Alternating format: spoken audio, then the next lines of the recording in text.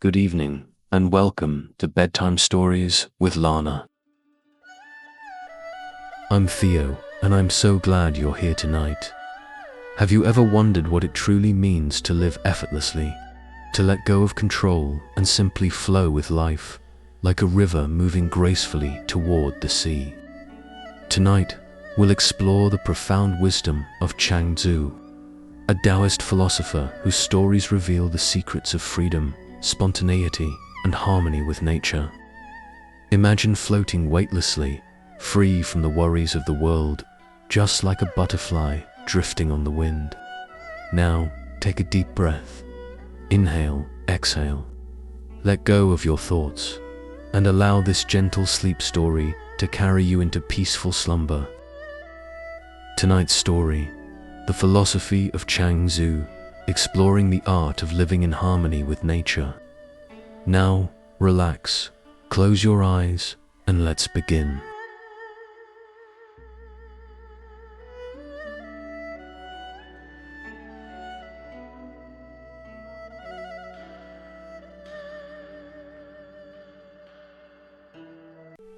Transcendental bliss. Argument, space, infinite time, infinite relativity of magnitudes. Physical and moral, the magnitude, absolute usefulness, as a test of value, the usefulness of the useless. In the Northern Ocean, there is a fish called the Leviathan, many thousand li in size. This Leviathan changes into a bird called the Roc, whose back is many thousand li in breadth. With a mighty effort, it rises, and its wings obscure the sky like clouds. At the equinox, this bird prepares to start for the Southern Ocean, the celestial lake, and in the record of marvels we read that when the Roc flies southwards, the water is smitten for a space of 3,000 li around, while the bird itself mounts upon a typhoon to a height of 90,000 li for a flight of 6 months' duration. Just so are the motes in a sunbeam blown aloft by God. For whether the blue of the sky is its real color, or only the result of distance without end, the effect to the bird looking down would be just the same as to the motes. If there is not sufficient depth, water will not float large ships. Upset a cupful into a small hole, and a mustard seed will be your boat. Try to float the cup, and it will stick, from the disproportion between water and vessel. So with air. If there is not a sufficient depth, it cannot support large birds, and for this bird a depth of 90,000 li is necessary. And then, with nothing save the clear sky above, and no obstacle in the way, it starts upon its journey to the south. A cicada laughed and said to a young dove, "Now, when I fly with all my might, 'tis as much as I can do to get from tree to tree, and sometimes I do not reach, but fall to the ground midway. What then can be the use of going up 90,000 li in order to start for the south? He who goes to Mang Sang, taking 3 meals with him, comes back with his stomach as full as when he started. But he who travels 100 li must grind flour enough for a night's halt.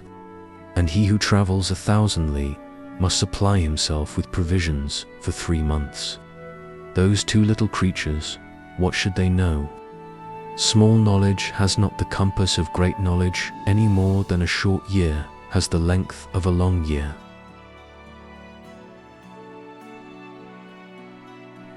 How can we tell that this is so? The mushroom of a morning knows, not the alternation of day and night. The chrysalis knows, not the alternation of spring and autumn. Theirs are short years. But in the state of curd, whose spring and autumn are each of 500 years' duration, And in former days there was a large tree which had a spring and autumn each of 8,000 years' duration. Yet Piang Kers is still, alas, an object of envy to all. It was on this very subject that the Emperor Tem spoke to Qi as follows. At the barren north there is a great sea, the celestial lake. In it there is a fish, several thousand li in breadth, and I know not how many in length. It is called the Leviathan. There is also a bird called the Roc, with a back like Mount Tai and wings like clouds across the sky. Upon a typhoon, it soars up to a height of 90,000 li beyond the clouds and atmosphere, with only the clear sky above it.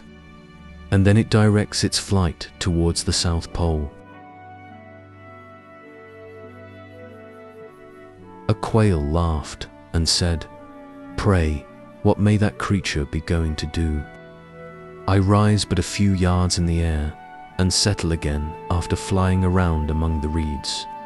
That is the most I can manage. Now, wherever can this creature be going to?" Such, indeed, is the difference between small and great. Take, for instance, a man who creditably fills some small office, or who is a pattern of virtue in his neighborhood, or who influences his prince to write government of the state. His opinion of himself will be much the same as that quail's. The philosopher Young laughs at such a one. He, if the whole world flattered him, would not be affected thereby, nor if the whole world blamed him would he lose his faith in himself.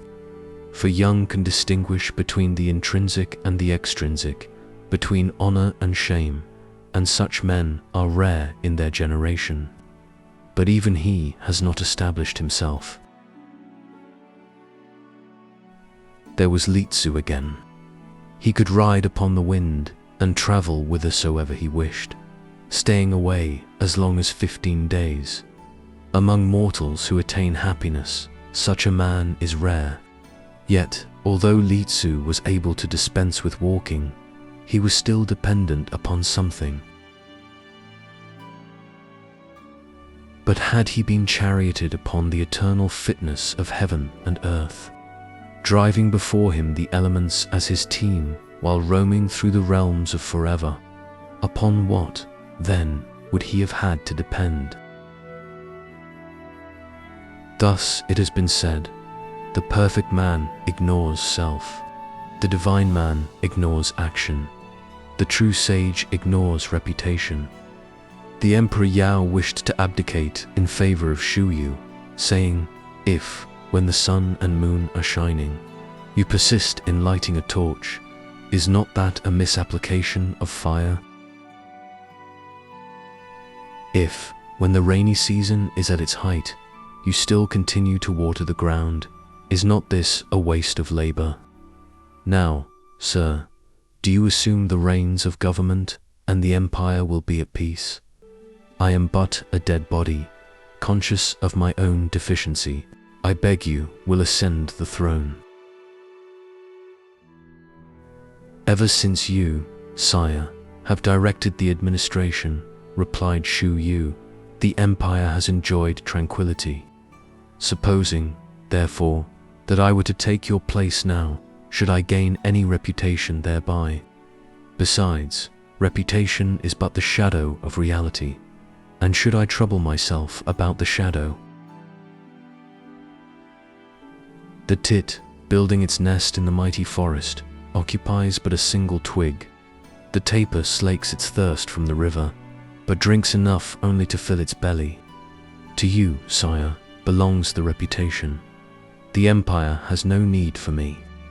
If a cook is unable to dress his funeral sacrifices, the boy who impersonates the corpse may not step over the wines and meats and do it for him." Chen Wu said to Lin Shu, "I heard Qi Yu utter something unjustifiably extravagant and without either rhyme or reason.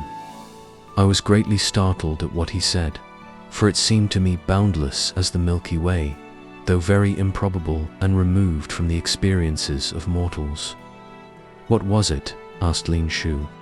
"He declared," replied Chen Wu, "that on the Miaokusha mountain there lives a divine man whose flesh is like ice or snow, whose demeanor is that of a virgin, who eats no fruit of the earth, but lives on air and dew, and who, riding on clouds with flying dragons for his team, roams beyond the limits of mortality. This being is absolutely inert, yet he wards off corruption from all things and causes the crops to thrive. Now I call that nonsense and do not believe it." "Well," answered Lian Shu, "you don't ask a blind man's opinion of a picture, nor do you invite a deaf man to a concert. And blindness and deafness are not physical only. There is blindness and deafness of the mind, diseases from which I fear you yourself are suffering. The good influence of that man fills all creation. Yet because a paltry generation cries for reform, you would have him condescend to the details of an empire. Objective existences cannot harm him. In a flood which reached to the sky, he would not be drowned. In a drought, though metals ran liquid and mountains were scorched up, he would not be hot. Out of his very dust and siftings, you might fashion to such men as Yao and Shun, and you would have him occupy himself with objectives. A man of the Sung state carried some sacrificial caps into the Yu state for sale. But the men of Yu used to cut off their hair and paint their bodies so that they had no use for such things. And so, when the Emperor Yao, the ruler of all under heaven and pacificator of all within the shores of ocean, paid a visit to the 4 sages of the Miaokusha mountain, on returning to his capital at Fanyang, the empire existed for him no more. "Hui," Zhu said to Chuang Tzu, "the Prince of Wei gave me a seed of a large-sized kind of gourd. I planted it, and it bore a fruit as big as a 5-bushel measure. Now, had I used this for holding liquids, it would have been too heavy to lift. And had I cut it in half for ladles, the ladles would have been ill-adapted for such purpose. It was uselessly large, so I broke it up." "Sir," replied Chuang Tzu, "it was rather you who did not know how to use large things. There was a man of Sung who had a recipe for salve for chapped hands, his family having been silkwashers for generations. Well, a stranger who had heard of it came and offered him 100 ounces of silver for this recipe. Whereupon he called together his clansmen and said, 'We have never made much money by silkwashing. Now we can make 100 ounces in a single day. Let the stranger have the recipe.' So the stranger got it and went and informed the Prince of Wu, who was just then at war with the Yu state. Accordingly, the prince used it in a naval battle fought at the beginning of winter with the Yu state, the result being that the latter was totally defeated. The stranger was rewarded with territory and a title. Thus, while the efficacy of the salve to cure chapped hands was in both cases the same, its application was different. Here, it secured a title. There, a capacity for washing silk. ... Now, as to your 5-bushel gourd, why did you not make a boat of it and float about over river and lake? You could not then have complained of its not holding anything, but I fear you are rather woolly inside." Hui Tzu said to Chuang Tzu, "Sir, I have a large tree of a worthless kind. Its trunk is so irregular and knotty that it cannot be measured out for planks, while its branches are so twisted as to admit of no geometrical subdivision whatever. It stands by the roadside, but no carpenter will look at it. And your words, sir, are like that tree, big and useless, not wanted by anybody. Sir, rejoined Chuang Tzu, have you never seen a wild cat crouching down in wait for its prey? Right and left it springs from bough to bough, high and low alike, until perchance it gets caught in a trap or dies in a snare. On the other hand, there is the yak with its great, huge body. It is big enough in all conscience, but it cannot catch mice. Now if you have a big tree and are at a loss what to do with it, why not plant it in the domain of non-existence, whither you might betake yourself to inaction by its side, to blissful repose beneath its shade. There it would be safe from the axe and from all other injury, for being of no use to others, itself would be free from harm.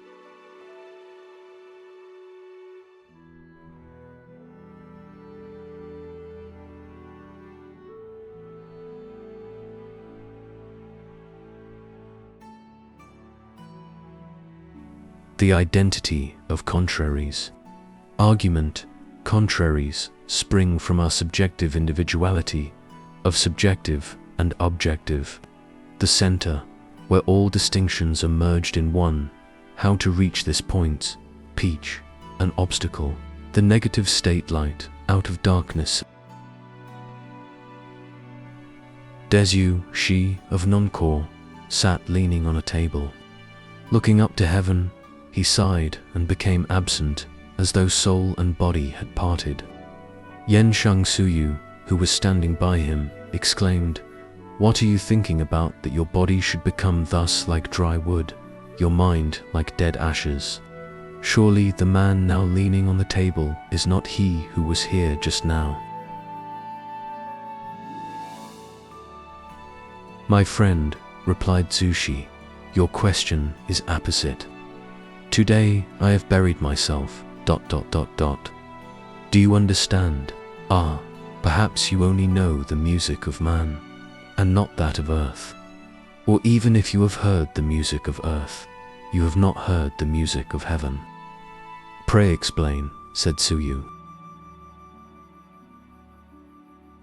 "Pray explain," said Tsuyu. "The breath of the universe," continued Tsushi, "is called wind. At times, it is inactive, but when active, every aperture resounds to the blast. Have you never listened to its growing roar? Caves and DLLS of hill and forest, hollows in huge trees of many a span in girth. These are like nostrils, like mouths, like ears, like beam sockets, like goblets, like mortars, like boggers, like bogs. And the wind goes rushing through them, sniffing, snoring, singing, soughing, puffing, purling, whistling, worry, now shrilly treble, now deeply bass, now soft, now loud, until, with a lull, silence reigns supreme. Have you never witnessed among the trees such a disturbance as this?" "Well, then," inquired Tzu, "you, since the music of earth consists of nothing more than holes, and the music of man of pipes and flutes, of what consists the music of heaven?" "The effect of the wind upon these various apertures," replied Zushi, "is not uniform. But what is it that gives to each the individuality, to all the potentiality of sound?" Great knowledge embraces the whole. Small knowledge, a part only. Great speech is universal. Small speech is particular.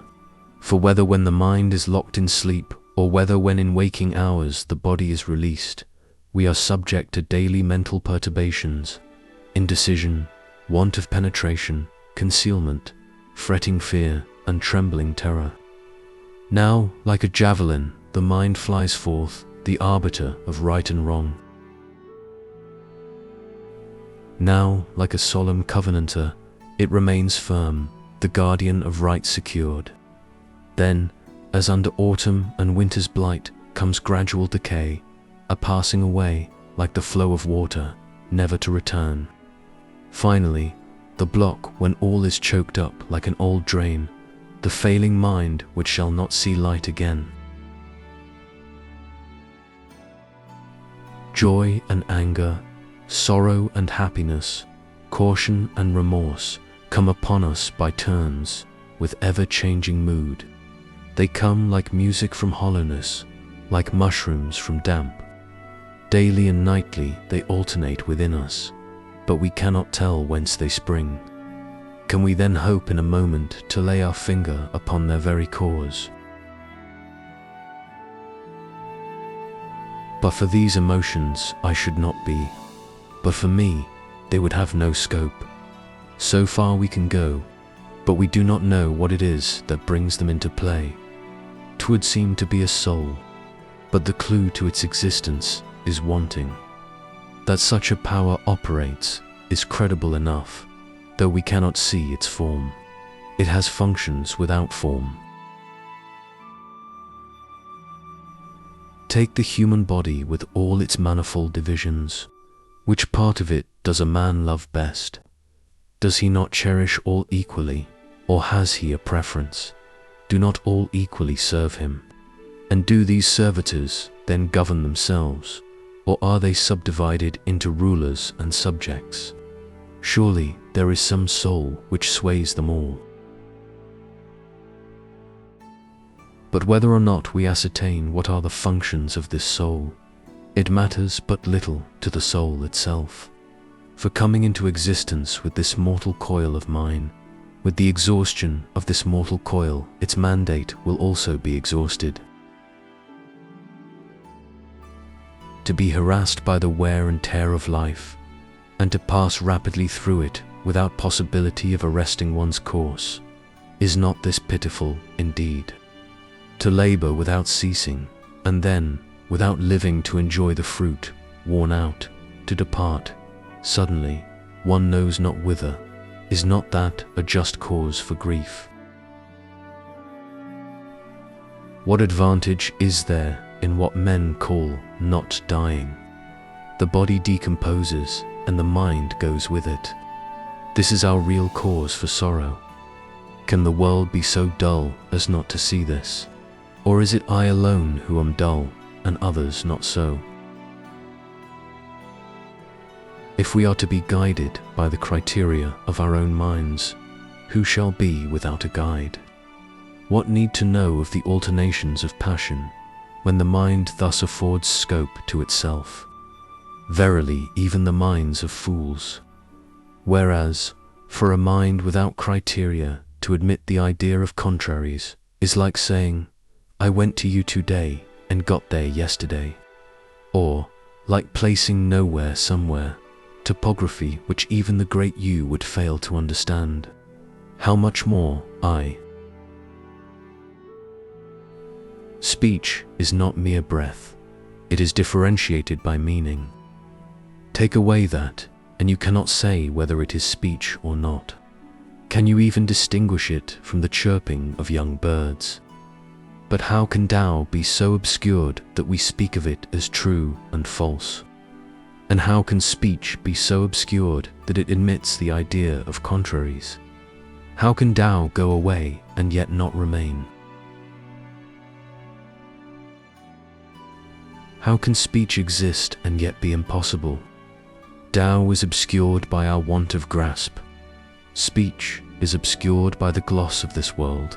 Hence the affirmatives and negatives of the Confucian and Mihist schools, each denying what the other affirmed and affirming what the other denied.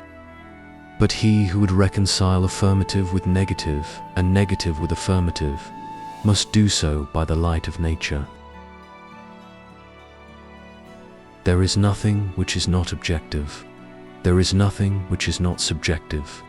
But it is impossible to start from the objective. Only from subjective knowledge is it possible to proceed to objective knowledge. Hence, it has been said, the objective emanates from the subjective. The subjective is consequent upon the objective. This is the alternation theory. Nevertheless, when one is born, the other dies. When one is possible, the other is impossible. When one is affirmative, the other is negative. Which being the case, the true sage rejects all distinctions of this and that. He takes his refuge in God and places himself in subjective relation with all things. And inasmuch as the subjective is also objective, and the objective also subjective, and as the contraries under each are indistinguishably blended, does it not become impossible for us to say whether subjective and objective really exist at all? When subjective and objective are both without their correlates, that is the very axis of Tao. And when that axis passes through the center at which all infinities converge, positive and negative alike blend into an infinite one. Hence it has been said that there is nothing like the light of nature. To take a finger in illustration of a finger not being a finger is not so good as to take something which is not a finger. To take a horse in illustration of a horse not being a horse is not so good as to take something which is not a horse. So with the universe and all that in it is, these things are but fingers and horses in this sense. The possible is possible. The impossible is impossible. Tao operates, and given results follow. Things receive names and are what they are. They achieve this by their natural affinity for what they are and their natural antagonism to what they are not. For all things have their own particular constitutions and potentialities. Nothing can exist without these. Therefore, it is that, viewed from the standpoint of Tao, a beam and a pillar are identical. So are ugliness and beauty, greatness, wickedness, perverseness, and strangeness. Separation is the same as construction. Construction is the same as destruction. Nothing is subject either to construction or to destruction, for these conditions are brought together into one. Only the truly intelligent understand this principle of the identity of all things. They do not view things as apprehended by themselves, subjectively, but transfer themselves into the position of the things viewed. And viewing them thus, they are able to comprehend them, nay, to master them. And he who can master them is near.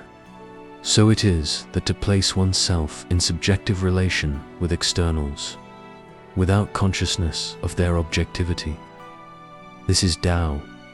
But to wear out one's intellect in an obstinate adherence to the individuality of things, not recognizing the fact that all things are one, this is called 3 in the morning.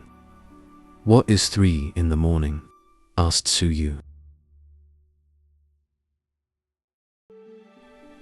A keeper of monkeys, replied Tzu, said with regard to their rations of chestnuts that each monkey was to have 3 in the morning and 4 at night.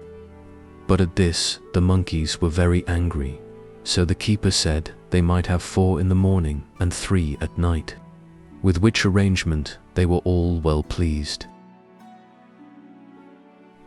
The actual number of the chestnuts remained the same, but there was an adaptation to the likes and dislikes of those concerned. Such is the principle of putting oneself into subjective relation with externals. Wherefore the true sage, while regarding contraries as identical, adapts himself to the laws of heaven. This is called following 2 courses at once. The knowledge of the men of old had a limit. It extended back to a period when matter did not exist. That was the extreme point to which their knowledge reached. The second period was that of matter, but of matter unconditioned. The third epoch saw matter conditioned, but contraries were still unknown. When these appeared, Tao began to decline, and with the decline of Tao, individual bias arose. Have then these states of falling and rising real existences? Surely they are, but as the falling and rising of Chao Wan's music, the consequences of his playing. Chao Wan played the guitar, Shi Kaiwang wielded the baton, Hui Tzu argued. Herein these three men excelled, and in the practice of such arts they passed their lives, Hui Jizu's particular views being very different from those of the world in general.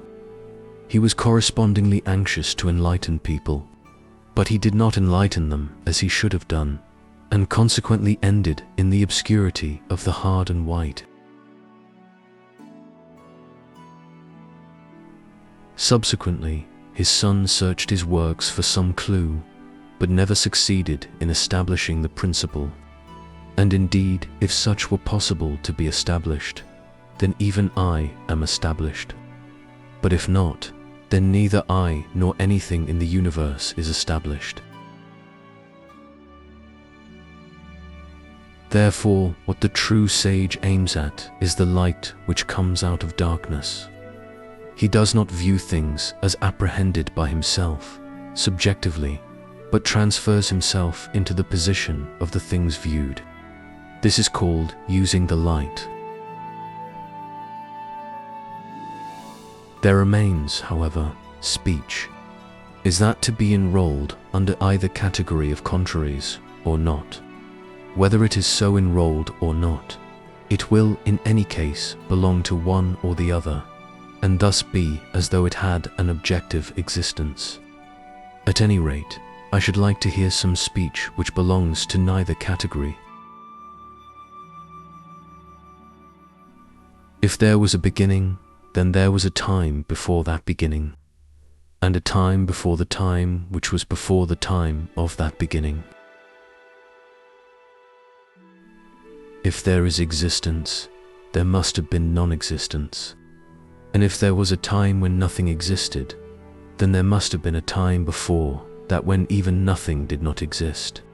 Suddenly, when nothing came into existence, could one really say whether it belonged to the category of existence or of non-existence?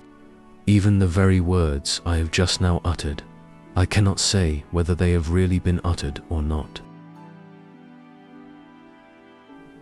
There is nothing under the canopy of heaven greater than the tip of an autumn spikelet. A vast mountain is a small thing. Neither is there any age greater than that of a child cut off in infancy. Chuang Tzu himself died young. The universe and I came into being together, and I and everything therein are one. If then all things are one, what room is there for speech? On the other hand, since I can utter these words, how can speech not exist? If it does exist, we have one and speech equals two, and two and one equals three, from which point onwards even the best mathematicians will fail to reach. How much more then will ordinary people fail? Hence, if from nothing you can proceed to something, and subsequently reach three, it follows that it would be still more easy if you were to start from something. To avoid such progression, you must put yourself into subjective relation with the external. Before conditions existed, Tao was; before definitions existed, speech was. Subjectively, we are conscious of certain delimitations, which are right and left, relationship and obligation, division and discrimination, emulation and contention. These are called the 8 predictions. For the true sage, beyond the limits of an external world, they exist, but are not recognized. By the true sage, within the limits of an external world, They are recognized, but are not assigned. And so, with regard to the wisdom of the ancients, as embodied in the canon of spring and autumn, the true sage assigns, but does not justify by argument. And thus, classifying, he does not classify. Arguing, he does not argue. How can that be? Asked Tzu. The true sage, answered Tzu, she keeps his knowledge within him. While men in general set forth there's an argument in order to convince each other, and therefore it is said that in argument he does not manifest himself. Perfect Tao does not declare itself, nor does perfect argument express itself in words, nor does perfect charity show itself in act, nor is perfect honesty absolutely incorruptible, nor is perfect courage absolutely unyielding. For the Tao which shines forth is not Tao. Speech which argues falls short of its aim. Charity which has fixed points loses its scope. Honesty which is absolute is wanting in credit. Courage which is absolute misses its object. These five are, as it were, round, with a strong bias towards squareness. Therefore, that knowledge which stops at what it does not know is the highest knowledge. Who knows the argument which can be argued without words? The Tao which does not declare itself as Tao. He who knows this may be said to be of God, to be able to pour in without making full, and pour out without making empty. In ignorance of the power by which such results are accomplished, this is accounted light. Of old, the Emperor Yao said to Shun, I would smite the Songs, and the Kueis, and the Shuas. Ever since I have been on the throne, I have had this desire. What do you think? These three states, replied Shun, are paltry, out-of-way places. Why can you not shake off this desire? Once upon a time, 10 suns came out together, and all things were illuminated thereby. How much more then should virtue excel suns? Ya Shah asked Wang Ai, saying, Do you know for certain that all things are subjectively the same? How can I know? Answered Wang, do you know what you do not know? How can I know? Replied Ya Shah, but can then nothing be known? How can I know? Said Wang, nevertheless, I will try to tell you. How can it be known that what I call knowing is not really not knowing, and that what I call not knowing is not really knowing? Now I would ask you this. If a man sleeps in a damp place, he gets lumbago and dies. But how about an eel? And living up in a tree is precarious and trying to the nerves. But how about monkeys? Of the man, the eel, and the monkey, whose habitat is the right one? Absolutely. Human beings feed on flesh, deer on grass, centipedes on snakes, owls and crows on mice. Of these four, whose is the right taste? Absolutely. Monkey mates with monkey, the buck with the doe. Eels consort with fishes, while men admire Mao Xiang and Li Qi, at the sight of whom fishes plunge deep down in the water, birds soar high in the air, and deer hurry away. Yet who shall say which is the correct standard of beauty? In my opinion, the standard of human virtue and of positive and negative is so obscured that it is impossible to actually know it as such. If you then, asked Yasha, do not know what is bad for you, is the perfect man equally without this knowledge? The perfect man, answered Wang Ai, is a spiritual being. Were the ocean itself scorched up, he would not feel hot. Were the Milky Way frozen hard, he would not feel cold. Were the mountains to be riven with thunder, and the great deep to be thrown up by storm, he would not tremble. In such case, he would mount upon the clouds of heaven, and driving the sun and the moon before him, would pass beyond the limits of this external world, where death and life have no more victory over man. How much less what is bad for him.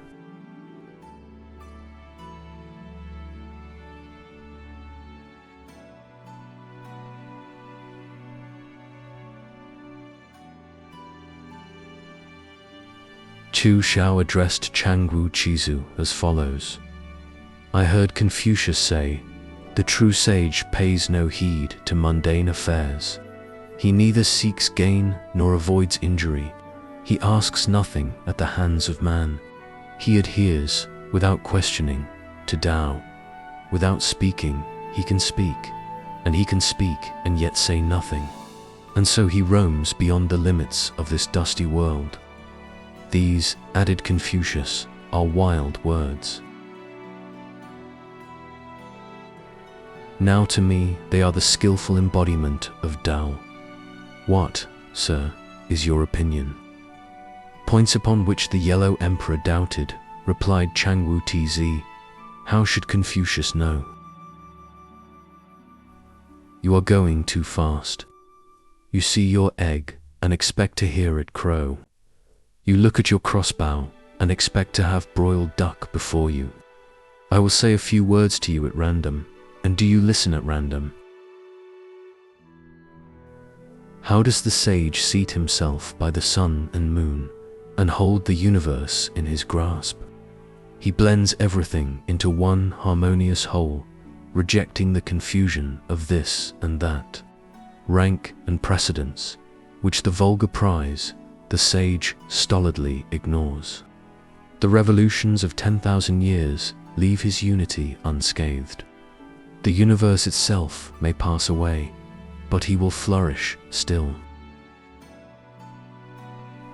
How do I know that love of life is not a delusion after all?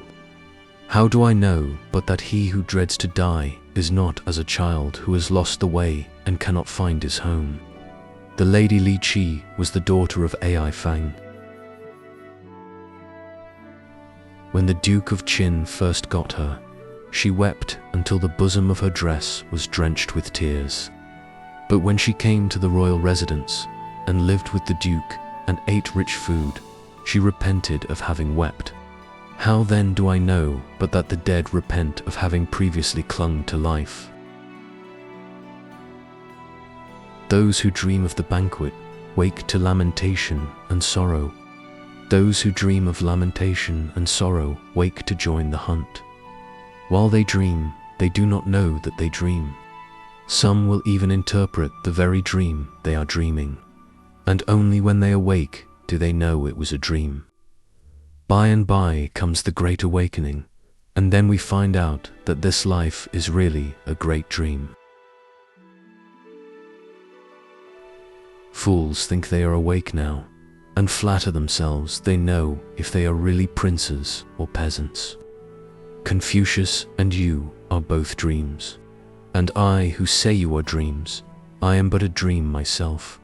This is a paradox. Tomorrow a sage may arise to explain it, but that tomorrow will not be until 10,000 generations have gone by.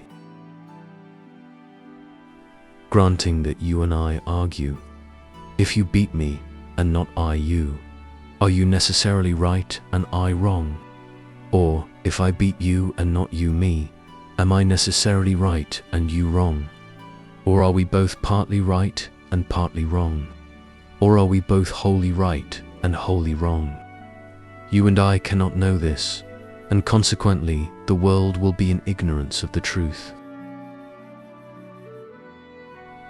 Who shall I employ as arbiter between us? If I employ someone who takes your view, he will side with you. How can such a one arbitrate between us? If I employ someone who takes my view, he will side with me. How can such a one arbitrate between us? And if I employ someone who either differs from or agrees with both of us, he will be equally unable to decide between us.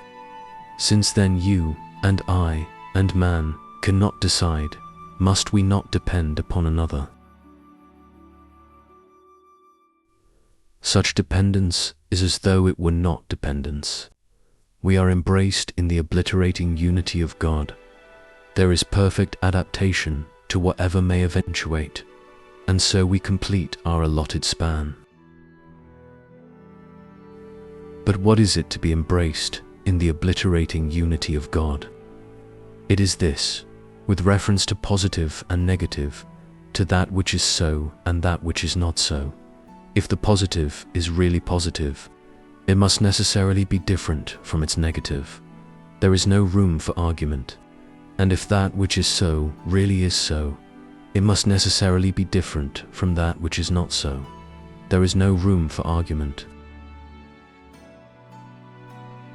Take no heed of time, nor of right and wrong, but passing into the realm of the infinite, take your final rest therein.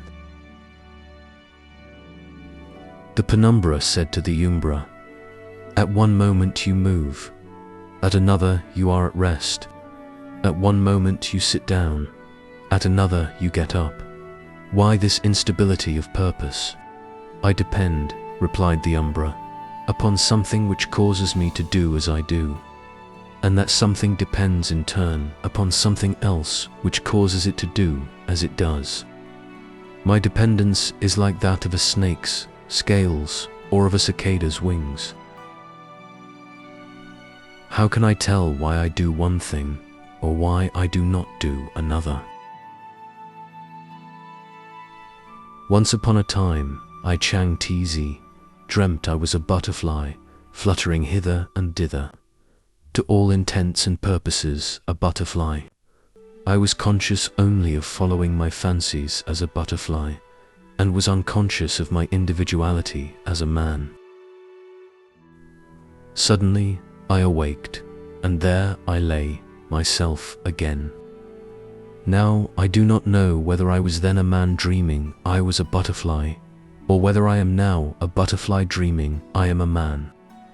Between a man and a butterfly there is necessarily a barrier. The transition is called metempsychosis.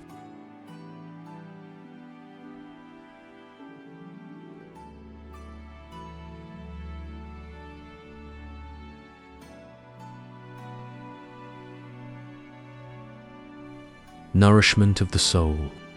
Argument, life to short wisdom, unattainable accommodation to circumstanceless liberty, paramount death, a release the soul immortal. My life has a limit, but my knowledge is without limit. To drive the limited in search of the limitless is fatal, and the knowledge of those who do this is fatally lost. In striving for others, avoid fame. In striving for self, avoid disgrace. Pursue a middle course. Thus you will keep a sound body and a sound mind, fulfill your duties, and work out your allotted span. Prince Huey's cook was cutting up a bullock. Every blow of his hand, every heave of his shoulders, every tread of his foot, every thrust of his knee, every whoosh of rent flesh, every chhk of the chopper was in perfect harmony, rhythmical like the dance of the mulberry grove, simultaneous like the chords of the Ching show. "Well done," cried the prince. "Yours is skill indeed." "Sire," replied the cook, "I have always devoted myself to Tao. It is better than skill. When I first began to cut up bullocks, I saw before me simply whole bullocks. After 3 years' practice, I saw no more whole animals. And now I work with my mind and not with my eye. When my senses bid me stop, but my mind urges me on, I fall back upon eternal principles. I follow such openings or cavities as there may be, according to the natural constitution of the animal. I do not attempt to cut through joints, still less through large bones.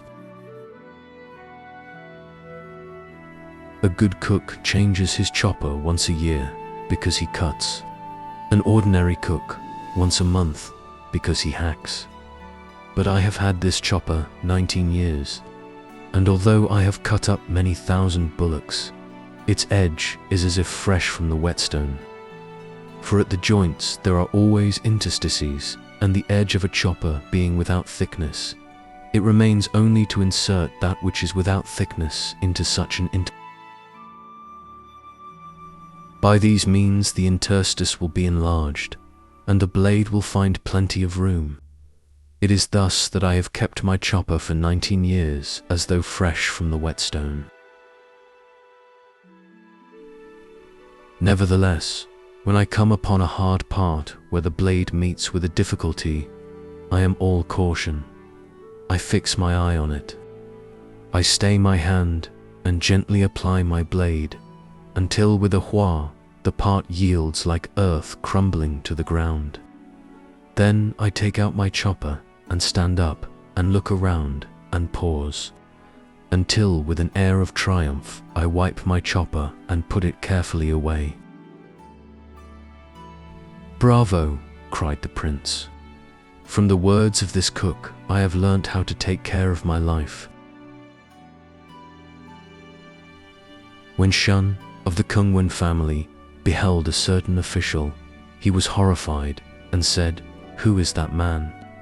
How came he to lose a foot? Is this the work of God or of man?" "Why, of course," continued Shun, "it is the work of God and not of man. When God brought this man into the world, he wanted him to be unlike other men. Men always have 2 feet. From this it is clear that God and not man made him as he is. Now, wild fowl get a peck once in 10 steps, a drink once in 100, yet they do not want to be fed in a cage. For although they would thus be able to command food, they would not be free." When Lao Tzu died, Qin Shi went to mourn. He uttered 3 yells and departed. A disciple asked him, saying, "Were you not our master's friend?" "I was," replied Qin Shi. "And if so, do you consider that a sufficient expression of grief at his loss?" Added the disciple. "I do," said Qin Shi. "I had believed him to be the man of all men, but now I know that he was not. When I went in to mourn, I found old persons weeping as if for their children, young ones wailing as if for their mothers. And for him to have gained the attachment of those people in this way, he too must have uttered words which should not have been spoken, and dropped tears which should not have been shed, thus violating eternal principles, increasing the sum of human emotion, and forgetting the source from which his own life was received. The ancients called such emotions the trammels of mortality. The Master came because it was his time to be born. He went because it was his time to die. For those who accept the phenomenon of birth and death in this sense, lamentation and sorrow have no place. The ancients spoke of death as of God cutting down a man suspended in the air. The fuel is consumed, but the fire may be transmitted, and we know not that it comes to an end.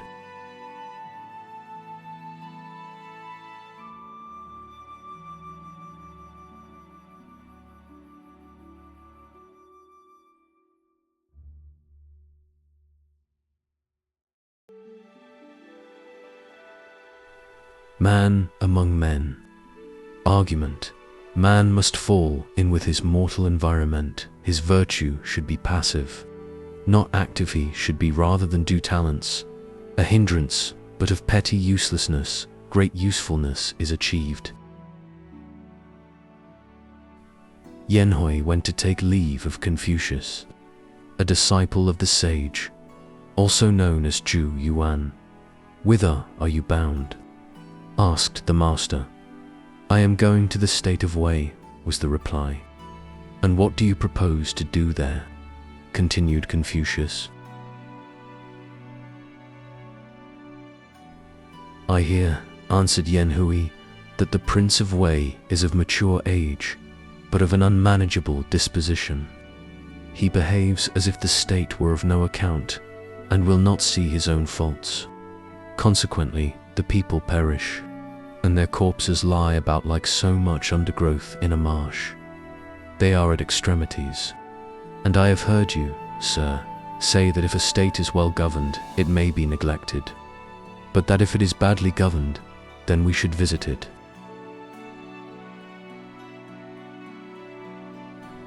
The science of medicine embraces many various diseases. I would test my knowledge in this sense, that perchance I may do some good to that state. Alas, cried Confucius, you will only succeed in bringing evil upon yourself, for Tao must not be distributed. If it is, it will lose its unity. If it loses its unity, it will be uncertain, and so cause mental disturbance from which there is no escape. The sages of old first got Tao for themselves, and then got it for others. Before you possess this yourself, what leisure have you to attend to the doings of wicked men? Besides, do you know what virtue results in and where wisdom ends? Virtue results in a desire for fame. Wisdom ends in contentions. In the struggle for fame, men crush each other, while their wisdom but provokes rivalry. Both are baleful instruments, and may not be incautiously used. Besides, those who, before influencing by their own solid virtue and unimpeachable sincerity, and before reaching the heart by the example of their own disregard for name and fame, go and preach charity and duty to one's neighbor to wicked men, only make these men hate them for their very goodness' sake. Such persons are called evil speakers, and those who speak evil of others are apt to be evil spoken of themselves. That, alas, will be your end.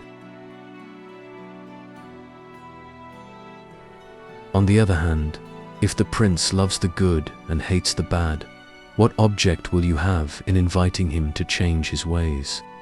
Before you have opened your mouth to preach, the prince himself will have seized the opportunity to wrest the victory from you.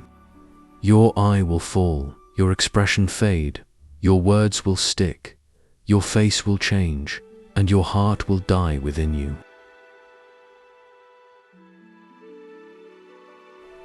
It will be as though you took fire to quell fire, water to quell water, which is popularly known as pouring oil on the flames. And if you begin with concessions, there will be no end to them. Neglect this sound advice, and you will be the victim of that violent man.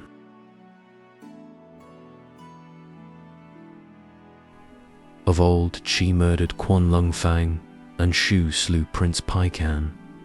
Their victims were both men who cultivated virtue themselves, in order to secure the welfare of the people.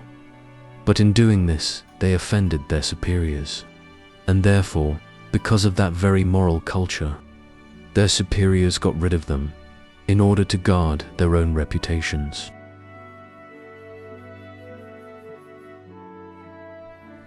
Of old, Yao attacked the Sungqi and Shuar countries, and Yu attacked the Yuhu country.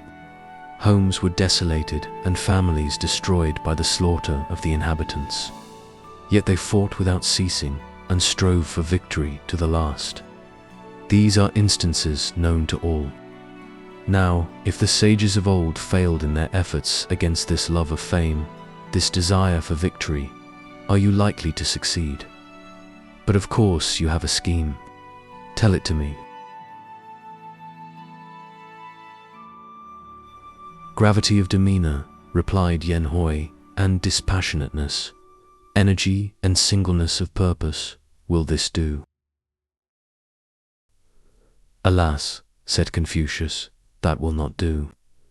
If you make a show of being perfect and obtrude yourself, the prince's mood will be doubtful. Ordinarily, he is not opposed, and so he has come to take actual pleasure in trampling upon the feelings of others. And if he has thus failed in the practice of routine virtues, do you expect that he will take readily to higher ones? You may insist, but without result.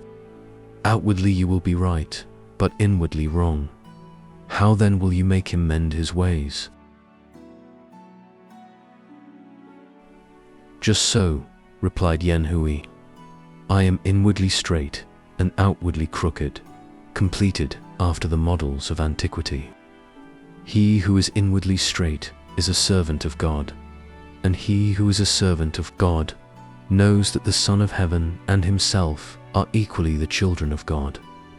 Shall then such a one trouble whether man visits him with evil or with good? Man indeed regards him as a child, and this is to be a servant of God. He who is outwardly crooked is a servant of man. He bows, he kneels, he folds his hands. Such is the ceremonial of a minister.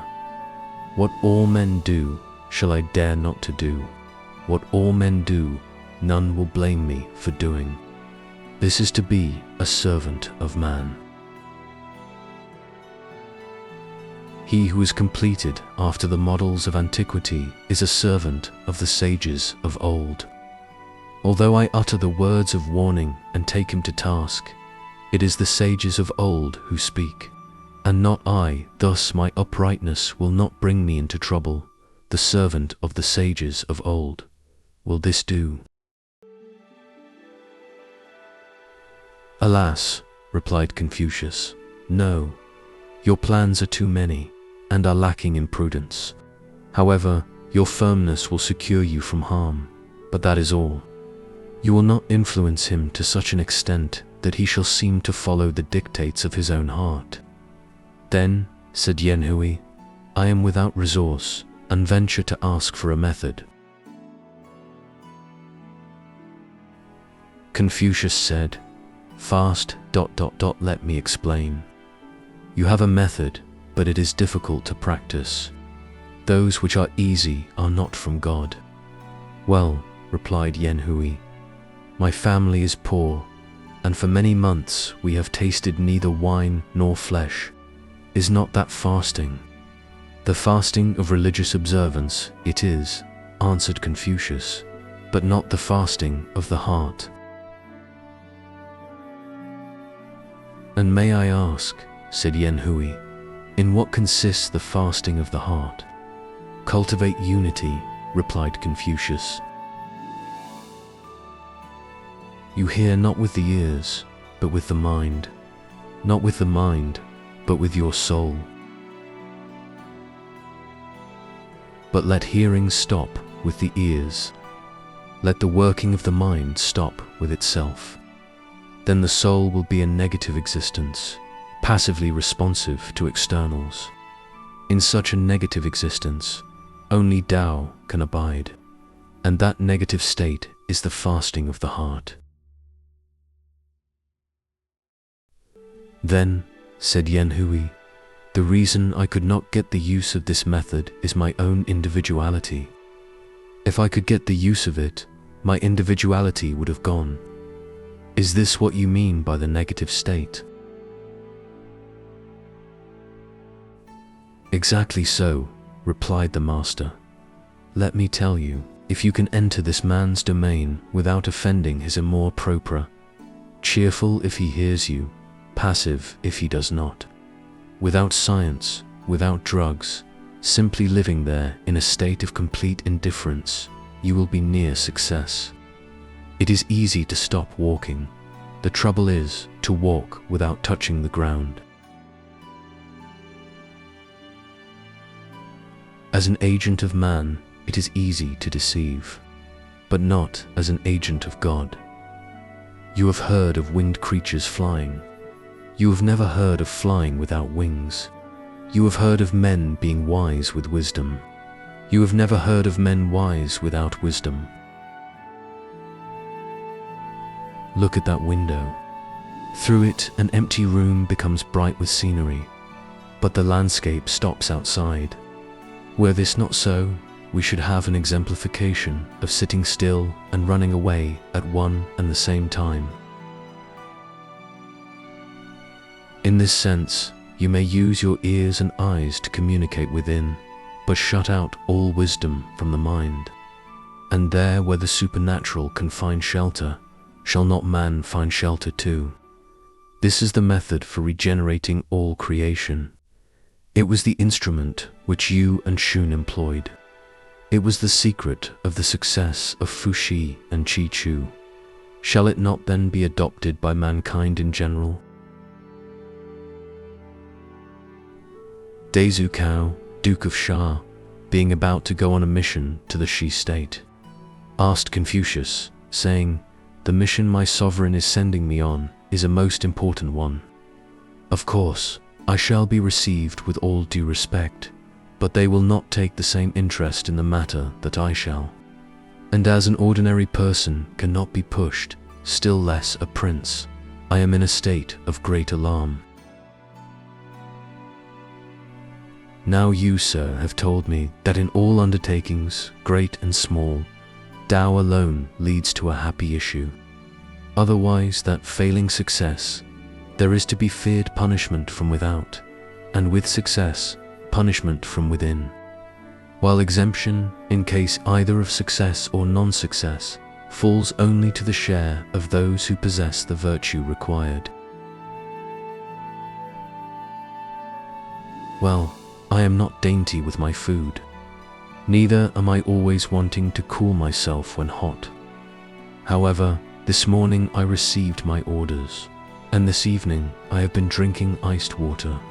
I am so hot inside. Before I have put my hand to the business, I am suffering punishment from within. And if I do not succeed, I am sure to suffer punishment from without. Thus I get both punishments, which is really more than I can bear. Kindly tell me what there is to be done.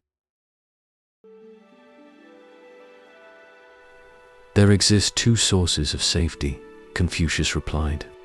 One is destiny, the other is duty. A child's love for its parents is destiny. It is inseparable from the child's life. A subject's allegiance to his sovereign is duty. Beneath the canopy of heaven, there is no place to which he can escape from it. These two sources of safety may be explained as follows. To serve one's parents without reference to place, but only to the service, is the acme of filial piety. To serve one's prince without reference to the act, but only to the service, is the perfection of a subject's loyalty. To serve one's own heart so as to permit neither joy nor sorrow within, but to cultivate resignation to the inevitable, this is the climax of virtue. Now, a minister often finds himself in circumstances over which he has no control, but if he simply confines himself to his work and is utterly oblivious of self, what leisure has he for loving life or hating death? And so you may safely go. But I have yet more to tell you. All intercourse, if personal, should be characterized by sincerity. If from a distance, it should be carried on in loyal terms. These terms will have to be transmitted by someone.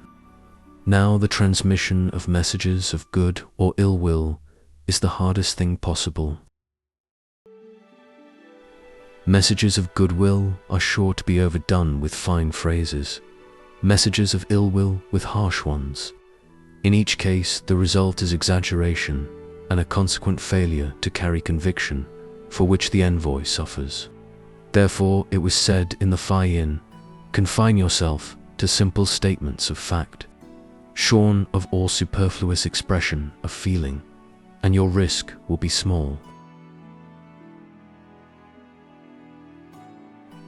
In trials of skill, at first all is friendliness, but at last it is all antagonism. Skill is pushed too far. So, on festive occasions, The drinking, which is in the beginning orderly enough, degenerates into riot and disorder. Festivity is pushed too far. It is in fact the same with all things. They begin with good faith and end with contempt. From small beginnings come great endings. Speech is like wind to wave. Action is liable to divergence from its true goal. By wind, waves are easily excited. Divergence from the true goal is fraught with danger. Thus angry feelings rise up without a cause.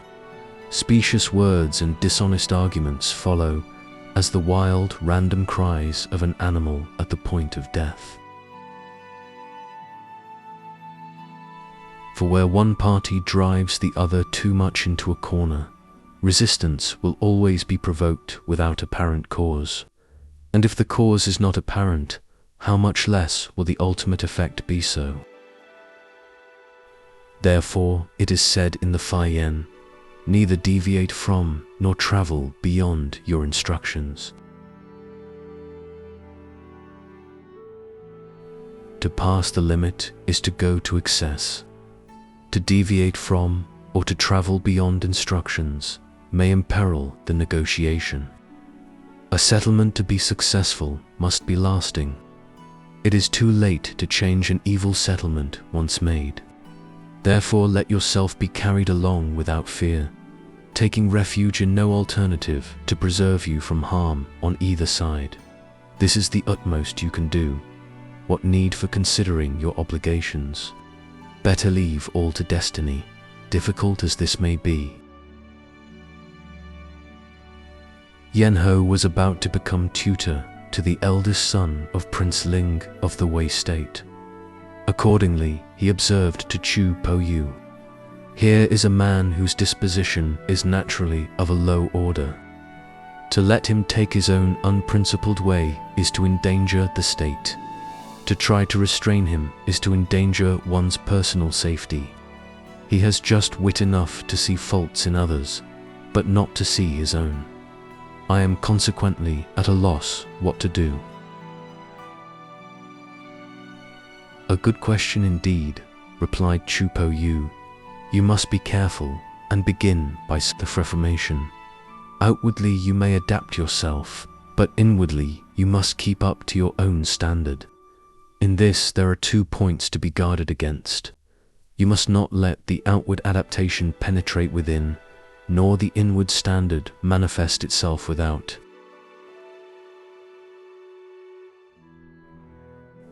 In the former case, you will fall, you will be obliterated, you will collapse, you will lie prostrate. In the latter case, you will be a sound, a name, a boogie, an uncanny thing. If he would play the child, do you play the child too?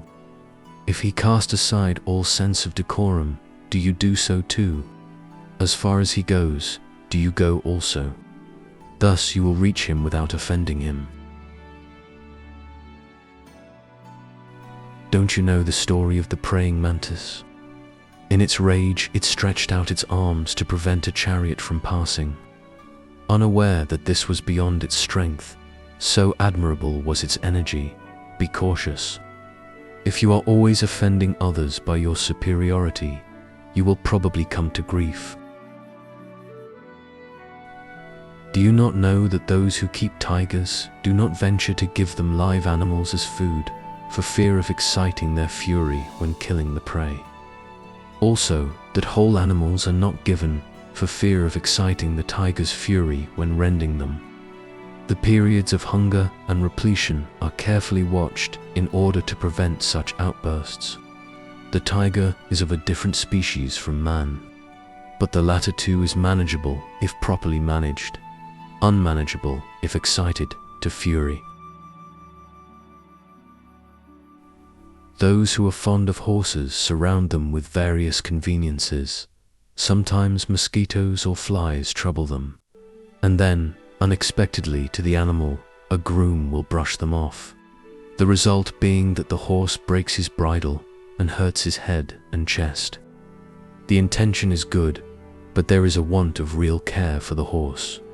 Against this you must be on your guard.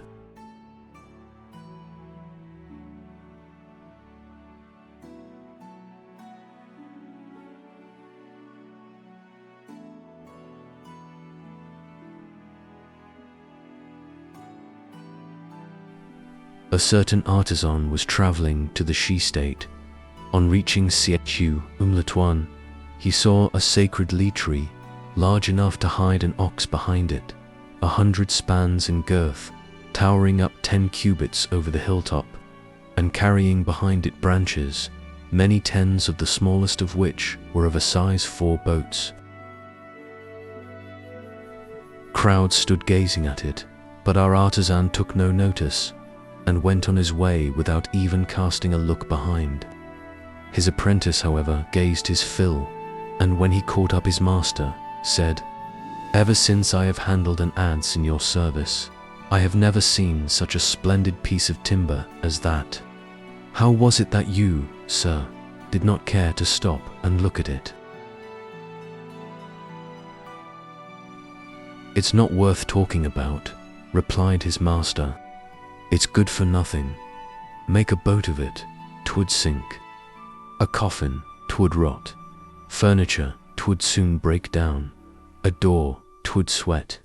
A pillar, 'twould be meeten. It is wood of no quality and of no use. That is why it has attained its present age." When the artisan reached home, he dreamt that the tree appeared to him in a dream and spoke as follows: "What is it that you compare me with? Is it with the more elegant trees, the cherry apple, the pear, the orange, the pomelo, and other fruit bearers? As soon as their fruit ripens, are stripped and treated with indignity. The great boughs are snapped off, the small ones scattered abroad. Thus do these trees, by their own value, injure their own lives. They cannot fulfill their allotted span of years, but perish prematurely in mid-career from their entanglement with the world around them. Thus it is with all things. For a long period my aim was to be useless. Many times I was in danger, but at length I succeeded, and so became useful as I am today. But had I then been of use, I should not now be of the great use I am. Moreover, you and I belong both to the same category of things. Have done then with this criticism of others. Is a good-for-nothing fellow whose dangers are not yet past a fit person to talk of a good-for-nothing tree?" When our artisan awaked and told his dream, his apprentice said, "If the tree aimed at uselessness, how was it that it became a sacred tree?" "What you don't understand," replied his master, "don't talk about. That was merely to escape from the attacks of its enemies. Had it not become sacred, how many would have wanted to cut it down? The means of safety adopted were different from ordinary means, and to test these by ordinary canons leaves one far wide of the mark.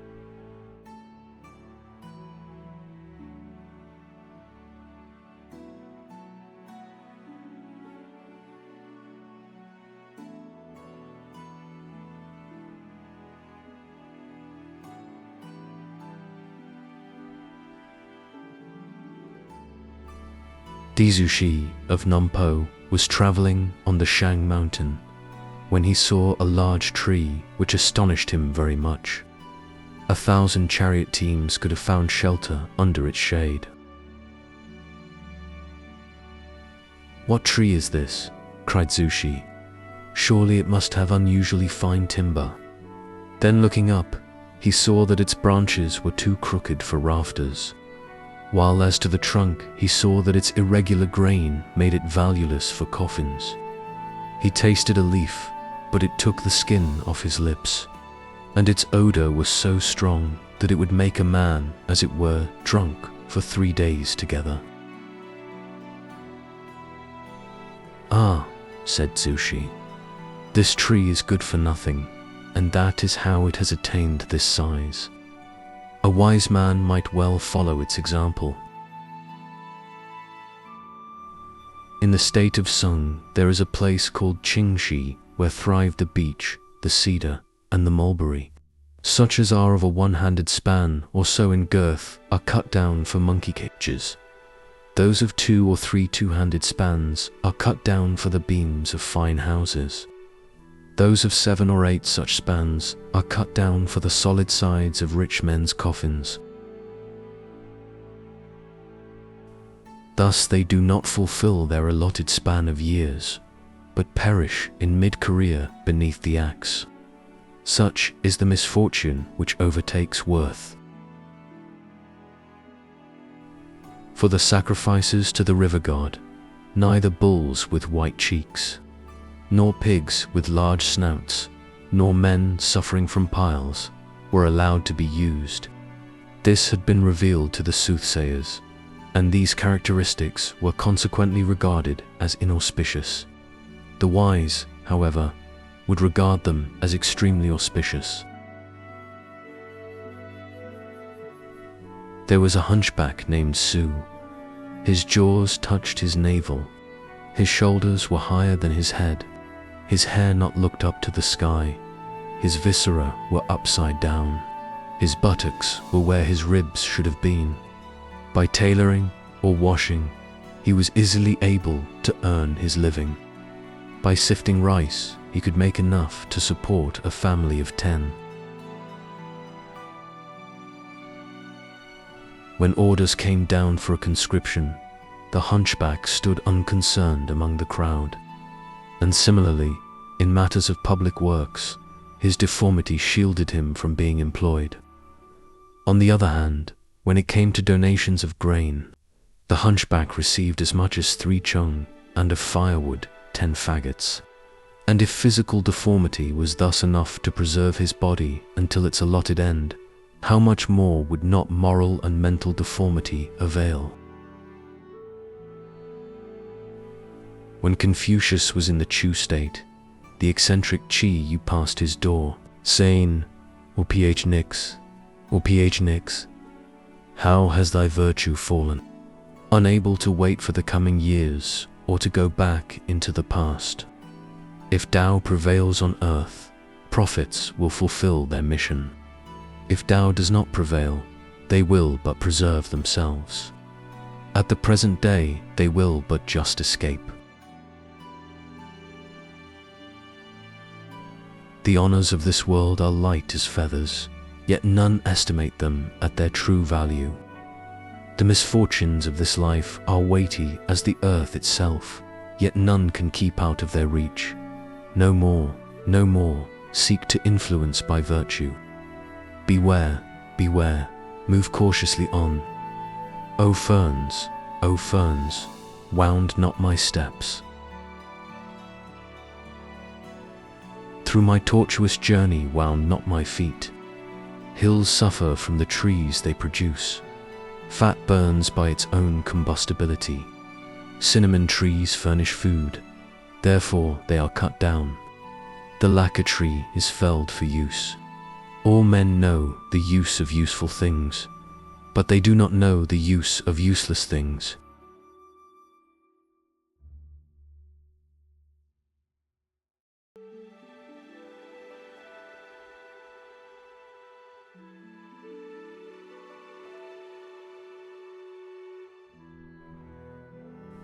The evidence of virtue complete. Argument, correspondence between inward virtue and outward influence. The virtuous man disregards externals. The possession of virtue causes oblivion of outward form, neglect of the human cultivation of the divine. In the state of Lu, there was a man named Wang Tai who had had his toes cut off.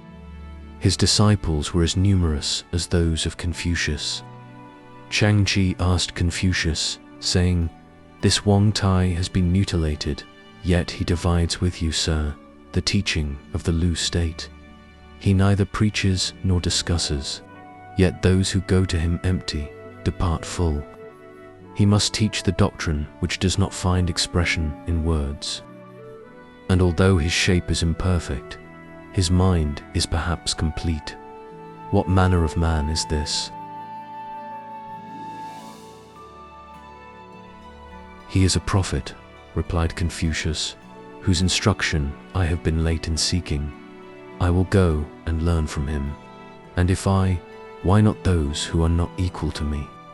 And I will take with me not the state of Lu only, but the whole world. The fellow has been mutilated, said Chuang Tzu, and yet people call him master. He must be very different from the ordinary run. But how does he use his mind in this sense? Life and death are all powerful, answered Confucius, but they cannot affect it. Heaven and earth may collapse, but that will remain. If this is found to be without flaw, it will not share the fate of all things. It can cause other things to change, while preserving its own constitution intact. How so? Asked Chuang Tzu. From the point of view of difference, replied Confucius, we distinguish between the liver and the gall, between the Chu state and the Yu state, from the point of view of sameness. All things are one. Such is the position of Wang Tai. He does not trouble about what reaches him through the senses of hearing and sight, but directs his whole mind towards the very climax of virtue. He beholds all things as though one, without observing their discrepancies, and thus the discrepancy of his toes is to him as would be the loss of so much mud. He devotes himself, in fact, to himself, said Chuang Tzu, and uses his wisdom to perfect his mind until it becomes perfect. But how then is it that people make so much of him? A man, replied Confucius, does not seek to see himself in running water, but in still water, for only what is itself still can instill stillness into others. The grace of earth has reached only to pines and cedars. Winter and summer alike they are green. The grace of God has reached to Yao and to Shun alone, the first and foremost of all creation. Happily, they were able to regulate their own lives and thus regulate the lives of all mankind. By nourishment of physical courage, the sense of fear may be so eliminated that a man will single-handed brave a whole army. And if such a result can be achieved in search of fame, how much more by one who extends his sway over heaven and earth and influences all things? And who, lodging within the confines of a body with its channels of sight and sound, brings his knowledge to know that all things are one and that his soul endures forever. Besides, he awaits his appointed hour, and men flock to him of their own accord. He makes no effort to attract them. Shan Tzu had had his toes cut off. Subsequently, he studied under Pohan Wu Zhen at the same time as Tizu Shen of the Chang state. The latter said to him, "When I leave first, do you remain a while? When you leave first, I will remain behind." Next day, when they were again together in the lecture room, Tzu Shen said, "When I leave first, do you remain a while? When you leave first, I will remain. I am now about to go. Will you remain or not? I notice you show no respect to a minister of state. Perhaps you think yourself my equal." "Dear me," replied Shan Tzu, "I didn't know we had a minister of state in the class. Perhaps you think that because you are one, you should take precedence over the rest. Now I have heard that if a mirror is perfectly bright, dust and dirt will not collect on it. That if they do, it is because the mirror was not bright. He who associates for long with the wise will be without fault.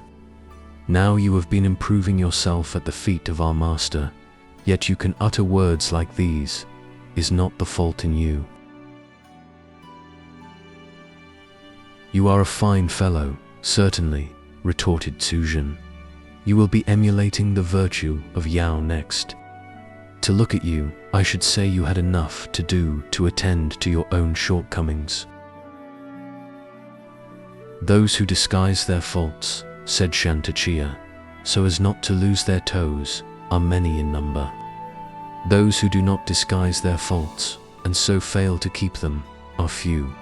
To recognize the inevitable and to quietly acquiesce in destiny is the achievement of the virtuous man alone. He who should put himself in front of the bullseye when who I was shooting would be hit. If he was not hit, it would be destiny. Those with toes who laugh at me for having no toes are many. This used to make me angry, but since I have studied under our master, I have ceased to trouble about it. It may be that our master has so far succeeded in purifying me. At any rate, I have been with him 19 years without being aware of the loss of my toes. Now you and I are engaged in studying the internal. Do you not then commit a fault by thus dragging me back to the external? At this, Tizi Shen began to fidget, and changing countenance, begged Shen to cheer to say no more.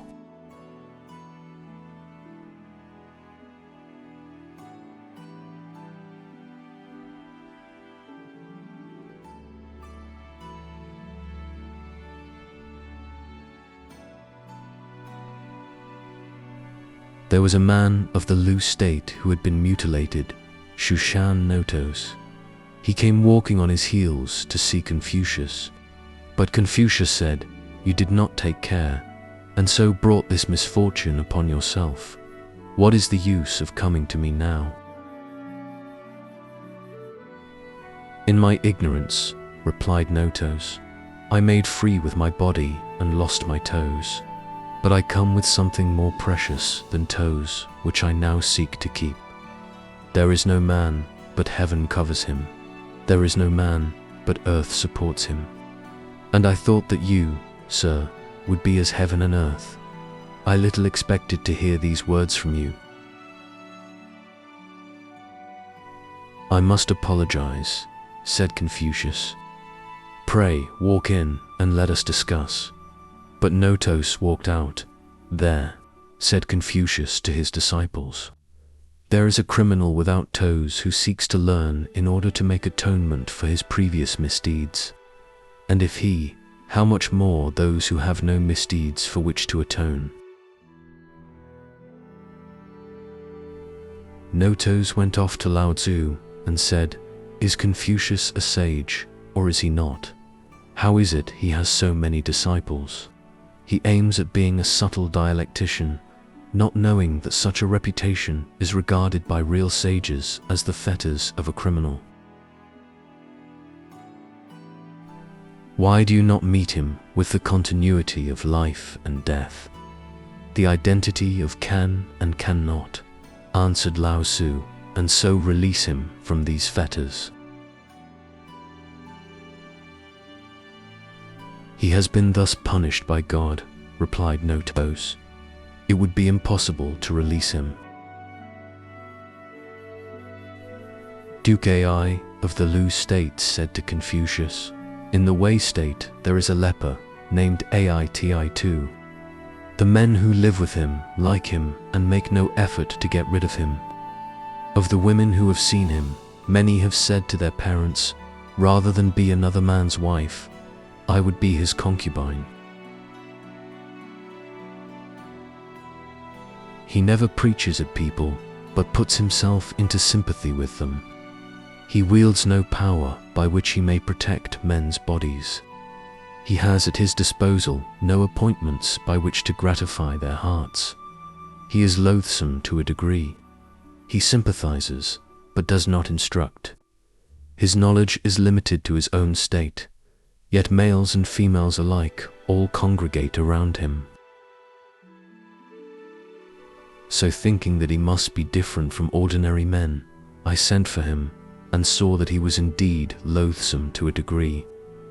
Yet we had not been many months together, ere my attention was fixed upon his conduct. A year had not elapsed, ere I trusted him thoroughly, and as my state wanted a prime minister, I offered the post to him. He accepted it sullenly, as if he would much rather have declined. Perhaps he didn't think me good enough for him. At any rate, he took it, but in a very short time he left me and went away. I grieved for him as for a lost friend, and as though there were none left with whom I could rejoice. What manner of man is this? When I was on a mission to the Chu state, replied Confucius, I saw a litter of young pigs sucking their dead mother. After a while they looked at her, and then they all left the body and went off. For their mother did not look at them any more, nor did she any more seem to be of their kind. What they loved was their mother, not the body which contained her, but that which made the body what it was. When a man is killed in battle, his arms are not buried with him. A man whose toes have been cut off does not value a present of boots. In each case, the function of such things is gone. The concubines of the Son of Heaven do not cut their nails or pierce their ears. He who has a marriageable daughter keeps her away from menial work. To preserve her beauty is quite enough occupation for her. How much more so for a man of perfect virtue? Now, Aitai says nothing and is trusted. He does nothing and is sought after. He causes a man to offer him the government of his own state, and the only fear is lest he should decline. Truly, his talents are perfect, and his virtue without outward form. What do you mean by his talents being perfect? Asked the Duke. Life and death, replied Confucius, existence and non-existence, success and non-success, poverty and wealth, virtue and vice, good and evil report, hunger and thirst, warmth and cold. These all revolve upon the changing wheel of destiny. Day and night they follow one upon the other, and no man can say where each one begins. Therefore they cannot be allowed to disturb the harmony of the organism, nor enter into the soul's domain. Swim, however, with the tide, so as not to offend others. Do this day by day without break, and live in peace with mankind. Thus you will be ready for all contingencies, and may be said to have your talents perfect. And virtue without outward form, what is that? In a water level, said Confucius, the water is in a most perfect state of repose. Let that be your model. The water remains quietly within, and does not overflow. It is from the cultivation of such harmony that virtue results. And if virtue takes no outward form, man will not be able to keep aloof from it.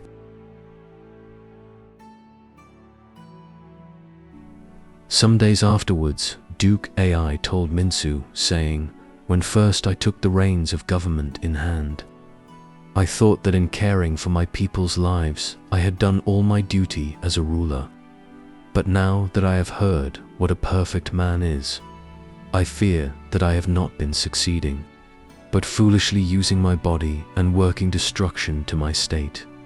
Confucius and I are not prince and minister, but merely friends with a care for each other's moral welfare. A certain hunchback named Wu Chun, whose heels did not touch the ground, had the ear of Duke Ling of Wei. The Duke took a great fancy to him, and as for well-formed men, he thought their necks were too short. Another man, with a goiter as big as a large jar, had the ear of Duke Wan of Shi. The Duke took a great fancy to him, and as for well-formed men, he thought their necks were too thin. Thus it is that virtue should prevail and outward form be forgotten. But mankind forgets not that which is to be forgotten, forgetting that which is not to be forgotten. This is forgetfulness indeed. And thus with the truly wise, wisdom is a curse, sincerity like glue, virtue only a means to acquire, and skill nothing more than a commercial capacity. For the truly wise make no plans, and therefore require no wisdom. They do not separate, and therefore require no glue. They want nothing, and therefore need no virtue. They sell nothing, and therefore are not in want of a commercial capacity. These four qualifications are bestowed upon them by God, and serve as heavenly food to them. And those who thus feed upon the divine have little need for the human. They wear the forms of men without human passions.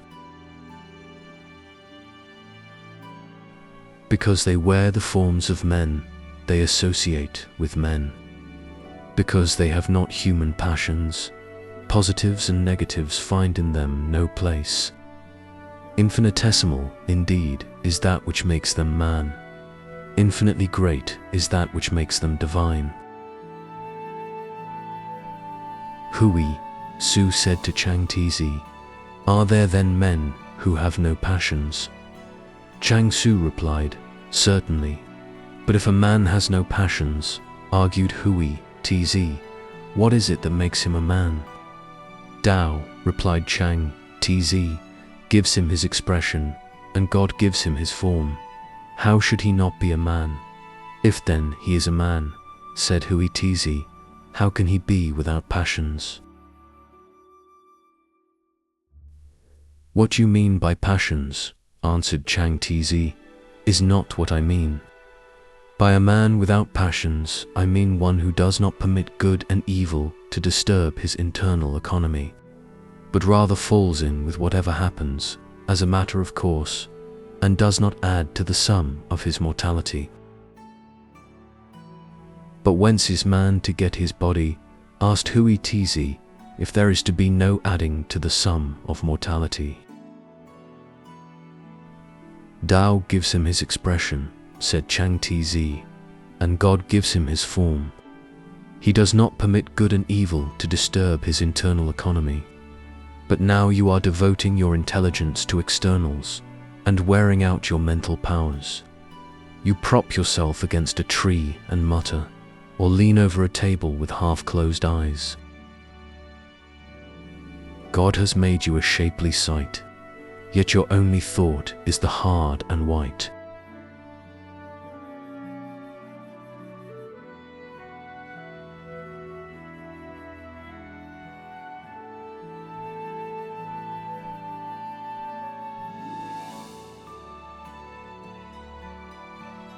The Great Supreme Argument, the human and the divine, the pure men of old, their qualifications, their self-abstractional, things as one the known and the unknown, life a boon death, a transition life, eternal, open to all the way, there is. He who knows what God is, and who knows what man is, has attained. Knowing what God is, he knows that he himself proceeded therefrom. Knowing what man is, he rests in the knowledge of the known, waiting for the knowledge of the unknown, working out one's allotted span, and not perishing in mid-career. This is the fullness of knowledge. God is a principle which exists by virtue of its own intrinsicality and operates spontaneously, without self-manifestation. Herein, however, there is a flaw. Knowledge is dependent upon fulfillment, and as this fulfillment is uncertain, how can it be known that my divine is not really human, my human really divine? We must have pure men, and then only can we have pure knowledge. But what is a pure man? The pure men of old acted without calculation, not seeking to secure results. They laid no plans. Therefore, failing, they had no cause for regret. Succeeding, no cause for congratulation. And thus they could scale heights without fear, enter water without becoming wet, fire without feeling hot. So far had their wisdom advanced towards Tao. The pure men of old slept without dreams, and waked without anxiety. They ate without discrimination, breathing deep breaths. For pure men draw breath from their uttermost depths, the vulgar only from their throats. Out of the crooked words are retched up like vomit. If men's passions are deep, their divinity is shallow. The pure men of old did not know what it was to love life or to hate death. They did not rejoice in birth, nor strive to put off dissolution. Quickly come and quickly go, no more. They did not forget whence it was they had sprung, neither did they seek to hasten their return thither. Cheerfully they played their allotted parts, waiting patiently for the end. This is what is called not to lead the heart astray from Tao, nor to let the human seek to supplement the divine. And this is what is meant by a pure man. Such men are in mind absolutely free, in demeanor grave, in expression cheerful. If it is freezing cold, it seems to them like autumn. If blazing hot, like spring. Their passions occur like the four seasons. They are in harmony with all creation, and none know the limit thereof. And so it is that a perfect man can destroy a kingdom and yet not lose the hearts of the people, while the benefits he hands down to 10,000 generations do not proceed from love of his fellow man. He who delights in man is himself not a perfect man. His affection is not true charity. Depending upon opportunity, he has not true worth. He who is not conversant with both good and evil is not a superior man. He who disregards his reputation is not what a man should be. He who is not absolutely oblivious of his own existence can never be a ruler of men. Thus hu, pu shi, wu quang, po, I shu, shi, chi ti zi, shu, yu, chi tu, and shan to ti were the servants of rulers and did the behests of others, not their own. The pure men of old did their duty to their neighbors, but did not associate with them. They behaved as though wanting in themselves, but without flattering others. Naturagi rectangular. They were not uncompromisingly hard. They manifested their independence without going to extremes. They appeared to smile as if pleased, when the expression was only a natural response. Their outward semblance derived its fascination from the store of goodness within. They seemed to be of the world around them, while proudly treading beyond its limits. They seemed to desire silence, while in truth they had dispensed with language. They saw in penal laws a trunk, in social ceremonies, wings, in wisdom a useful accessory, in morality a guide. For them, penal laws meant a merciful administration, social ceremonies a passport through the world, wisdom an excuse for doing what they could not help, and morality walking like others upon the path. And thus all men praised them for the worthy lives they led, for what they cared for could be reduced to one, and what they did not care for to one also. That which was one, and that which was not one was likewise one. In that which was one, they were of God. In that which was not one, they were of man. And so between the human and the divine no conflict ensued. This was to be a pure man. Life and death belong to destiny. Their sequence, like day and night, is of God, beyond the interference of man, an inevitable law. A man looks upon God as upon his Father, and loves him in like measure. Shall he then not love that which is greater than God? A man looks upon a ruler of men as upon some one better than himself, for whom he would sacrifice his life. Shall he not then do so for the supreme ruler of creation? When the pond dries up and the fishes are left upon dry ground, to moisten them with the breath or to damp them with spittle is not to be compared with leaving them in the first instance in their native rivers and lakes. And better than praising Yao and blaming Qi would be leaving them both and attending to the development of Tao.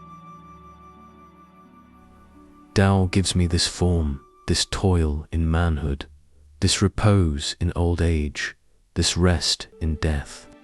And surely that which is such a kind arbiter of my life is the best arbiter of my death. A boat may be hidden in a creek or in a bog, safe enough. But at midnight a strong man may come and carry away the boat on his back. The dull of vision do not perceive that however you conceal things, small ones in larger ones, there will always be a chance of losing them. But if you conceal the whole universe in the whole universe, there will be no place left wherein it may be lost. The laws of matter make this to be so. To have attained to the human form must be always a source of joy. And then, to undergo countless transitions, with only the infinite to look forward to. What incomparable bliss is that? Therefore it is that the truly wise rejoice in that which can never be lost, but endures always. For if we can accept early death, old age, a beginning and an end, why not that which informs all creation and is of all phenomena the ultimate cause? Tao has its laws and its evidences. It is devoid both of action and of form. It may be transmitted, but cannot be received. It may be obtained, but cannot be seen. Before heaven and earth, where Tao was, it has existed without change from all time. Spiritual beings drew their spirituality therefrom, while the universe became what we can see it now. To Tao, the zenith is not high, nor the nadir low. No point in time is long ago, nor by lapse of ages has it grown old. Shi Wei obtained Tao, and so set the universe in order.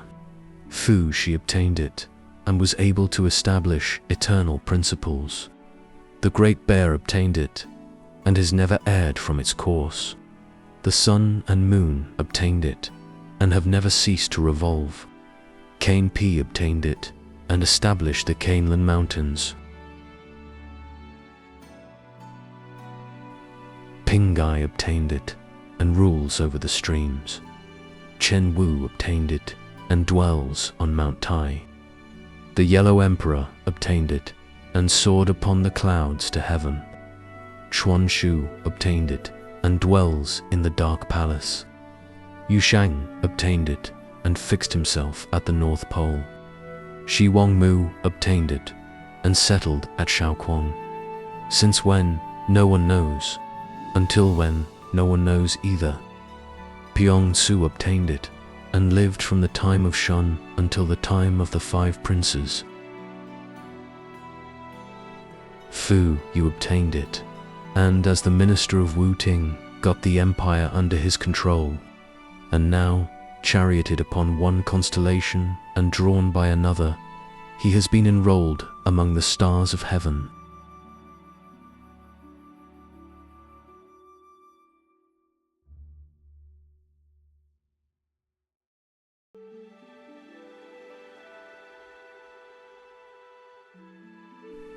Nanpo Zukeiwei said to Niu Yu, "You are old, sir, and yet your countenance is like that of a child. How is this?" Niu Yu replied, "I have learnt Tao. Could I get Tao by studying it?" asked the other. "I fear not," said Niu Yu. "You are not the sort of man." There was Pu Liang Ai. He had all the qualifications of a sage, but not Tao. Now I had Tao, though none of the qualifications. But do you imagine that much as I wished it, I was able to teach Tao to him so that he should be a perfect sage? Had it been so, then to teach Tao to one who has the qualifications of a sage would be an easy matter. No, sir, I imparted as though withholding, and in 3 days, for him, this sublunary state had ceased to exist. When he had attained to this, I withheld again, and in 7 days more, for him, the external world had ceased to be. And so again for another 9 days, when he became unconscious of his own existence. He became first etherealized, next possessed of perfect wisdom, then without past or present, and finally able to enter there where life and death are no more, where killing does not take away life, nor does prolongation of life add to the duration of existence. In that state, he is ever in accord with the exigencies of his environment, and this is to be battered but not bruised. And he who can be thus battered but not bruised is on the way to perfection. And how did you manage to get hold of all this? Asked Nanpo Tzk. I got it from books, replied Niu Yu. And the books got it from learning, and learning from investigation, and investigation from CC ordination, and CC ordination from application, and application from desire to know, and desire to know from the unknown, and the unknown from the great void, and the great void from infinity.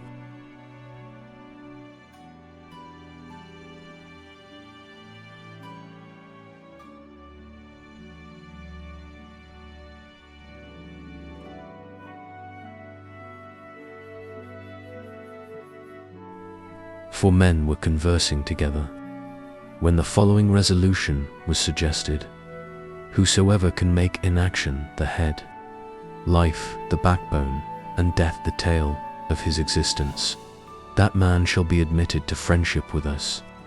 The four looked at each other and smiled, and tacitly accepting the conditions, became friends forthwith. By and by, one of them, named Suyu, fell ill, and another, Su Ssu, went to see him. Verily, God is great, said the sick man. See how he has doubled me up.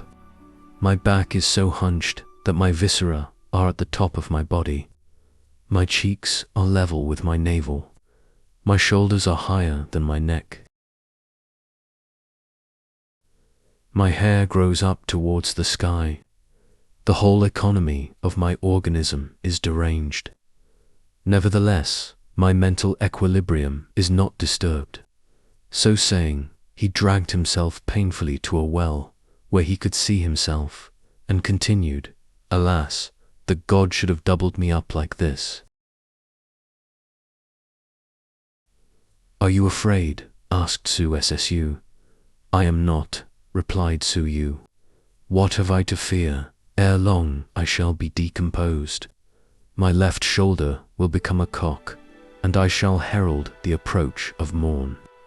My right shoulder will become a crossbow, and I shall be able to get broiled duck. My buttocks will become wheels, and with my soul for a horse, I shall be able to ride in my own chariot. I obtained life because it was my time. I am now parting with it in accordance with the same law. Content with the natural sequence of these states, joy and sorrow touch me not. I am simply, as the ancients expressed it, hanging in the air, unable to cut myself down. bound with the trammels of material existence. But man has ever given way before God. Why, then, should I be afraid?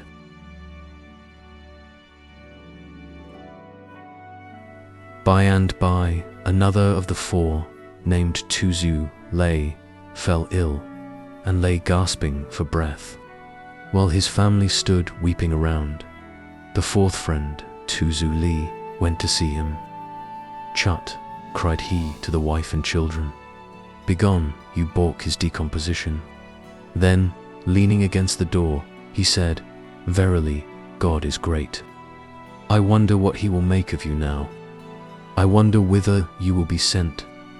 Do you think he will make you into a rat's liver, or into the shoulders of a snake?"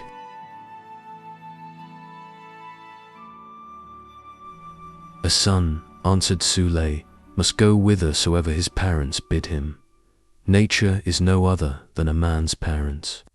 If she bid me die quickly, and I demur, then I am an unfilial son. She can do me no wrong. Tao gives me this form, this toil in manhood, this repose in old age, this rest in death. And surely that which is such a kind arbiter of my life is the best arbiter of my death. Suppose that the boiling metal in a smelting pot were to bubble up and say, 'Make of me an Excalibur.' I think the caster would reject that metal as uncanny. And if a sinner like myself were to say to God, 'Make of me a man, make of me a man,' I think he too would reject me as uncanny. The universe is the smelting pot, and God is the caster. I shall go whithersoever I am sent, to wake unconscious of the past, as a man wakes from a dreamless sleep." Txu Sang Hu, Meng Txu Fan, and Txu Chin Chang were conversing together when it was asked, "Who can be and yet not be? Who can do and yet not do? Who can mount to heaven and roaming through the clouds, pass beyond the limits of space, oblivious of existence, forever and ever without end?" The three looked at each other and smiled, and as neither had any misgivings, they became friends accordingly. Shortly afterwards, Su Sang Hu died, whereupon Confucius sent Su Kung to take part in the mourning. But Su Kung found that one had composed a song which the other was accompanying on the lute, as follows. "Ah, wilt thou come back to us, Sang Hu? Ah, wilt thou come back to us, Sang Hu? Thou hast already returned to thy God, while we still remain here as men, alas." Du Su Kung hurried in and said, "How can you sing alongside of a corpse? Is this decorum?" The two men looked at each other and laughed, saying, "What should this man know of decorum indeed?" Dizu Kung went back and told Confucius, asking him, "What manner of men are these? Their object is nothingness and a separation from their corporeal frames. They can sit near a corpse and yet sing unmoved. There is no class for such. What are they?" "These men," replied Confucius, "travel beyond the rule of life. I travel within it. Consequently, our paths do not meet, and I was wrong in sending you to mourn. They consider themselves as one with God, recognizing no distinctions between human and divine. They look on life as a huge tumor from which death sets them free. All the same, they know not where they were before birth, nor where they will be after death. Though admitting different elements, they take their stand upon the unity of all things. They ignore their passions. They take no count of their ears and eyes. Backwards and forwards through all eternity, they do not admit a beginning or end. They stroll beyond the dust and dirt of mortality to wander in the realms of inaction. How should such men trouble themselves with the conventionalities of this world, or care what people may think of them? But if such is the case, said Tsukung, why should we stick to the rule? Heaven has condemned me to this, replied Confucius. Nevertheless, you and I may perhaps escape from it. By what method? Asked Tsukung. Fishes, replied Confucius, are born in water. Man is born in Tao. If fishes get ponds to live in, they thrive. If man gets Tao to live in, he may live his life in peace. Hence the saying, all that a fish wants is water. All that a man wants is Tao. May I ask, said Tsukung, about divine men? Divine men, replied Confucius, are divine to man, but ordinary to God.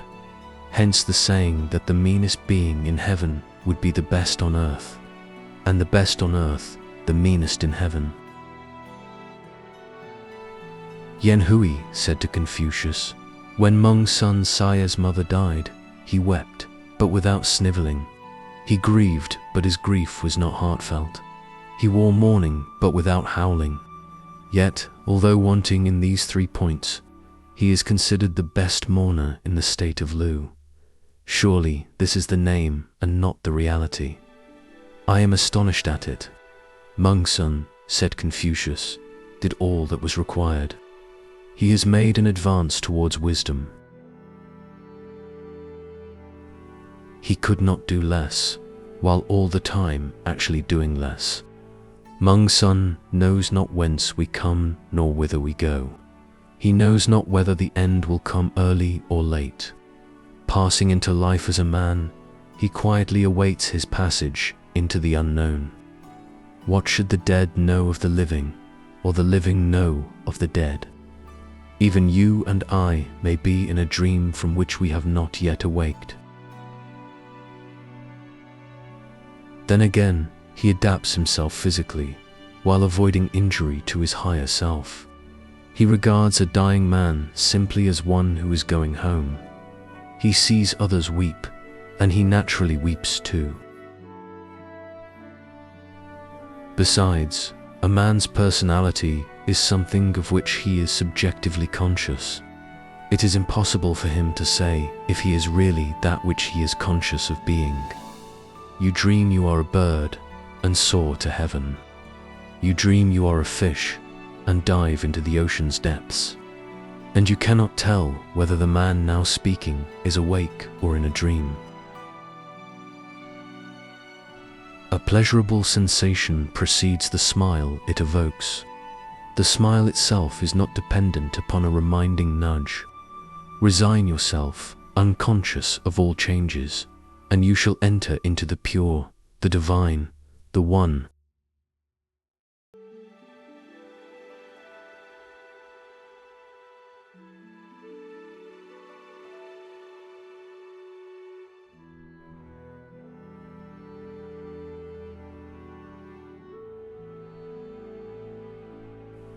I, Tzu, went to see Shu Yu. The latter asked him, saying, "How has Yao benefited you?" "He bade me," replied the former, "practice charity and do my duty, and distinguish clearly between right and wrong." "Then what do you want here?" said Shu Yu. "If Yao has already branded you with charity and duty, and cut off your nose with right and wrong, what do you do in this free Andes, care for nobody, topsy-turvy neighborhood?" "Nevertheless," replied Tz, "I should like to be on its confines." "If a man has lost his eyes," retorted Shu Yu, "it is impossible for him to join in the appreciation of beauty. A man with a film over his eyes cannot tell a blue sacrificial robe from a yellow one." Wu Chuang's disregard of her beauty answered Tz. Chu Liang's disregard of his strength, the Yellow Emperor's abandonment of wisdom, all these were brought about by a process of filing and hammering. And how do you know but that God would rid me of my brands, and give me a new nose, and make me fit to become a disciple of yourself." "Ah," replied Shu Yu, "that cannot be known, but I will just give you an outline. The master I serve succors all things, and does not account it duty. He continues his blessings through countless generations, and does not account it charity. Dating back to the remotest antiquity, he does not account himself old, covering heaven, supporting earth, and fashioning the various forms of things. He does not account himself skilled. He it is whom you should seek." "I am getting on," observed Yen Hui to Confucius. "How so?" asked the latter. "I have got rid of charity and duty," replied the former. "Very good," replied Confucius, "but not perfect." Another day Yen Hui met Confucius and said, "I am getting on." "How so?" asked Confucius. "I have got rid of ceremonial and music," answered Yen Hui. "Very good," said Confucius, "but not perfect." On a third occasion, Yen Hui met Confucius and said, "I am getting on." "How so?" asked the sage. "I have got rid of everything," replied Yen Hui. "Got rid of everything," said Confucius eagerly. "What do you mean by that?" "I have freed myself from my body," answered Yen Hui. "I have discarded my reasoning powers, and by thus getting rid of body and mind, I have become one with the infinite. This is what I mean by getting rid of everything." "If you have become one," cried Confucius, "there can be no room for bias. If you have passed into space, you are indeed without beginning or end. And if you have really attained to this, I trust to be allowed to follow in your steps."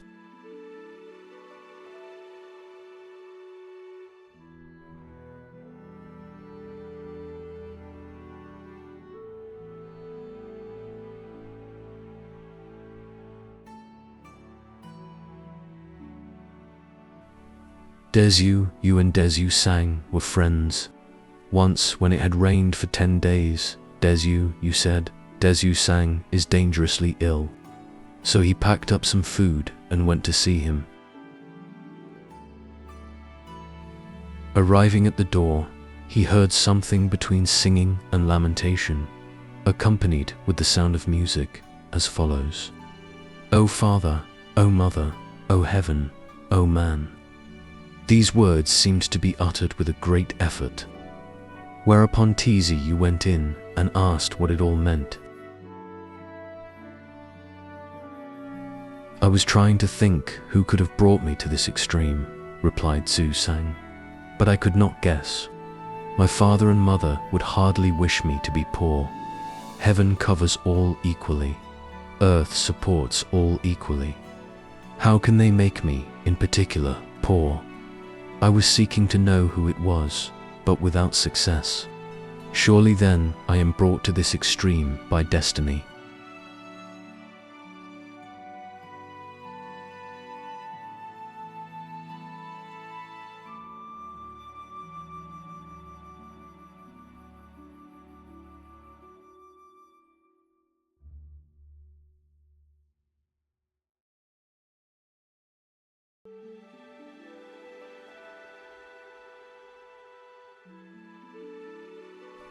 How to govern. Argument. Princes should reign, not rulers find their standards of right in themselves. They thus coerce their people into obeying artificial laws. Instead of leaving them to obey natural laws, by action they accomplish nothing. By inaction there is nothing which they would not accomplish. Individuals think they know what the empire wants. In reality, it is the empire itself which knows. "Yeah, Shah," asked Wang, ICCH, too, for questions, none of which he could answer. Thereat, the former was greatly delighted, and went off and told Poyu, Itsu. "Have you only just found that out?" said Poyu, Itsu. "The Emperor Shun was not equal to Tai Huang." Shun was all for charity in his zeal for mankind.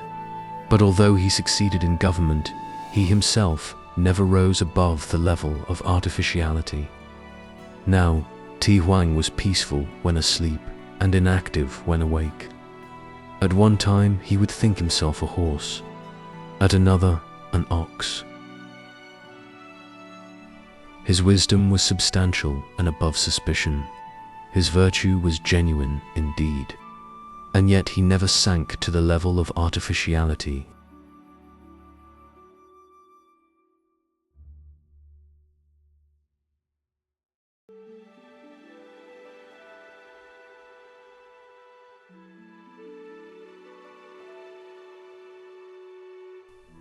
Chen Wu, meeting the eccentric Qiyu, the latter inquired, saying, "What did Ji Chengxi teach you?" "He taught me," replied Chen Wu, "about the laws and regulations which princes evolve, and which he said none would venture not to hear and obey." "That is a false teaching, indeed," replied Qiyu.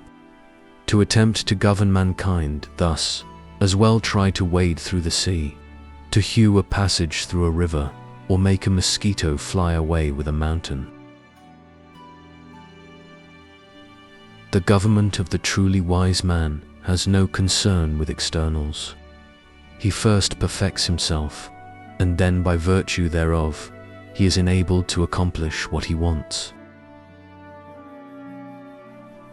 The bird flies high to avoid snare and dart. The mouse burrows down below the hill to avoid being smoked or cut out of its nest. Is your wit below that of these two creatures?" Tian Ken was traveling on the south of the Yin Mountain. He had reached the river Liao when he met a certain sage to whom he said, "I beg to ask about the government of the empire." "Begone," cried the sage. "You are a low fellow, and your question is ill-timed. God has just turned me out a man. That is enough for me. Borne on light pinions, I can soar beyond the cardinal points to the land of nowhere, in the domain of nothingness. And you come to worry me with government of the empire." But Tian Ken inquired a second time, and the sage replied, "Resolve your mental energy into abstraction, your physical energy into inaction. Allow yourself to fall in with the natural order of phenomena, without admitting the element of self, and the empire will be governed." Young Tzu Chu went to see Lao Tzu and said, "Suppose a man were ardent and courageous, acquainted with the order and principles of things, and untiring in the pursuit of Taowood, he be accounted a wise ruler." "From the point of view of a truly wise man," replied Lao Tzu, "such a one would be a mere handicraftsman, wearing out body and mind alike. The tiger and the pard suffer from the beauty of their skins. The cleverness of the monkey, the tractability of the ox, bring them both to the tether. It is not on such grounds that a ruler may be accounted wise."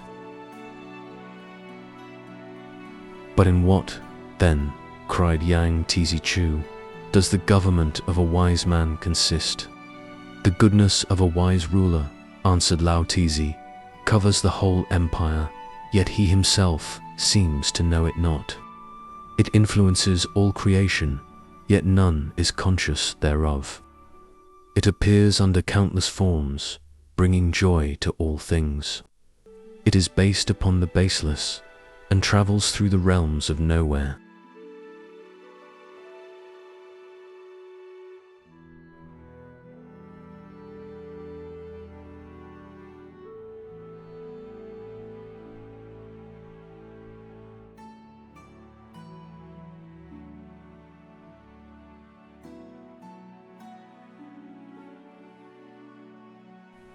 Joined toes and extra fingers are an addition to nature, though, functionally speaking, superfluous. Wens and tumors are an addition to the bodily form, though, as far as nature is concerned, superfluous.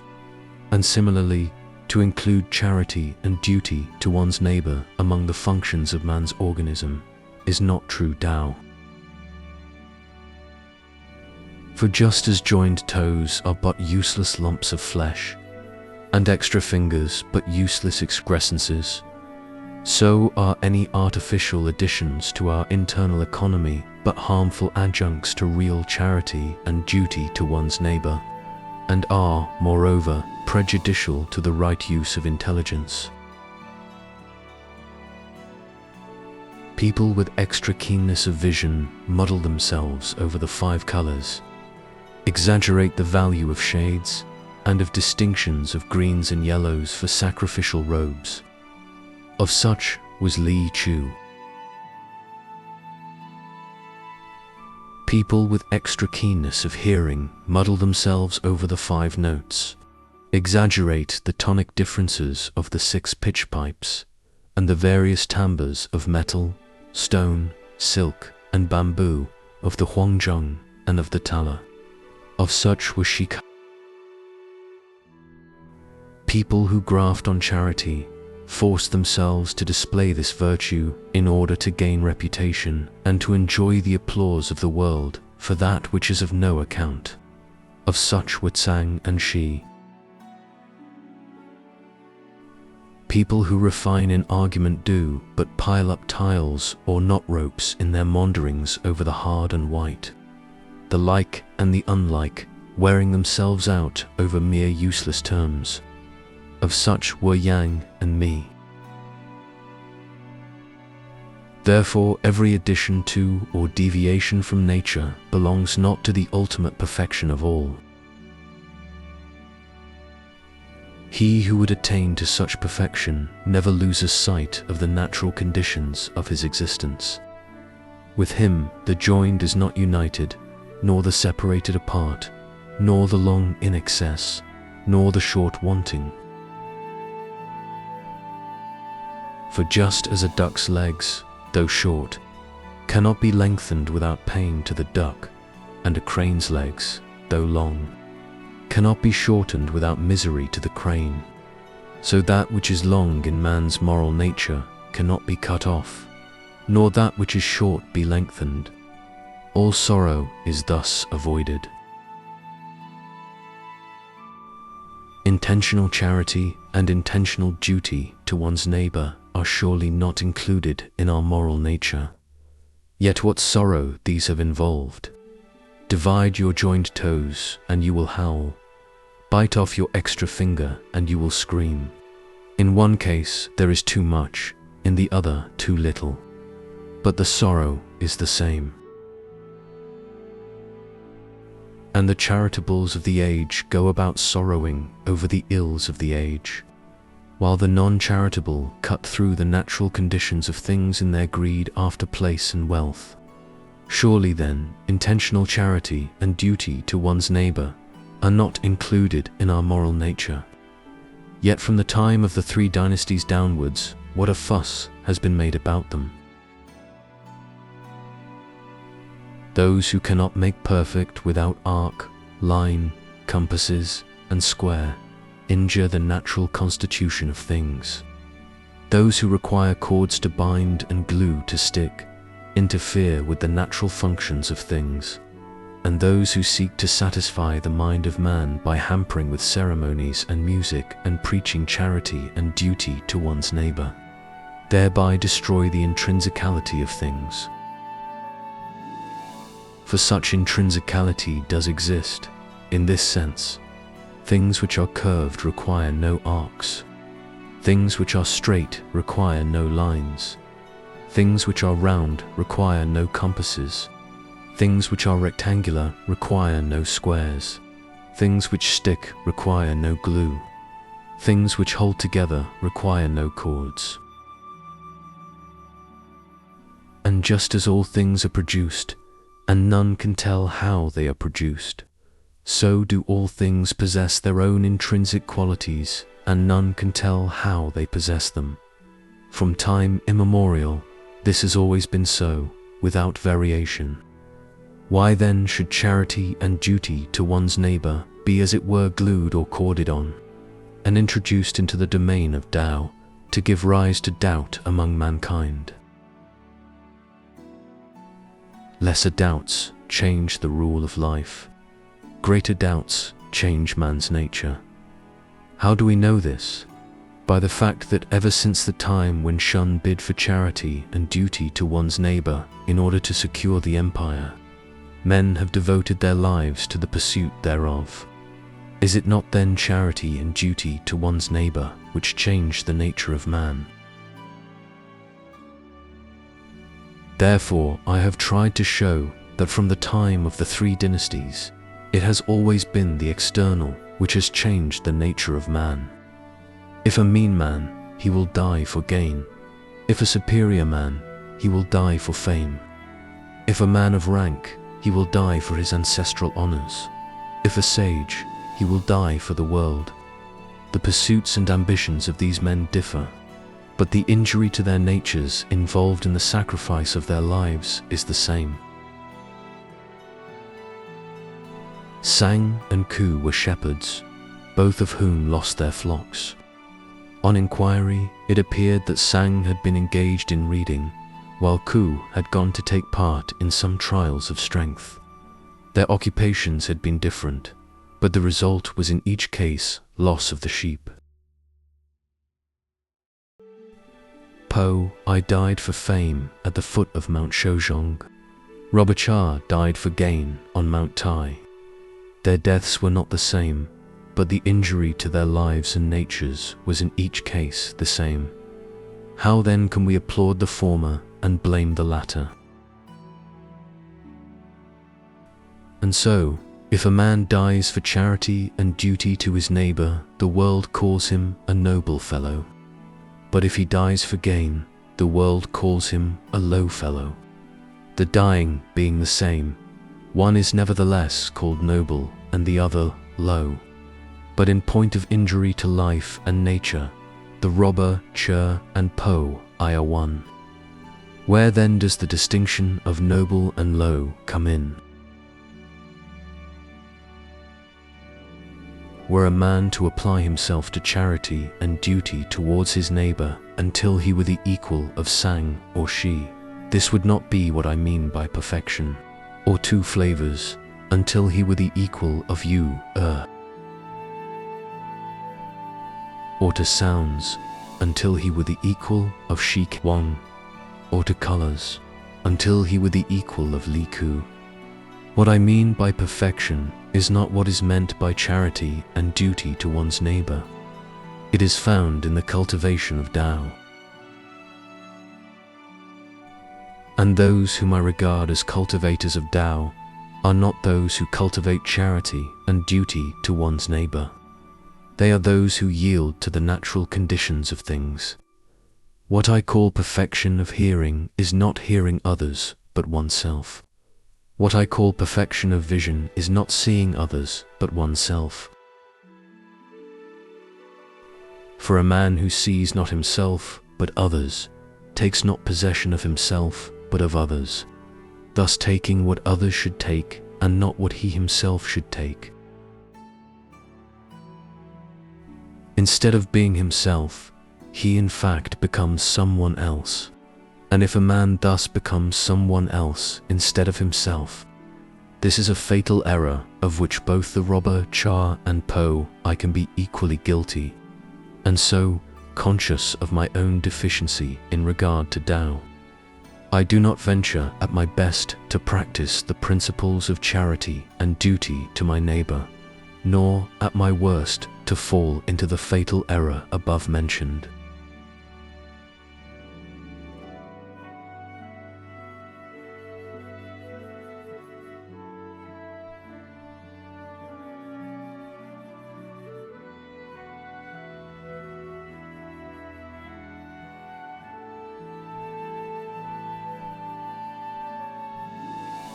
Horses, hoofs, argument, superiority of the natural over the artificial application of this principle to government. Horses have hoofs to carry them over frost and snow. Hair, to protect them from wind and cold. They eat grass and drink water and fling up their heels over the champaign. Such is the real nature of horses. Palatial dwellings are of no use to them.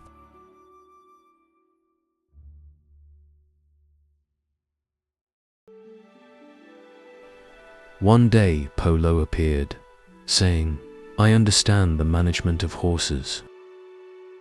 So he branded them and clipped them and pared their hoofs and put halters on them, tying them up by the head and shackling them by the feet and disposing them in stables, with the result that 2 or 3 in every 10 died.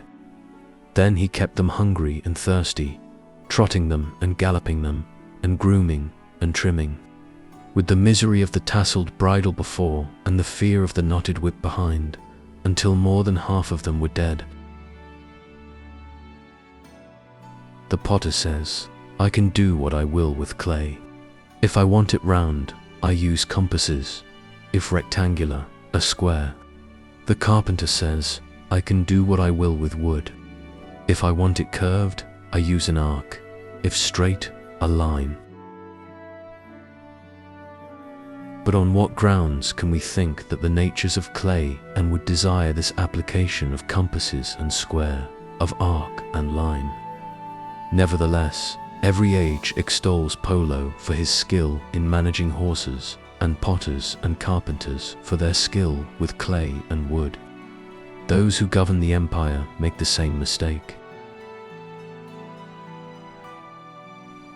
Now, I regard government of the empire from quite a different point of view. The people have certain natural instincts to weave and clothe themselves, to till and feed themselves. These are common to all humanity, and all are agreed thereon. Such instincts are called heaven-sent. And so in the days when natural instincts prevailed, men moved quietly and gazed steadily. At that time, there were no roads over mountains, nor boats, nor bridges over water. All things were produced, each for its own proper sphere. Birds and beasts multiplied, trees and shrubs grew up. The former might be led by the hand. You could climb up and peep into the raven's nest. For then man dwelt with birds and beasts, and all creation was one. There were no distinctions of good and bad men. Being all equally without knowledge, their virtue could not go astray. Being all equally without evil desires, they were in a state of natural integrity, the perfection of human existence. But when sages appeared, tripping people over charity and fettering with duty to one's neighbor, doubt found its way into the world. And then, with their gushing over music and fussing over ceremony, the empire became divided against itself.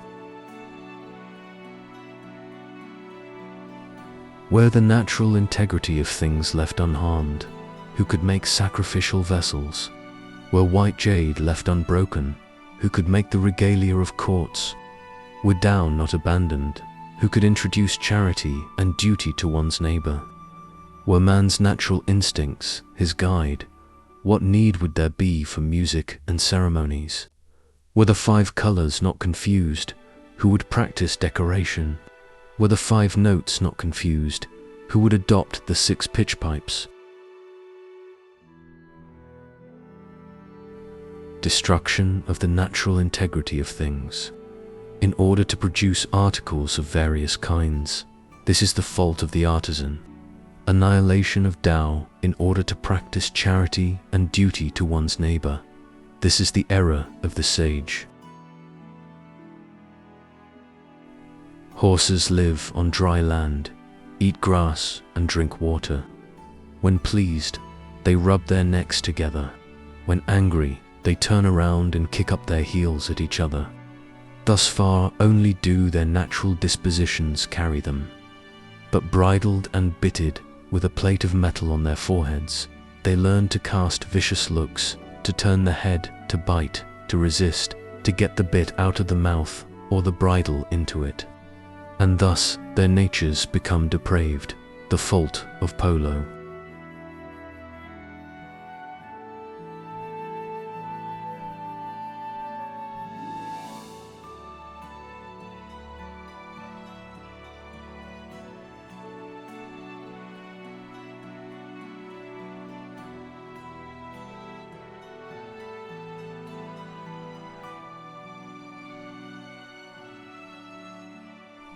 Opening trunks.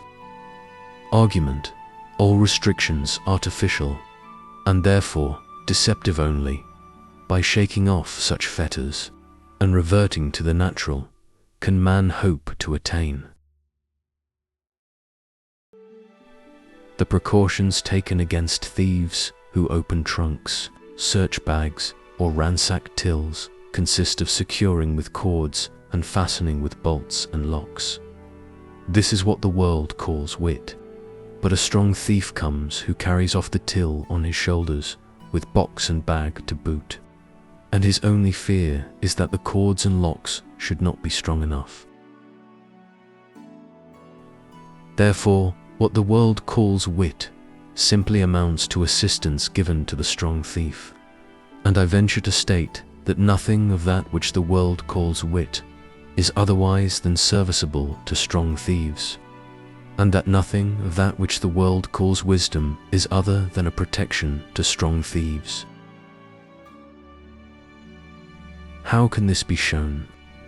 In the state of Shi, a man used to be able to see from one town to the next, and hear the barking and crowing of its dogs and cocks.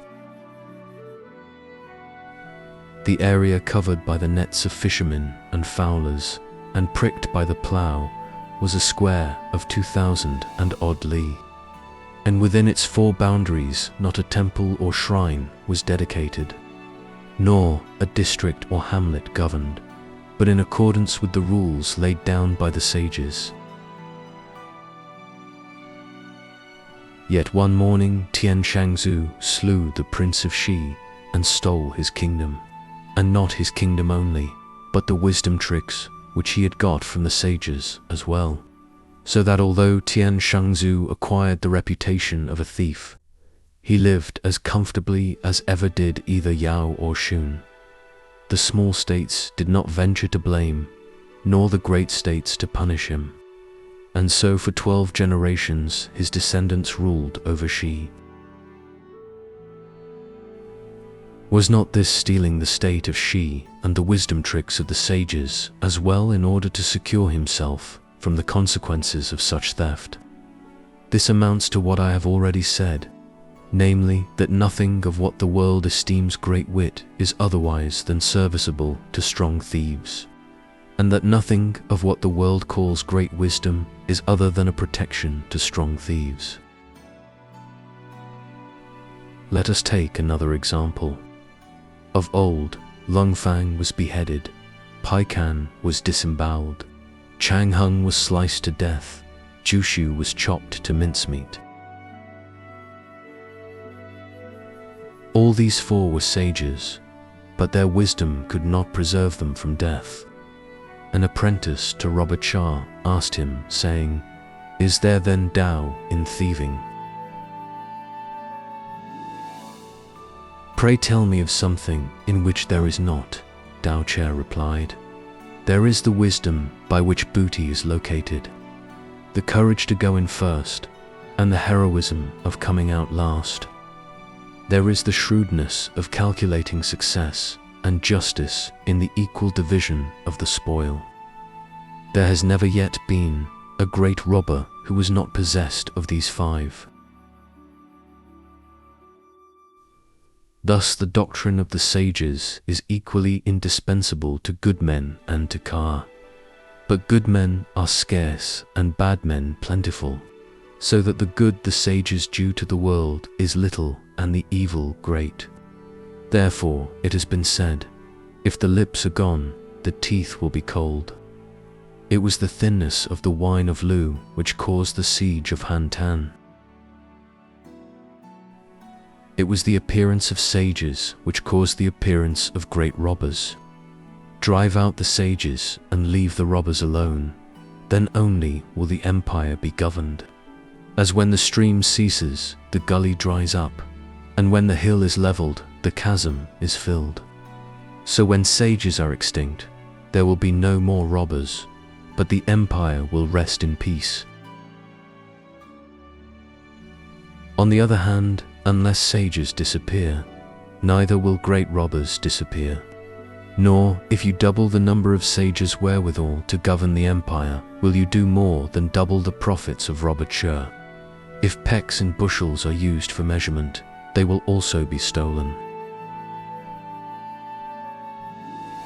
If scales and steelyards are used for weighing, they will also be stolen. If tallies and signets are used for good faith, they will also be stolen.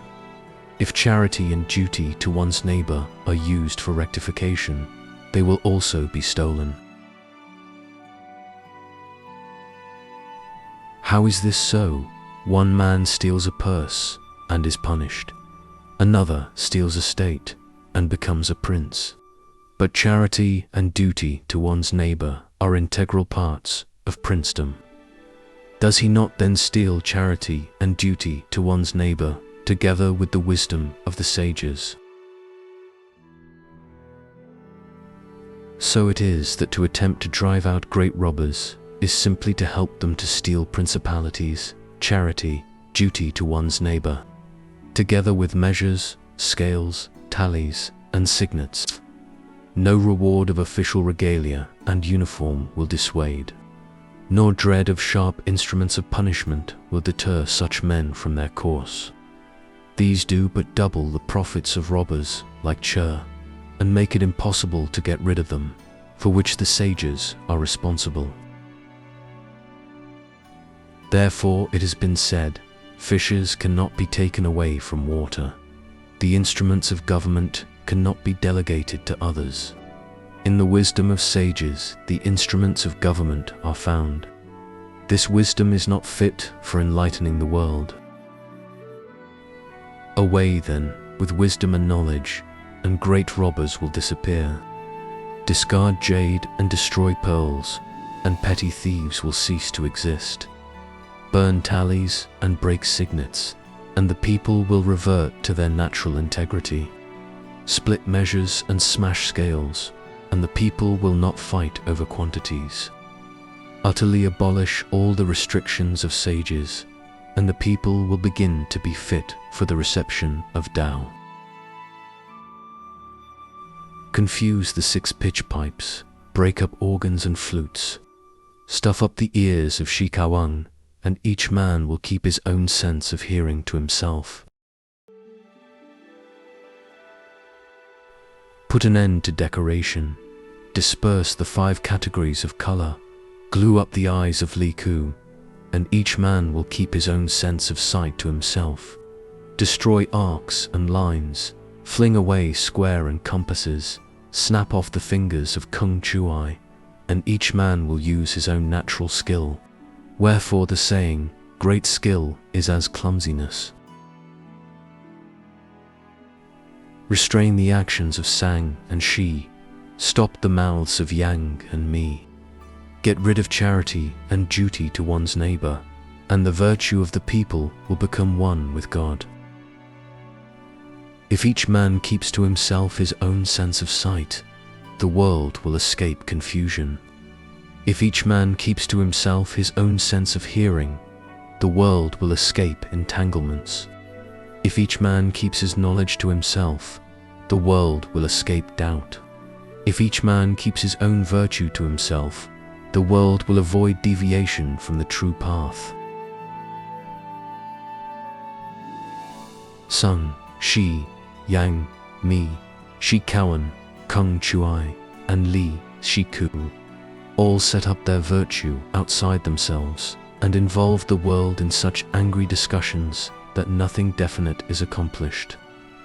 Have you never heard of the Golden Age, the days of Young Shang, Ta Ting, Po Huang, Cheng Yang, Li Lu, Li Shu, Shun Yuan, Ha Shu, Ku Shu, Sun Lu, Ku Yung, Fu Shi, and Shan Nung? Then the people used knotted cords. They were contented with what food and raiment they could get. They lived simple and peaceful lives. Neighboring districts were within sight, and the cocks and dogs of one could be heard in the other. Yet the people grew old and died without ever interchanging visits. In those days, government was indeed perfect. But nowadays, anyone can excite the people by saying, "In such and such a place, there is a sage." Immediately, they put together a few provisions and hurry off, neglecting their parents at home and their master's business abroad, filing in unbroken line through territories of princes, with a string of carts and carriages 1,000 li in length. Such is the evil effect of an exaggerated desire for knowledge among our rulers. And if rulers aim at knowledge and neglect Tao, the empire will be overwhelmed in confusion. How can it be shown that this is so? Bows and crossbows and hand nets and harpoon arrows involve much knowledge in their use, but they carry confusion among the birds of the air. Hooks and bait and nets and traps involve much knowledge in their use, but they carry confusion among the fishes of the deep. Fences and nets and snares involve much knowledge in their use, but they carry confusion among the beasts of the field. In the same way, the sophistical fallacies of the hard and white and the like and the unlike of schoolmen involve much knowledge of argument, but they overwhelm the world in doubt. Therefore, it is that whenever there is great confusion, love of knowledge is ever at the bottom of it. For all men strive to grasp what they do not know, while none strive to grasp what they already know, and all strive to discredit what they do not excel in, while none strive to discredit what they do excel in. The result is overwhelming confusion. Thus, above, the splendor of the heavenly bodies is dimmed. Below, the energy of land and water is disturbed, while midway the influence of the 4 seasons is destroyed. There is not one tiny creature which moves on earth or flies in air, but becomes other than by nature it should be. So overwhelming is the confusion which desire for knowledge has brought upon the world ever since the time of the 3 dynasties downwards. The simple and the guileless have been set aside. The specious and the false have been exalted. Tranquil inaction has given place to a love of disputation, and by disputation has confusion come upon the world.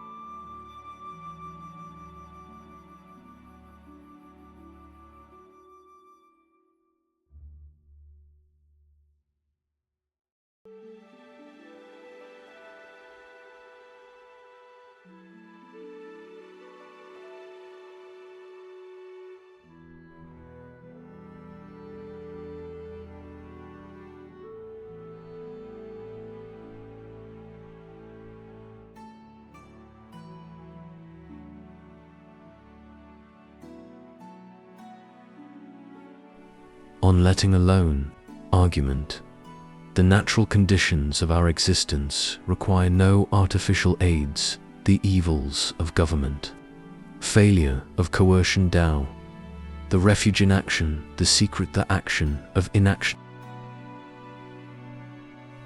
There has been such a thing as letting mankind alone. There has never been such a thing as governing mankind. Letting alone springs from fear, lest men's natural dispositions be perverted and their virtue laid aside. But if their natural dispositions be not perverted, nor their virtue laid aside, what room is there left for government? Of old, when Yao governed the empire, he caused happiness to prevail to excess in man's nature, and consequently the people were not satisfied. When Qi governed the empire, he caused sorrow to prevail to excess in man's nature, and consequently, the people were not contented. Dissatisfaction and discontent are subversive of virtue, and without virtue, there is no such thing for an empire as stability. When man rejoices greatly, he gravitates towards the positive pole. When he sorrows deeply, he gravitates towards the negative pole. If the equilibrium of positive and negative is disturbed, the four seasons are interrupted, the balance of heat and cold is destroyed, and man himself suffers physically thereby. Because men are made to rejoice and to sorrow and to displace their center of gravity, they lose their steadiness and are unsuccessful in thought and action.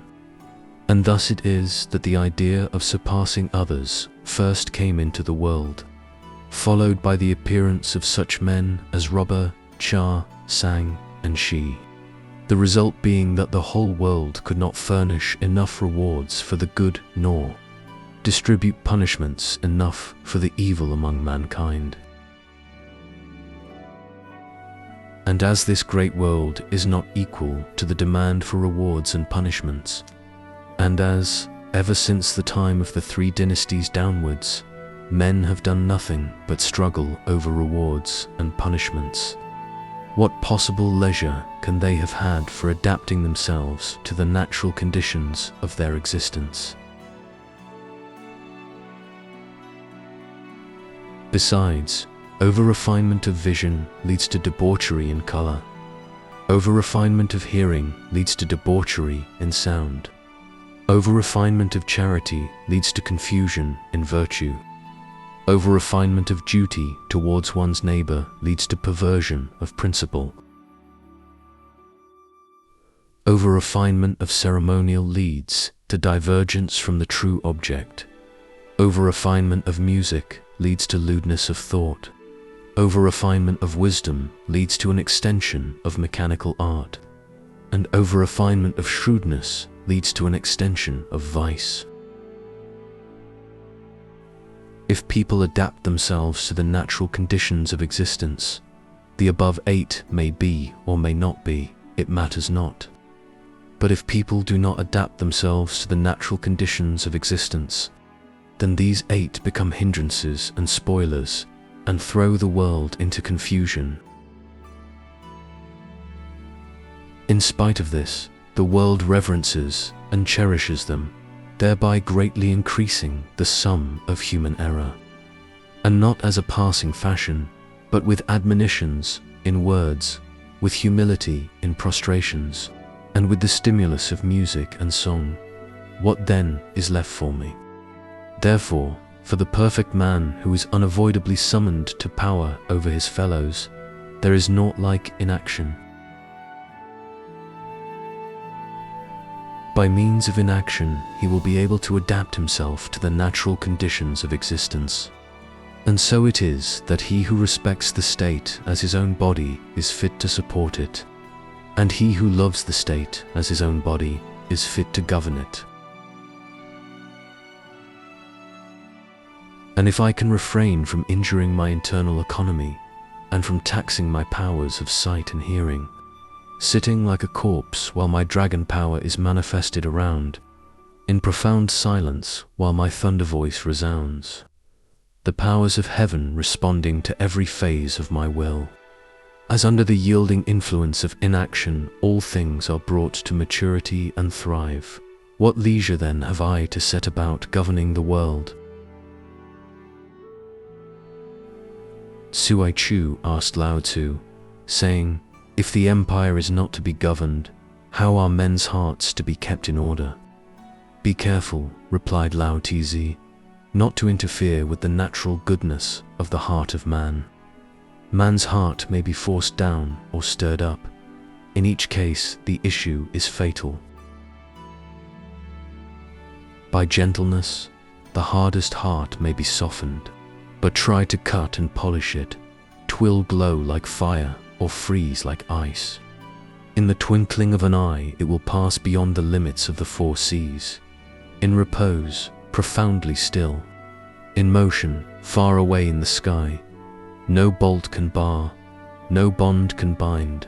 Such is the human heart. Of old, the Yellow Emperor first caused charity and duty to one's neighbor to interfere with the natural goodness of the heart of man, in consequence of which Yao and Shun wore the hair off their legs in endeavoring to feed their people.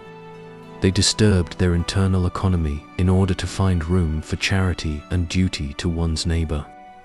They exhausted their energies in framing laws and statutes.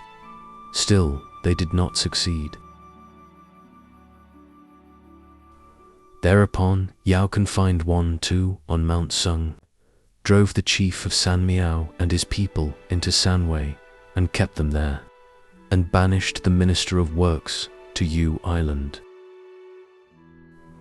But they were not equal to their task, and through the times of the three princes, the empire was in a state of great unrest. Among the bad men were Qi and Chia. Among the good were Tsang and Shi. By and by, the Confucianists and the Mihists arose, and then came exultation and anger of rivals, fraud between the simple and the cunning, recrimination between the virtuous and the evil, slander between the honest and the dishonest, until decadence set in. Men fell away from their original virtue, their natures became corrupt, and there was a general rush for knowledge. The next thing was to coerce by all kinds of physical torture, thus bringing utter confusion into the empire, the blame for which rests upon those who would interfere with the natural goodness of the heart of man. In consequence, virtuous men sought refuge in mountain caves, while rulers of states sat trembling in their ancestral halls. Then, when dead men lay about, pillowed on each other's corpses, when conged prisoners and condemned criminals jostled each other in crowds, then the Confucianists and the Missists, in the midst of gyves and fetters, stood forth to preach. Alas, they know not shame, nor what it is to blush, until I can say that the wisdom of sages is not a fastener of conges, and that charity and duty to one's neighbor are not bolts for gyves. How should I know that Tsang and Shi are not the forerunners of Qi and Chia? Therefore I said, abandon wisdom and discard knowledge, and the empire will be at peace. The Yellow Emperor sat on the throne for 19 years, and his laws obtained all over the empire. Hearing that Chuang Tzu was living on Mount Kungtang, he went thither to see him and said, I am told, sir, that you are in possession of perfect Tao. May I ask in what perfect Tao consists?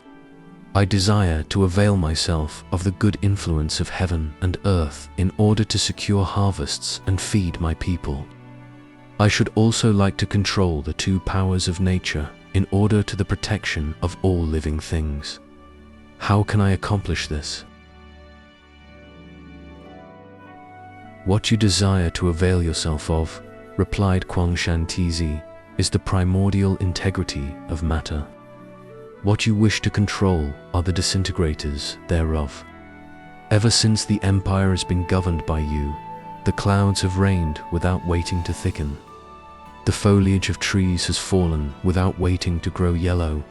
The brightness of the sun and moon has paled, and the voice of the flatterer is heard on every side. How then speak of perfect Tao? The Yellow Emperor withdrew. He resigned the throne. He built himself a solitary hut. He lay upon straw. For 3 months he remained in seclusion, and then went again to see Kwangshan. The latter was lying down with his face to the south. The Yellow Emperor approached after the manner of an inferior upon his knees. Prostrating himself upon the ground, he said, "I am told, sir, that you are in possession of perfect Tao. May I ask how myself may be preserved so as to last?" Chuang Tzu jumped up with a start. "A good question indeed," cried he. "Come, and I will speak to you of perfect Tao. The essence of perfect Tao is profoundly mysterious. Its extent is lost in obscurity. See nothing, hear nothing.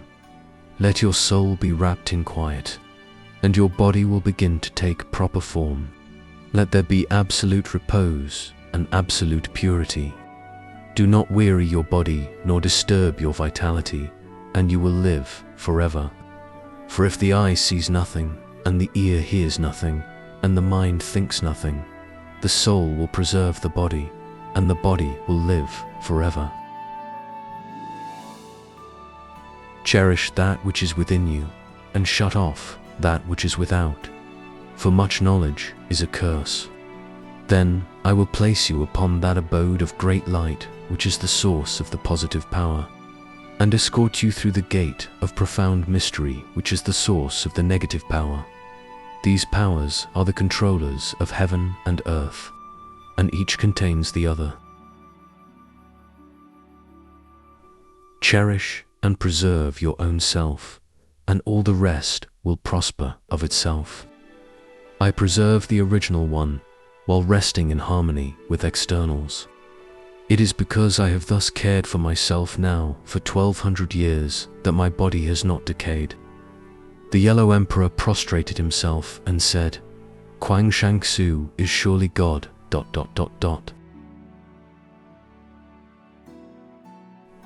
Whereupon the latter continued, "Come, I will tell you, that self is eternal, yet all men think it mortal. That self is infinite, yet all men think it finite. Those who possess Tao are princes in this life and rulers in the hereafter. Those who do not possess Tao behold the light of day in this life and become clods of earth in the hereafter. Nowadays, all living things spring from the dust and to the dust return. But I will lead you through the portals of eternity into the domain of infinity. My light is the light of sun and moon. My life is the life of heaven and earth. I know not who comes nor who goes. Men may all die, but I endure forever. The spirit of the clouds, when passing eastwards through the expanse of air, happened to fall in with the vital principle. The latter was slapping his ribs and hopping about. Whereupon the spirit of the clouds said, "Who are you, old man, and what are you doing here?" "Strolling," replied the vital principle without stopping. "I want to know something," continued the spirit of the clouds. "Ah," uttered the vital principle in a tone of disapprobation. "The relationship of heaven and earth is out of harmony," said the spirit of the clouds. "The 6 influences do not combine, and the 4 seasons are no longer regular. I desire to blend the 6 influences so as to nourish all living beings. What am I to do?" "I do not know," cried the vital principle, shaking his head while still slapping his ribs and hopping about. "I do not know." So the spirit of the clouds did not press his question. But 3 years later, when passing eastwards through the Yusun territory, he again fell in with the vital principle. The former was overjoyed, and hurrying up, said, "Has your holiness forgotten me?" He then prostrated himself and desired to be allowed to interrogate the vital principle. But the latter said, "I wander on without knowing what I want. I roam about without knowing where I am going. I stroll in this ecstatic manner, simply awaiting events. What should I know, I to roam about?" answered the spirit of the clouds. "But the people depend upon my movements. I am thus unavoidably summoned to power, and under these circumstances I would gladly receive some advice. That the scheme of empire is in confusion, said the vital principle, that the conditions of life are violated, that the will of God does not triumph, that the beasts of the field are disorganized, that the birds of the air cry at night, that blight reaches the trees and herbs, that destruction spreads among creeping things. This, alas, is the fault of government. True, replied the spirit of the clouds, but what am I to do? It is here, cried the vital principle, that the poison lurks. Go back. It is not often, urged the spirit of the clouds, that I meet with your holiness. I would gladly receive some advice. Feed then your people, said the vital principle, with your heart. Rest in inaction, and the world will be good of itself. Cast your slough, spit forth intelligence. Ignore all differences. Become one with the infinite. Release your mind. Free your soul. Be vacuous. Be nothing. Let all things revert to their original constitution. If they do this, without knowledge, the result will be a simple purity which they will never lose. But knowledge will bring with it a divergence therefrom. Seek not the names nor the relations of things, and all things will flourish of themselves. Your Holiness, said the spirit of the clouds, as he prostrated himself and took leave, has informed me with power and filled me with mysteries. What I had long sought, I have now found.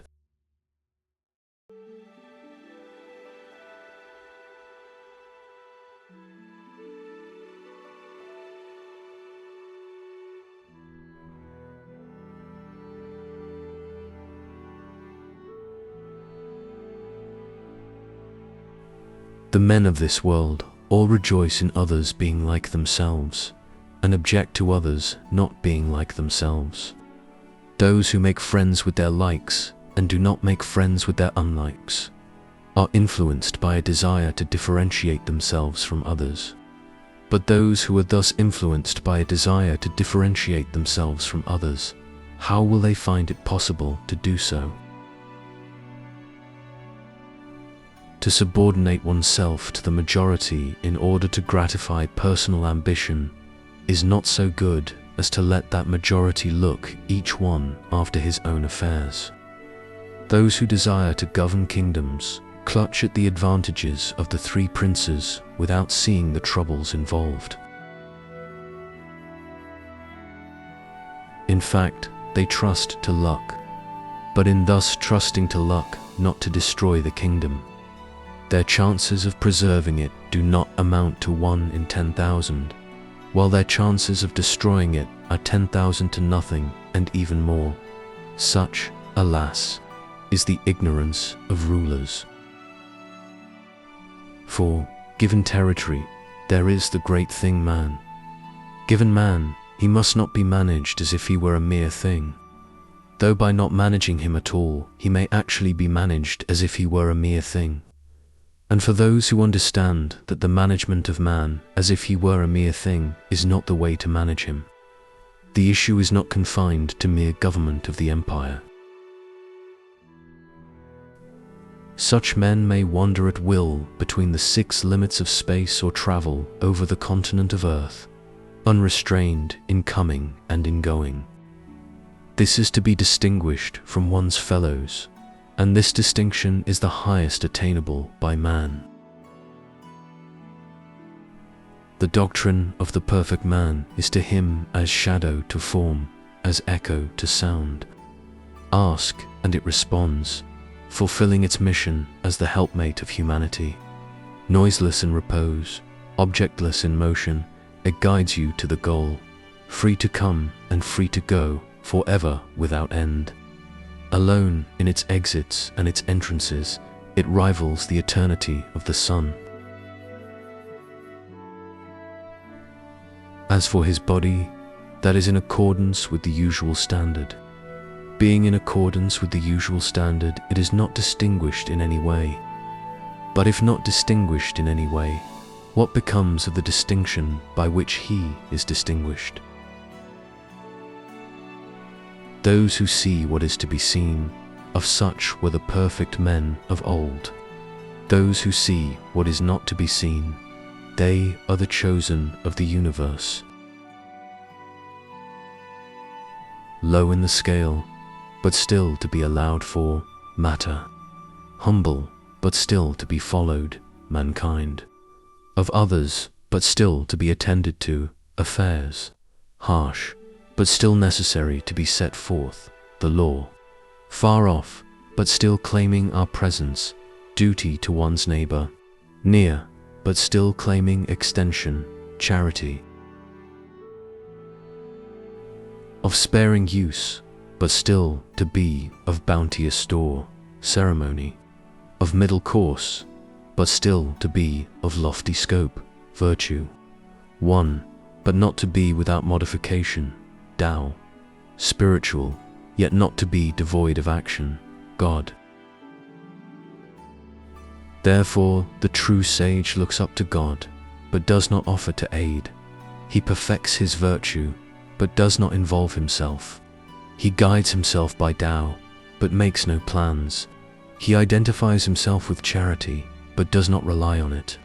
He extends to duty towards his neighbor, but does not store it up.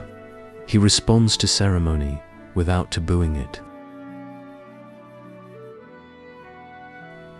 He undertakes affairs without declining them. He metes out law without confusion. He relies on his fellow men and does not make light of them. He accommodates himself to matter and does not ignore it. While there should be no action, there should be also no inaction. He who is not divinely enlightened will not be sublimely pure. He who has not clear apprehension of Tao will find this beyond his reach. And he who is not enlightened by Tao, alas indeed for him. What then is Tao? There is the Tao of God and the Tao of man. Inaction and compliance make the Tao of God. Action and entanglement, the Tao of man. The Tao of God is fundamental. The Tao of man is accidental. The distance which separates them is great. Let us all take heed thereto.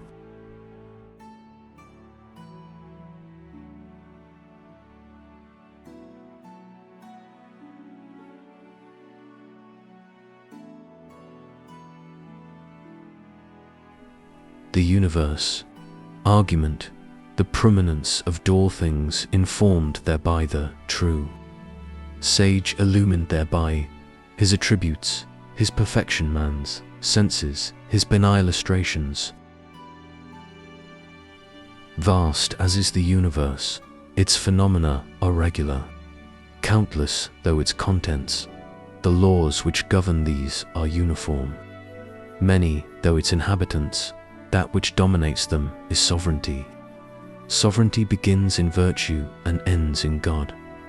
Therefore it is called divine. Of old, the empire was under the sovereignty of inaction. There was the virtue of God, nothing more. Words being in accordance with Tao, the sovereignty of the empire was correct. Delimitations being in accordance with Tao, the duties of prince and subject were clear. Abilities being in accordance with Tao, the officials of the empire governed. The point of view being always in accordance with Tao, all things responded thereto. Thus, virtue was the connecting link between God and man, while Tao spread throughout all creation. Men were controlled by outward circumstances, applying their inborn skill to the development of civilized life. This skill was bound up with the circumstances of life, and these with duty, and duty with virtue, and virtue with Tao, and Tao with God. Therefore it has been said, As for those who nourished the empire of old, having no desires for themselves, the empire was not in want. They did nothing, and all things proceeded on their course. They preserved a dignified repose, and the people rested in peace. The record says, by converging to one, all things may be accomplished. By the virtue which is without intention, even the supernatural may be subdued. The Master said, Tao covers and supports all things, so vast is its extent. Each man should prepare his heart accordingly. To act by means of inaction is God. To speak by means of inaction is virtue. To love men and care for things is charity. To recognize the unlike as the like is breadth of view. To make no distinctions is liberal. To possess variety is wealth. And so, to hold fast to virtue is strength. To complete virtue is establishment. To follow Tao is to be prepared. And not to run counter to the natural bias of things is to be perfect. He who fully realizes these 10 points by storing them within enlarges his heart, and with this enlargement brings all creation to himself. Such a man will bury gold on the hillside and cast pearls into the sea. He will not struggle for wealth, nor strive for fame. He will not rejoice at old age, nor grieve over early death. He will find no pleasure in success, no chagrin in failure. He will not account a throne as his own private gain, nor the empire of the world as glory personal to himself. His glory is to know that all things are one, and that life and death are but phases of the same existence. The Master said, how profound in its repose, how infinite in its purity is Tao. If metal and stone were without Tao, they would not be capable of emitting sound. And just as they possess the property of sound but will not emit sound unless struck, so surely is the same principle applicable to all creation.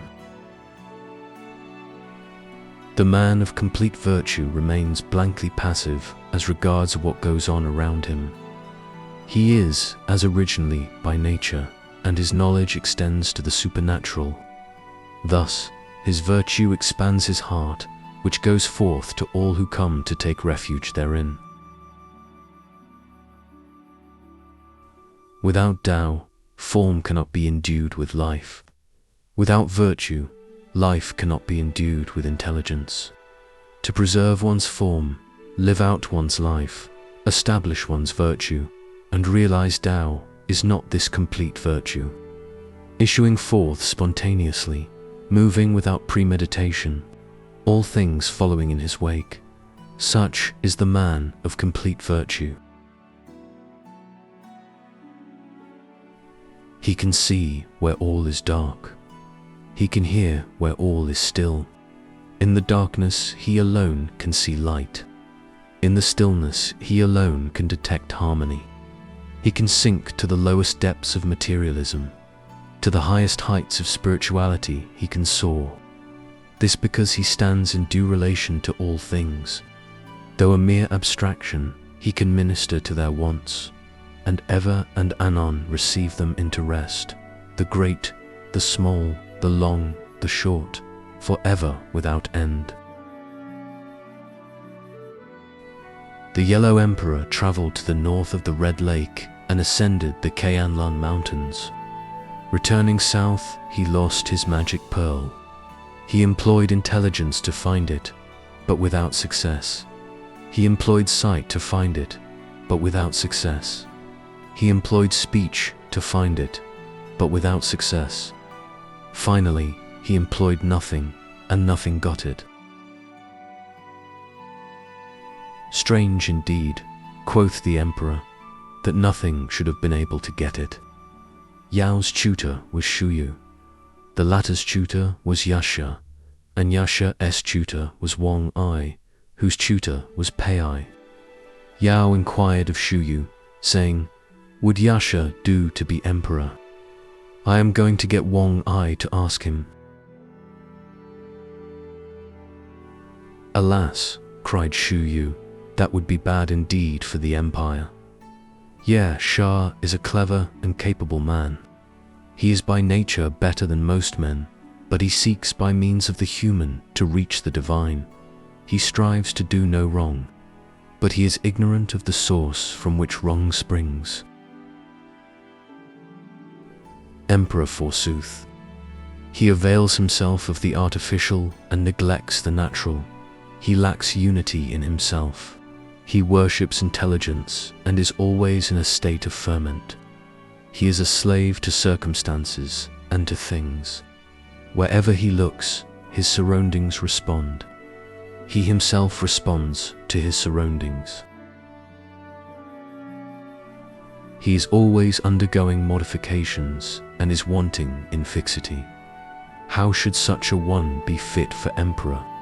Still, every clan has its elder. He may be leader of a clan, but not a leader of leaders. A captain who has been successful in suppressing rebellion. As minister is a bane, as sovereign a thief. Yao went to visit Hua. The border warden of Hua said, "Ha! A sage, my best respects to you, sir. I wish you a long life." "Don't," replied Yao. "I wish you plenty of money," continued the border warden. "Don't," replied Yao. "And many sons," added he. "Don't," replied Yao. "Long life, plenty of money, and many sons," cried the warden. "These are what all men desire. How is it you alone do not want them?" "Many sons," answered Yao, "are many anxieties. Plenty of money means plenty of trouble. Long life involves much that is not pleasant to put up with. These three gifts do not advance virtue. Therefore I declined them. At first I took you for a sage," said the warden, "but now I find you are a mere man. God, in sending man into the world, gives to each his proper function. If you have many sons and give to each his proper function, what cause have you for anxiety? And similarly, if you have wealth and allow others to share it, what troubles will you have? The true sage dwells like the quail and feeds like a fledgling. He travels like the bird, leaving no trace behind. If there be Tao in the empire, he and all things are in harmony. If there be not Tao, he cultivates virtue in retirement.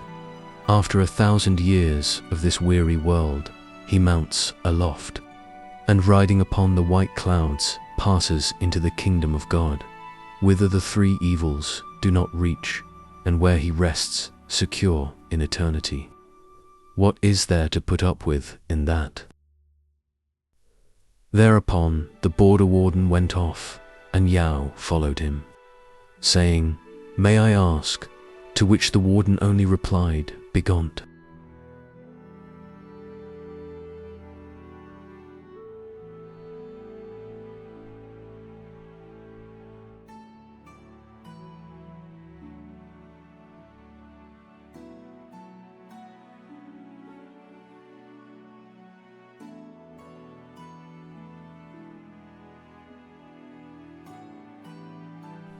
When Yao was emperor, Po Shang Zukao was one of his vassals.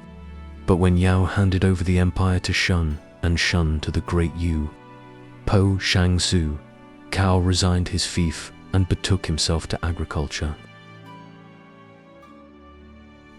The great Yu, going to visit him, found him working in the fields, whereupon he approached humbly, saying, "When Yao was emperor, you, sir, were a vassal. But when Yao handed over the empire to Shun, and Shun to me, you resigned your fief and betook yourself to agriculture. May I inquire the reason of this?" "When Yao ruled the empire," said Tizi Cao, The people exerted themselves without reward and behaved themselves without punishment. But now you reward and punish them, and yet they are not good. From this point, virtue will decline, the reign of force will begin, and the troubles of after ages will date their rise. Away with you, do not interrupt my work. And he quietly went on ploughing as before. At the beginning of the beginning, even nothing did not exist. Then came the period of the nameless. When one came into existence, there was one, but it was formless. When things got that by which they came into existence, it was called their virtue. That which was formless, but divided, though without interstice, was called destiny. Then came the movement which gave life, and things produced in accordance with the principles of life had what is called form. When form encloses the spiritual part, each with its own characteristics, that is, its nature. By cultivating this nature, we are carried back to virtue, and if this is perfected, we become as all things were in the beginning. We become unconditioned, and the unconditioned is great. As birds join their beaks in chirping, and beaks to chirp must be joined. To be thus joined with the universe without being more conscious of it than an idiot. This is divine virtue. This is accordance with the eternal fitness of things.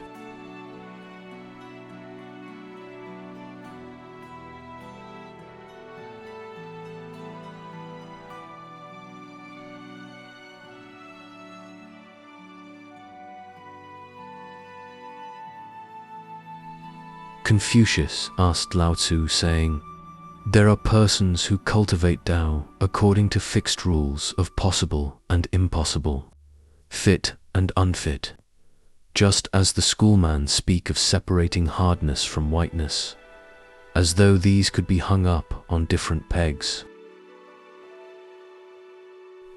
Could such persons be termed sages? That," replied Lao Tzu, "is but the skill of the handicraftsman, wearing out body and soul alike. The powers of the hunting dog involve it in trouble. The cleverness of the monkey brings it down from the mountain. Chu, what I mean you cannot understand, neither can you put it into words. Those who have a head and feet, but no mind nor ears, are many. Those who have a body without a body or appearance of one, and yet there they are none. Movement and rest, life and death, rise and fall are not at the beck and call of man. Cultivation of self is in his own hands. To be unconscious of objective existences and of God, this is to be unconscious of one's own personality. And he who is unconscious of his own personality combines in himself the human and the divine.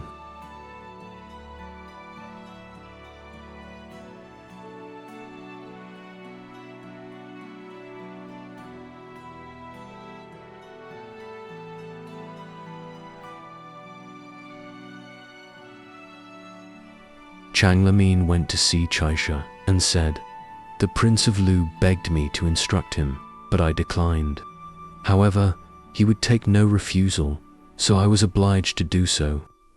I don't know if I was correct in my doctrine or not. Please note what I said.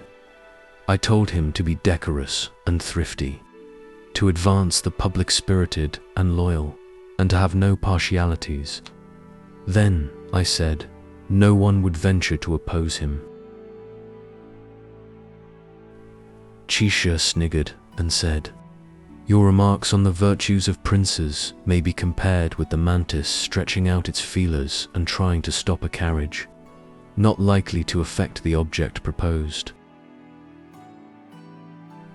Besides, he would be placing himself in the position of a man who builds a lofty tower and makes a display of his valuables where all his neighbors will come and gaze at them. Alas, I fear I am but a fool," replied Chang Lamin. Nevertheless, I should be glad to be instructed by you in the proper course to pursue. The government of the perfect sage, explained Shisha, consists in influencing the hearts of the people so as to cause them to complete their education, to reform their manners, to subdue the rebel mind, and to exert themselves, one and all, for the common good. This influence operates in accordance with the natural disposition of the people, who are thus unconscious of its operation. He who can so act has no need to humble himself before the teachings of Yao and Shun. He makes the desires of the people coincident with virtue, and their hearts rest therein. When Sukung went south to the Chu state, on his way back to the Chin state, he passed through Hunyun. There he saw an old man engaged in making a ditch to connect his vegetable garden with a well. He had a pitcher in his hand, with which he was bringing up water and pouring it into the ditch. Great labor with very little result. If you had a machine here, cried Sukong, in a day you could irrigate 100 times your present area. The labor required is trifling as compared with the work done. Would you not like to have one? What is it? Asked the gardener. It is a contrivance made of wood, replied Sukong, heavy behind and light in front. It draws up water as you do with your hands, but in a constantly overflowing stream. It is called a well sweep. Thereupon the gardener flushed up and said, I have heard from my teacher that those who have cunning implements are cunning in their dealings, and that those who are cunning in their dealings have cunning in their hearts, and that those who have cunning in their hearts cannot be pure and incorrupt, and that those who are not pure and incorrupt are restless in spirit, and that those who are restless in spirit are not fit vehicles for Tao. It is not that I do not know of these things. I should be ashamed to use them. At this Dizu, Kung was much abashed and said nothing. Then the gardener asked him who he was, to which Dizu Kung replied that he was a disciple of Confucius. Are you not one who extends his learning with a view to being a sage, who talks big in order to put himself above the rest of mankind, who plays in a key to which no one can sing so as to spread his reputation abroad? Rather become unconscious of self and shake off the trammels of the flesh, and you will be near. But if you cannot govern your own self, what leisure have you for governing the empire? Begone, do not interrupt my work. Dizu Kung changed color and slunk away, being not at all pleased with this rebuff. And it was not before he had traveled some 30 li that he recovered his usual appearance. What did the man we met do, asked a disciple, that you should change color and not recover for such a long time? I used to think there was only one man in all the world, replied Tsu Kung. I did not know that there was also this man. I have heard the master say that the test of a scheme is its practicability, and that success must be certain. The minimum of effort with the maximum of success, such is the way of the sage. Not so this manner of man. Aiming at Tao, he perfects his virtue. By perfecting his virtue, he perfects his body, and by perfecting his body, he perfects his spiritual part. And the perfection of the spiritual part is the Tao of the sage. Coming into life, he is as one of the people, knowing not whither he is bound. How complete is his purity! Success, profit, skill, these have no place in his heart. Such a man, if he does not will it, he does not stir. If he does not wish it, he does not act. If all the world praises him, he does not heed. If all the world blames him, he does not repine. The praise and the blame of the world neither advantage him nor otherwise. He may be called a man of perfect virtue. As for me, I am but a mere creature of impulse. So he went back to Lu to tell Confucius. But Confucius said, "The fellow pretends to a knowledge of the science of the anti-mundane. He knows something, but not much. His government is of the internal, not of the external." What is there wonderful in a man, by clearness of intelligence becoming pure, by inaction reverting to his original integrity, and with his nature and his spiritual part wrapped up in a body, passing through this common world of ours? Besides, to you and to me, the science of the anti-mundane is not worth knowing.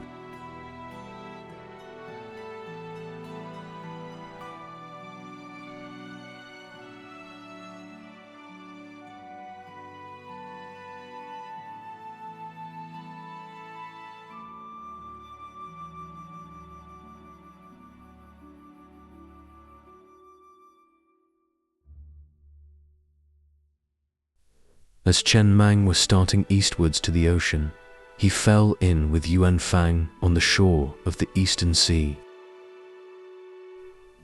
"Whither bound?" cried the latter. "I am going to the ocean," replied Chen Mang. "What are you going to do there?" asked Yuan Fang. "The ocean," said Chen Mang, "is a thing you cannot fill by pouring in, nor empty by taking out. I am simply on a trip." "But surely you have intentions with regard to the straight-browed people. Come, tell me how the sage governs."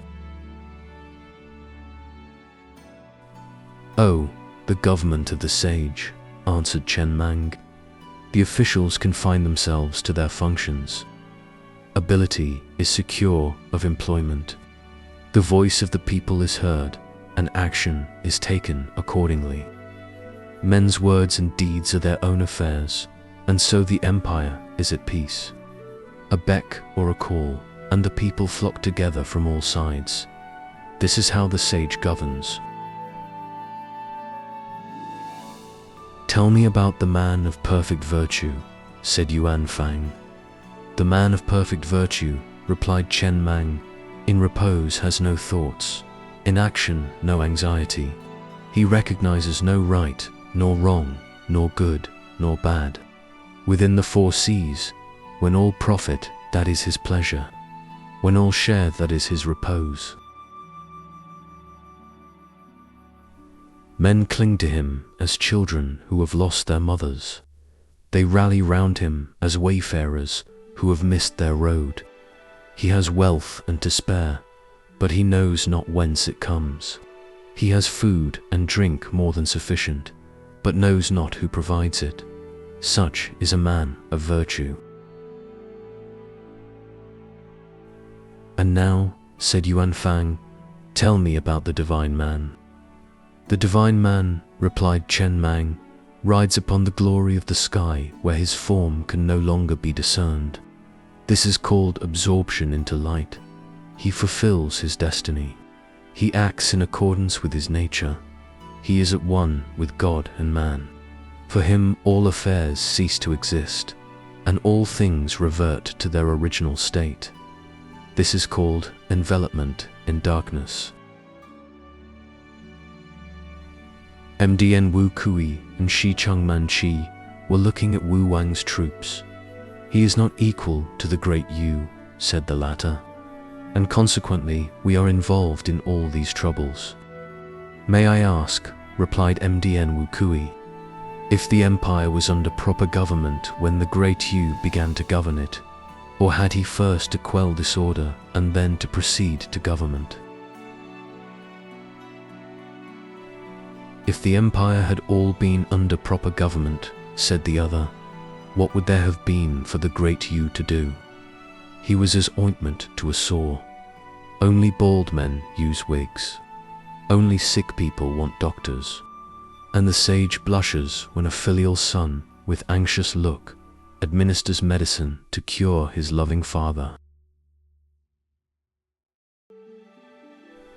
In the Golden Age, good men were not appreciated. Ability was not conspicuous.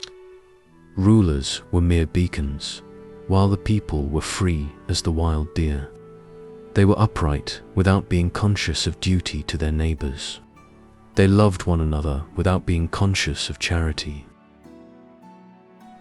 They were true without being conscious of loyalty.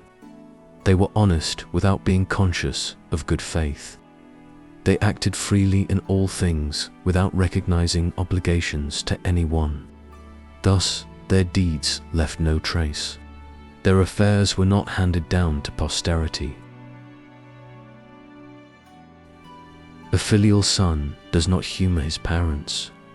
A loyal minister does not flatter his prince. This is the acme of filial piety and loyalty: to assent to whatever a parent or a prince says, and to praise whatever a parent or a prince does.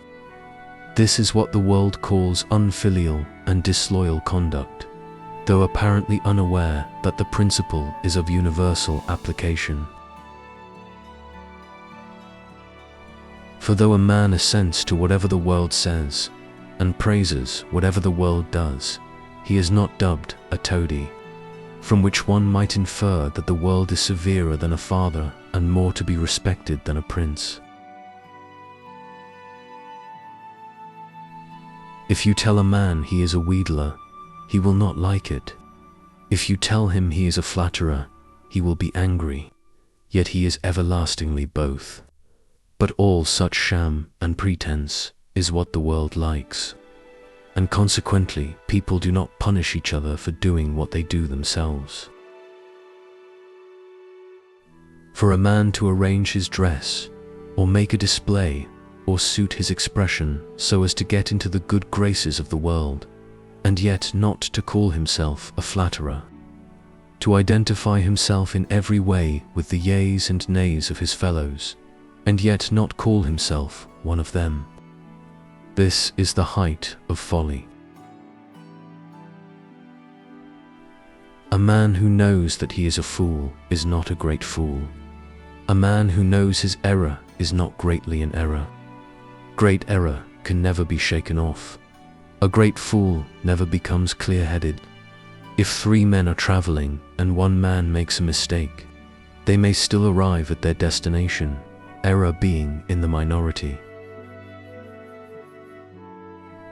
But if 2 of them make a mistake, then they will not succeed, error being in the majority. And now, as all the world is in error, I, though I know the true path, am, alas, unable to guide. Grand music does not appeal to vulgar ears. Give them the Chaoyang or the Huangho, and they will roar with laughter. And likewise, great truths do not take hold of the hearts of the masses, and great truths, not finding utterance, commonplaces carry the day. 2 earthen instruments will drown the sound of 1 metal one, and the result will not be melodious. And now, as all the world is in error, I, though I know the true path, how shall I guide? If I know that I cannot succeed and yet try to force success, this would be but another source of error. Better than to desist and strive no more. But if I strive not, who will? An ugly man who has a son born to him in the middle of the night will hurry up with a light, in dread lest the child should be like himself. An old tree is cut down to make sacrificial vessels, which are then ornamented with color. The stump remains in a ditch. The sacrificial vessels and the stump in the ditch are very differently treated as regards honor and dishonor. Equally, as far as destruction of the wood's original nature is concerned. Similarly, the acts of Robber Cha and of Sang and Shi are very different, but the loss of original nature is in each case the same. The causes of this loss are 5 in number, viz. The 5 colors confuse the eye, and the eyes fail to see clearly. The 5 sounds confuse the ear, and the ear fails to hear accurately. The 5 scents confuse the nose and obstruct the sense of smell. The 5 tastes cloy the palate and vitiate the sense of taste. Finally, likes and dislikes cloud the understanding and cause dispersion of the original nature. These 5 are the banes of life, yet Yang and me regarded them as the summum bonum. They are not my summum bonum, for if men who are thus fettered can be said to have attained the summum bonum, then pigeons and owls in a cage may also be said to have attained the summum bonum. Besides, to stuff one's inside with likes and dislikes and sounds and colors, to encompass one's outside with fur caps, feather hats, the carrying of tablets, or girding of sashes full of rubbish inside, while swathed in magnificence, without hand still to talk of having attained the summum bonum. Then the prisoner, with arms tied behind him and fingers in the squeezer, the tiger or the leopard which has just been put in a cage, may justly consider that they too have attained the summum bonum.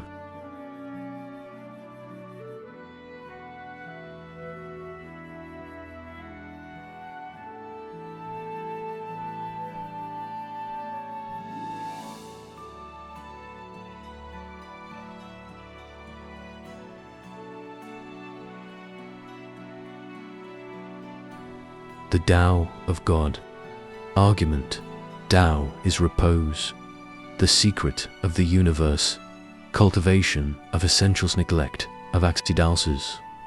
The sequence of Tao, spontaneity of true virtue Tao, is unconditioned Tao, cannot be conveyed. The Tao of God operates ceaselessly, and all things are produced. The Tao of the sovereign operates ceaselessly, and the empire rallies around him. The Tao of the sage operates ceaselessly, and all within the limit of surrounding ocean acknowledge his sway.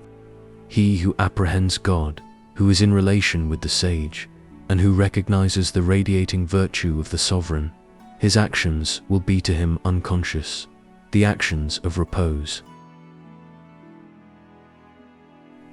The repose of the sage is not what the world calls repose. His repose is the result of his mental attitude. All creation could not disturb his equilibrium, hence his repose. When water is still, it is like a mirror, reflecting the beard and the eyebrows. It gives the accuracy of the water level, and the philosopher makes it his model. And if water thus derives lucidity from stillness, how much more the faculties of the mind? The mind of the sage, being in repose, becomes the mirror of the universe, the speculum of all creation. Repose, tranquility, stillness, inaction, these were the levels of the universe, the ultimate perfection of Tao. Therefore wise rulers and sages rest therein. Resting therein, they reach the unconditioned, from which springs the conditioned, and with the conditioned comes order. Again, from the unconditioned comes repose, and from repose comes movement, and from movement comes attainment. Further, from repose comes inaction, and from inaction comes potentiality of action. And inaction is happiness, and where there is happiness, no cares can abide, and life is long. Repose, tranquility, stillness, inaction, these were the source of all things. Due perception of this was the secret of Yao's success as a ruler, and of Shun's success as his minister. Due perception of this constitutes the virtue of sovereigns on the throne, the Tao of the inspired sage, and of the uncrowned king below. Keep to this in retirement, and the lettered denizens of sea and dale will recognize your power. Keep to this when coming forward to pacify a troubled world. And your merit shall be great, and your name illustrious, and the empire united into one. In your repose you will be wise, in your movements powerful. By inaction you will gain honor, and by confining yourself to the pure and simple, you will hinder the whole world from struggling with you for show. To fully apprehend the scheme of the universe, this is called the great secret of being in accord with God, whereby the empire is so administered that the result is accord with man. To be in accord with man is human happiness. To be in accord with God is the happiness of God.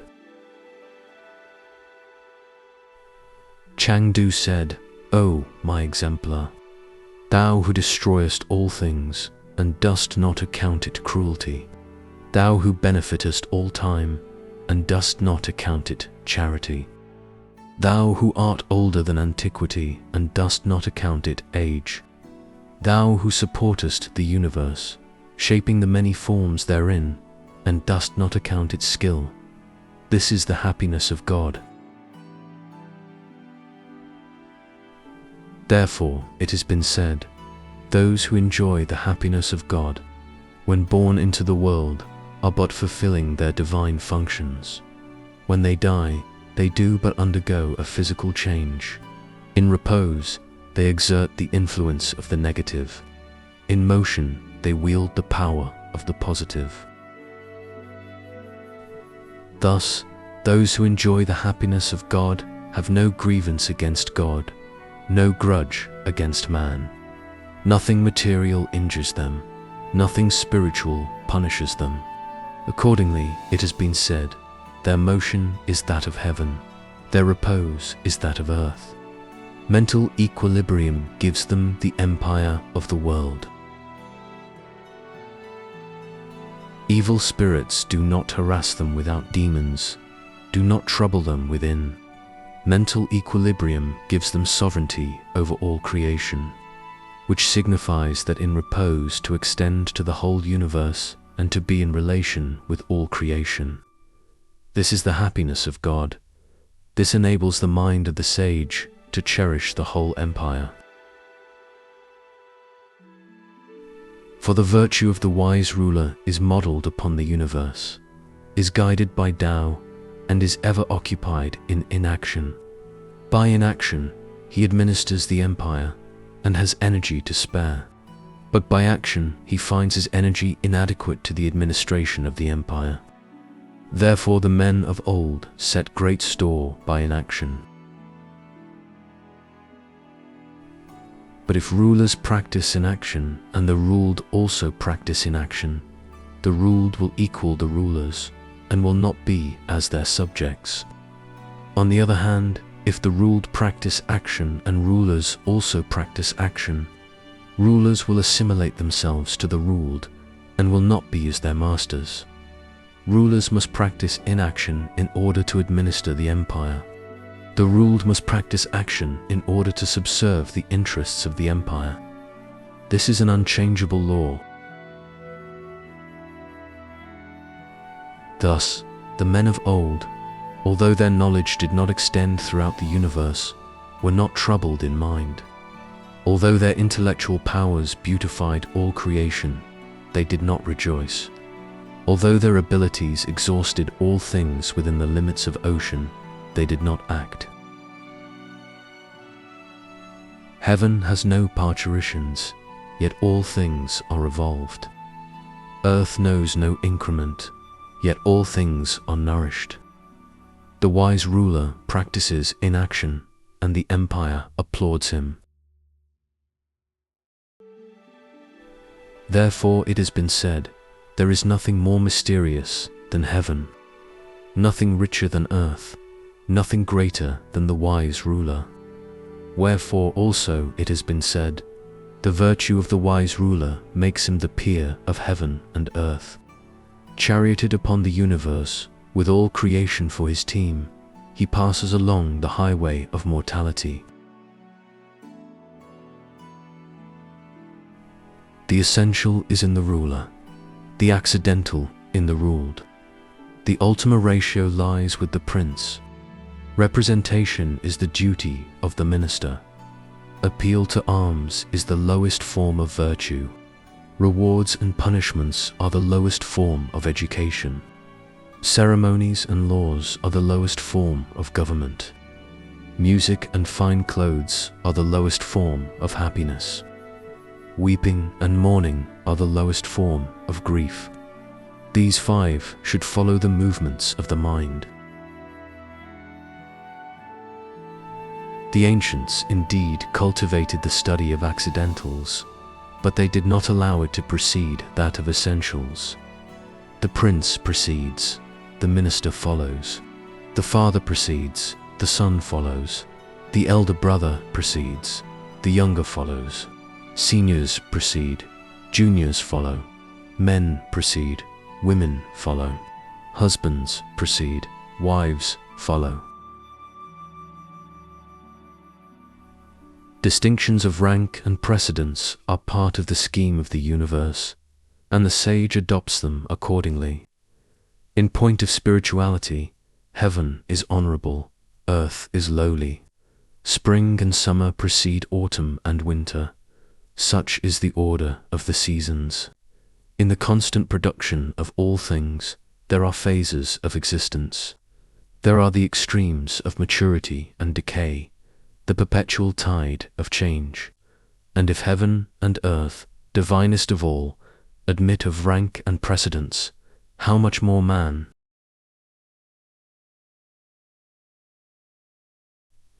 In the ancestral temple, parents rank before all. At court, the most honorable. In the village, the elders. In matters to be accomplished, the most trustworthy. Such is the order which appertains to Tao.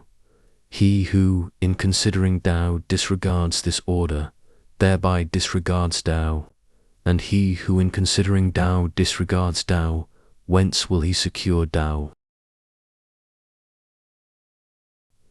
Therefore, those of old who apprehended Tao, first apprehended God. Tao came next, and then charity and duty to one's neighbor, and then the functions of public life, and then forms and names, and then employment according to capacity, and then distinctions of good and bad, and then discrimination between right and wrong, and then rewards and punishments. Thus, wise men and fools met with their dues. The exalted and the humble occupied their proper places, and the virtuous and the worthless being each guided by their own natural instincts. It was necessary to distinguish capabilities and to adopt a corresponding nomenclature in order to serve the ruler, nourish the ruled, administer things generally, and elevate self. Where knowledge and plans are of no avail, one must fall back upon the natural. This is perfect peace, the acme of good government. Therefore, it has been written, wherever there is form, there is also its name. Forms and names indeed the ancients had, but did not give precedence to them. Thus, those of old who considered Tao passed through 5 phases before forms and names were reached, and 9 before rewards and punishments could be discussed. To rise per saltum, to forms and names, is to be ignorant of their source. To rise per saltum to rewards and punishments is to be ignorant of their beginning. Those who invert the process of discussing Tao, arguing in a directly contrary sense, are rather to be governed by others than able to govern others themselves. To rise per saltum to forms and names and rewards and punishments, this is to understand the instrumental part of government. but not to understand the great principle of government. This is to be of use in the administration of the empire, but not to be able to administer the empire. This is to be a sciolist, a man of narrow views. Ceremonies and laws were indeed cultivated by the ancients, but they were employed in the service of the rulers by the ruled. Rulers did not employ them as a means of nourishing the ruled. Of old, Shun asked Yao, saying, "How does your majesty employ your faculties?" "I am not arrogant towards the defenseless," replied Yao. "I do not neglect the poor. I grieve for those who die. I pity the orphan. I sympathize with the widow. Beyond this, nothing." "Good indeed," cried Shun, "but yet not great." "How so?" inquired Yao. "Be passive," said Shun, "like the virtue of God. The sun and moon shine. The 4 seasons revolve. Day and night alternate. Clouds come and rain falls." "Alas," cried Yao, "what a muddle I have been making. You are in accord with God. I am in accord with man. Of old, heaven and earth were considered great, and the Yellow Emperor and Yao and Shun all thought them perfection. Consequently, what did those do who ruled the empire of old? They did what heaven and earth do, no more."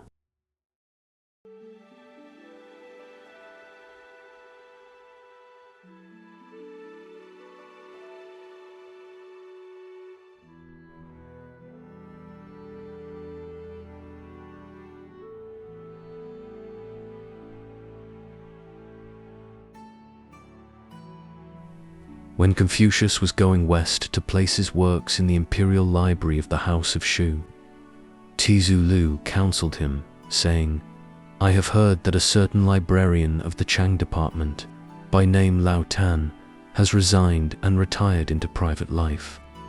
Now, as you, sir, wish to deposit your works, it would be advisable to go and interview him."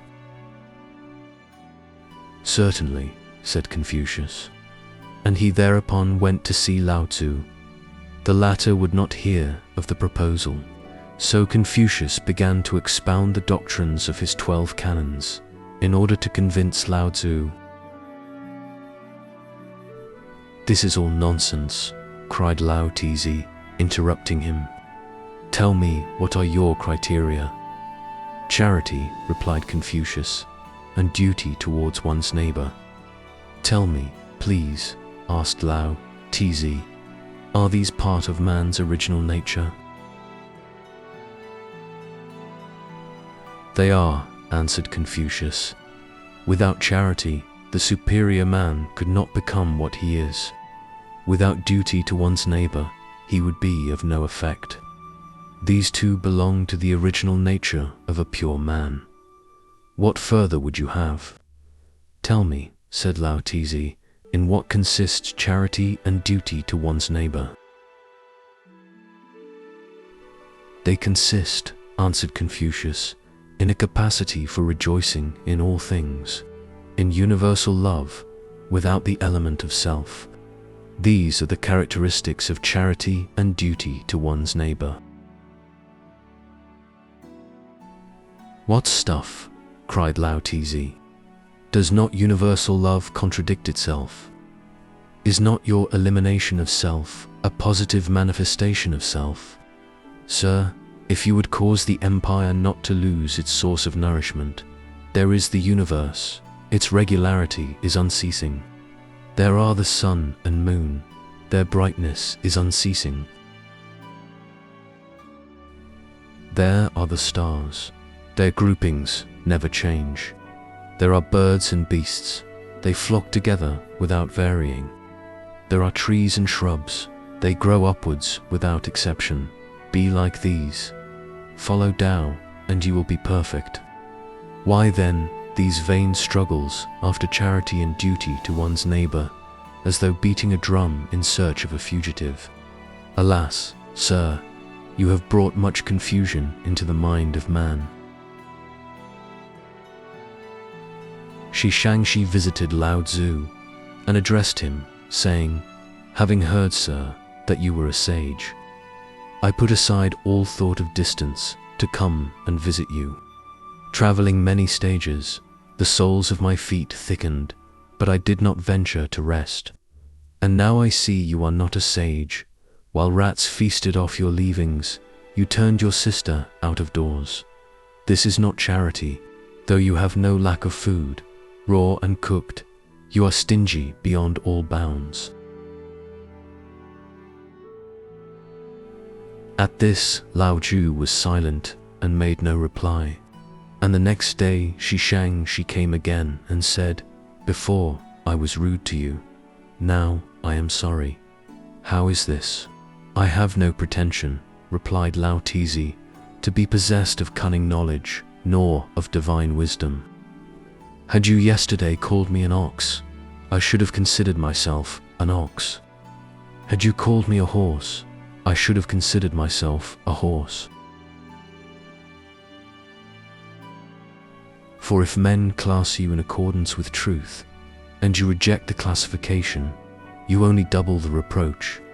My humility is natural humility. It is not humility for humility's sake." She moved respectfully away.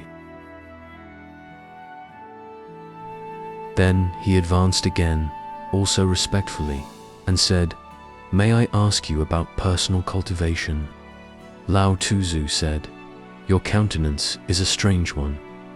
Your eyes protrude, your jaws are heavy, your lips are parted, your demeanor is self-satisfied. You look like a man on a tethered horse. You are too confident, you are too hasty, you think too much of your own powers. Such men are not trusted. Those who are found on the wrong side of a boundary line are called thieves."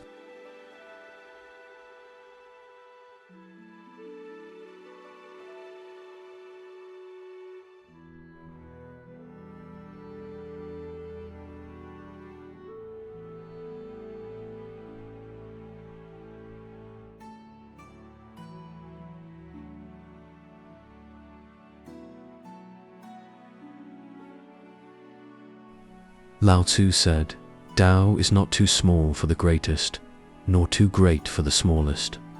Thus all things are embosomed therein. Wide indeed its boundless capacity, unfathomable its depth. Form and virtue and charity and duty to one's neighbor, these are the accidentals of the spiritual. Except he be a perfect man, who shall determine their place. The world of the perfect man is not that vast, and yet it is not able to involve him in trouble. All struggle for power, but he does not join. Though discovering nothing false, he is not tempted astray. In spite of the utmost genuineness, he still confines himself to essentials. He thus places himself outside the universe, beyond all creation, where his soul is free from care. Apprehending Tao, he is in accord with virtue. He leaves charity and duty to one's neighbor alone. He treats ceremonies and music as adventitious, and so the mind of the perfect man is at peace. Books are what the world values as representing Tao, but books are only words, and the valuable part of words is the thought therein contained. That thought has a certain bias which cannot be conveyed in words, yet the world values words as being the essence of books. But though the world values them, they are not of value, as that sense in which the world values them is not the sense in which they are valuable. That which can be seen with the eye is form and color. That which can be heard with the ear is sound and noise. But alas, the people of this generation think that form and color and sound and noise are means by which they can come to understand the essence of Tao. This is not so. And as those who know do not speak, while those who speak do not know, whence should the world derive its knowledge? Duke Wan was one day reading in his hall when a wheelwright who was working below flung down his hammer and chisel and, mounting the steps, said, "What words may your highness be studying?" "I am studying the words of the sages," replied the Duke. "Are the sages alive?" asked the wheelwright. "No," answered the Duke, "they are dead." "Then the words your highness is studying," rejoined the wheelwright, "are only the dregs of the ancients." "What do you mean, Sirrah?" cried the Duke, "by interfering with what I read? Explain yourself, or you shall die." "Let me take an illustration," said the wheelwright, "from my own trade. In making a wheel, if you work too slowly, you can't make it firm. If you work too fast, the spokes won't fit in. You must go neither too slowly nor too fast. There must be coordination of mind and hand. Words cannot explain what it is, but there is some mysterious art herein. I cannot teach it to my son, nor can he learn it from me. Consequently, though 70 years of age, I am still making wheels in my old age.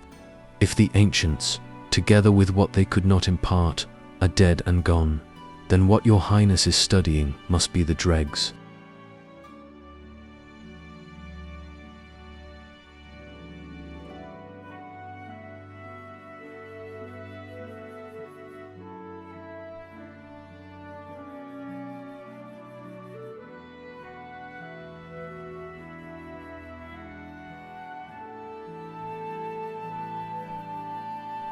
The circling sky, argument, the ultimate cause integrity of Tao music and Tao failure, of Confucianism, Confucius and Lao. Tao's Confucius attains to Tao illustrations. The sky turns round, the earth stands still. Sun and moon pursue one another. Who causes this? Who directs this? Who has leisure enough to see that such movements continue? Some think there is a mechanical arrangement which makes these bodies move as they do. Others think that they revolve without being able to stop. The clouds cause rain, rain causes clouds. Whose kindly bounty is this? Who has leisure enough to see that such result is achieved? Wind comes from the north. It blows now east, now west, and now it whirls aloft. Who puffs it forth? Who has leisure enough to be flapping it this way or that? I should like to know the cause of all this. Wu Hunchao said, "Come here, and I will tell you. Above there are the 6 influences and the 5 virtues. If a ruler keeps in harmony with these, his rule is good. If not, it is bad. By following the 9 chapters of the Low Book, his rule will be a success and his virtue complete.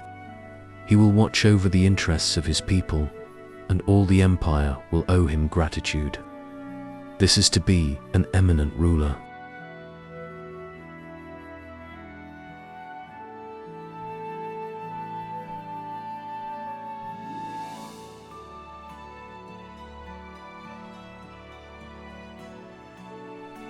Temps, a high official of Sung, asked Chuang Tzu about charity. Chuang Tzu said, "Tigers and wolves have it." "How so?" asked Teng. "The natural love between parents and offspring," replied Chuang Tzu. "Is not that charity?" Tang then inquired about perfect charity. "Perfect charity," said Chuang Tzu, "does not admit of love for the individual."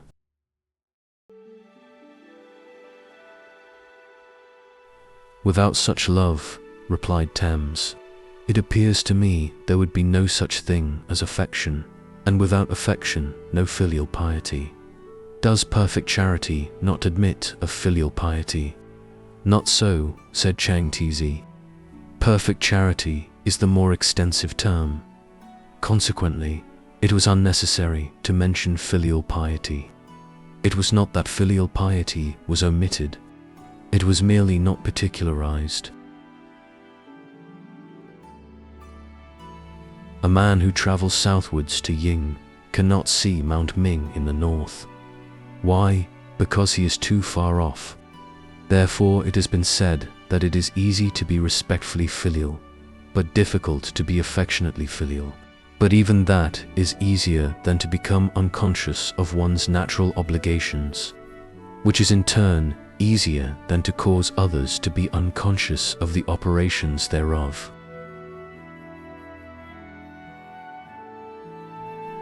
Similarly, this is easier than to become altogether unconscious of the world, which again is easier than to cause the world to be unconscious of one's influence upon it.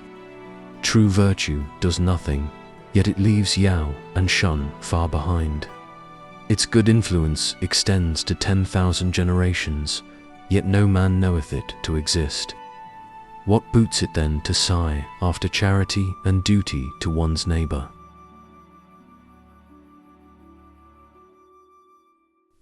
Filial piety, fraternal love, charity, duty to one's neighbor, loyalty, truth, chastity, and honesty. These are all studied efforts designed to aid the development of virtue. They are only parts of a whole. Therefore, it has been said, perfect honor includes all the honor a country can give. Perfect wealth includes all the wealth a country can give. Perfect ambition includes all the reputation one can desire.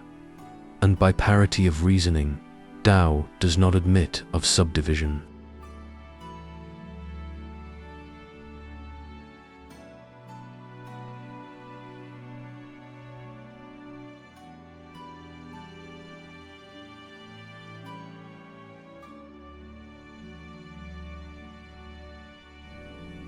Pei Md and Shang said to the Yellow Emperor, "When your Majesty played the Honshi in the wilds of Tungting, the first time I heard it, I was afraid. The second time, I was amazed. And the last time, I was confused, speechless, overwhelmed." "You are not far from the truth," replied the Yellow Emperor. "I played as a man, drawing inspiration from God. The execution was punctilious, the expression sublime. Perfect music first shapes itself according to a human standard. Then it follows the lines of the divine. Then it proceeds in harmony with the 5 virtues. Then it passes into spontaneity. The 4 seasons are then blended, and all creation is brought into accord. As the seasons come forth in turn, so are all things produced. Now fullness, now decay, now soft and loud in turn, now clear, now muffled, the harmony of yin and yang. Like a flash was the sound which roused you as the insect world is roused, followed by a thundering peal, without end and without beginning, now dying, now living, now sinking, now rising, on and on without a moment's break. And so you were afraid. When I played again, it was the harmony of the yin and yang, lighted by the glory of sun and moon. Now broken, now prolonged, now gentle, now severe, in one unbroken, unfathomable volume of sound. Filling valley and gorge, stopping the ears and dominating the senses. Adapting itself to the capacities of things, the sound world around on all sides, with shrill note and clear of spirits of darkness kept to their domain. Sun, moon, and stars pursued their appointed course. When the melody was exhausted, I stopped. If the melody did not stop, I went on. You would have sympathized, but you could not understand. You would have looked, but you could not see. You would have pursued, but you could not overtake. You stood dazed in the middle of the wilderness, leaning against a tree and crooning, your eye conscious of exhausted vision, your strength failing for the pursuit, and so unable to overtake me. Your frame was but an empty shell. You were completely at a loss, and so you were amazed. Then I played in sounds which produced no amazement, the melodious law of spontaneity springing forth like nature's countless buds, in manifold but formless joy, as though poured forth to the dregs, in deep but soundless bass. Beginning nowhere, the melody rested in void. Some would say dead, others alive, others real, others ornamental, as it scattered itself on all sides in never-to-be-anticipated chords.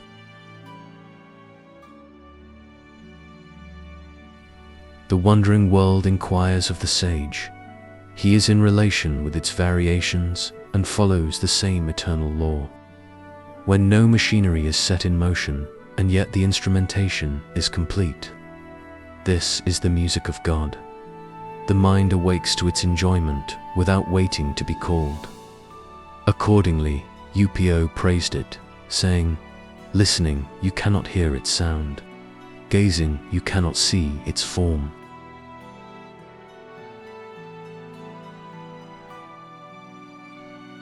It fills heaven and earth. It embraces the 6 cardinal points.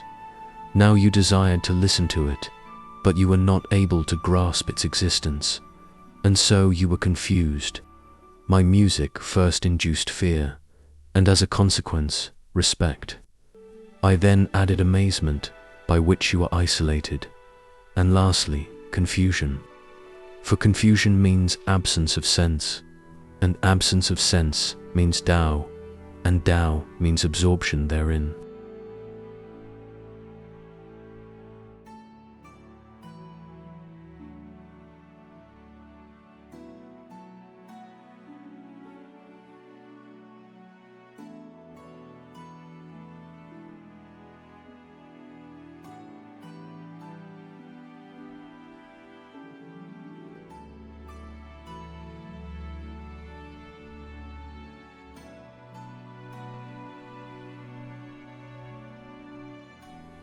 When Confucius traveled west to the Wei state, Yen Yuan asked Shi Qin, saying, "What think you of my master?" "Alas," replied Shi Qin, "he is not a success." "How so?" inquired Yen Yuan. "Before the straw dog has been offered in sacrifice," replied Shi Qin. "It is kept in a box, wrapped up in an embroidered cloth, and the augur fasts before using it. But when it has once been offered up, passers-by trample over its body, and fuel gatherers pick it up for burning. Then, if anyone should take it, and again putting it in a box and wrapping it up in an embroidered cloth, watch and sleep alongside, he would not only dream, but have nightmare into the bargain. Now your master has been thus treating the ancients, who are like the dog which has already been offered in sacrifice. He causes his disciples to watch and sleep alongside of them. Consequently, his tree has been cut down in Sung. They will have none of him in Wei. In fact, his chances among the Shangs and the Chas are exhausted. Is not this the dream? And then to be surrounded by the Shans and the Ses, 7 days without food, death staring him in the face. Is not this the nightmare? For traveling by water, there is nothing like a boat. For traveling by land, there is nothing like a cart. This because a boat moves readily in water. But were you to try to push it on land, you would never succeed in making it go.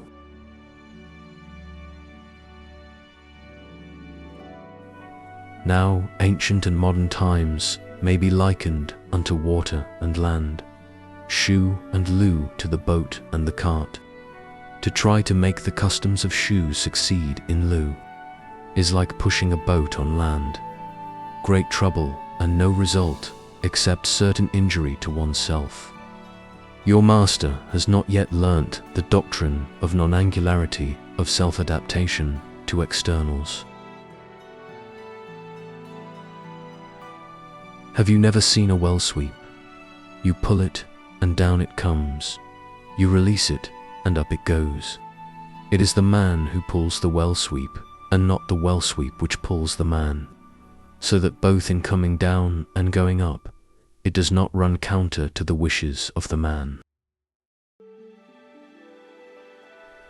And so it was that the ceremonial and obligations and laws of the 3 emperors and 5 rulers did not aim at uniformity of application, but at good government of the empire. Their ceremonial, obligations, laws, etc.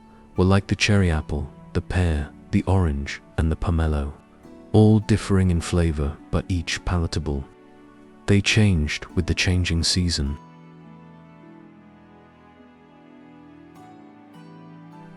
Dress up a monkey in the robes of Shukung, and it will not be happy until they are torn to shreds. And the difference between past and present is much the same as the difference between Shukung and a monkey. When she was distressed in mind, she knitted her brows.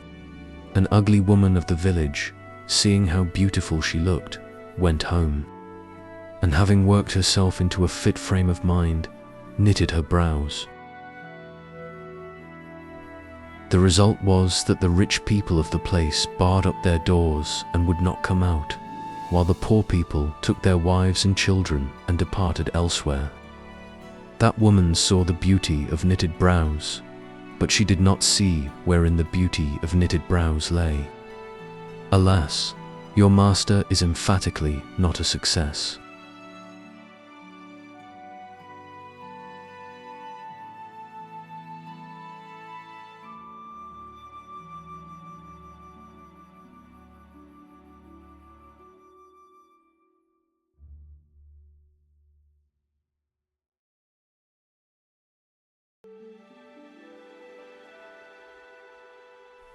Confucius had lived to the age of 51 without hearing Tao when he went south to Pi to see Lao Tzu. Lao Tzu said, "So you have come, sir, have you? I hear you are considered a wise man up north. Have you got Tao?" "Not yet," answered Confucius. "In what direction," asked Lao Tzu, "have you sought for it?"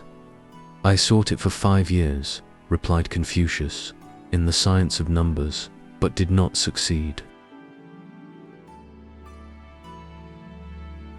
"And then," continued Lao Tzu, "then," said Confucius, "I spent 12 years seeking for it in the doctrine of the yin and yang, also without success."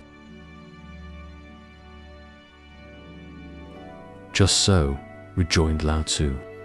"Were Tao something which could be presented, there is no man but would present it to his sovereign or to his parents. Could it be imparted or given, there is no man but would impart it to his brother or give it to his child. But this is impossible for the following reason. Unless there is a suitable endowment within, Tao will not abide. Unless there is outward correctness, Tao will not operate. The external being unfitted for the impression of the internal, the true sage does not seek to imprint. The internal being unfitted for the reception of the external, the true sage does not seek to receive. Reputation is public property. You may not appropriate it in excess. Charity and duty to one's neighbor are as caravanserais established by wise rulers of old. You may stop there one night, but not for long, or you will incur reproach. The perfect men of old took their road through charity, stopping a night with duty to their neighbor, on their way to ramble in transcendental space, feeding on the produce of non-cultivation, and establishing themselves in the domain of no obligations. They enjoyed their transcendental inaction. Their food was ready to hand, and being under no obligations to others, they did not put anyone under obligation to themselves. The ancients called this the outward visible sign of an inward and spiritual grace. Those who make wealth their all in all cannot bear loss of money. Those who make distinction their all in all cannot bear loss of fame. Those who affect power will not place authority in the hands of others. Anxious while holding, distressed if losing, yet never taking warning from the past and seeing the folly of their pursuit, such men are the accursed of God.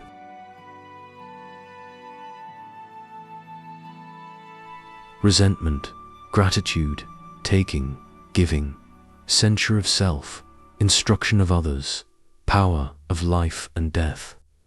These 8 are the instruments of right.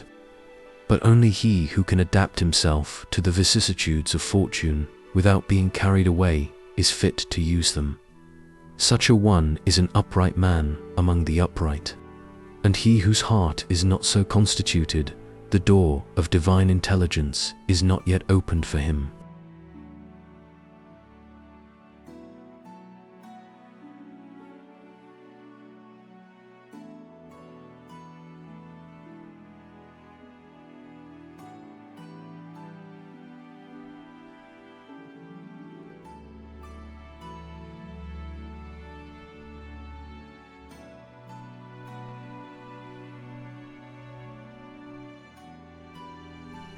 Confucius visited Lao Tzu and spoke of charity and duty to one's neighbor. Lao Tzu said, "The chaff from winnowing will blind a man's eyes, so that he cannot tell the points of the compass. Mosquitoes will keep a man awake all night with their biting. And just in the same way, this talk of charity and duty to one's neighbor drives me nearly crazy. Sir, strive to keep the world to its own original simplicity.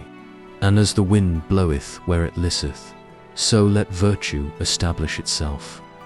Wherefore such undue energy, as though searching for a fugitive with a big drum? The snow goose is white without a daily bath. The raven is black without daily coloring itself. The original simplicity of black and of white is beyond the reach of argument.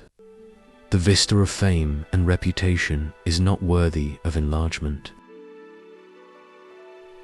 When the pond dries up and the fishes are left upon dry ground, to moisten them with the breath or to damp them with a little spittle is not to be compared with leaving them in the first instance in their native rivers and lakes." On returning from this visit to Lao Tzu, Confucius did not speak for 3 days. A disciple asked him, saying, "Master, when you saw Lao Tzu, in what direction did you admonish him?" "I saw a dragon," replied Confucius. "A dragon which by convergence showed a body, by radiation became color, and riding upon the clouds of heaven, nourished the 2 principles of creation. My mouth was agape, I could not shut it. How then do you think I was going to admonish Lao Tzu?" Upon this Tzu, Kung remarked, "Ha, then a man can sit corpse-like, manifesting his dragon power around. His thunder voice heard, though profound silence reigns, his movements like those of the universe.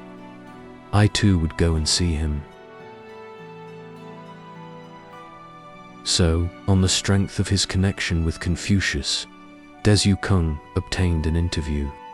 Lao Tzu received him distantly and with dignity, saying in a low voice, "I am old, sir. What injunctions may you have to give me?" "The administration of the 3 kings and of the 5 rulers," replied Tzu Kung, "was not uniform, but their reputation has been identical. How then, sir, is it that you do not regard them as sages?"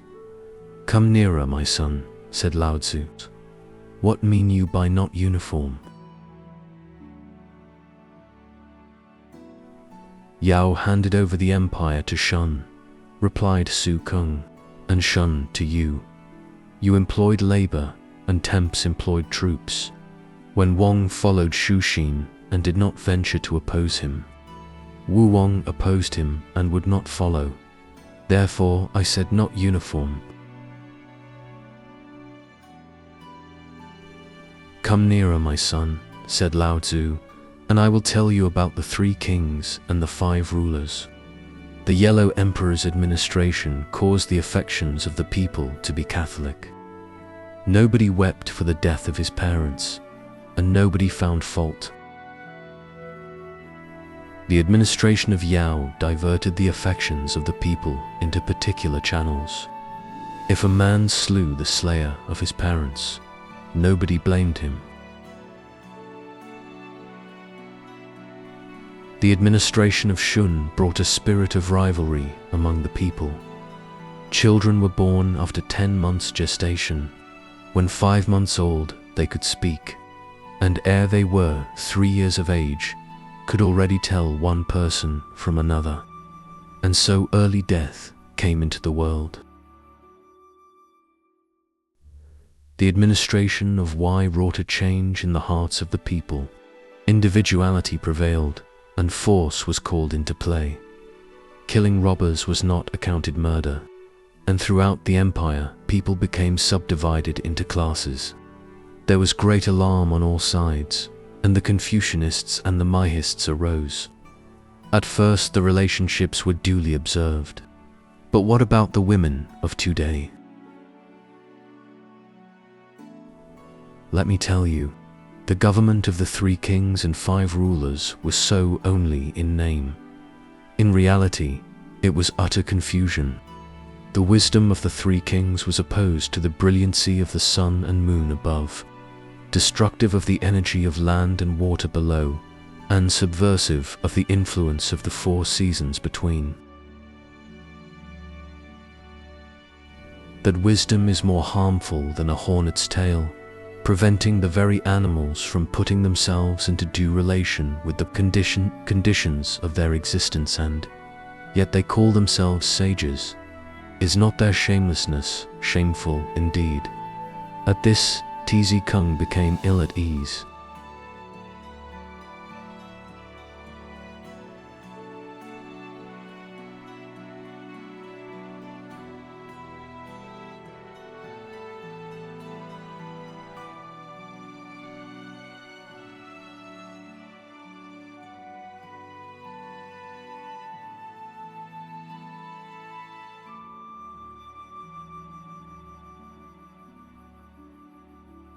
Confucius said to Lao Tzu, I arranged the 6 canons of poetry, history, rites, music, changes, and spring and autumn. I spent much time over them, and I am well acquainted with their purport. I used them in admonishing 72 rulers, by discourses on the wisdom of ancient sovereigns and illustrations from the lives of Shu and Shou. Yet not one ruler has in any way adopted my suggestions. Alas, that man should be so difficult to persuade, and wisdom so difficult to illustrate.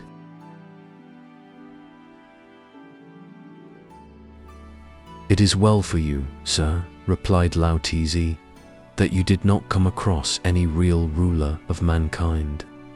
Your 6 canons are but the worn-out footprints of ancient sages. And what are footprints? Why, the words you now utter are, as it were, footprints. Footprints are made by the shoe. They are not the shoe itself. Fishhawks gaze at each other with motionless eyes, and their young are produced.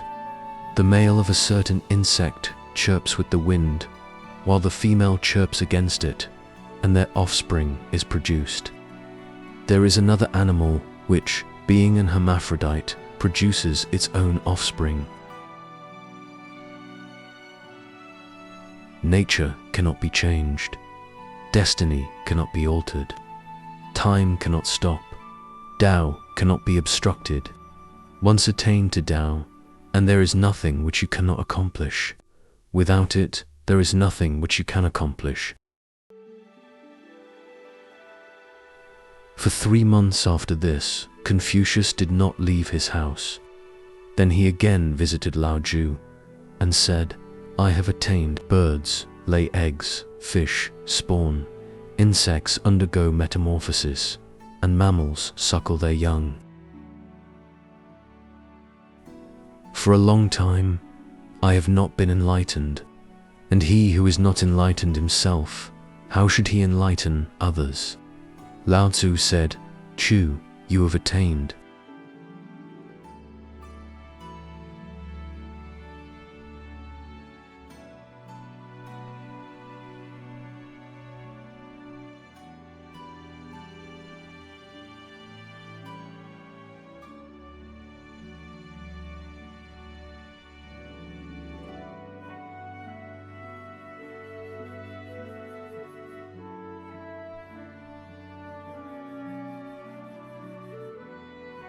Self-conceit argument would be sages the vanity of effort method, of the true sage passivity, the Ketha, soul and mortality, reabsorption into the immortal.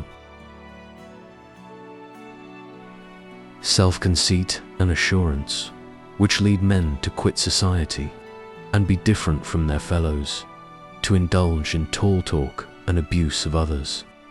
These are nothing more than personal overestimation. The affectation of recluses and those who have done with the world and have closed their hearts to mundane influences.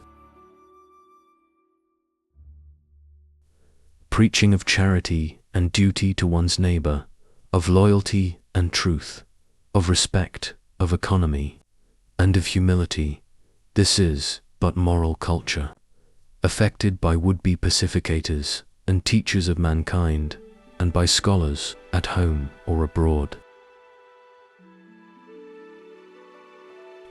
Preaching of meritorious services, of fame, of ceremonial between sovereign and minister, of due relationship between upper and lower classes. This is mere government, affected by courtiers or patriots who strive to extend the boundaries of their own state and to swallow up the territory of others. Living in marshes or in wildernesses and passing one's days in fishing, this is mere inaction, affected by wanderers who have turned their backs upon the world and have nothing better to do. Exhaling and inhaling, getting rid of the old and assimilating the new. Stretching like a bear and craning like a bird, this is but valetudinarianism, affected by professors of hygiene and those who try to preserve the body to the age of Piangsu. But in self-esteem without self-conceit, in moral culture without charity and duty to one's neighbor, in government without rank and fame, in retirement without solitude, in health without hygiene, there we have oblivion, absolute, coupled with possession of all things, an infinite calm which becomes an object to be attained by all. Such is the Tao of the universe, such is the virtue of the sage. Wherefore it has been said, in tranquility, in stillness, in the unconditioned, in inaction, we find the levels of the universe, the very constitution of Tao. Wherefore it has been said, the sage is a negative quantity, and is consequently in a state of passivity. Being passive, he is in a state of repose. And where passivity and repose are, there sorrow and anxiety do not enter, and foul influences do not collect. And thus his virtue is complete and his spirituality unimpaired. Wherefore it has been said, the birth of the sage is the will of God. His death is but a modification of existence. In repose, he shares the passivity of the yin. In action, the energy of the yang. He will have nothing to do with happiness, and so has nothing to do with misfortune. He must be influenced ere he will respond. He must be urged ere he will move. He must be compelled ere he will arise. Ignoring the future and the past, he resigns himself to the laws of God, and therefore no calamity comes upon him, nothing injures him, no man is against him, no spirit punishes him. He floats through life to rest in death. He has no anxieties, he makes no plans. His honor does not make him illustrious. His good faith reflects no credit upon himself. His sleep is dreamless, his awaking without pain. His spirituality is pure, and his soul vigorous. Thus unconditioned and in repose, he is a partaker of the virtue of God.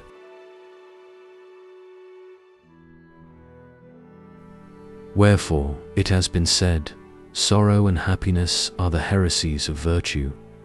Joy and anger lead astray from Tao. Love and hate cause the loss of virtue. The heart unconscious of sorrow and happiness, that is perfect virtue. One without change, that is perfect repose. Without any obstruction, that is the perfection of the unconditioned.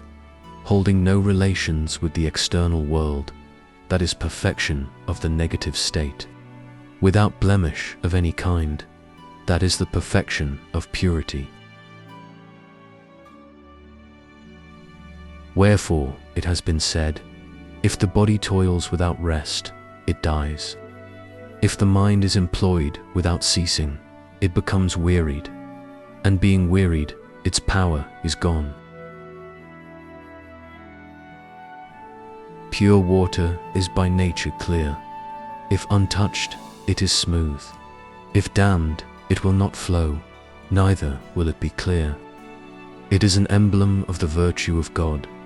Wherefore it has been said, pure without admixture, uniform without change, negative without action, moved only at the will of God. Such would be the spirituality nourished according to Tao. Those who possess blades from Can or Yu keep them carefully in their scabbards and do not venture to use them, for they are precious in the extreme. The spirit spreads forth on all sides.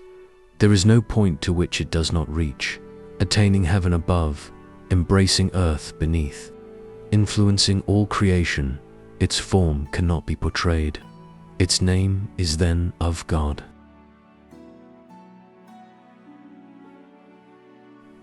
The Tao of the pure and simple consists in preserving spirituality.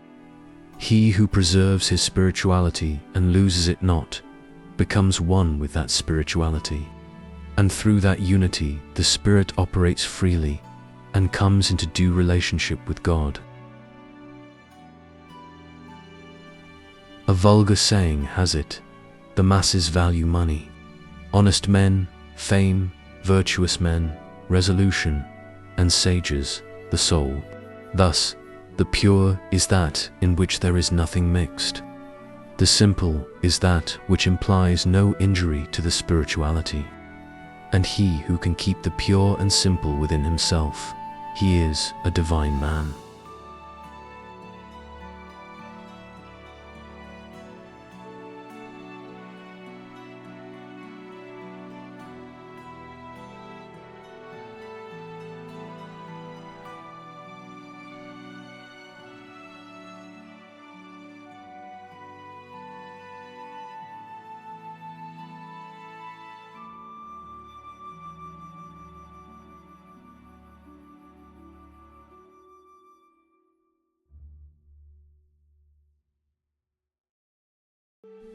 Exercise of faculties. Argument, Tao, unattainable by mundane arts do, be reached through repose, the world's infancy, the reign of peace government, sets in Tao declines the true sages of old their purity of aim. Those who exercise their faculties in mere worldly studies, hoping thereby to revert to their original condition, and those who sink their aspirations in mundane thoughts, hoping thereby to reach enlightenment. These are the dullards of the earth. The ancients, in cultivating Tao, begat knowledge out of repose. When born, this knowledge was not applied to any purpose, and so it may be said that out of knowledge they begat repose. Knowledge and repose, thus mutually producing each other, harmony and order were developed. Virtue is harmony, Tao is order. Virtue all-embracing, hence charity. Tao all-influencing, hence duty to one's neighbor. From the establishment of these two springs, loyalty, then comes music, an expression of inward purity and truth, followed by ceremonial or sincerity expressed in ornamental guise.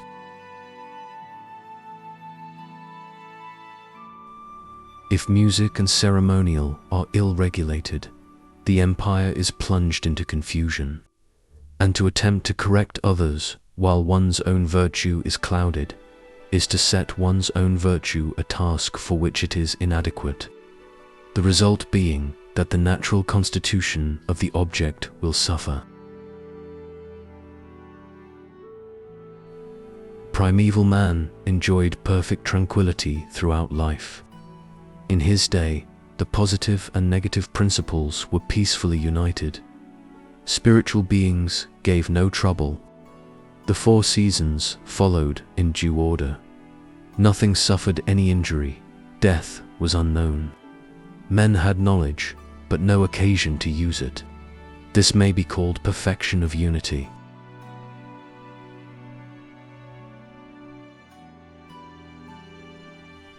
At that period, nothing was ever made so, but everything was so.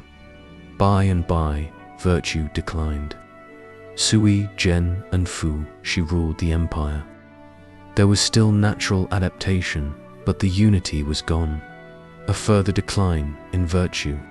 Shannang and Huangti ruled the empire. There was peace, but the natural adaptation was gone. Again, virtue declined. Yao and Xun ruled the empire. Systems of government and moral reform were introduced. Man's original integrity was scattered. Goodness led him astray from Tao. His actions imperiled his virtue. Then he discarded natural instinct and took up with the intellectual. Mind was pitted against mind, but it was impossible thus to settle the empire. So art and learning were added, but art obliterated the original constitution, and learning overwhelmed mind, upon which confusion set in, and man was unable to revert to his natural instincts, to the condition in which he at first existed. Thus, it may be said that the world destroys Tao, and that Tao destroys the world, and the world and Tao thus mutually destroying each other. How can the men of Tao elevate the world, and how can the world elevate Tao? Tao cannot elevate the world, neither can the world elevate Tao. Though the sages were not to dwell on mountain and in forest, their virtue would still be hidden, but not by themselves.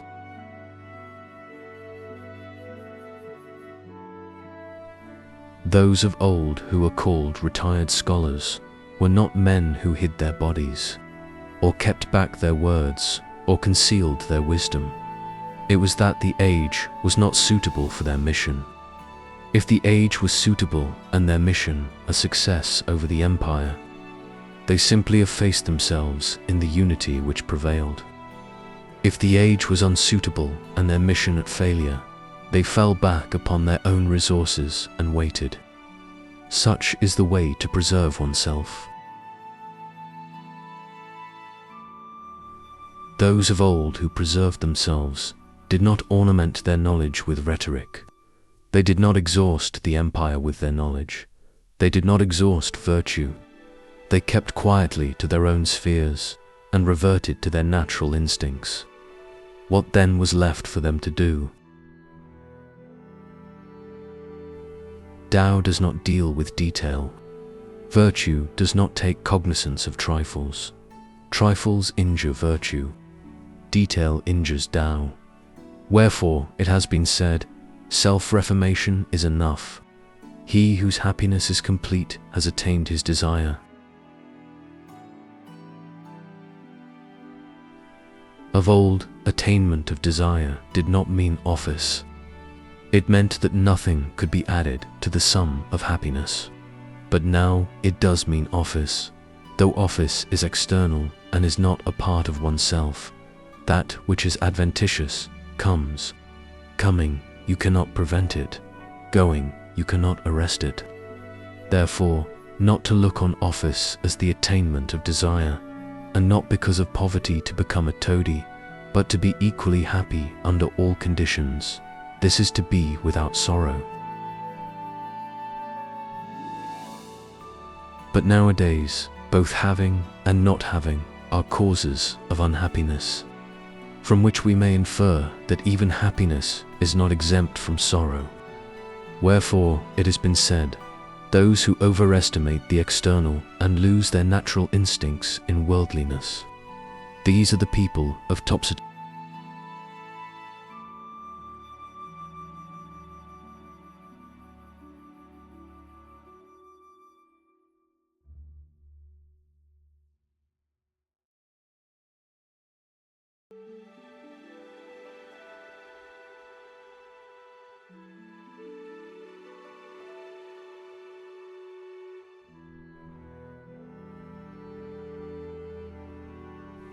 Autumn floods.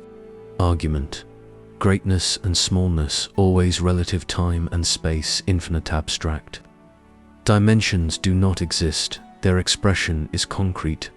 Terms are not absolute like causes, produce unlike effects. In the unconditioned alone can the absolute exist. The only absolute is Daoist. Von Bun MCC Hewitt was the time of autumn floods. Every stream poured into the river, which swelled in its turbid course. The banks receded so far from one another that it was impossible to tell a cow from a horse. Nh. Then the spirit of the river laughed for joy that all the beauty of the earth was gathered to himself. Down with the stream he journeyed east until he reached the ocean. There, looking eastwards and seeing no limit to its waves, his countenance changed. And as he gazed over the expanse, he sighed and said to the spirit of the ocean, "A vulgar proverb says that he who has heard but part of the truth thinks no one equal to himself, and such a one am I. When formerly I heard people detracting from the learning of Confucius or underrating the heroism of Po-I, I did not believe. But now that I have looked upon your inexhaustibility, alas, for me, had I not reached your abode, I should have been forever a laughingstock to those of comprehensive enlightenment." To which the spirit of the ocean replied, "You cannot speak of ocean to a well frog, the creature of a narrower sphere. You cannot speak of ice to a summer insect, the creature of a season. You cannot speak of Tao to a pedagogue. His scope is too restricted. But now that you have emerged from your narrow sphere and have seen the great ocean, you know your own insignificance, and I can speak to you of great principles.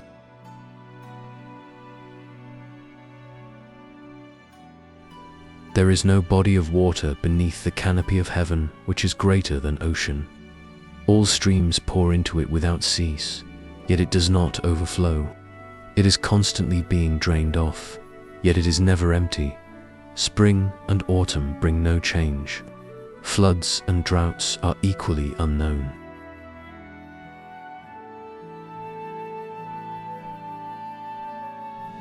And thus it is immeasurably superior to mere rivers and brooks, though I would not venture to boast on this account, for I get my shape from the universe.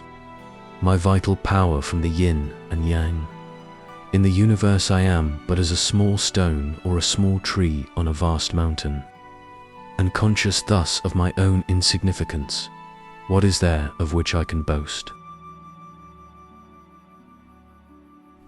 The four seas, are they not to the universe but like puddles in a marsh? The middle kingdom, is it not to the surrounding ocean like a tear seed in a granary? Of all the myriad created things, man is but one. And of all those who inhabit the land, live on the fruit of the earth, and move about in cart and boat, an individual man is but one. Is not he, as compared with all creation, but as the tip of a hair upon a horse's skin? The succession of the 5 rulers, the contentions of the 3 kings, the griefs of the philanthropist, the labors of the administrator, are but this and nothing more. Po the first refused the throne for fame's sake. Confucius discoursed to get a reputation for learning. This overestimation of self on their part, was it not very much your own in reference to water? Very well, replied the spirit of the river. Am I then to regard the universe as great and the tip of a hair as small? Not at all, said the spirit of the ocean. Dimensions are limitless, time is endless, conditions are not invariable, terms are not final. Thus, the wise man looks into space and does not regard the small as too little, nor the great as too much, for he knows that there is no limit to dimension. He looks back into the past and does not grieve over what is far off, nor rejoice over what is near, for he knows that time is without end. He investigates fullness and decay, and does not rejoice if he succeeds, nor lament if he fails, for he knows that conditions are not invariable. He who clearly apprehends the scheme of existence does not rejoice over life, nor repine at death, for he knows that terms are not final. What man knows is not to be compared with what he does not know. The span of his existence is not to be compared with the span of his non-existence. With the small to strive to exhaust the great necessarily lands him in confusion, and he does not attain his object. How then should one be able to say that the tip of a hair is the ne plus ultra of smallness, or that the universe is the ne plus ultra of greatness? Dialecticians of the day, replied the spirit of the river, all say that the infinitesimally small has no form, and that the infinitesimally great is beyond all measurement. Is that so? If we regard greatness as compared with that which is small, said the spirit of the ocean, there is no limit to it, and if we regard smallness as compared with that which is great, it eludes our sight. The infinitesimal is a subdivision of the small. The colossal is an extension of the great. In this sense, the two fall into different categories. Both small and great things must equally possess form. The mind cannot picture to itself a thing without form, nor conceive a form of unlimited dimensions. The greatness of anything may be a topic of discussion, or the smallness of anything may be mentally realized, but that which can be neither a topic of discussion nor be realized mentally can be neither great nor small. Therefore, the truly great man, although he does not injure others, does not credit himself with charity and mercy. He seeks not gain, but does not despise his followers who do. He struggles not for wealth, but does not take credit for letting it alone. He asks help from no man, but takes no credit for his self-reliance. Neither does he despise those who seek preferment through friends. He acts differently from the vulgar crowd, but takes no credit for his eccentricity, nor because others act with the majority does he despise them as hypocrites. The ranks and emoluments of the world are to him no cause for joy, its punishments and shame no cause for disgrace.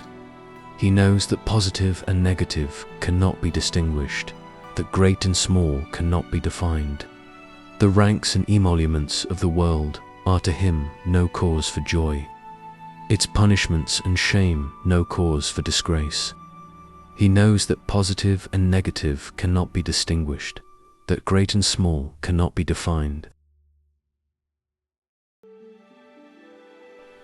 I have heard say, the man of Tao has no reputation. Perfect virtue acquires nothing. The truly great man ignores self.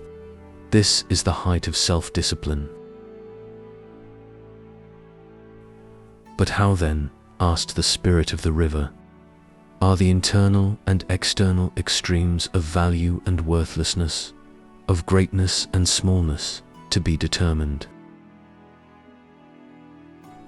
From the point of view of Tao, replied the spirit of the ocean, there are no such extremes of value or worthlessness. Men individually value themselves and hold others cheap. The world collectively withholds from the individual the right of appraising himself. If we say that a thing is great or small because it is relatively great or small, then there is nothing in all creation which is not great, nothing which is not small. To know that the universe is but as a tear seed, and that the tip of a hair is a mountain, this is the expression of relativity. If we say that something exists or does not exist, in deference to the function it fulfills or does not fulfill, then there is nothing which does not exist, nothing which does exist. To know that East and West are convertible and yet necessary terms, this is the due adjustment of functions. If we say that anything is good or evil because it is either good or evil in our eyes, then there is nothing which is not good, nothing which is not evil. To know that Yao and Qi were both good and both evil from their opposite points of view, this is the expression of a standard.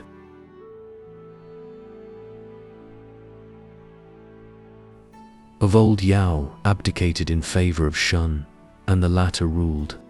Kui abdicated in favor of Qi, and the latter failed. Teng and Wu got the empire by fighting. By fighting, Po Kung lost it.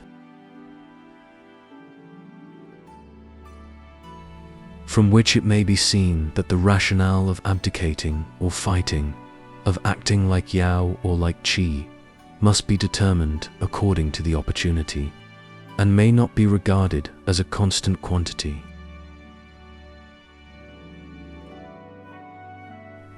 A battering ram can knock down a wall, but it cannot repair the breach. Different things are differently applied. Chih Qi and Hua Liu could travel 1,000 li in one day, but for catching rats they were not equal to a wildcat. Different animals possess different aptitudes. An owl can catch fleas at night and see the tip of a hair, but if it comes out in the daytime, its eyes are so dazzled, it cannot see a mountain. Different creatures are differently constituted. Thus, as has been said, those who would have right without its correlative, wrong, or good government without its correlative, misrule, they do not apprehend the great principles of the universe, nor the conditions to which all creation is subject. One might as well talk of the existence of heaven without that of earth, or of the negative principle without the positive, which is clearly absurd. Such people, if they do not yield to argument, must be either fools or knaves.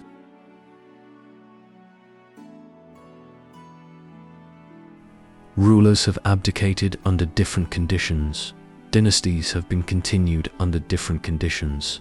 Those who did not hit off a favorable time and were in opposition to their age, they were called usurpers.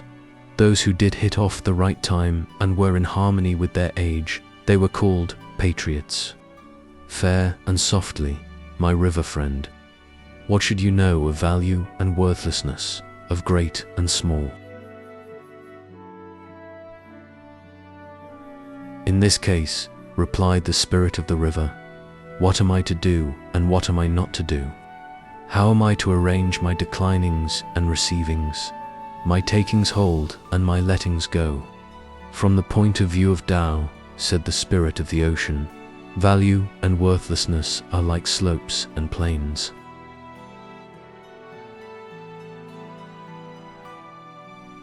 Von Bun MTO.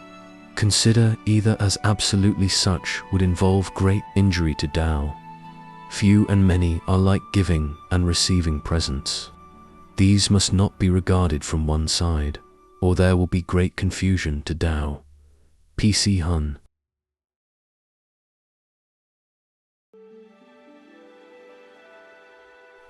Be discriminating as the ruler of a state whose administration is impartial. Be dispassionate as the worshipped deity whose dispensation is impartial. Be expansive like the points of the compass to whose boundlessness no limit is set. Embrace all creation, and none shall be more sheltered than another. This is the unconditioned, and where all things are equal, how can we have the long and the short? Tao is without beginning, without end. Other things are born and die. They are impermanent, and now for better, now for worse, they are ceaselessly changing form. Past years cannot be recalled. Time cannot be arrested. The succession of states is endless, and every end is followed by a new beginning. Thus, it may be said that man's duty to his neighbor is embodied in the eternal principles of the universe.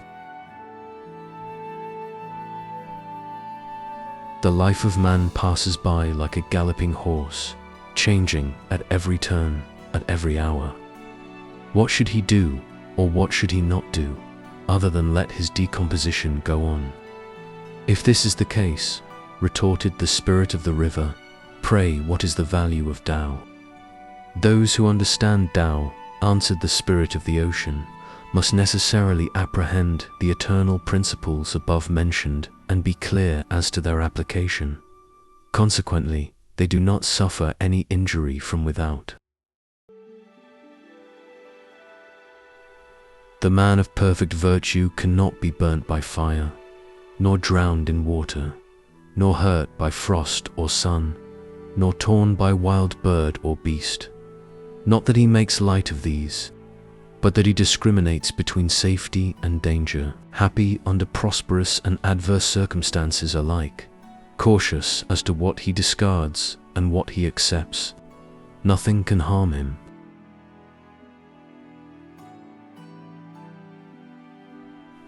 Therefore, it has been said that the natural abides within, the artificial without. Virtue abides in the natural. Knowledge of the action of the natural and of the artificial has its root in the natural, its development in virtue. And thus, whether in motion or at rest, whether in expansion or in contraction, there is always a reversion to the essential and to the ultimate. What do you mean, inquired the spirit of the river, by the natural and the artificial? Horses and oxen, answered the spirit of the ocean, have 4 feet, that is, the natural. Put a halter on a horse's head, a string through a bullock's nose, that is the artificial. Therefore, it has been said, do not let the artificial obliterate the natural. Do not let will obliterate destiny. Do not let virtue be sacrificed to fame. Diligently observe these precepts without fail, and thus you will revert to the divine.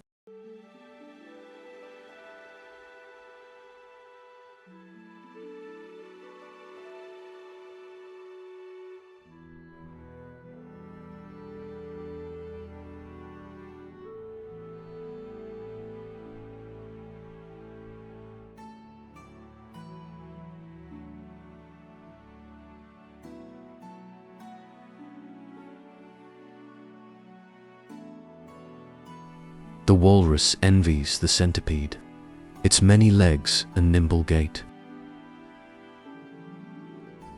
The centipede envies the snake, which moves without legs. The snake envies the wind, which moves far more quickly even without body. The wind envies the eye, which travels even without moving. The eye envies the mind, which can comprehend the whole universe, past and present alike. The walrus said to the centipede, "I hop about on one leg, but not very successfully. How do you manage all these legs you have?" "I don't manage them," replied the centipede.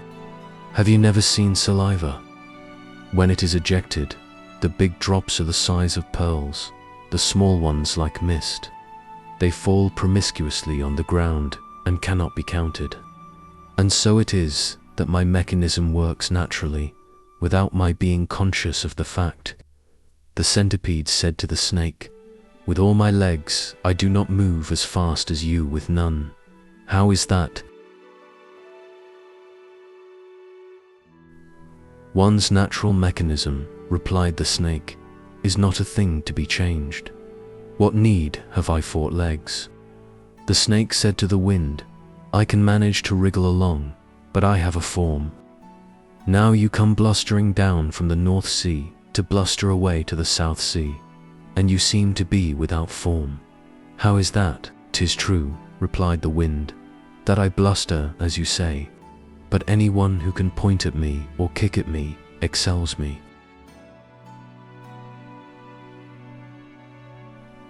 "On the other hand, I can break huge trees and destroy large buildings. That is my strong point. Out of all the small things in which I do not excel, I make one great one in which I do excel. And to excel in great things is given only to the sages."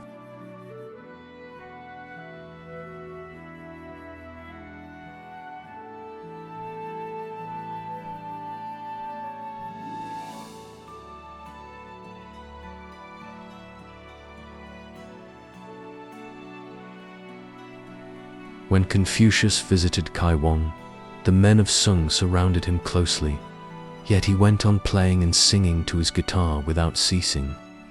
"How is it, sir," inquired Tzu Lu, "that you are so cheerful?" "Come here," replied Confucius, "and I will tell you.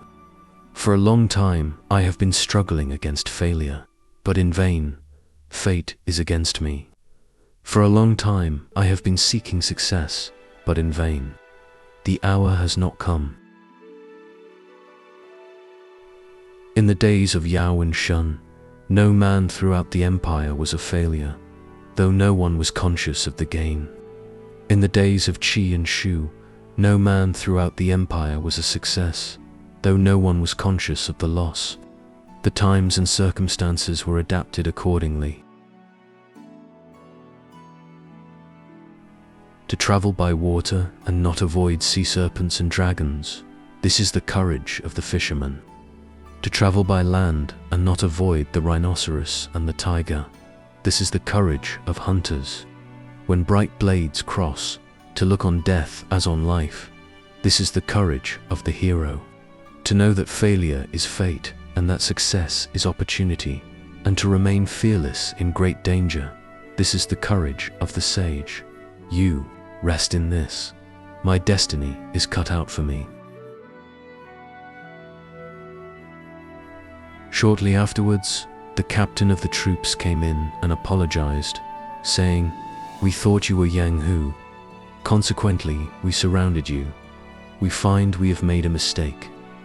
Whereupon he again apologized and retired.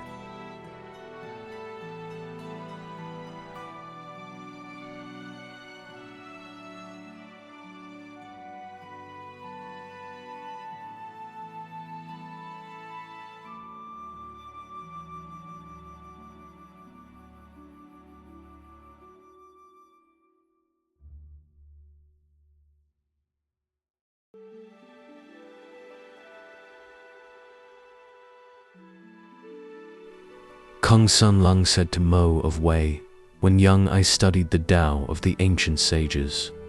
When I grew up, I knew all about the practice of charity and duty to one's neighbor, the identification of like and unlike, the separation of hardness and whiteness, and about making the not-so-so and the impossible possible.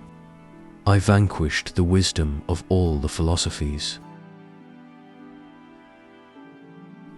I exhausted all the arguments that were brought against me. I thought that I had indeed reached the goal, but now that I have heard Chuang Tzu, I am lost in astonishment at his grandeur. I know not whether it is in arguing or in knowledge that I am not equal to him. I can no longer open my mouth. May I ask you to impart to me the secret?" Kung Su Mo leant over the table and sighed. Then he looked up to heaven and smiling replied, saying, "Have you never heard of the frog in the old well? The frog said to the turtle of the eastern sea, 'Happy indeed am I. I hop onto the rail around the well. I rest in the hollow of some broken brick. Swimming, I gather the water under my arms and shut my mouth. I plunge into the mud, burying my feet and toes, and not one of the cockles, crabs, or tadpoles I see around me are my match. Fancy pitting the happiness of an old well against all the water of ocean. Why do you not come, sir, and pay me a visit?" Now the turtle of the eastern sea had not got its left leg down, ere its right had already stuck fast. So it shrank back and begged to be excused. It then described the sea, saying, 1,000 li would not measure its breadth, nor 1,000 fathoms its depth. In the days of the great Yu, there were 9 years of flood out of 10, but this did not add to its bulk. In the days of Thames, there were 7 years out of 8 of drought, but this did not narrow its span. Not to be affected by duration of time, not to be affected by volume of water, such is the great happiness of the eastern sea. At this the well frog was considerably astonished, and knew not what to say next. And for one whose knowledge does not reach to the positive-negative domain, to attempt to understand Chuang Tzu is like a mosquito trying to carry a mountain, or an ant to swim a river. They cannot succeed. And for one whose knowledge does not reach to the abstrusest of the abstruse, but is based only upon such victories as you have enumerated, is not he like the frog in the well?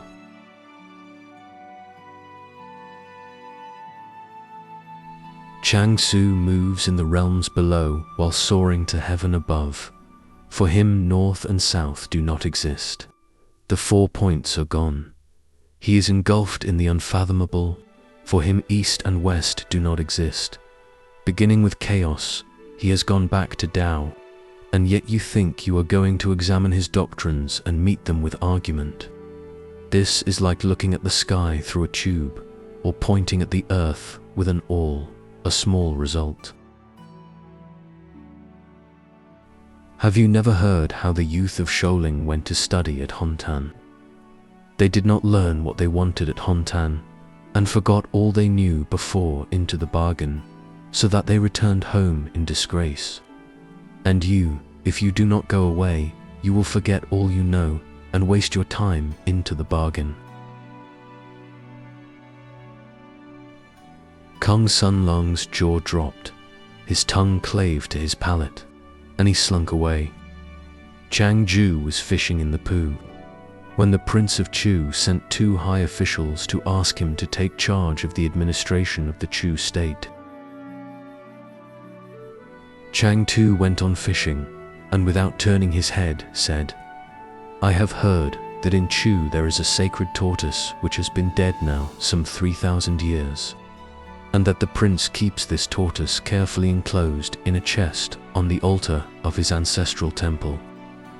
Now would this tortoise rather be dead and have its remains venerated, or be alive and wagging its tail in the mud? It would rather be alive, replied the two officials, and wagging its tail in the mud. Begone, cried Chuang Tzu. I too will wag my tail in the mud.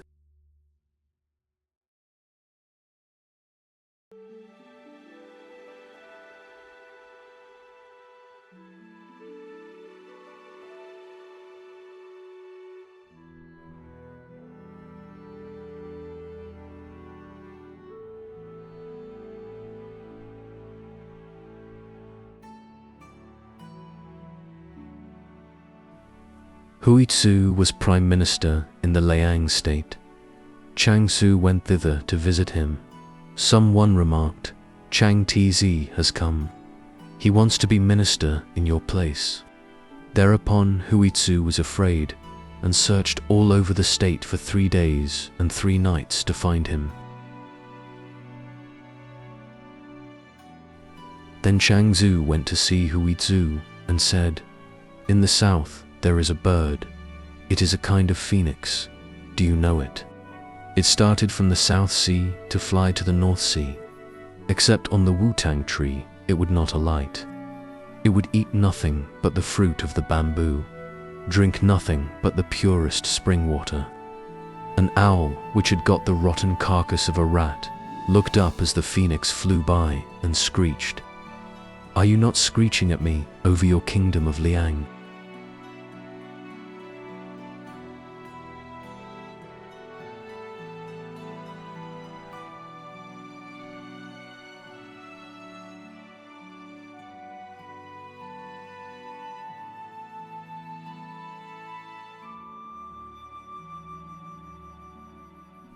Chuang Tzu and Hui Tzu had strolled on to the bridge over the How, when the former observed, See how the minnows are darting about.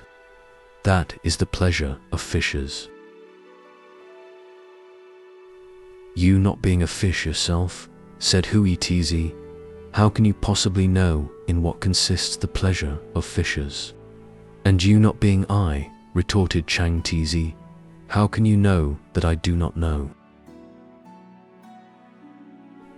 If I, not being you, cannot know what you know, urged Hui Tzu, it follows that you, not being a fish, cannot know in what consists the pleasure of fishes. Let us go back, said Chuang Tzu, to your original question. You asked me how I knew in what consists the pleasure of fishes. Your very question shows that you knew I knew. I knew it from my own feelings on this bridge.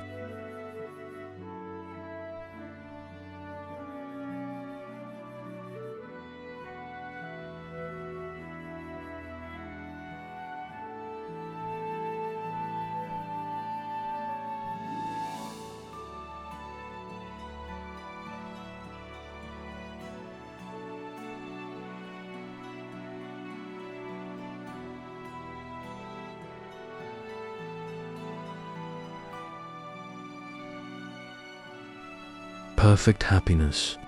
Argument. The uncertainty of human happiness. What the world aims at is physical well-being. This is not profitable even to the body. In action alone is true happiness to be found. In action, the rule of the material universe acquiescence in whatever our destiny may bring forth. Is perfect happiness to be found on earth or not? Are there those who can enjoy life or not? If so, what do they do? What do they affect? What do they avoid? What do they rest in, accept, reject, like, and dislike? What the world esteems comprises wealth, rank, old age, and goodness of heart. What it enjoys comprises comfort, rich food, fine clothes, beauty, and music. What it does not esteem comprises poverty, want of position, early death, and evil behavior. What it does not enjoy comprises lack of comfort for the body, lack of rich food for the palate, lack of fine clothes for the back, lack of beauty for the eye, and lack of music for the ear. If men do not get these, they are greatly miserable. Yet from the point of view of our physical frame, this is folly. Wealthy people who toil and moil, putting together more money than they can possibly use, from the point of view of our physical frame, is not this going beyond the mark? Officials of rank who turn night into day in their endeavors to compass the best ends, from the point of view of our physical frame, is not this a divergence?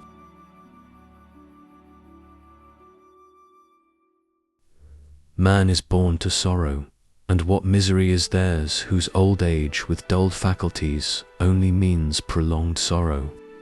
From the point of view of our physical frame, this is going far astray. Patriots are in the world's opinion admittedly good, yet their goodness does not enable them to enjoy life. And so I know not whether theirs is veritable goodness or not. If the former, it does not enable them to enjoy life. If the latter, it, at any rate, enables them to cause others to enjoy theirs. It has been said, if your loyal counsels are not attended to, depart quietly without resistance. Thus, when Tzu resisted, his physical frame perished. Yet had he not resisted, he would not have made his name. Is there then really such a thing as this goodness, or not? As to what the world does and the way in which people are happy now, I know not whether such happiness be real happiness or not. The happiness of ordinary persons seems to me to consist in slavishly following the majority, as if they could not help it, yet they all say they are happy. But I cannot say that this is happiness, or that it is not happiness. Is there then, after all, such a thing as happiness? I make true pleasure to consist in inaction, which the world regards as great pain. Thus it has been said, perfect happiness is the absence of happiness. Perfect renown is the absence of renown. Now in this sublunary world of ours, it is impossible to assign positive and negative absolutely. Nevertheless, in inaction they can be so assigned.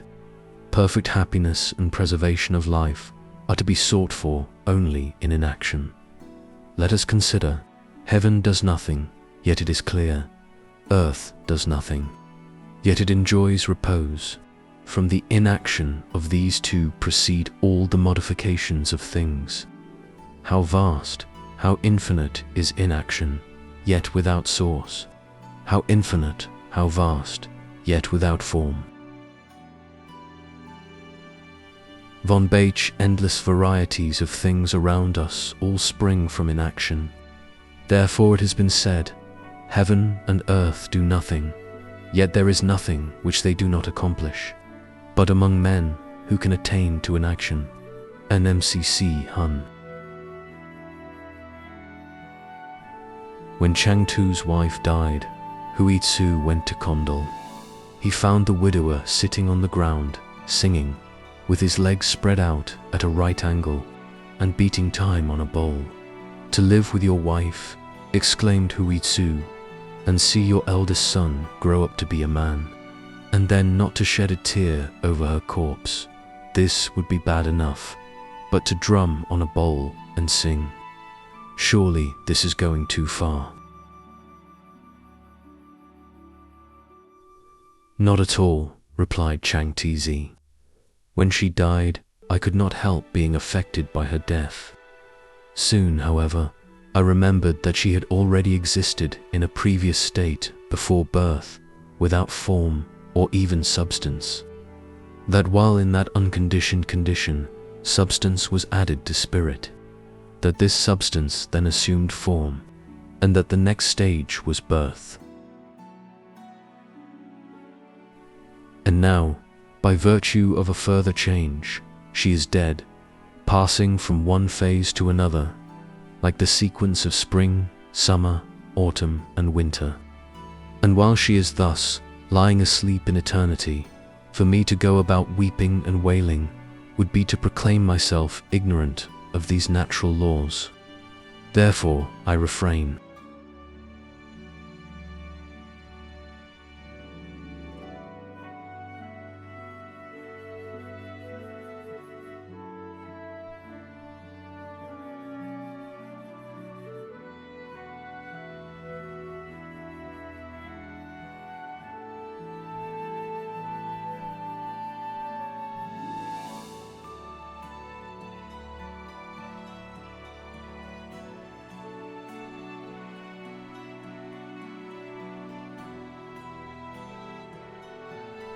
A hunchback and a one-legged man were looking at the tombs of departed heroes.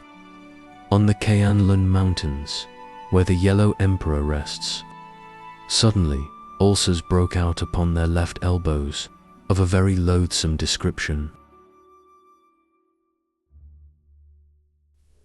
"Do you loathe this?" asked the hunchback. "Not I," replied the other. "Why should I?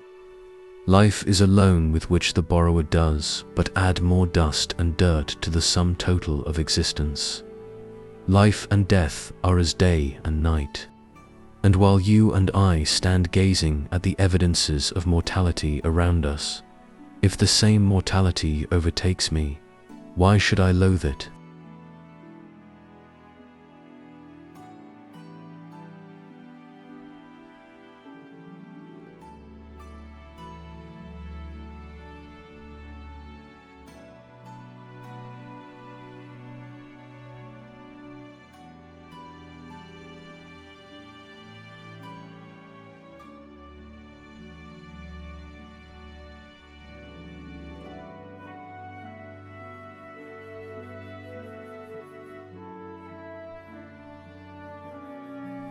Chuang Tzu one day saw an empty skull, bleached, but still preserving its shape.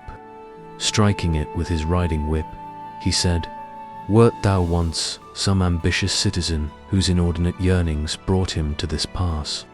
Some statesman who plunged his country in ruin and perished in the fray?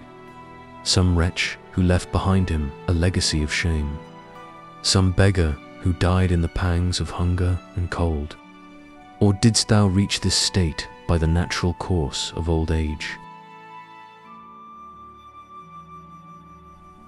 When he had finished speaking, he took the skull and, placing it under his head as a pillow, went to sleep. In the night, he dreamt that the skull appeared to him and said, "You speak well, sir, but all you say has reference to the life of mortals and to mortal troubles. In death, there are none of these. Would you like to hear about death?"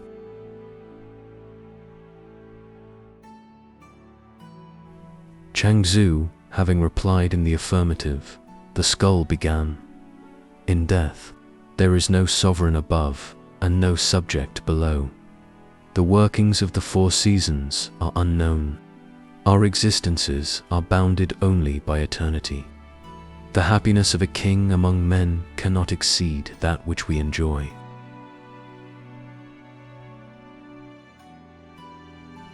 Chuang Tzu, however, was not convinced and said, "Were I to prevail upon God to allow your body to be born again, and your bones and flesh to be renewed, so that you could return to your parents, to your wife, and to the friends of your youth, would you be willing?" At this, the skull opened its eyes wide and knitted its brows and said, "How should I cast aside happiness greater than that of a king, and mingle once again in the toils and troubles of mortality?" When Yen Yuan went eastwards to the Shi state, Confucius was sad. Dizukung arose and said, "Is it, sir, because Hui has gone east to Shi that you are sad?" "A good question," replied Confucius. There is a saying by Chuang Tzu of old which I highly esteem. Small bags won't hold big things. Short ropes won't reach down deep wells. Besides, have you not heard that of old, when a seabird alighted outside the capital of Lu, the prince went out to receive it, and gave it wine in the temple, and had the chūshao played to amuse it, and a bullock slaughtered to feed it. But the bird was dazed, and too timid to eat or drink anything, and in 3 days it was dead. This was treating the bird like oneself, and not as a bird would treat a bird.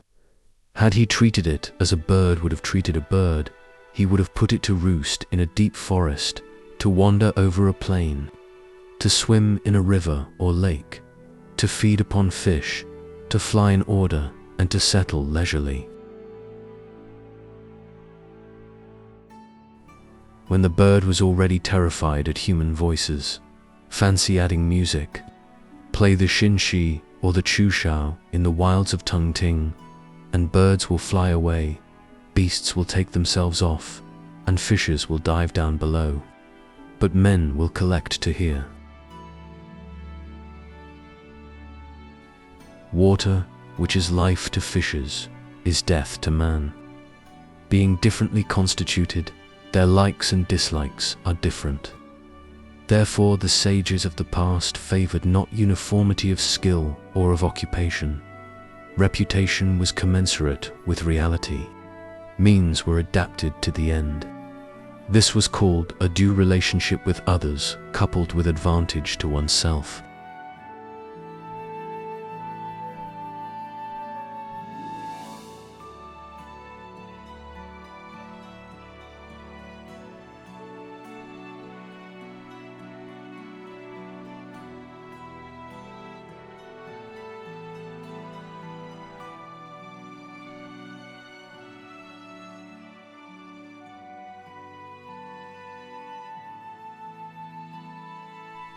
Li Tzu, being on a journey, was eating by the roadside, when he saw an old skull. Plucking a blade of grass, he pointed at it and said, "Only you and I know that there is no such thing as life, and no such thing as death." Are you really at peace, or am I really happy? Certain germs, falling upon water, become duckweed. When they reach the junction of the land and the water, they become lichen. Spreading up the bank, they become the dogtooth, violet. Reaching rich soil, they become wutsu, the root of which becomes grubs, while the leaves comes from butterflies, or shu. These are changed into insects, born in the chimney corner, which look like skeletons. Their name is Chu umlaut 2. After 1,000 days, the Chu umlaut 2 becomes a bird called kanuku, the spittle of which becomes the S.me. The S.me becomes a winefly, and that comes from an ilu. The huankawong produces the chuyu, and the mojui produces the glowworm. The yangshi grafted to an old bamboo which has for a long time put forth no shoots, produces the qingning, which produces the leopard, which produces the horse, which produces man. Then man goes back into the great scheme, from which all things come and to which all things return.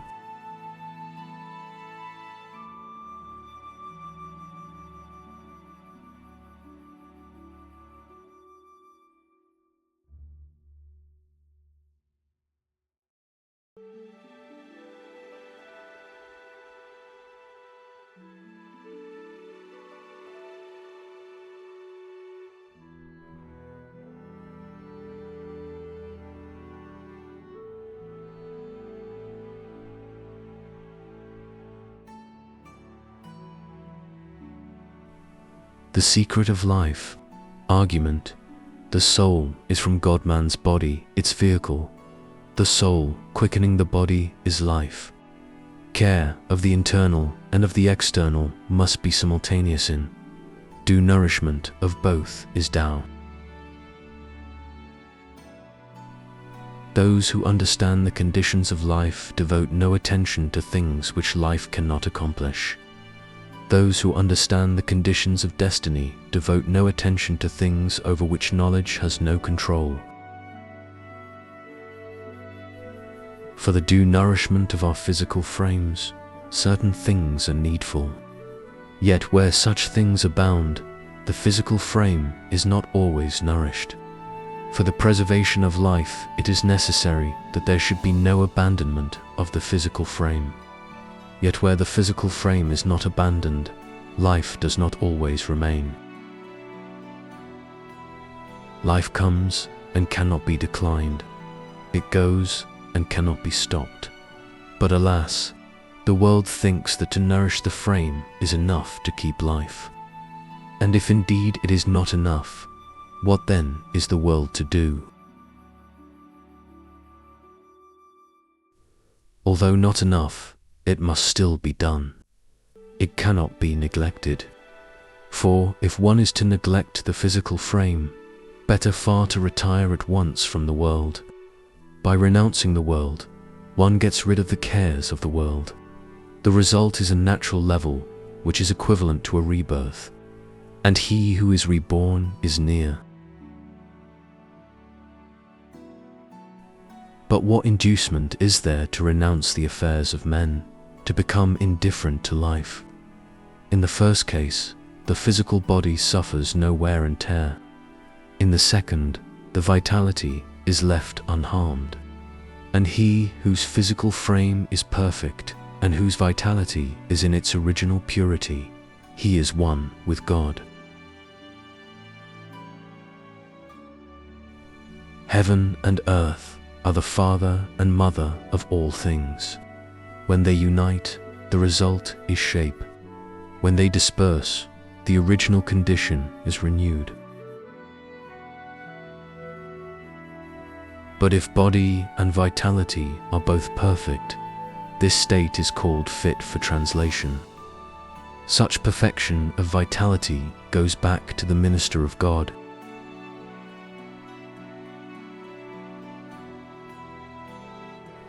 All that has form, sound, and color may be classed under the head thing. Man differs so much from the rest and stands at the head of all things, simply because the latter are but what they appear and nothing more. But man can attain to formlessness and vanquish death.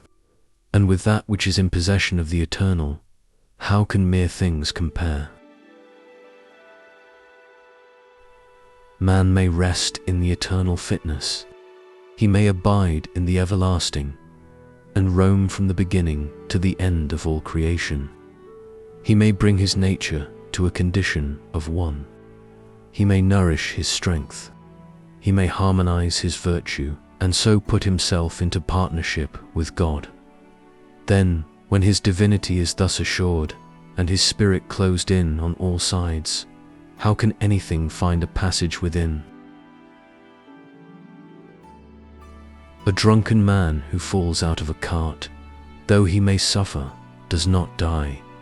His bones are the same as other people's, but he meets his accident in a different way. His spirit is in a condition of security. He is not conscious of riding in the cart. Neither is he conscious of falling out of it. Ideas of life, death, fear, etc.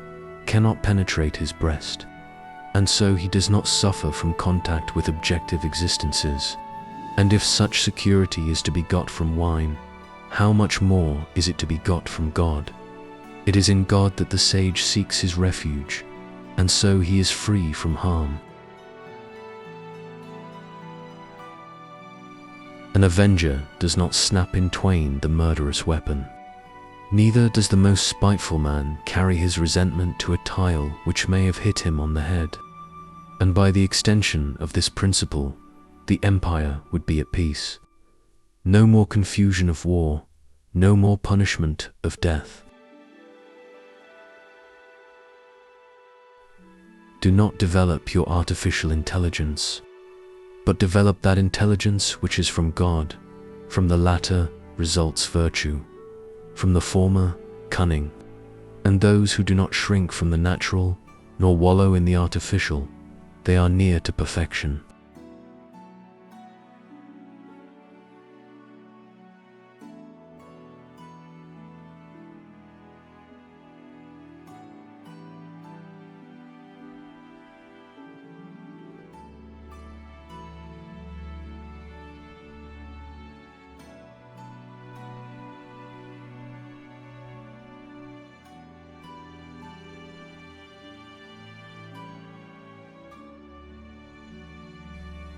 When Confucius was on his way to the Chu state, he came to a forest where he saw a hunchback catching cicadas as though with his hand. "How clever you are," cried Confucius. "Have you any way of doing this?" "I have a way," replied the hunchback. "In the 5th and 6th moons, I practice balancing 2 balls, one on top of the other. If they do not fall, I do not miss many cicadas. When I can balance 3 balls, I only miss 1 in 10. And when 5, then it is as though I caught the cicadas with my hand. My body is as motionless as the stump of a tree, my arms like dead branches. Heaven and earth and all creation may be around me, but I am conscious only of my cicada's wings. How should I not succeed?" Confucius looked round at his disciples and said, "Singleness of purpose induces concentration of the faculties. Of such is the success of this hunchback."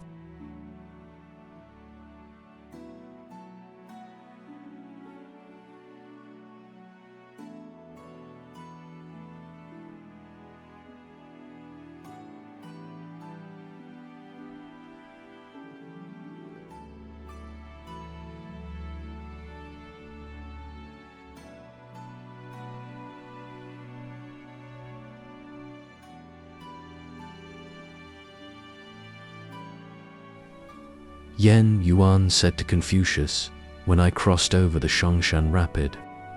The boatman managed his craft with marvelous skill. I asked him if handling a boat could be learnt. "It can," replied he.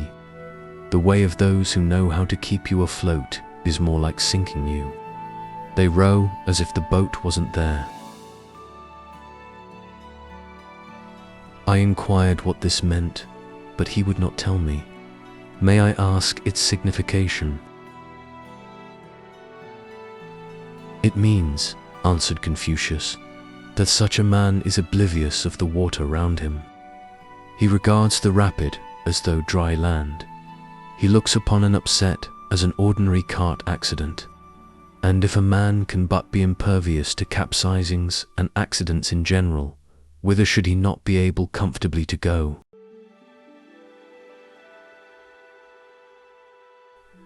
A man who plays for counters will play well. If he stakes his girdle, he will be nervous. If yellow gold, he will lose his wits. His skill is the same in each case, but he is distracted by the value of his stake. And everyone who attaches importance to the external becomes internally without resource.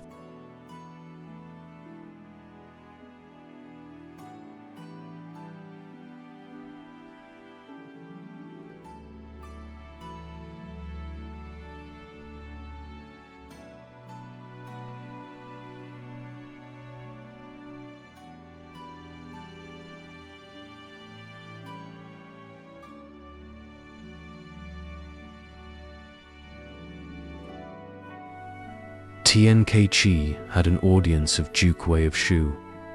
The Duke asked him, saying, "I have heard that Shu Xin is studying the art of life.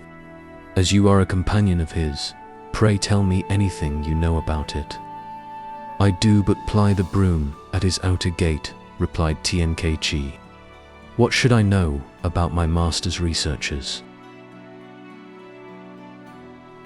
"Don't be so modest," said the Duke. "I am very anxious to hear about it." "Well," replied Tian, "I have heard my master say that keeping life is like keeping a flock of sheep. You look out for the laggards and whip them up." "What does that mean?" asked the Duke. "In the state of Lu," said Tian, "there was a man named Shan Pao. He lived on the mountains and drank water. All worldly interests he had put aside, and at the age of 70, his complexion was like that of a child. Unluckily, he one day fell in with a hungry tiger who killed and ate him.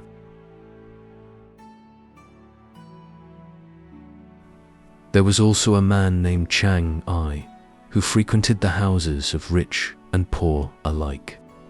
At the age of 40, he was attacked by some internal disease and died. Shan Pao took care of his inner self, and a tiger ate his external man.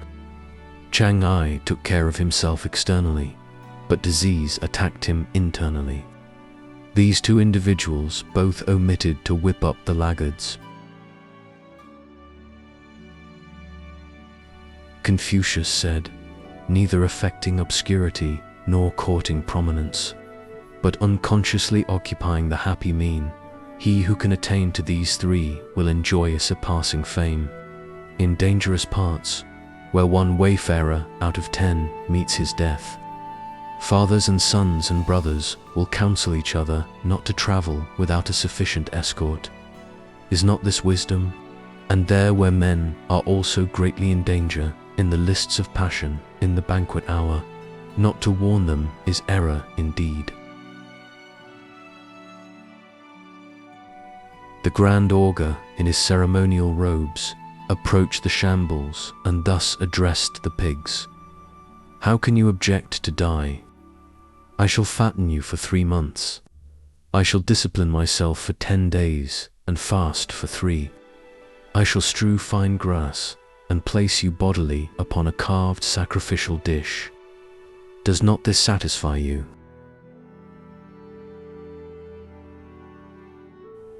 Then, speaking from the pig's point of view, he continued, "It is better, perhaps after all, to live on bran and escape the shambles, ... double quotes. But then," added he, speaking from his own point of view, "to enjoy honor when alive one would readily die on a war shield or in the headsman's basket." So he rejected the pig's point of view and adopted his own point of view. In what sense then was he different from the pigs?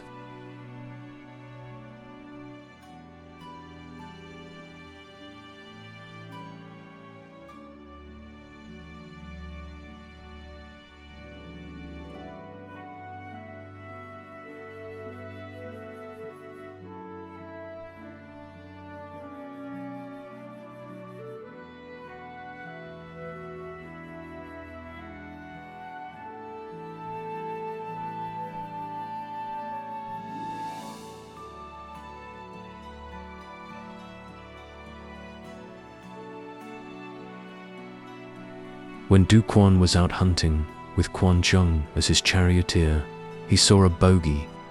Catching hold of Quan Chung's hand, he asked him, saying, "What do you see?" "I see nothing," replied Quan Chung. But when the Duke got home, he became delirious, and for many days was unable to go out. There came a certain Huang Tz Cao Ingjia of the Shi state and said, "Your Highness is self-injured. How could a bogey injure you? When the vital strength is dissipated in anger and is not renewed, there is a deficiency.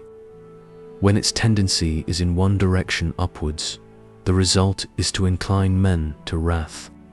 When its tendency is in one direction downwards, the result is loss of memory. When it remains stagnant in the middle of the body, the result is disease." "Very well," said the Duke, "but are there such things as bogies?" "There are," replied Huang.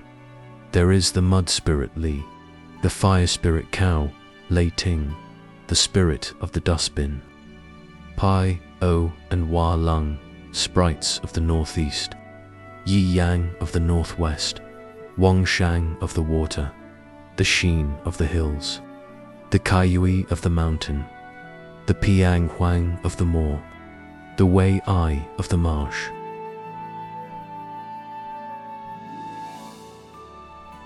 And what may the Wei I be like? Asked the Duke. The Wei I, replied Wang, is as broad as a cartwheel and as long as the shaft. It wears purple clothes and a red cap. It is a sentient being, and whenever it hears the rumble of thunder, it stands up in a respectful attitude. Those who see this bogey are like to be chieftains among men. The Duke laughed exultingly and said, "The very one I saw." Thereupon he dressed himself and sat up, and ere the day had closed, without knowing it, his sickness had left him.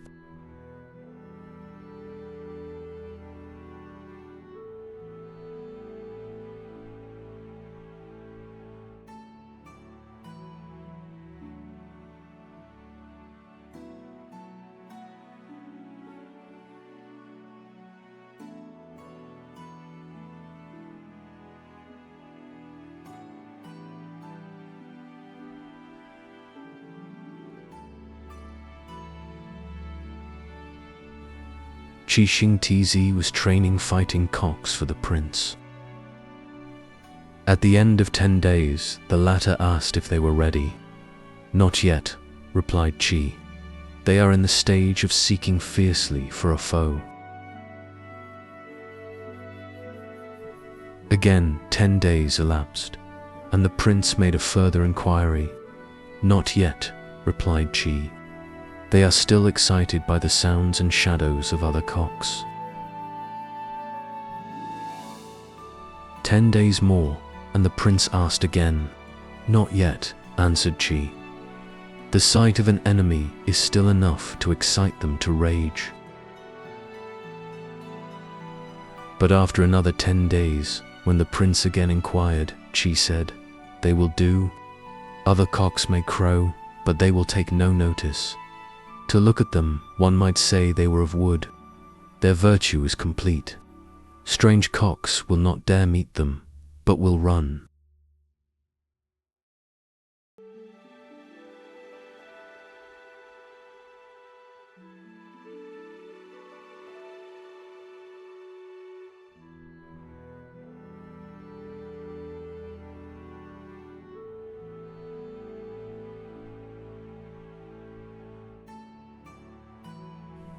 Confucius was looking at the cataract at Lilang.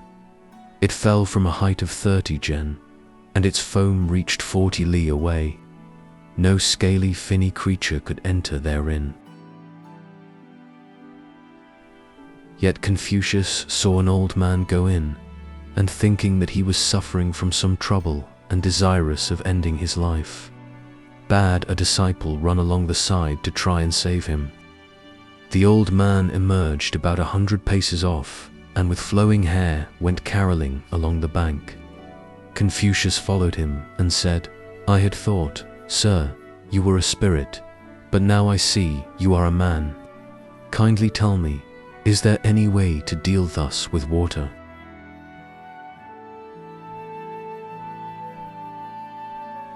"No," replied the old man, "I have no way. There was my original condition to begin with, then habit growing into nature, and lastly acquiescence in destiny. Plunging in with the whirl, I come out with the swirl. I accommodate myself to the water, not the water to me, and so I am able to deal with it after this fashion." "What do you mean?" inquired Confucius. "By your original condition to begin with, habit growing into nature, and acquiescence in destiny?" "I was born," replied the old man, "upon dry land, and accommodated myself to dry land. That was my original condition. Growing up on the water, I accommodated myself to the water. That was what I meant by nature." and doing as I did without being conscious of any effort so to do, that was what I meant by destiny.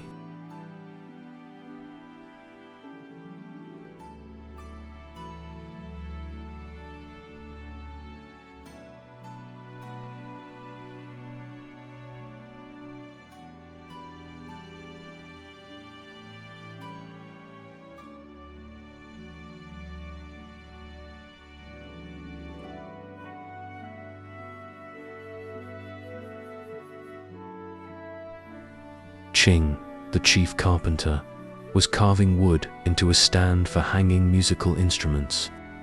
When finished, the work appeared to those who saw it as though of supernatural execution. And the Prince of Lu asked him, saying, "What mystery is there in your art?" "No mystery, Your Highness," replied Ching, "and yet there is something."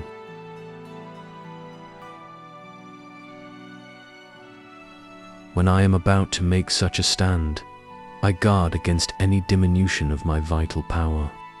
I first reduce my mind to absolute quiescence. 3 days in this condition, and I become oblivious of any reward to be gained. 5 days, and I become oblivious of any fame to be acquired. 7 days, and I become unconscious of my 4 limbs and my physical frame.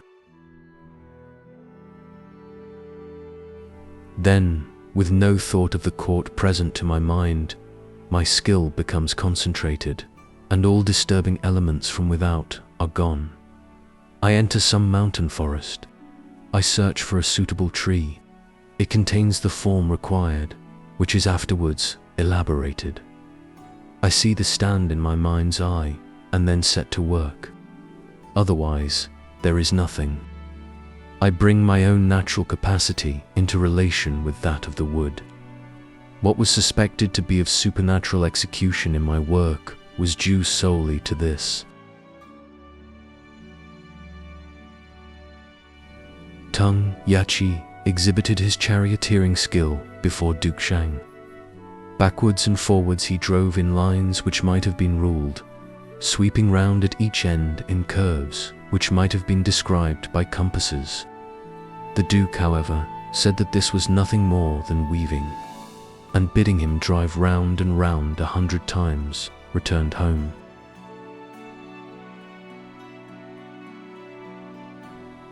Yen Ho came upon him, and then went in and said to the Duke, "Kai's horses are on the point of breaking down." The Duke remained silent, making no reply, and in a short time it was announced that the horses had actually broken down, and that Qi had gone away.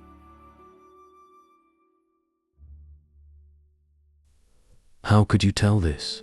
said the Duke to Yen Ho. "Because," replied the latter, "Qi was trying to make his horses perform a task to which they were unequal. Therefore I said they would break down."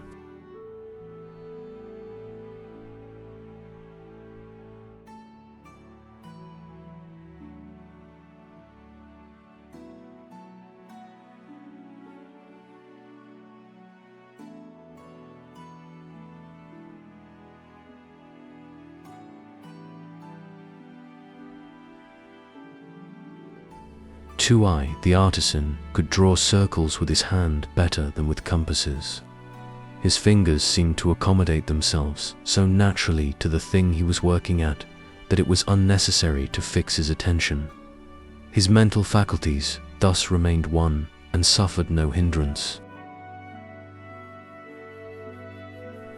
To be unconscious of one's feet implies that the shoes are easy.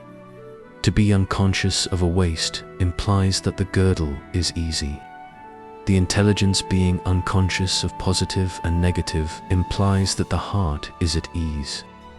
No modifications within, no yielding to influences without. This is ease under all conditions. And he who beginning with ease is never not at ease, is unconscious of the ease of ease.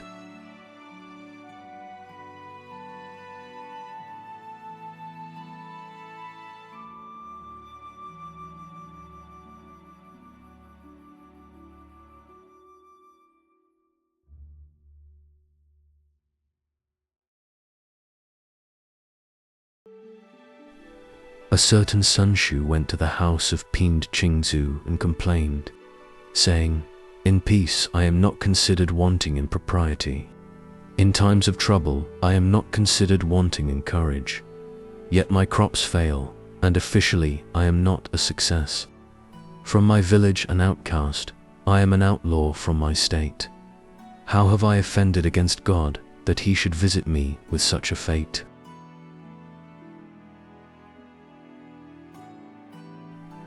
"Have you not heard," replied Chuang Tzu, "how the perfect man conducts himself? He is oblivious of his physical organization. He is beyond the reach of sight and hearing. He moves outside the limits of this dusty world, rambling transcendentally in the domain of no affairs. This is called acting, but not from self-confidence, influencing, but not from authority.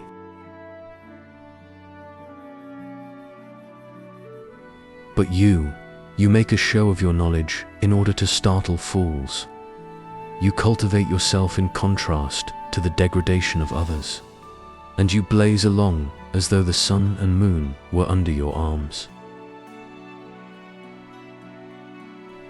Whereas that you have a whole body in a whole skin, and have not perished in mid-career, dumb, blind, or halt, but actually hold a place among men. This ought to be enough for you. Why rail at God? Begone."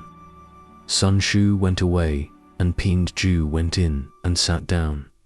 Shortly afterwards, he looked up to heaven and sighed. Whereupon a disciple asked him what was the matter.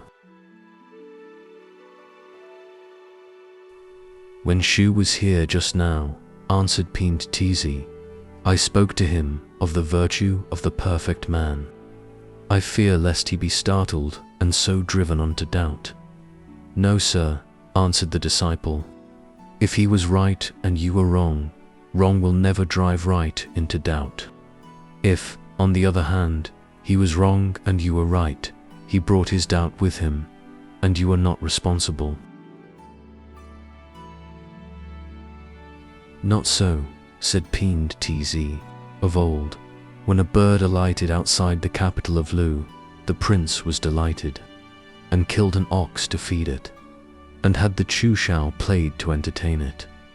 The bird, however, was timid and dazed, and dared not to eat or drink. This was treating the bird like oneself. But to treat a bird as a bird would treat a bird, you must put it to roost in a deep forest. Let it swim in river or lake, and feed at its ease on the plain.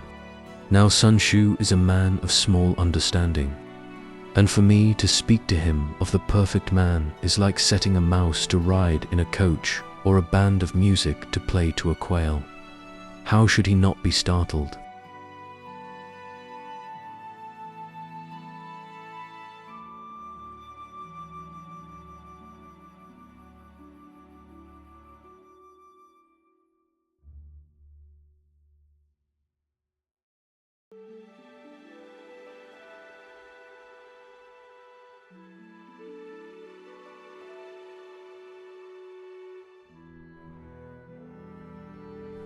Mountain trees. Argument. The alternatives of usefulness and uselessness. Tao a tertium quid. The human a hindrance to the divine altruism, adaptation, destiny illustrations. Chuang Tzu was traveling over a mountain when he saw a huge tree well covered with foliage. A woodsman had stopped nearby, not caring to take it, and on Chuang Tzu inquiring the reason, he was told that it was of no use. "This tree," cried Chuang Tzu, "by virtue of being good for nothing, succeeds in completing its allotted span." When Chuang Tzu left the mountain, he put up at the house of an old friend. The latter was delighted, and ordered a servant to kill a goose and cook it. "Which shall I kill?" inquired the servant. "The one that cackles, or the one that doesn't?" His master told him to kill the one which did not cackle. And accordingly, the next day, a disciple asked Chuang Tzu, saying, "Yesterday, that tree on the mountain, because good for nothing, was to succeed in completing its allotted span.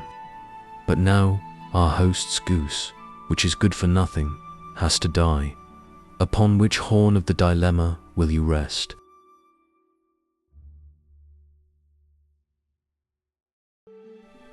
"I rest," replied Chuang Tzu with a smile, halfway between the two. "In that position, appearing to be what I am not, it is impossible to avoid the troubles of mortality. Though, if charioted upon Tao and floating far above mortality, this would not be so. No praise, no blame, both great and small, changing with the change of time, but ever without special effort, both above and below, making for harmony with surroundings, reaching creation's first cause, swaying all things and swayed by none. How then shall such troubles come?" This was the method of Shan Nung and Huang Ti.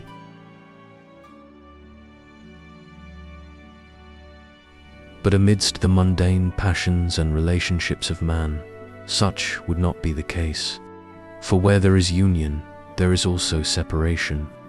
Where there is completion, there is also destruction. Where there is purity, there is also oppression. Where there is honor, there is also disparagement. Where there is doing, there is also undoing. Where there is openness, there is also underhandedness. And where there is no semblance, there is also deceit. How then can there be any fixed point? Alas, indeed. Take note, my disciples, that such is to be found only in the domain of Tao.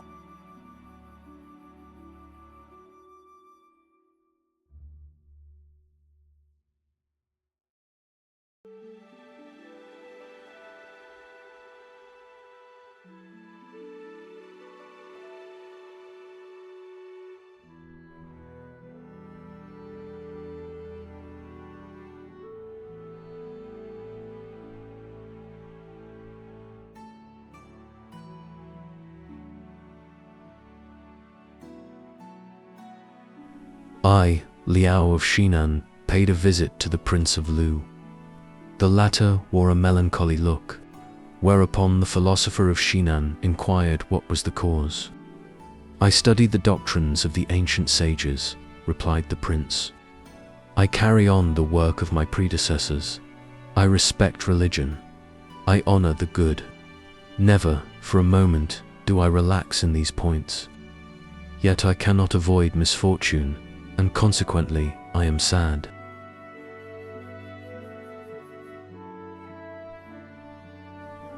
"Your Highness' method of avoiding misfortune," said the philosopher of Shinan, "is but a shallow one. A handsome fox or a striped leopard will live in a mountain forest, hiding beneath some precipitous cliff. This is their repose. They come out at night and keep in by day. This is their caution. Though under the stress of hunger and thirst, they lie hidden, hardly venturing to slink secretly to the riverbank in search of food. This is their resoluteness."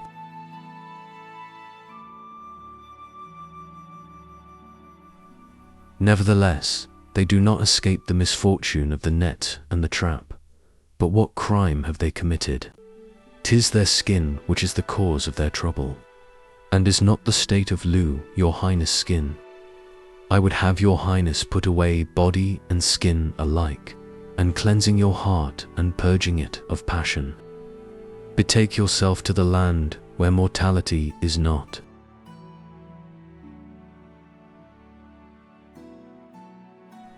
In Nanyu there is a district called Established Virtue. Its people are simple and honest, unselfish, and without passions. They can make, but cannot keep. They give, but look for no return. They are not conscious of fulfilling obligations. They are not conscious of subservience to etiquette. Their actions are altogether uncontrolled, yet they tread in the way of the wise. Life is for enjoyment, death for burial, and thither I would have your highness proceed, power discarded and the world left behind, only putting trust in Tao. The road is long and dangerous, said the prince, rivers and hills to be crossed, and I without boat or chariot, what then? Unhindered by body and unfettered in mind, replied the philosopher, your highness will be a chariot to yourself. But the road is long and dreary, argued the prince, and uninhabited. I shall have no one to turn to for help, and how, without food, shall I ever be able to get there?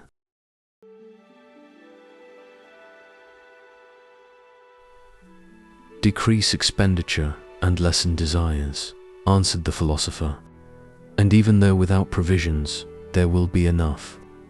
And then through river and over sea, your highness will travel into shoreless, illimitable space. From the borderland, those who act as escort will return, but thence onwards, your highness will travel afar. It is the human in ourselves which is our hindrance, and the human in others which causes our sorrow. The great Yao had not this human element himself, nor did he perceive it in others.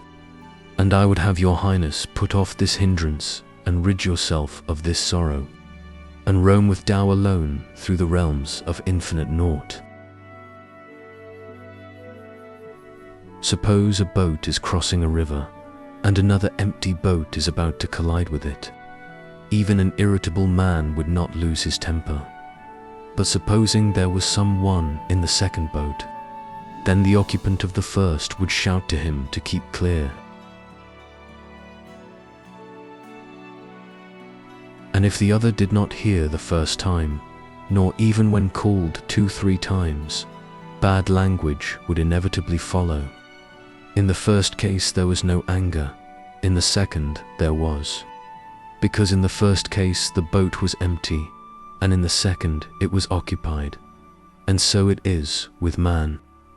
If he could only roam empty through life, who would be able to injure him?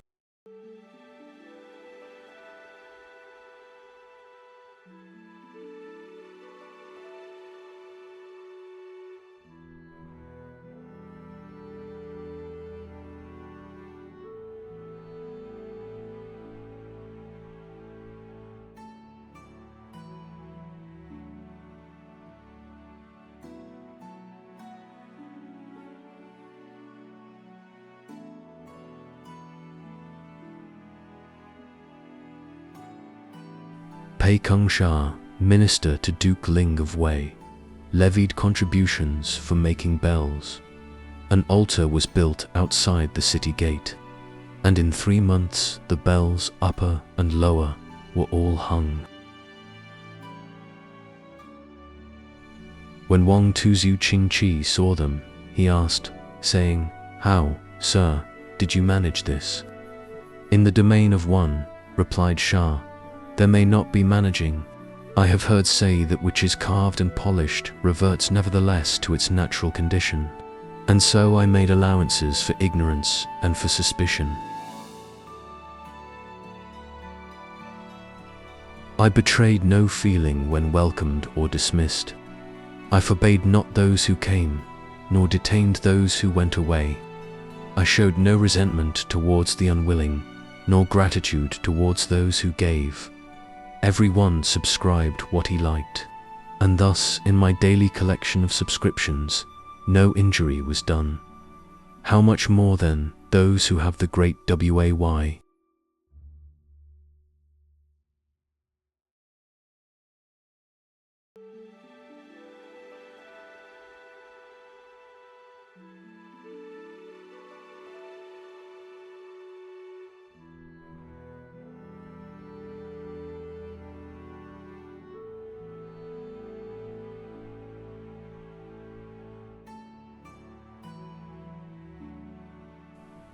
When Confucius was hemmed in between Shern and Tsai, he passed 7 days without food. The minister Zhen went to condole with him and said, "You were near, sir, to death." "I was, indeed," replied Confucius. "Do you fear death, sir?" inquired Zhen. "I do," said Confucius. "Then I will try to teach you," said Zhen, "the way not to die." In the Eastern Sea, there are certain birds called the ayar. They behave themselves in a modest and unassuming manner, as though unpossessed of ability. They fly simultaneously. They roost in a body. In advancing, none strives to be first. In retreating, none ventures to be last. In eating, none will be the first to begin. It is considered proper to take the leavings of others. Therefore, in their own ranks, they are at peace, and the outside world is unable to harm them, and thus they escape trouble. Straight trees are the first felled. Sweet wells are soonest exhausted. And you make a show of your knowledge in order to startle fools. You cultivate yourself in contrast to the degradation of others, and you blaze along as though the sun and moon were under your arms. Consequently, you cannot avoid trouble. Formerly, I heard a very wise man say, "Self-praise is no recommendation. In merit achieved, there is deterioration. In fame achieved, there is loss. Who can discard both merit and fame and become one with the rest? Tao pervades all things but is not seen. Tea moves through all things, but its place is not known. In its purity and constancy, it may be compared with the purposeless, remaining concealed, rejecting power. It works not for merit nor for fame. Thus, not censuring others, it is not censured by others.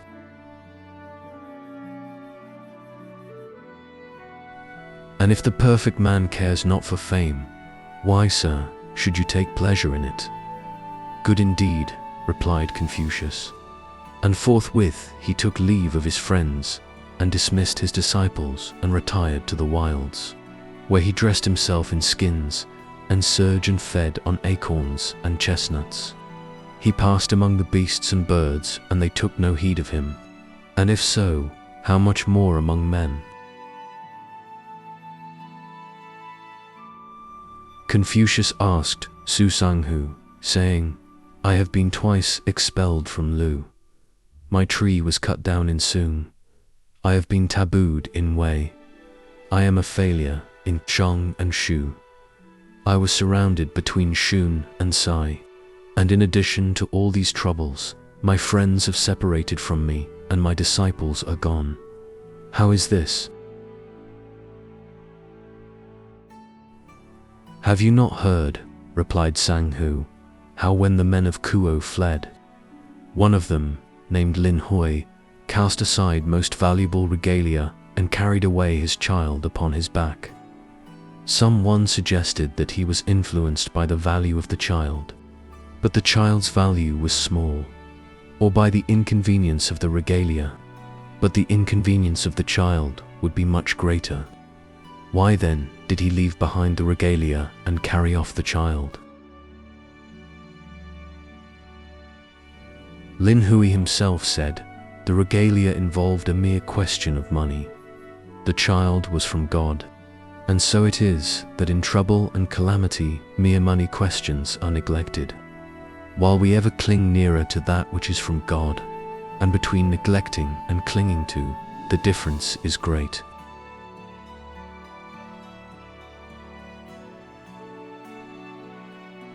The friendship of the superior man is negative like water. The friendship of the mean man is full-flavored like wine. That of the superior man passes from the negative to the affectionate. That of the mean man passes from the full-flavored to nothing. The friendship of the mean man begins without due cause, and in like manner comes to an end.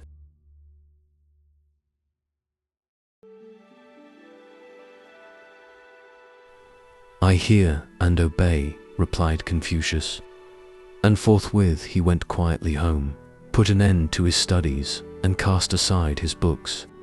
His disciples no longer saluted him as teacher, but his love for them deepened every day.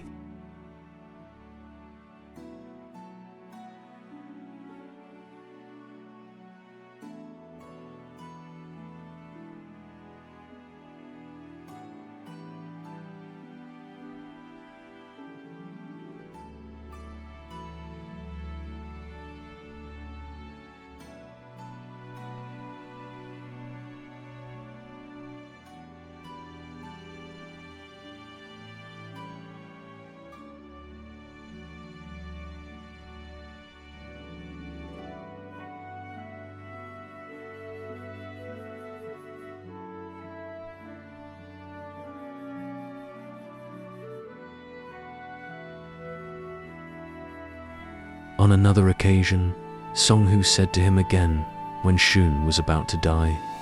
He commanded the great Yu as follows: "Be careful, act in accordance with your physical body, speak in accordance with your feelings.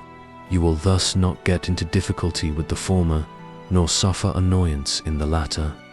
And as under these conditions you will not stand in need of outward embellishment of any kind, it follows that you, therefore, will not stand in need of anything."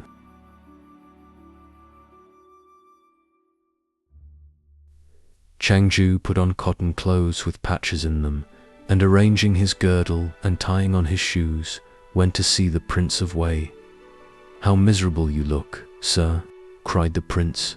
"It is poverty, not misery," replied Chuang Tzu. "A man who is Tao cannot be miserable. Ragged clothes and old boots make poverty, not misery. Mine is what is called being out of harmony with one's age."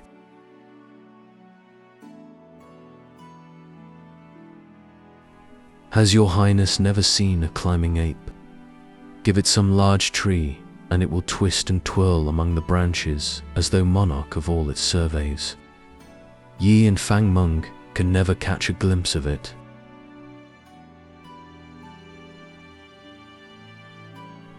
But put it in a bramble bush, and it will move cautiously with sidelong glances, trembling all over with fear.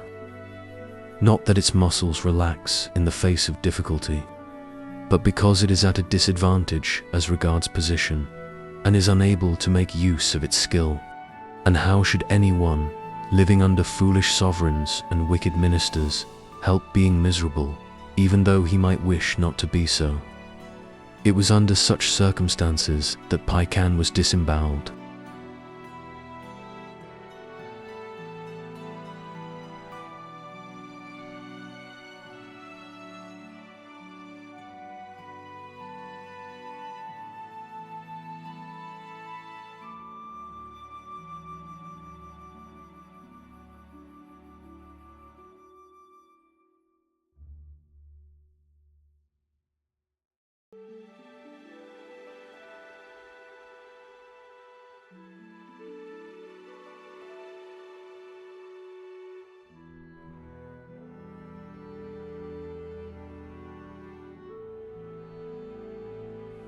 When Confucius was hemmed in between Shen and Sai, and had gone 7 days without food, then, holding in his left hand a piece of dry wood, and in his right hand a dry stick, he sang a ballad of Pio Shi.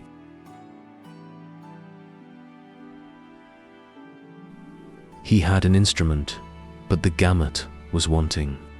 There was sound, but no tune.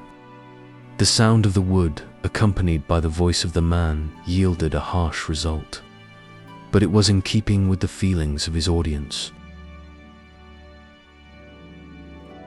Yan Hui, who was standing by in a respectful attitude, thereupon began to turn his eyes about him, and Confucius, fearing lest he should be driven by exaltation into bragging, or by a desire for safety into sorrow, spoke to him as follows: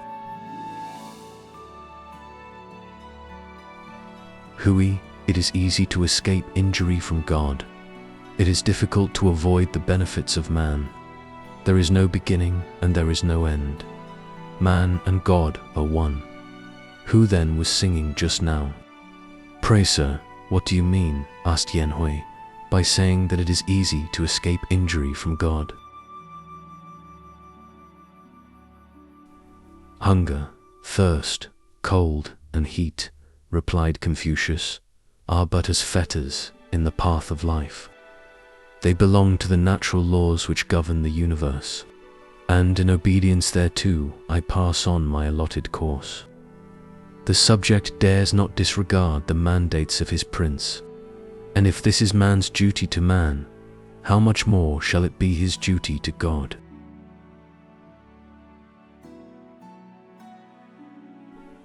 What is the meaning of difficult to avoid the benefits of man? Asked Yen Hui. If one begins, replied Confucius, by adaptation to surroundings, rank and power follow without cease. Such advantages are external. They are not derived from oneself, and my life is more or less dependent upon the external. The superior man does not steal these, nor does the good man pilfer them. What then do I but take them as they come?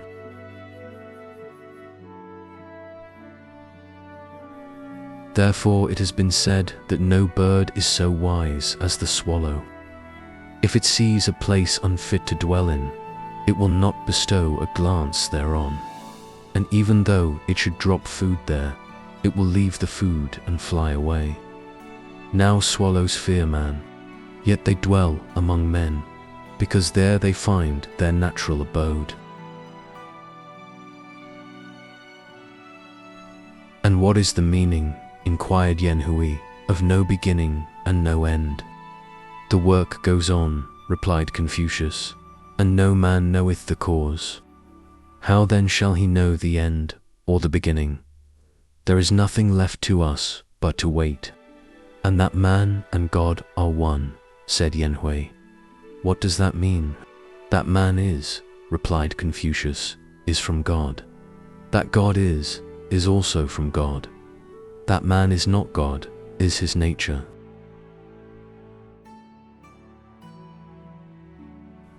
The sage quietly waits for death as the end. When Chuang Tzu was wandering in the park at Tiaoling, he saw a strange bird which came from the south. Its wings were 7 feet across. Its eyes were an inch in circumference, and it flew close past Chuang Tzu's head to alight in a chestnut grove.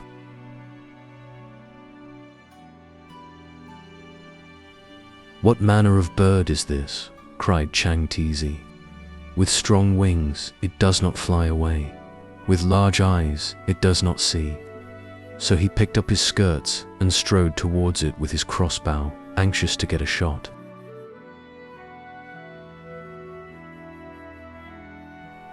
Just then he saw a cicada enjoying itself in the shade, forgetful of all else. And he saw a mantis spring and seize it, forgetting in the act its own body, which the strange bird immediately pounced upon and made its prey. And this it was which had caused the bird to forget its own nature.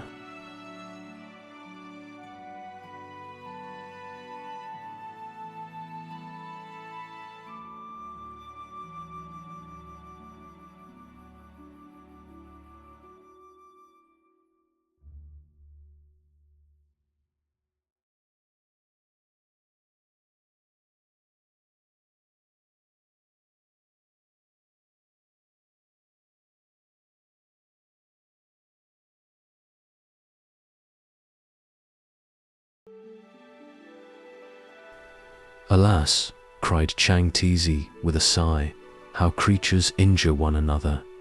Loss follows the pursuit of gain. So he laid aside his bow and went home, driven away by the park keeper who wanted to know what business he had there. For 3 months after this, Chuang Tzu did not leave the house, and at length Lin Chu asked him, saying, "Master, how is it that you have not been out for so long?" While keeping my physical frame, replied Chuang Tzu, I lost sight of my real self. Gazing at muddy water, I lost sight of the clear abyss. Besides, I have learnt from the Master as follows. When you go into the world, follow its customs. Now, when I strolled into the park at Tiaoling, I forgot my real self. That strange bird which flew close past me to the chestnut grove forgot its nature. The keeper of the chestnut grove took me for a thief. Consequently, I have not been out.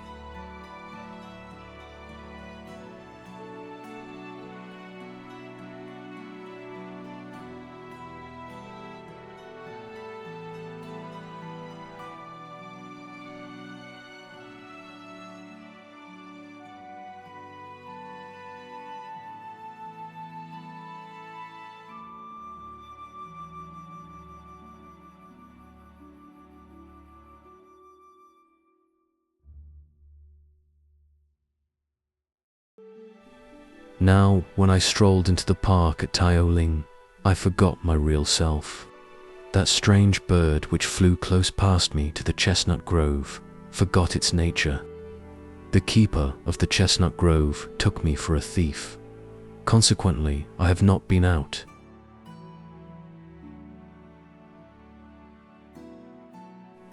Tianzu Fang was in attendance upon Prince Wen of Wei, whose tutor he was.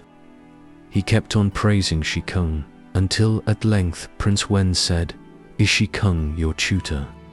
No, replied Su Fang. He is merely a neighbor. He discourses admirably upon Tao. That is why I praise him. Have you then no tutor? Inquired the prince. I have, replied Tizi Fang. And who may he be? Said Prince Wen. Tung Kuo Shun Tizi, answered Tizi Fang. Then how is it you do not praise him? Asked the prince.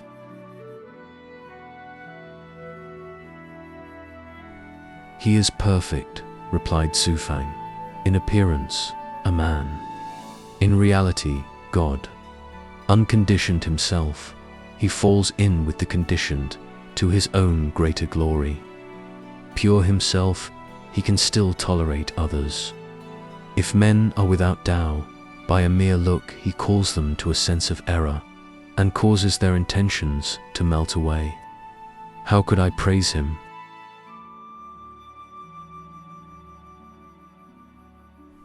Thereupon, Su Fang took his leave, and the prince remained for the rest of the day absorbed in silence. At length he called an officer in waiting and said, How far beyond us is the man of perfect virtue?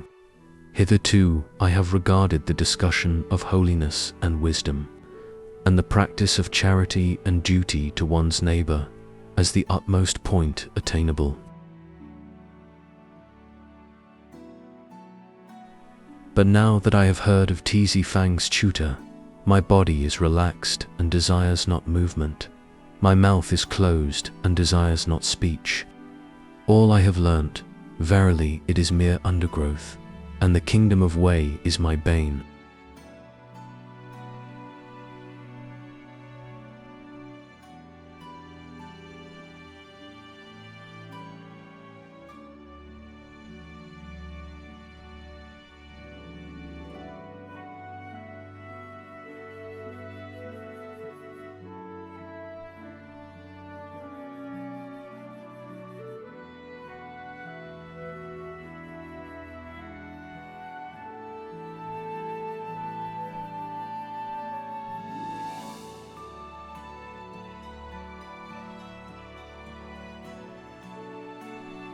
When Wenpo Shutsu was on his way to Shi, he broke his journey in Lu.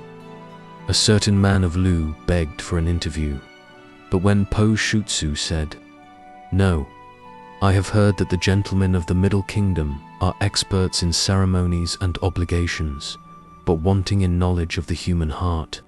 I do not wish to see him. So he went on to Shi. But once more, at Lu, on his way home, The same man again begged to have an interview. When I was last here, cried Wenpo Shutsu, he asked to see me, and now again he asks to see me. Surely he must have something to communicate.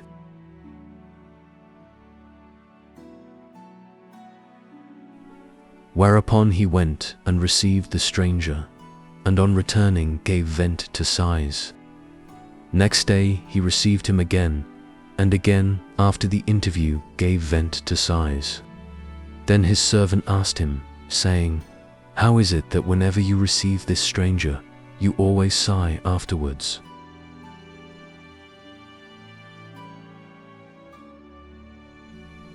"I have already told you," replied Wenpo Shutsu, "that the people of the Middle Kingdom are experts in ceremonies and obligations, but wanting in knowledge of the human heart.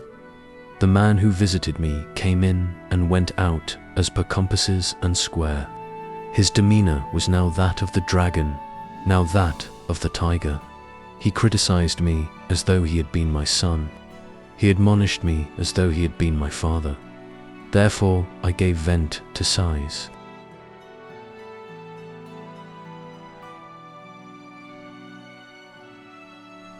When Confucius saw Wenpo Shutsu, the former did not utter a word. Whereupon Zulu said, "Master, you have long wished to see Wenpo Shutsu. How is it that when you do see him, you do not speak?" "With such men as these," replied Confucius, "you have only to look, and Tao abides. There is no room for speech."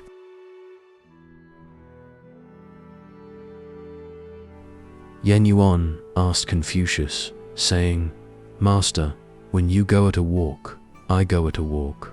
When you trot, I trot. When you gallop, I gallop. But when you dash beyond the bounds of mortality, I can only stand staring behind. How is this? Explain yourself," said Confucius.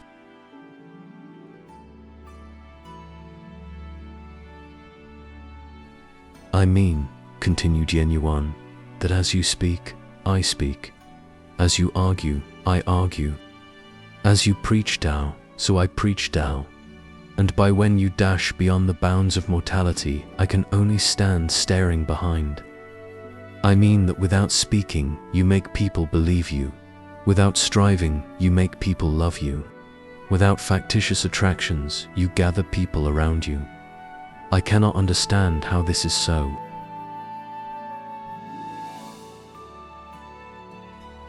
"What is there to prevent you from finding out?" replied Confucius. "There is no sorrow to be compared with the death of the mind. The death of the body is of but secondary importance."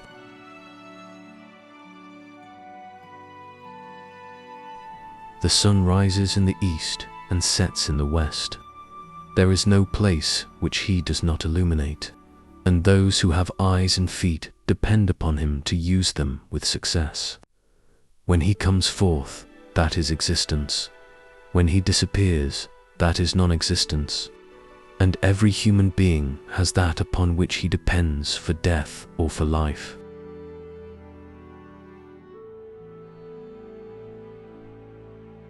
But if I, receiving this mind-informed body, pass without due modification to the end, day and night, subject to ceaseless wear and tear like a mere thing, unknowing what the end will be, and in spite of this mind-informed body, conscious only that fate cannot save me from the inevitable graveyard, then I am consuming life until at death.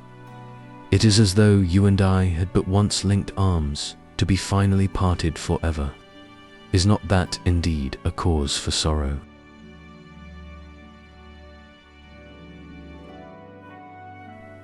Now you fix your attention upon something in me which, while you look, has already passed away.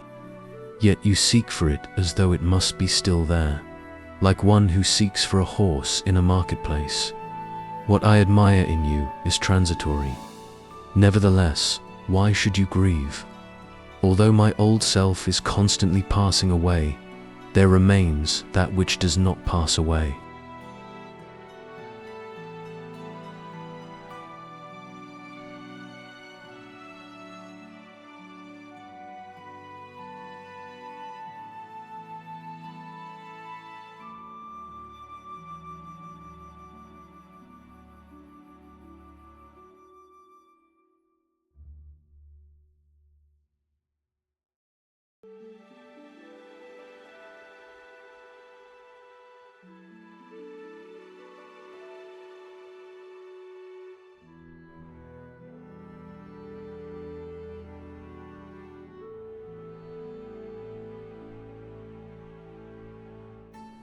Confucius went to see Lao Tzu.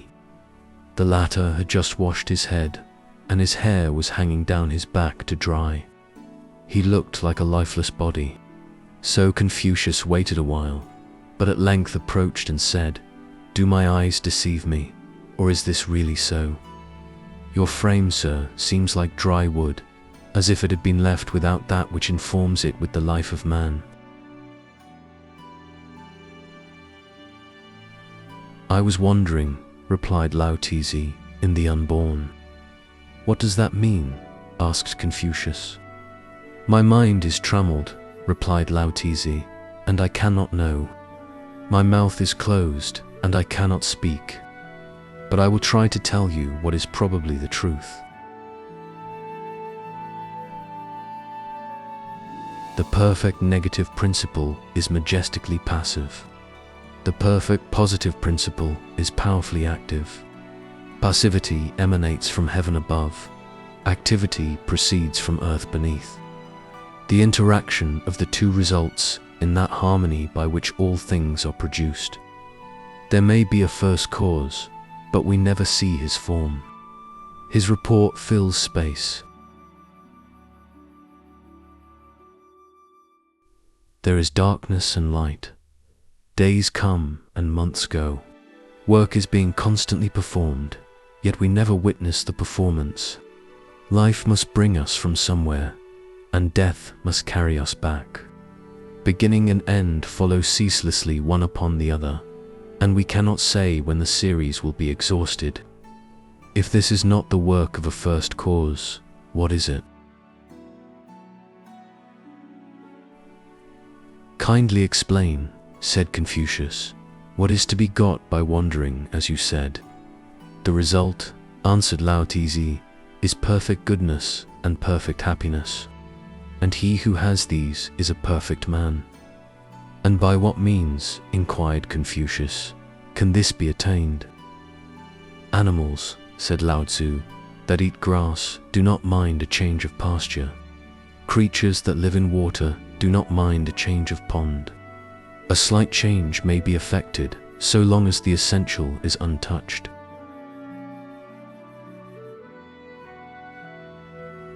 Joy, anger, sorrow, happiness find no place in that man's breast, for to him all creation is one, and all things being thus united in one, his body and limbs are but as dust of the earth, and life and death, beginning and end, are but as night and day, and cannot destroy his peace. How much less such trifles as gain or loss, misfortune or good fortune.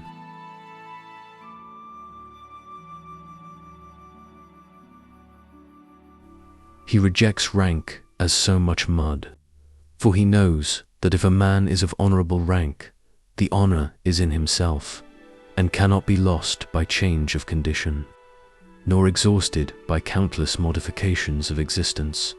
Who then can grieve his heart? Those who practice Tao understand the secret of this. "Master," said Confucius, "your virtue equals that of heaven and earth, yet you still employ perfect precepts in the cultivation of your heart. Who among the sages of old could have uttered such words?"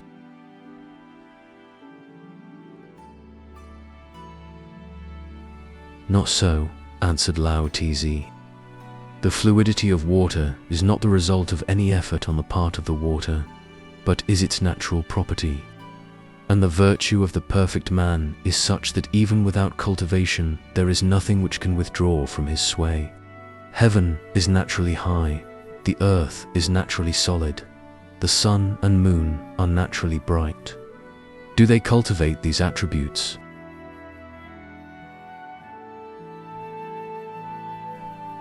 Confucius went forth and said to Yen Hui, "In point of Tao, I am but as an animalcule in vinegar. Had not the Master opened my eyes, I should not have perceived the vastness of the universe.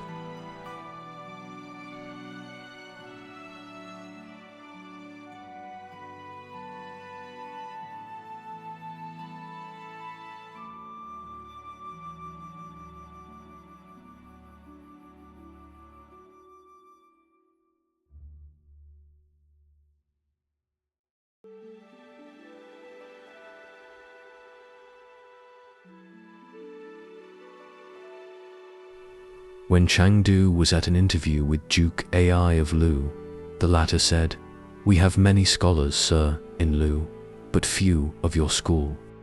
"In Lu," replied Chuang Tzu, "there are but few scholars."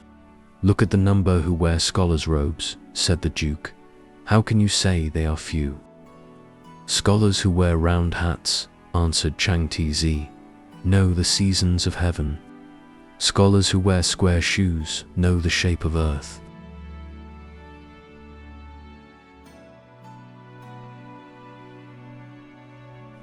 And scholars who loosely gird themselves are ready to decide whatever questions may arise. But scholars who have Tao do not necessarily wear robes. Neither does the wearing of robes necessarily mean that a scholar has Tao. If your Highness does not think so, why not issue an order through the Middle Kingdom, making death the punishment for all who wear the robes without having the Tao? Thereupon Duke Ai circulated this mandate for 5 days, the result being that not a single man in Lu dared to don scholars' robes, with the exception of one old man who, thus arrayed, took his stand at the Duke's gate. The Duke summoned him to the presence and asked him many questions on politics, trying to entangle him, but in vain. Then Chuang Tzu said, "If there is only one scholar in Lu, surely that is not many."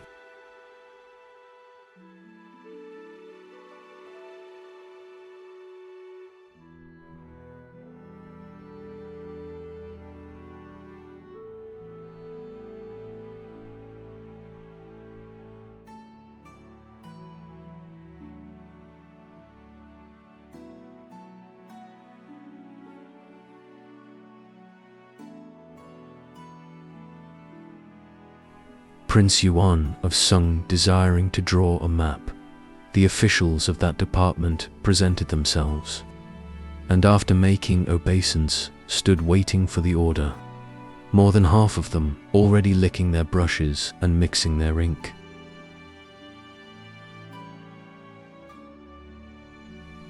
One of them arrived late.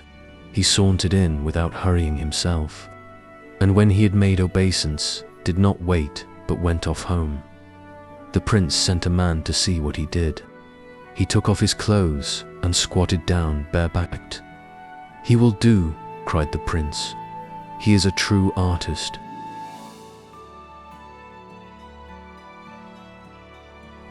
When Wen Wang was on a tour of inspection in Sang, he saw an old man fishing.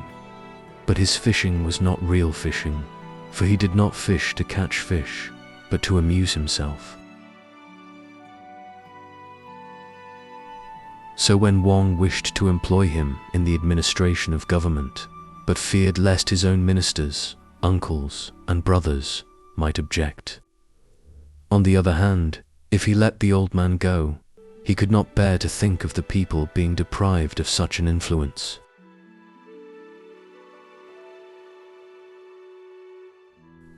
Accordingly, that very morning he informed his ministers, saying, "I once dreamt that a sage of a black color and with a large beard, riding upon a particulate horse with red stockings on one side, appeared and instructed me to place the administration in the hands of the old gentleman of Sang, promising that the people would benefit greatly thereby." The ministers at once said, "It is a command from your Highness, Father." "I think so," answered Wen Wang, "but let us try by divination." "It is a command from your highness late father," said the ministers, "and may not be disobeyed. What need for divination?" So the old man of Sang was received and entrusted with the administration. He altered none of the existing statutes. He issued no unjust regulations. And when, after 3 years, when Wang made another inspection, he found all dangerous organizations broken up, the officials doing their duty as a matter of course, while the use of measures of grain was unknown within the 4 boundaries of the state.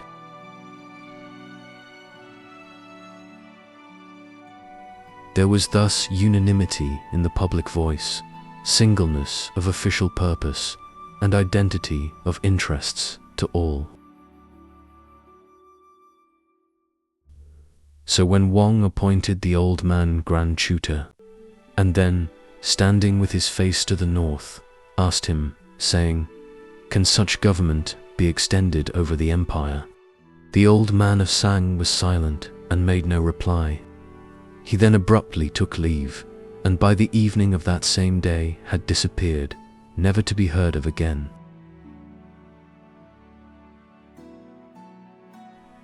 Yen Yuan said to Confucius, "If when Wang was unable to do this of himself, how was he able to do it by a dream?" "Silence," cried Confucius. "It is not for you to criticize when Wang who succeeded in fulfilling his mission.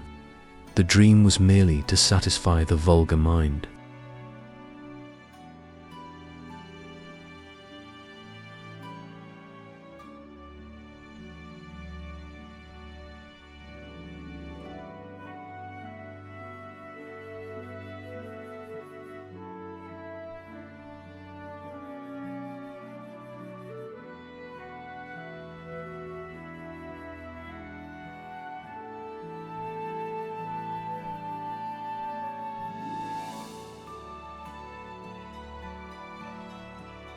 Chen Wu said to Sun Shu, "Ao sir, you have been 3 times called to office without showing any elation, and you have been 3 times dismissed without displaying any chagrin.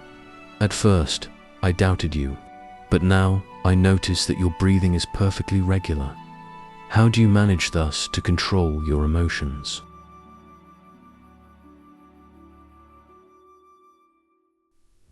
"I am no better than other people," replied Sun Shu Ao. "I regard office when it comes as something which may not be declined, when it goes as something which cannot be kept. To me both the getting and losing are outside my own self, and therefore I feel no chagrin. How am I better than other people?"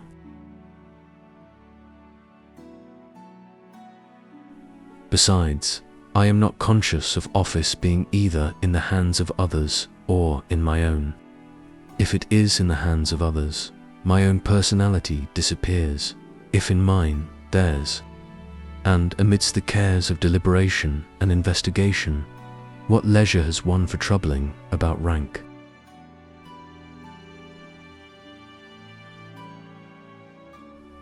When Confucius heard this, he said, "The perfect sages of old. Cunning men could not defeat them. Beautiful women could not seduce them. Robbers could not steal from them. Fuxi and the Yellow Emperor could not make friends of them. Life and death are great, yet these gave them no pang."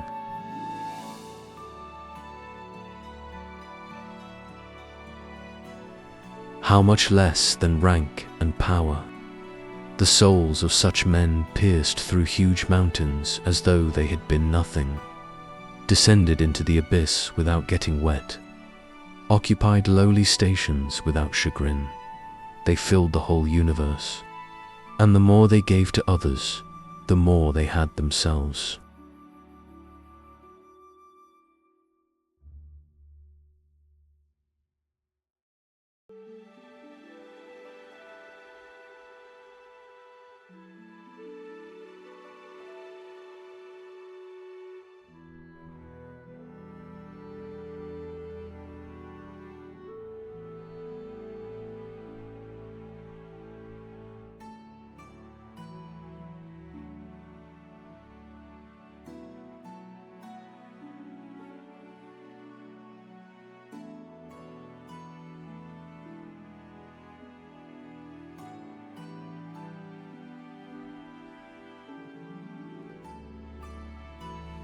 Knowledge travels north.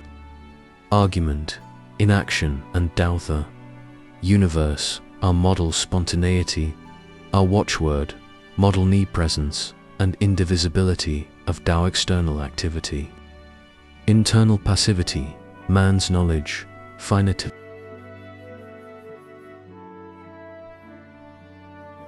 When knowledge traveled north, across the black water, and over the dark steep mountain, he met do nothing, say nothing, and asked of him as follows: kindly tell me by what thoughts, by what cogitations may Tao be known? By resting in what, by according in what, may Tao be approached? By following what, by pursuing what, may Tao be attained?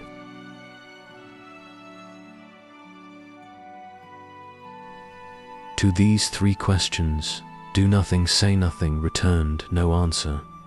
Not that he would not answer, but that he could not. So when knowledge got no reply, he turned round and went off to the south of the white water and up the Kuchu mountain, where he saw all in extremes, and to him he put the same questions.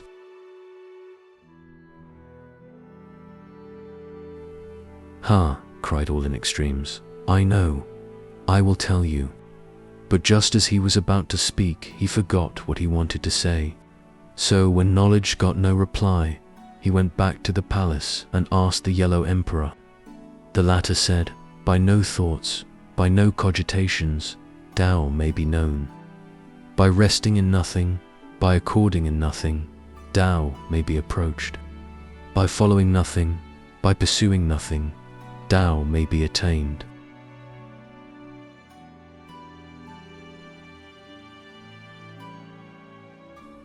Then knowledge said to the Yellow Emperor, "Now you and I know this, but those two know it not. Who is right?" "Of those two," replied the Yellow Emperor, "do nothing, say nothing is genuinely right, and all in extremes is near. You and I are wholly wrong. Those who understand it do not speak about it. Those who speak about it do not understand it. Therefore, the sage teaches a doctrine which does not find expression in words. Tao cannot be made to come. Virtue cannot be reached. Charity can be evoked. Duty to one's neighbor can be wrongly directed. Ceremonies are mere shams.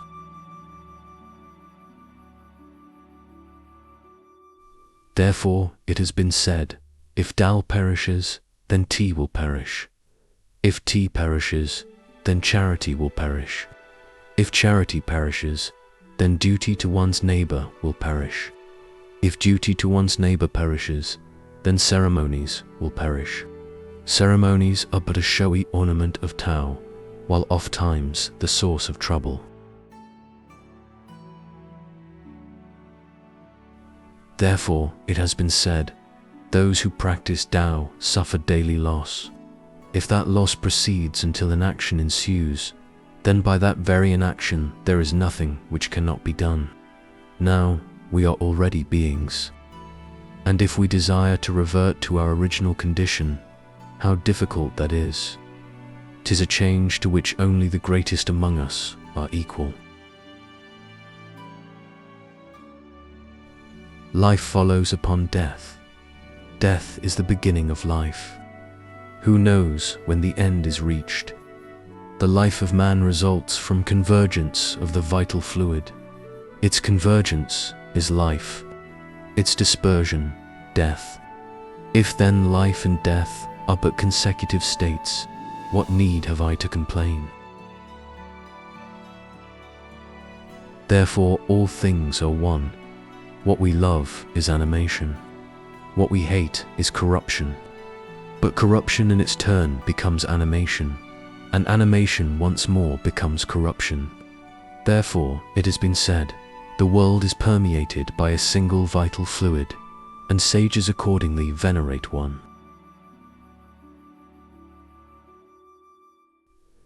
Then knowledge said to the Yellow Emperor, I asked do nothing, say nothing, but he did not answer me. Not that he would not, he could not. So I asked all in extremes, He was just going to tell me, but he did not tell me.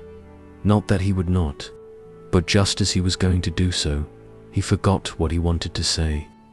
Now, I ask you, and you tell me, how then are you wholly wrong?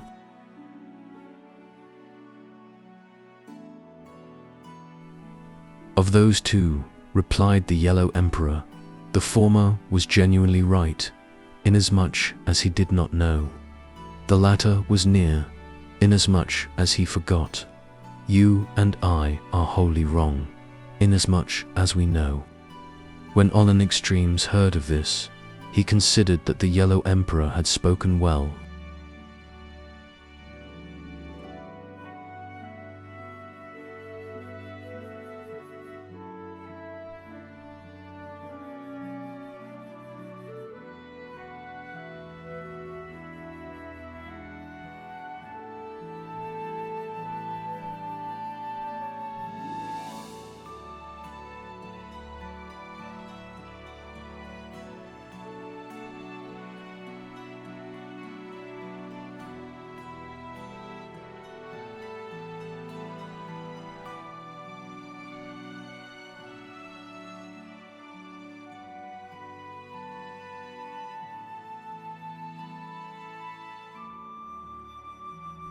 The universe is very beautiful, yet it says nothing. The 4 seasons abide by a fixed law, yet they are not heard. All creation is based upon absolute principles, yet nothing speaks. And the true sage, taking his stand upon the beauty of the universe, pierces the principles of created things. Hence the saying that the perfect man does nothing, the true sage performs nothing, beyond gazing at the universe.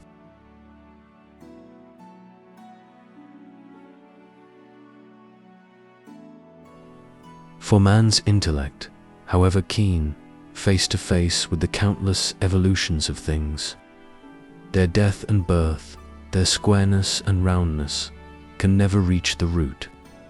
Their creation is, and there it has ever been.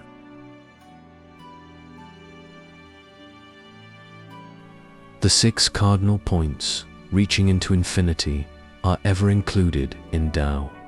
An autumn spikelet, in all its minuteness, must carry Tao within itself. There is nothing on earth which does not rise and fall, but it never perishes altogether. The yin and the yang and the 4 seasons keep to their proper order, apparently destroyed, yet really existing. The material gone, the immaterial left. Such is the law of creation, which passeth all understanding. This is called the root, whence a glimpse may be obtained of God.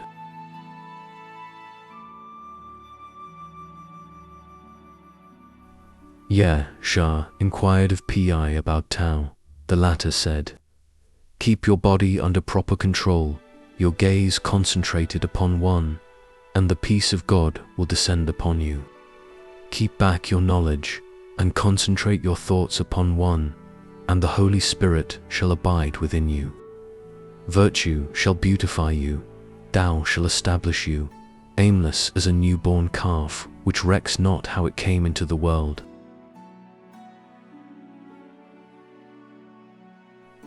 While Pi was still speaking, Yashar had gone off to sleep, at which the former rejoiced greatly and departed singing. Shun asked Shun, saying, "Can one get Tao so as to have it for one's own?" "Your very body," replied Shang, "is not your own. How should Tao be?" "If my body," said Shun, "is not my own, pray whose is it?" "It is the delegated image of God," replied Shang. "Your life is not your own. It is the delegated harmony of God."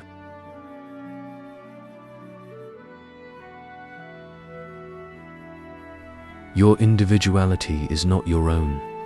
It is the delegated adaptability of God. Your posterity is not your own. It is the delegated exuvig of God. You move, but know not how. You are at rest, but know not why. You taste, but know not the cause. These are the operation of God's laws. How then should you get Tao so as to have it for your own?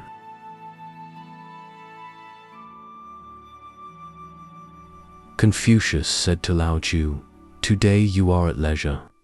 Pray tell me about perfect Tao."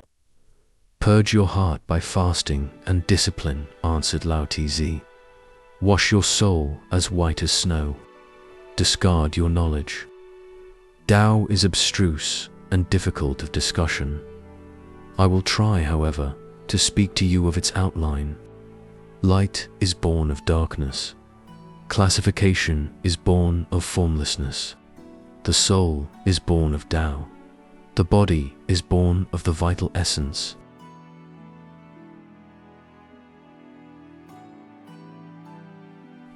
Thus all things produce after their kind. Creatures with 9 channels of communication are born from the womb. Creatures with 8 are born from the egg. Of their coming there is no trace. In their departure there is no goal. No entrance gate, no dwelling house. They pass this way and that, as though at the meeting of crossroads.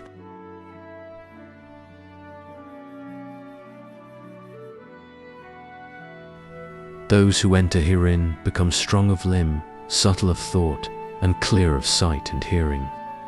They suffer no mental fatigue, nor meet with physical resistance. Heaven cannot but be high, earth cannot but be broad. The sun and moon cannot but revolve. All creation cannot but flourish. To do so is their Tao.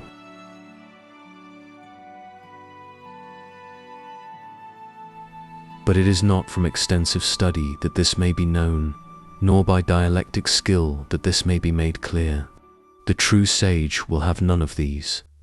It is in addition without gain, in diminution without loss, that the true sage finds salvation. Unfathomable as the sea, wondrously ending only to begin again. Informing all creation without being exhausted, the Tao of the perfect man is spontaneous in its operation.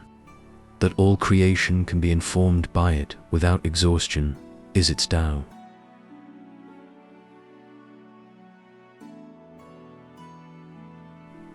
In the Middle Kingdom, there are men who recognize neither positive nor negative. They abide between heaven and earth. They act their part as mortals and then return to the cause. From that standpoint, life is but a concentration of the vital fluid, whose longest and shortest terms of existence vary by an inappreciable space. Hardly enough for the classification of Yao and Qi.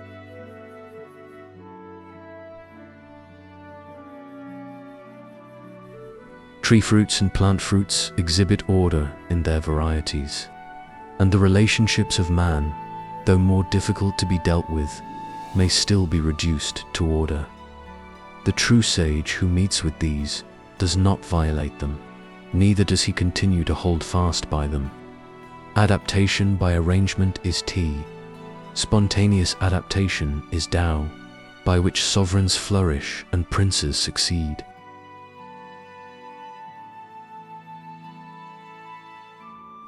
Man passes through this sublunary life as a white horse passes a crack, here one moment, gone the next.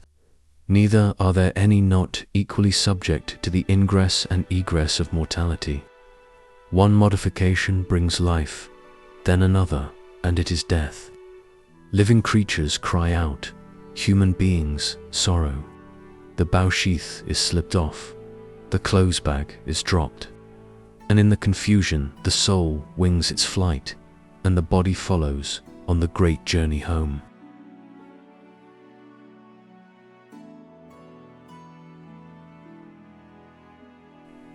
The reality of the formless, the unreality of that which has form, this is known to all. Those who are on the road to attainment care not for these things, but the people at large discuss them. Attainment implies non-discussion. Discussion implies non-attainment. Manifested, Tao has no objective value. Hence silence is better than argument. It cannot be translated into speech. Better than say nothing at all. This is called the great attainment.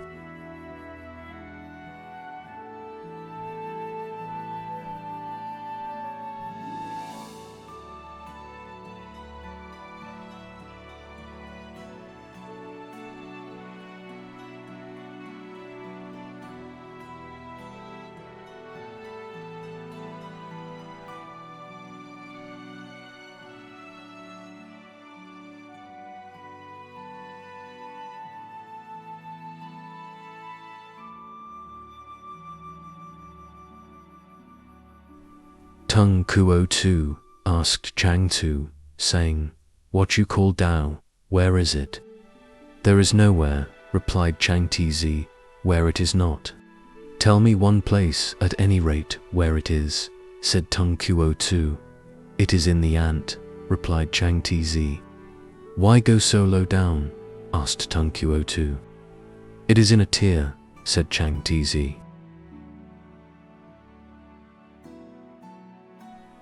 "Still lower," objected Chuang Tzu. "It is in a potsherd," said Chuang Tzu. "Worse still," cried Chuang Tzu. "It is in ordure," said Chuang Tzu. And Chuang Tzu made no reply.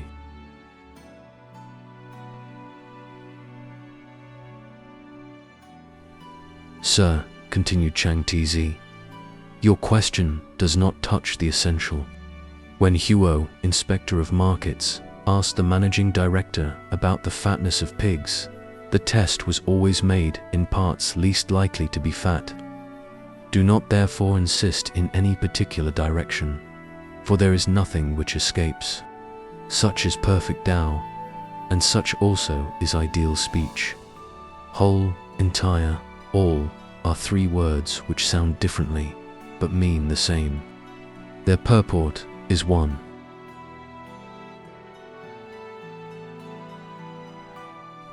Try to reach with me the palace of nowhere, and there, amidst the identity of all things, carry your discussions into the infinite. Try to practice with me in action, wherein you may rest motionless, without care, and be happy, for thus my mind becomes an abstraction. It wanders not, and yet is not conscious of being at rest. It goes and comes, and is not conscious of stoppages, backwards and forwards, without being conscious of any goal. Up and down the realms of infinity, wherein even the greatest intellect would fail to find an end.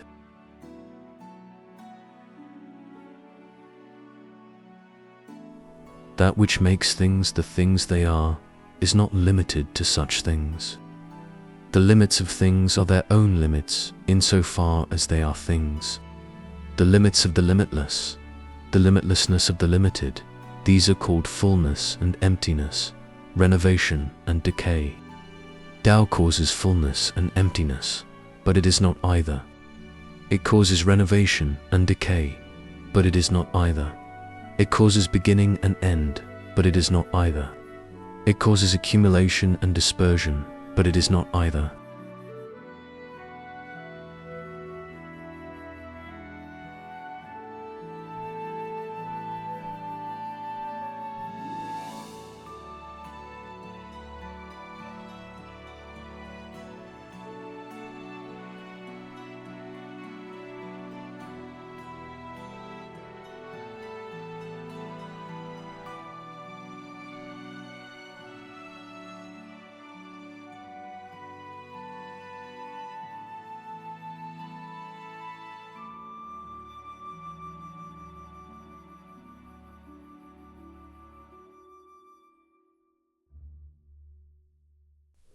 Hoken was studying with Shan Nung under Lao Lungchi.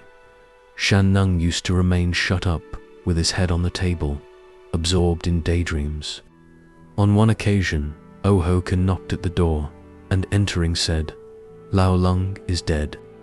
Thereupon Shan Nung, leaning on his staff, arose, and flinging down his staff with a bang, smiled and said, "O my master, thou knewest me to be worthless and self-sufficient. and thou didst leave me and die. Now I, having no scope for my vain talk, I too will die.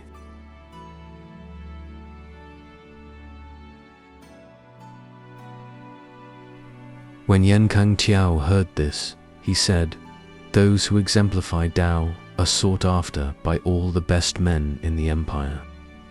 Now, if one who has not attained to more Tao than the 10,000th part of the tip of an autumn spikelet is still wise enough to withhold vain talk and die, how much more those who exemplify Tao? To the eye it is formless, and to the ear it is noiseless.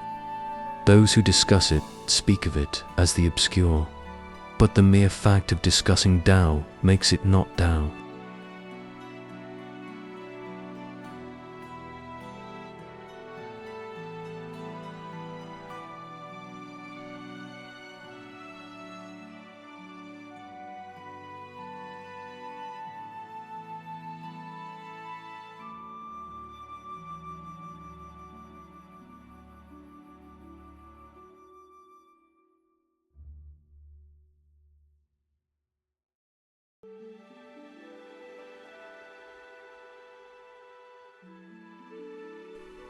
At this, the Empyrean asked without end, saying, "Do you know Tao?" "I do not," replied without end. Whereupon the Empyrean proceeded to ask in action. "I do know Tao," said in action. "Is there any method," asked the Empyrean, "by which you know Tao?" "There is," replied in action. "What is it?" asked the Empyrean. "I know," answered in action, "that Tao may honor and dishonor, bind and loose. That is the method by which I know Tao."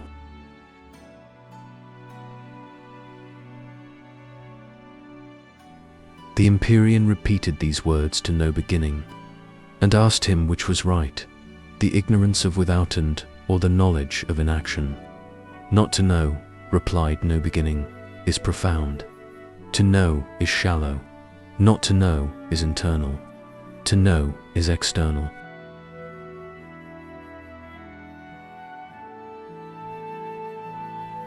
Here the Empyrean broke in with a sigh. "Then ignorance is knowledge, and knowledge ignorance. But pray whose knowledge is the knowledge of not knowing? Tao," said No Beginning, "cannot be heard. Heard, it is not Tao. It cannot be seen. Seen, it is not Tao. It cannot be spoken. Spoken, it is not Tao. That which imparts form to forms is itself formless. Therefore Tao cannot have a name."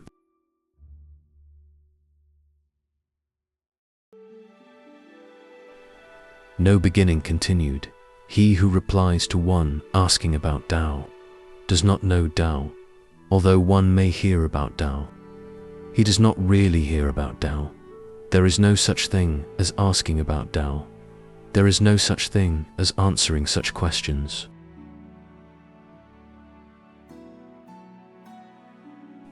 To ask a question which cannot be asked is vain. To answer a question which cannot be answered is unreal. And one who thus meets the vain with the unreal is one who has no physical perception of the universe, and no mental perception of the origin of existence, unfit alike to roam over the Kaenlan peak or to soar into the supreme void."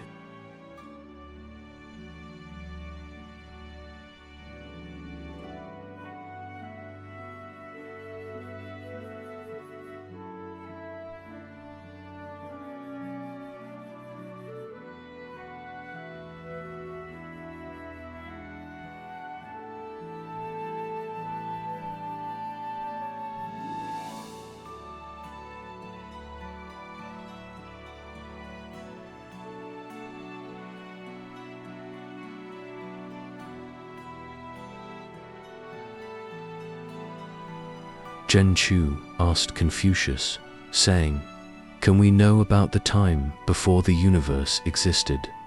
"We can," replied Confucius. "Time was of old precisely what it is now."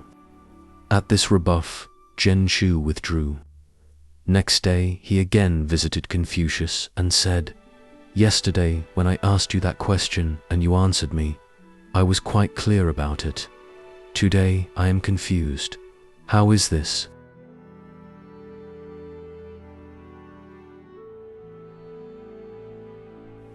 Your clearness of yesterday, answered Confucius, was because my answer appealed direct to your natural intelligence. Your confusion of today results from the intrusion of something other than the natural intelligence.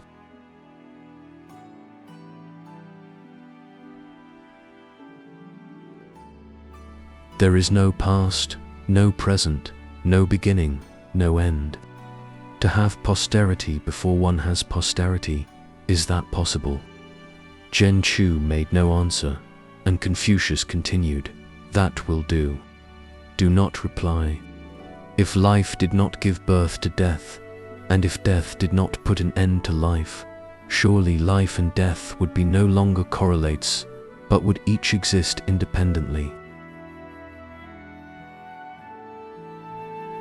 What there was before the universe was Tao. Tao makes things what they are, but is not itself a thing. Nothing can produce Tao, yet everything has Tao within it, and continues to produce it without end. And the endless love of the sage for his fellow man is based upon the same principle.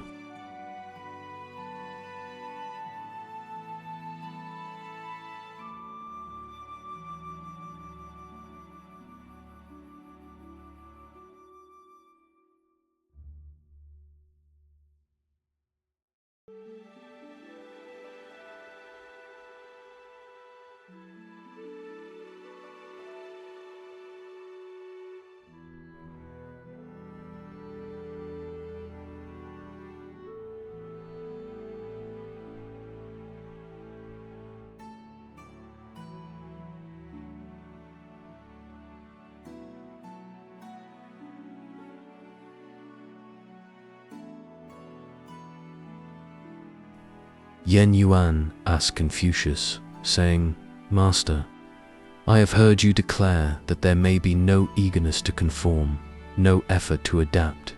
If so, pray, how are we to get along?"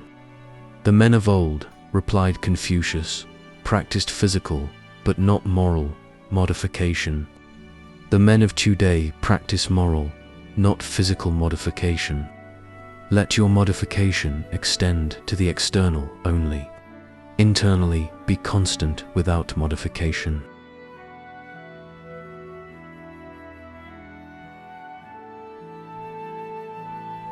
How shall you modify, and how shall you not modify?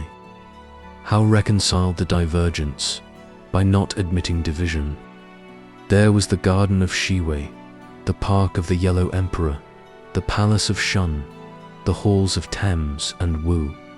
These were perfect men, but had they been taught by Confucianists and Mihists, they would have hammered one another to pieces over scholastic quibbles. How much more then the men of today?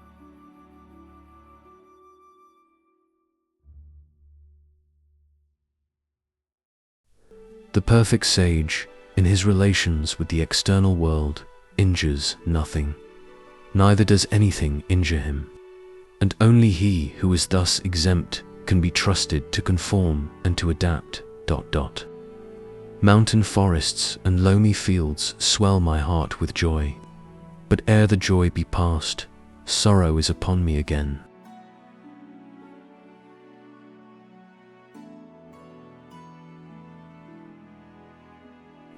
Joy and sorrow come and go, and over them I have no control. Alas, the life of man is but as a stoppage at an inn. He knows that which comes within the range of his experience. Otherwise, he knows not. He knows that he can do what he can do, and that he cannot do what he cannot do. But there is always that which he does not know, and that which he cannot do. And to struggle that it shall not be so, is not this a cause for grief?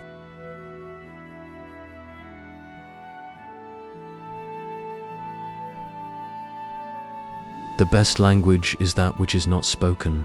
The best form of action is that which is without deeds. Spread out your knowledge, and it will be found to be shallow.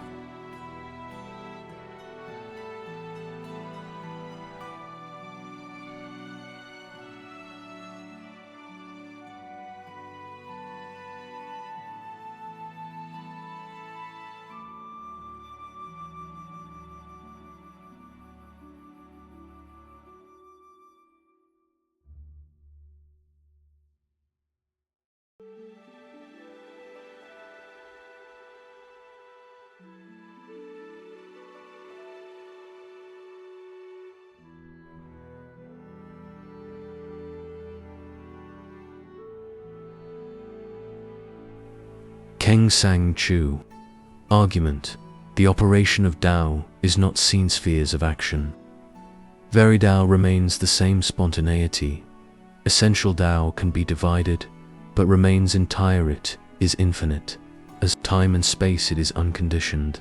The external and the internal.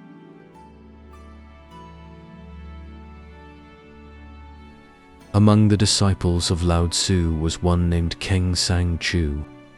He alone had attained to the Tao of his master. He lived up north, on the Huilei Mountains. Of his attendants, he dismissed those who were systematically clever or conventionally charitable. The useless remained with him, the incompetent served him, and in 3 years the district of Huilei was greatly benefited. One of the inhabitants said in conversation, when Mr. Chuang first came among us, we did not know what to make of him. Now, we could not say enough about him in a day, and even a year would leave something unsaid. Surely he must be a true sage. Why not pray to him as to the spirits, and honor him as a tutelary god of the land?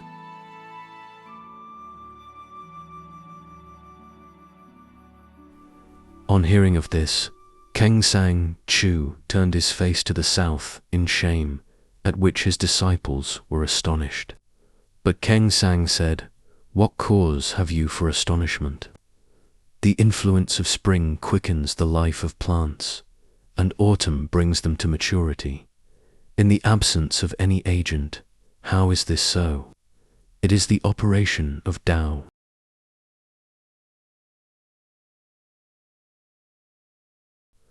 I have heard that the perfect man may be pent up like a corpse in a tomb, yet the people will become unartificial and without care.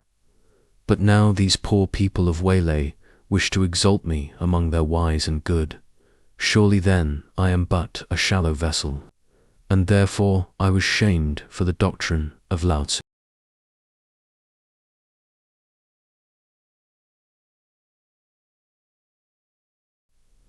The disciples said, "Not so. In a 16-foot ditch, a big fish has not room to turn round, but 'tis the very place for an eel. On a 6 or 7-foot hillock, a large beast finds no shelter, while the uncanny fox gladly makes its lair therein. Besides, ever since the days of Yao and Shun, it has always been customary to honor the virtuous, advance the able, give precedence to the good and useful. Why not then among the people of Huilei? Let them do it, sir."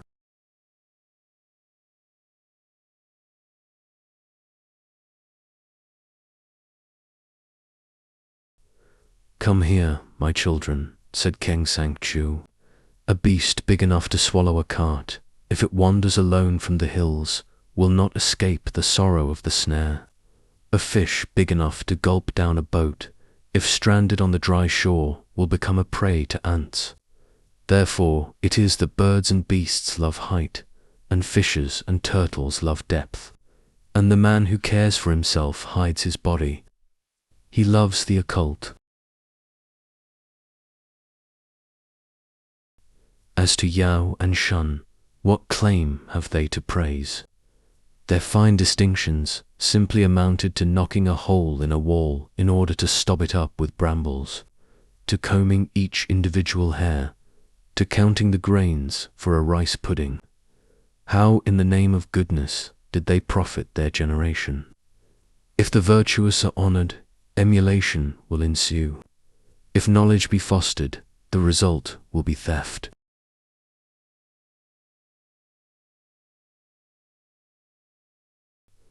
These things are of no use to make people good. The struggle for wealth is so severe.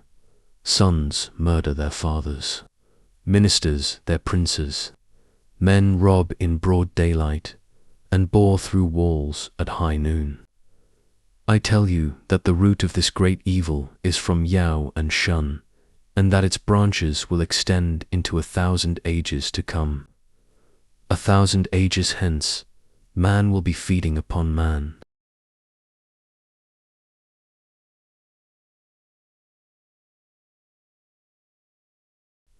Nanyang Chu sadly straightened his seat and said, "But what is one of my age to do that he may attain to this?" "Preserve your form complete," said Keng Sang, "your vitality secure. Let no anxious thoughts intrude. And then, in 3 years' space, you may attain to this."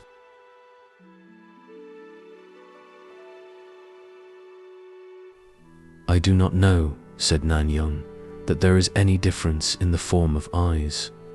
Yet blind men cannot see. I do not know that there is any difference in the form of ears. Yet deaf men cannot hear. I do not know that there is any difference in the form of hearts. Yet fools cannot use theirs to any purpose."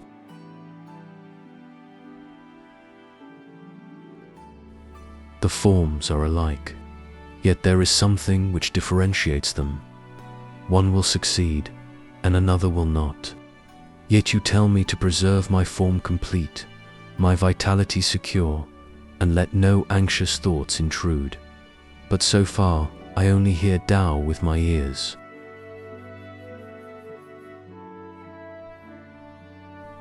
"Well said," cried Keng Sang, and then he added, "Small wasps cannot transform huge caterpillars. Bantams cannot hatch the eggs of geese. The fowls of Lu can. Not that there is any difference in the hatching power of chickens.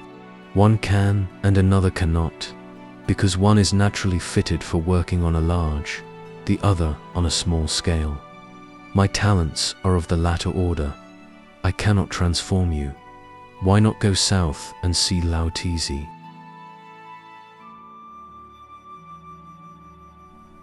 So Nanyang took some provisions, and after a 7 days' journey arrived at the abode of Lao Tzu.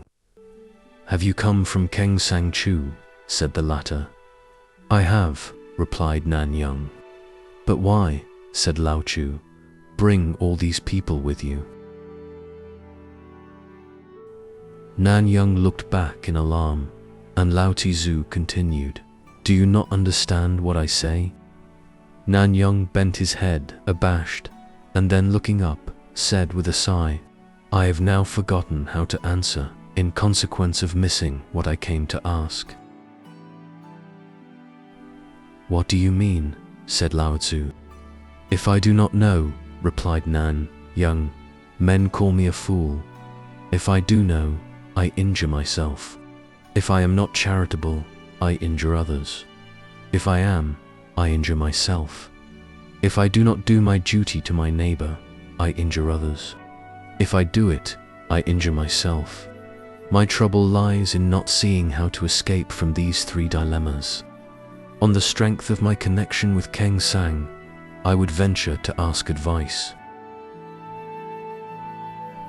"When I saw you," said Lao Tzu, "I knew in the twinkling of an eye what was the matter with you. And now what you say confirms my view. You are confused, as a child that has lost its parents. You would fathom the sea with a pole. You are astray. You are struggling to get back to your natural self, but cannot find the way. Alas, alas." Nanyang begged to be allowed to remain, and set to work to cultivate the good and eliminate the evil within him. At the expiration of 10 days, with sorrow in his heart, he again sought Lao Tzu. "Have you thoroughly cleansed yourself?" said Lao Tzu. But this grieved look, ... There is some evil obstruction yet. If the disturbances are external, do not be always combating them, but close the channels to the mind. If the disturbances are internal, do not strive to oppose them, but close all entrance from without. If the disturbances are both internal and external, then you will not even be able to hold fast to Tao, still less practice it.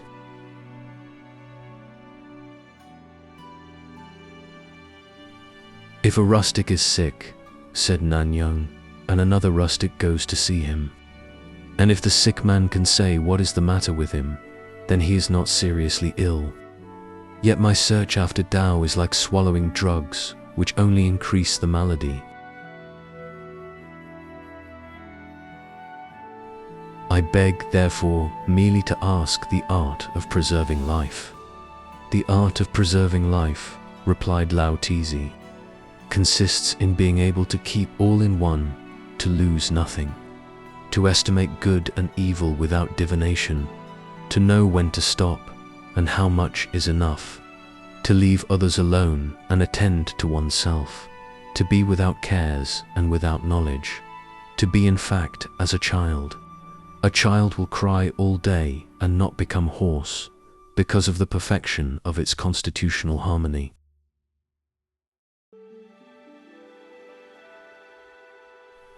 It will keep its fist tightly closed all day and not open it because of the concentration of its virtue.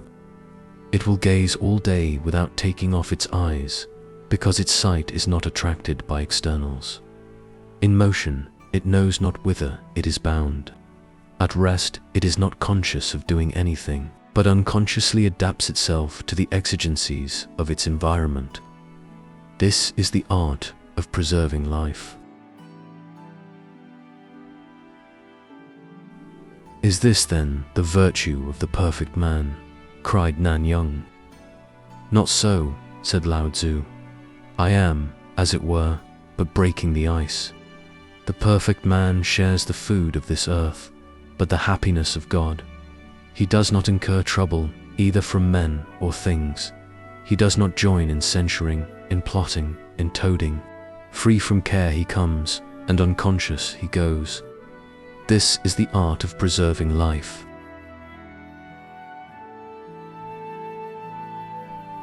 This then is perfection, inquired Nanyang.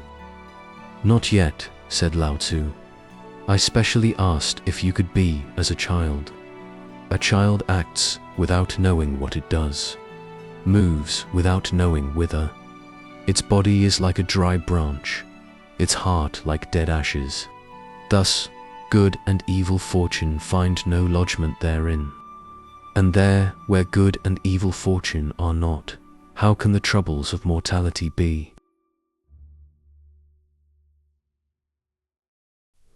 Those whose hearts are in a state of repose give forth a divine radiance, by the light of which they see themselves as they are. And only by cultivating such repose can man attain to the constant. Those who are constant are sought after by men and assisted by God. Those who are sought after by men are the people of God. Those who are assisted by God are His chosen children. To study this is to study what cannot be learnt. To practice this is to practice what cannot be accomplished. To discuss this is to discuss what can never be proved. Let knowledge stop at the unknowable. That is perfection. And for those who do not follow this, God will destroy them.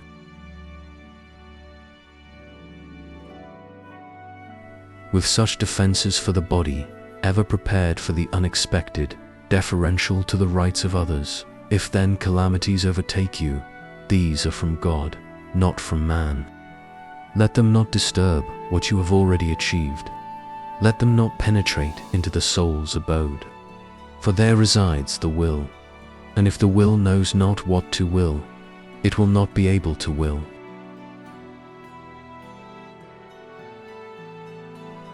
Whatsoever is not said in all sincerity is wrongly said, and not to be able to rid oneself of this vice is only to sink deeper towards perdition.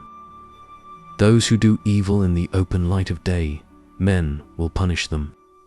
Those who do evil in secret, God will punish them. Who fears both man and God, he is fit to walk alone. Those who are devoted to the internal, in practice, acquire no reputation. Those who are devoted to the external strive for preeminence among their fellows. Practice without reputation throws a halo around the meanest. But he who strives for preeminence among his fellows, he is as a huckster, whose weariness all perceive, though he himself puts on an air of gaiety. He who is naturally in sympathy with man, to him all men come. But he who falsely adapts has no room even for himself, still less for others. And he who has no room for others has no ties. It is all over with him. There is no weapon so deadly as man's will. Excalibur is second to it. There is no bandit so powerful as nature. In the whole universe there is no escape from it. Yet it is not nature which does the injury. It is man's own heart.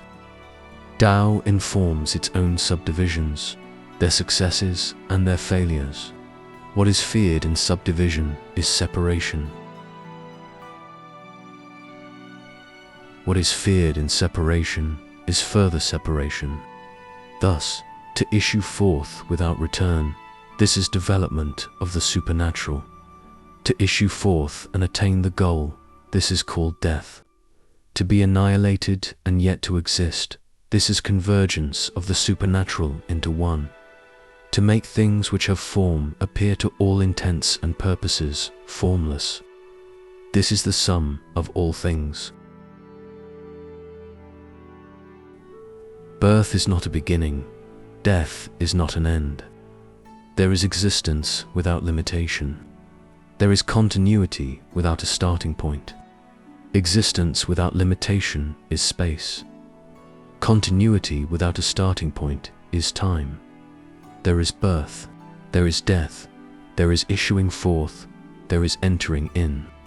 That through which one passes in and out without seeing its form, that is the portal of God. The portal of God is non-existence. All things sprang from non-existence. Existence could not make existence existence. It must have proceeded from non-existence, and non-existence and nothing are one. Herein is the abiding place of the sage. The knowledge of the ancients reached the highest point, the time before anything existed. This is the highest point. It is exhaustive. There is no adding to it. The second best was that of those who started from existence. Life was to them a misfortune. Death was a return home. There was already separation. The next in the scale said that at the beginning there was nothing. Then life came, to be quickly followed by death. They made nothing the head, life the trunk, and death the tail of existence, claiming as friends whoever knew that existence and non-existence and life and death were all one. These three classes, though different, were of the same clan, as were Chao Ching, who inherited fame, and Chia, who inherited territory.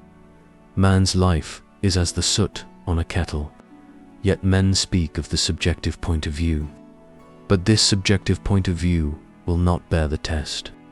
It is a point of knowledge we cannot reach. At the winter sacrifice, the tripe may be separated from the great toe, yet these cannot be separated. He who looks at a house visits the ancestral hall and even the latrines. Thus every point is the subjective point of view. Let us try to formulate this subjective point of view. It originates with life, and, with knowledge as its tutor, drifts into the admission of right and wrong.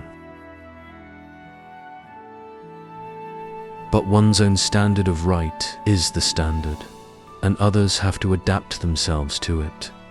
Men will die for this. Such people look upon the useful as appertaining to wisdom, the useless as appertaining to folly, upon success in life as honorable, upon failure as dishonorable.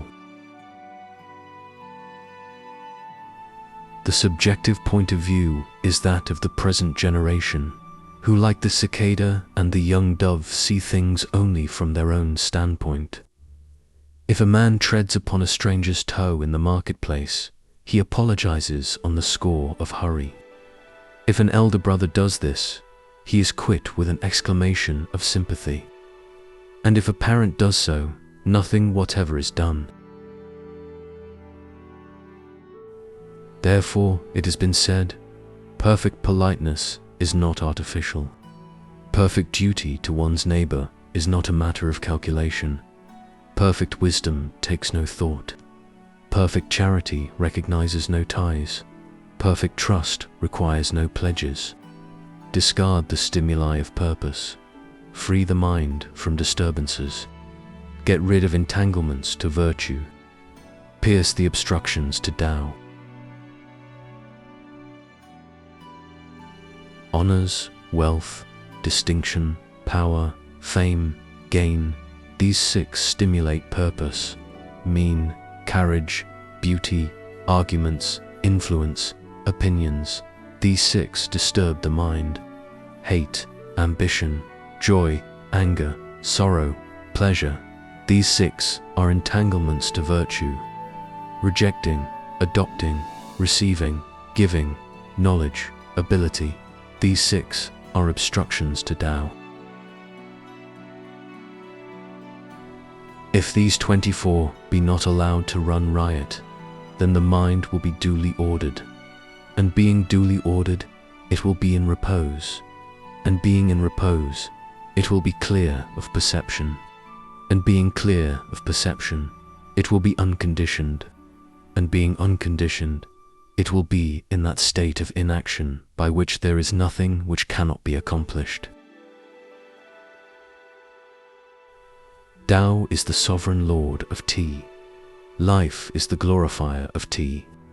Nature is the substance of life. The operation of that nature is action. The perversion of that action is error. People who know put forth physical power. People who know employ mental effort. But what people who know do not know is to be as the eye. Emotion, which is spontaneous, is called virtue passive. Emotion, which is not evoked by the external, is called virtue active. The names of these are antagonistic, but essentially they are in accord. Yi was skilled in hitting the bull's eye, but stupid at preventing people from praising him for so doing.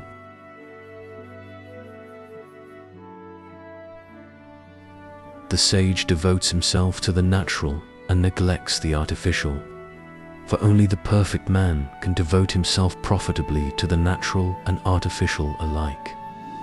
Insects influence insects, because insects are natural.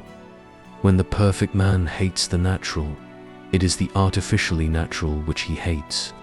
How much more man's alternate naturalness and artificiality.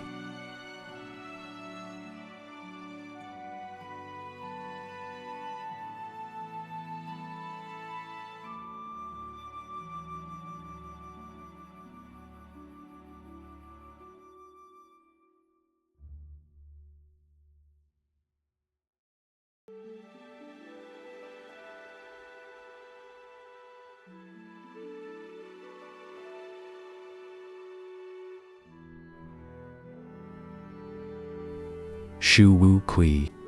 Argument Tao is passionless immorality of the moral obstructions to natural virtue. The evils of action, too much zeal the outward and visible, the inward and spiritual illustration.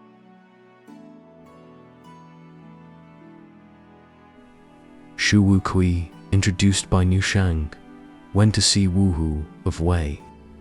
The prince greeted him sympathizingly and said, you are suffering, sir. You must have endured great hardships in your mountain life, that you should be willing to leave it and visit me. It is I who should sympathize with your highness, not your highness with me," answered Shu Wu Kui. "If your highness gives free play to passion and yields to loves and hates, then the natural conditions of your existence will suffer.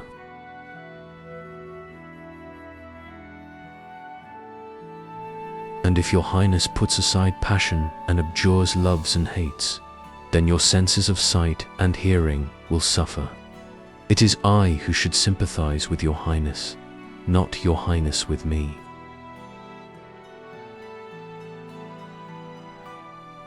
The prince was too astonished to reply, and after a while Shu Wu Kui continued, "I will try to explain to your highness how I judge of dogs. The lowest in the scale will eat their fill and then stop, like a cat. Those of the middle class are as though staring at the sun.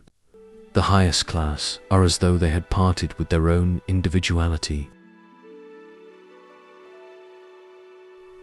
But I do not judge of dogs as well as I judge of horses. I judge of horses as follows. Their straightness must be that of a line. Their curve must be that of an arc. Their squareness, that of the square. Their roundness, that of the compasses.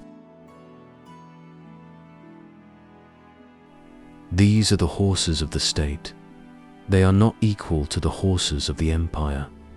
The horses of the empire are splendid. They move as though anxious to get along, as though they had lost the way, as though they had parted with their own individuality. Thus, they outstrip all competitors over the unstirred dust out of sight." The prince was greatly pleased and smiled. But when Shu Wu Kui went out, Niu Shang asked him, saying, "What can you have been saying to His Highness?" "Whenever I address him, it is either in a pacific sense, based upon the canons of poetry, history, rites, and music, or in a belligerent sense, based upon the golden roster or the 6 plans of battle. I have transacted with great success innumerable matters entrusted to me, yet His Highness has never vouchsafed a smile. What can you have been saying to make him so pleased as all this?" "I merely told him," replied Shu Wu Kui, "how I judged of dogs and horses." "Was that all?" inquired Niu Shang incredulously. "Have you not heard," said Shu Wu Kui, "of the outlaw of Yu? After several days' absence from his state, he was glad to meet anyone he had known there. After a month, he was glad to meet anyone he had even seen there. And after a year, he was glad to meet anyone who was in any way like to his fellow countrymen. Is not this a case of absence from one's kind increasing the desire to be with them? Thus, a man who had fled into the wilderness, where bishopwort chokes the path of the weasel and stoat, now advancing, now stopping, how he would rejoice if the footfall of a fellow creature broke upon his ear. And how much more were he to hear the sound of a brother's, of a relative's voice at his side. Long it is, I ween, since His Highness has heard the voice of a pure man at his side.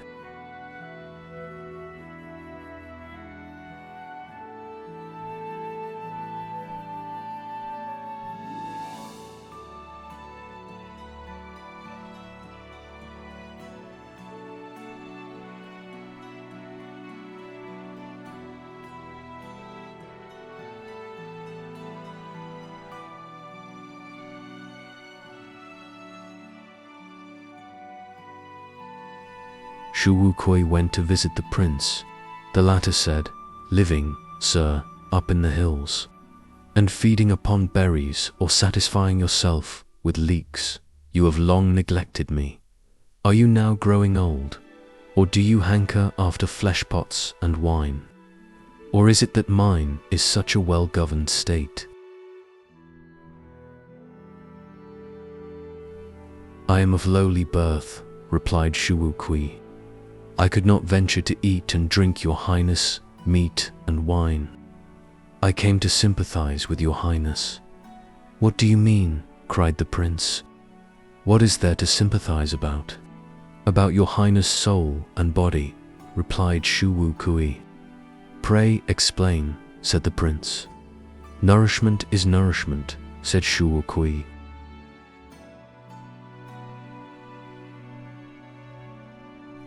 Being high up does not make one high, nor does being low make one low.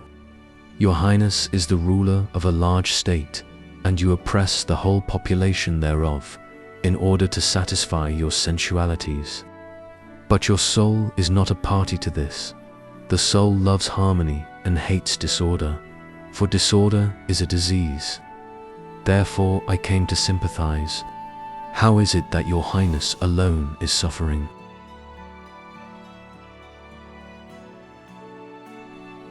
I have long desired to see you, answered the prince. I wish to love my people, and by cultivation of duty towards one's neighbor, to put an end to war. Can this be done? It cannot, replied Shu Kui. Love for the people is the root of all evil to the people. Cultivation of duty towards one's neighbor in order to put an end to war is the origin of all fighting. If your highness starts from this basis, the result can only be disastrous.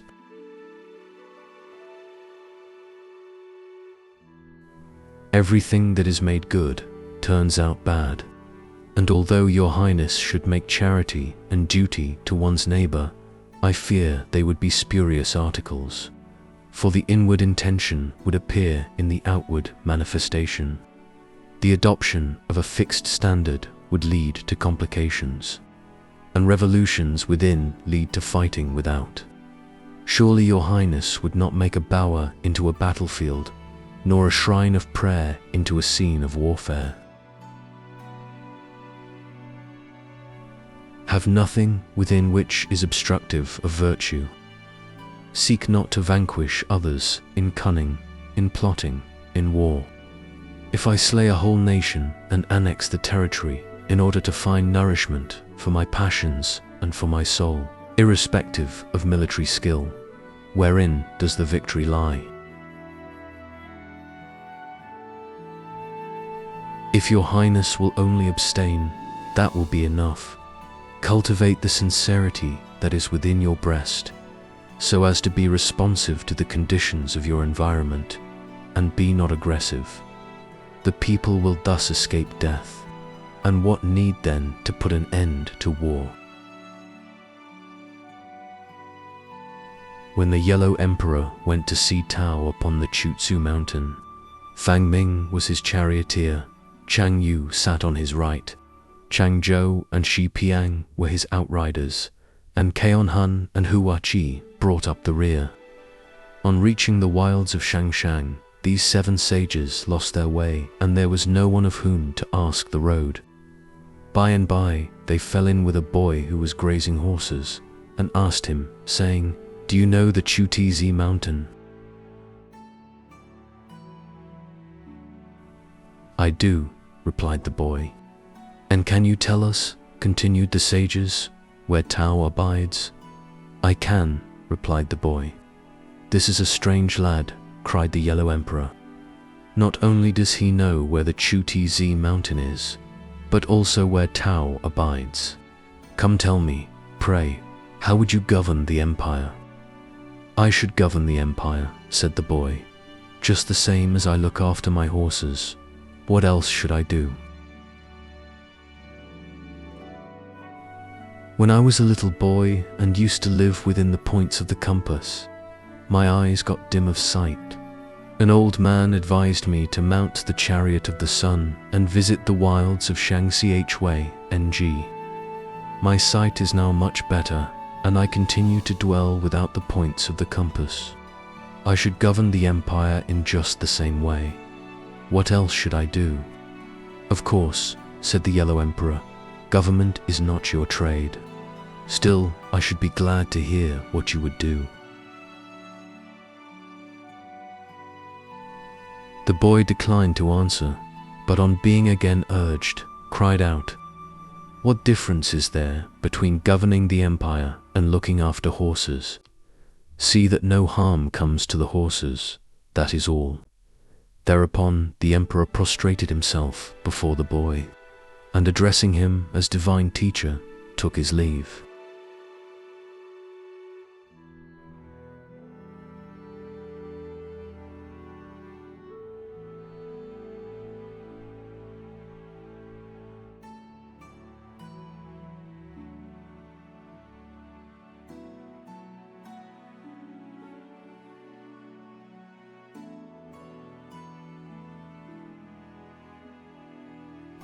If schemers have nothing to give them anxiety, they are not happy. If dialecticians have not their premises and conclusion, they are not happy. If critics have none on whom to vent their spleen, they are not happy. Such men are the slaves of objective existences.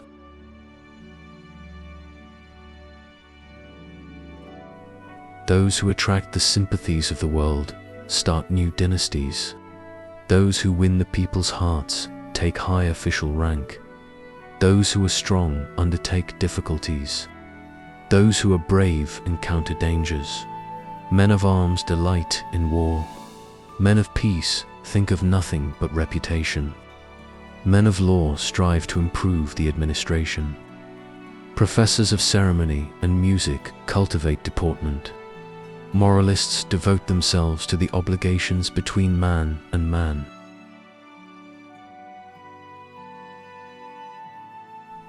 Take away agriculture from the husbandman, and his classification is gone. Take away trade from the merchant, and his classification is gone. Daily work is the stimulus of the laborer. The skill of the artisan is his pride. If money cannot be made, the avaricious man is sad. If his power meets with a check, the boaster will repine. Ambitious men love change. Thus, men are always doing something. Inaction is to them impossible. They observe in this the same regularity as the seasons, ever without change. They hurry to destruction, dissipating in all directions their vital forces, alas, never to return.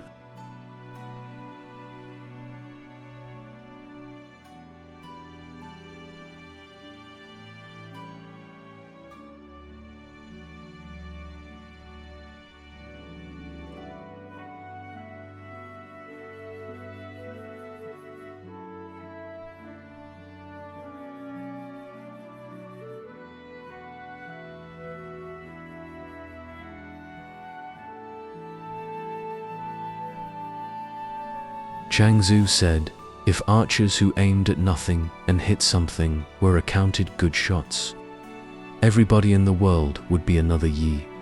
Could this be so? It could, replied Hui Su. If there was no general standard of right in the world, continued Chuang Tzu, but each man had his own, then everybody would be a Yao. Could this be so? It could, replied Hui Tzu. Very well, said Chuang Tzu. Now there are the Confucianists, the Maihists, the schools of Yang and Ping, making with your own 5 in all. Pray which of these is right? Possibly it is a similar case to that of Lu Chu. A disciple said to him, Master, I have attained to your Tao. I can do without fire in winter. I can make ice in summer.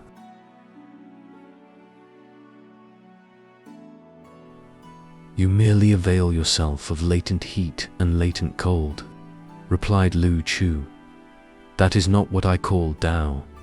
I will demonstrate to you what my Tao is. Thereupon he tuned to lutes, and placed one in the hall and the other in the adjoining room.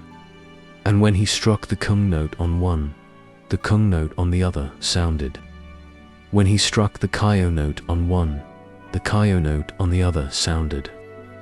This because they were both tuned to the same pitch.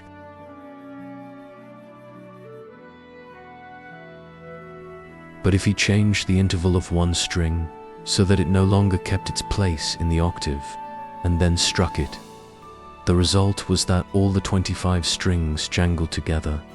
There was sound as before, but the influence of the keynote was gone. Is this your case? The Confucianists, the Mihists, and the followers of Yang and Ping, replied Hui Tz, are just now engaged in discussing this matter with me. They tried to overwhelm me with argument or howl me down with noise, yet they have not proved me wrong. Why then should you? A man of the Shi state, replied Chuang Tzu, sent away his son into the Sung state to be a doorkeeper with maimed body, but a vase, which he valued highly, he kept carefully wrapped up. He who would seek for a stray child, but will not leave his home, is like to lose him. If a man of Chu, who was sent away to be a doorkeeper, began, in the middle of the night, when no one was about, to fight with the boatman, I should say that before his boat left the shore, he would already have got himself into considerable trouble.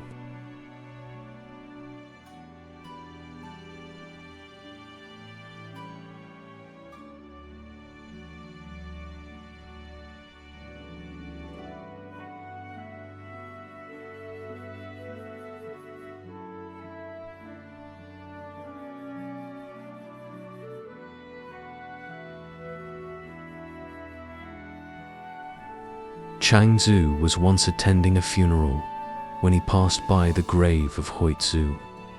Turning to his attendants, he said, "A man of Ying who had his nose covered with a hard scab, no thicker than a fly's wing, sent for a stonemason to chip it off. The stonemason plied his adze with great dexterity while the patient sat still and let him chip. When the scab was all off, the nose was found to be uninjured, the man of Ying never having moved a muscle."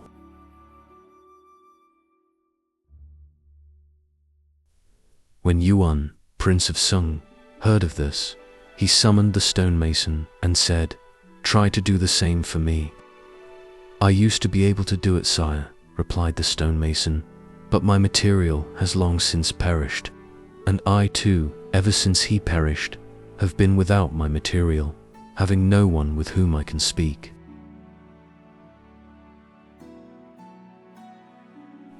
Quan Chung being at the point of death, Duke Wan went to see him. "You are ill, venerable sir," said the Duke, "really ill. You had better say to whom, in the event of your getting worse, I am to entrust the administration of the state. Whom does your highness wish to choose?" Inquired Quan Chung. "Will Pao you do?" asked the Duke.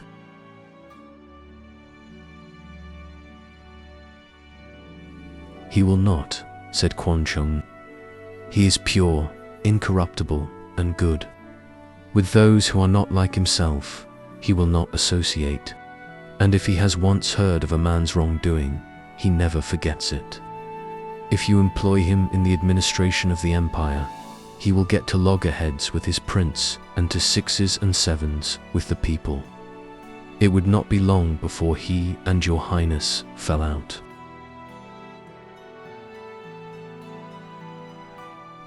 "Whom then can we have?" asked the Duke. "There is no alternative," replied Quan Chung. "It must be Shi Piang. He is a man who forgets the authority of those above him and makes those below him forget his. Ashamed that he is not the peer of the Yellow Emperor, he grieves over those who are not the peers of himself."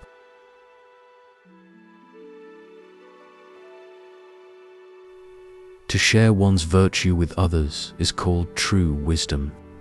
To share one's wealth with others is reckoned meritorious. To exhibit superior merit is not the way to win men's hearts. To exhibit inferior merit is the way. There are things in the state he does not hear. There are things in the family he does not see. There is no alternative. It must be Shi Piang.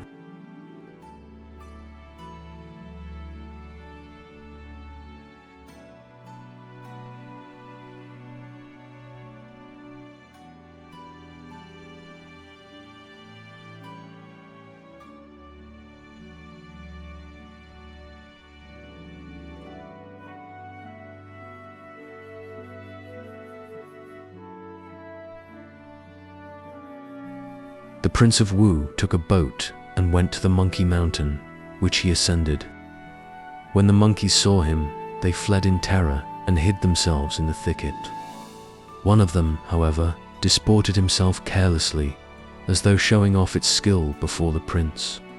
The prince took a shot at it, but the monkey, with great rapidity, seized the flying arrow with its hand. Then the prince bade his guards try, the result being that the monkey was killed.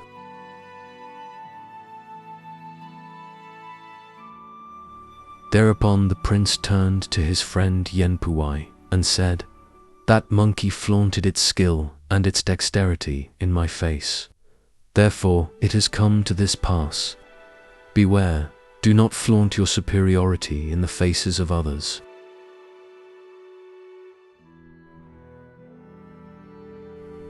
Yen Puwai went home and put himself under the tuition of Tung Wu, with a view to get rid of such superiority. He put aside all that gave him pleasure and avoided gaining reputation, and in 3 years his praise was in everybody's mouth.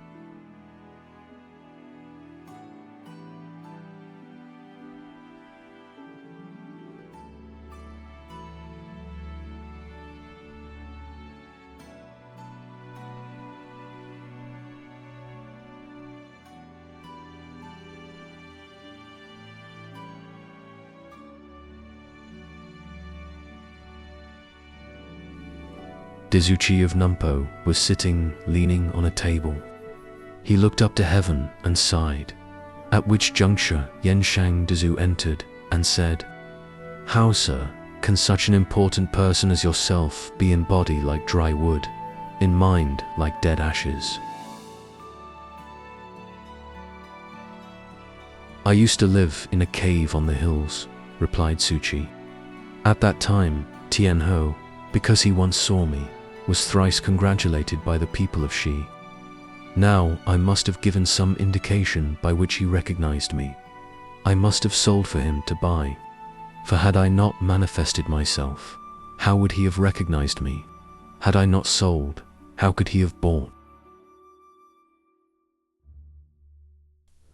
Alas, I grieve over man's self-destruction, and then I grieve over one who grieves for another. And then I grieve over him who grieves over one who grieves for another. And so I get daily farther and farther away."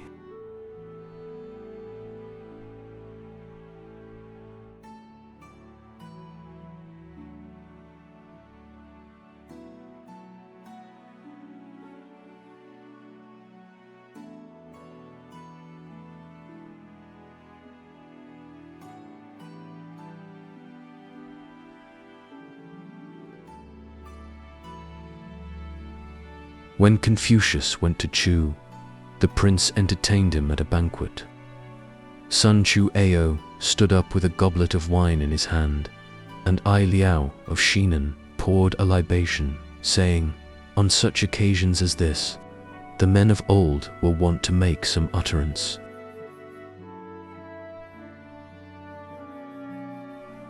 "Mine," replied Confucius, "is the doctrine of wordless utterances. Shall I, who make no utterances, make utterance now?"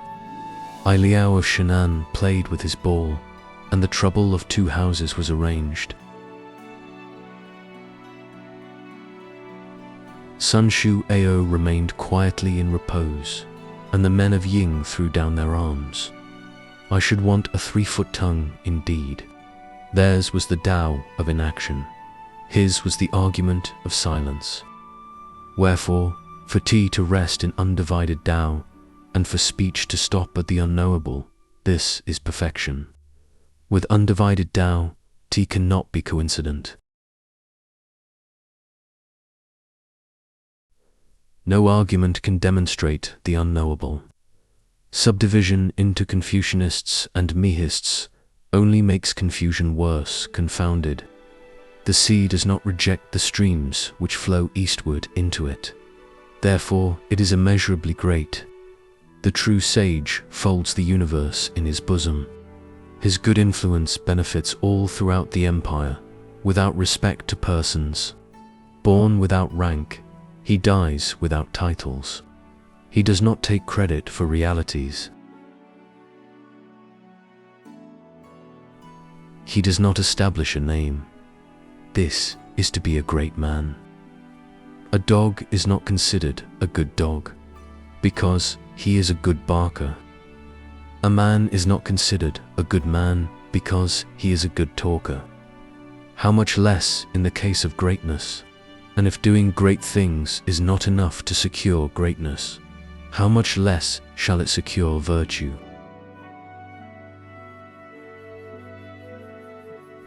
In point of greatness, there is nothing to be compared with the universe. Yet what does the universe seek in order to be great? He who understands greatness in this sense seeks nothing, loses nothing, rejects nothing, never suffers injury from without.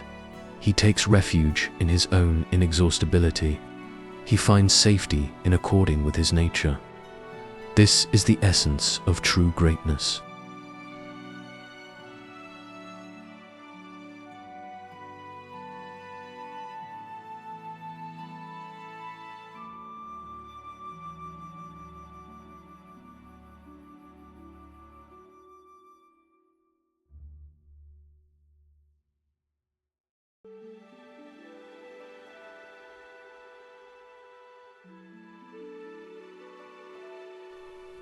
Daoist had 8 sons. He ranged them before him, and summoning Chu Fangyin, said to him, "Examine my sons physiognomically, and tell me which will be the fortunate one." Kaon replied, "Chu Fangyin will be the fortunate one."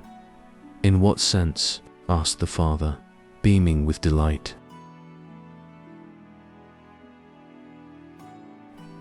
Kaon said, "Chu Fangyin will eat at the table of a prince, and so end his days."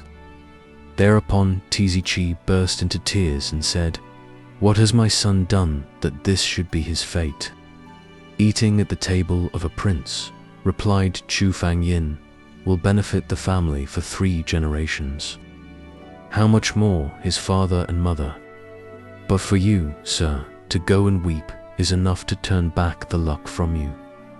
The son's fortune is good, but the father's bad."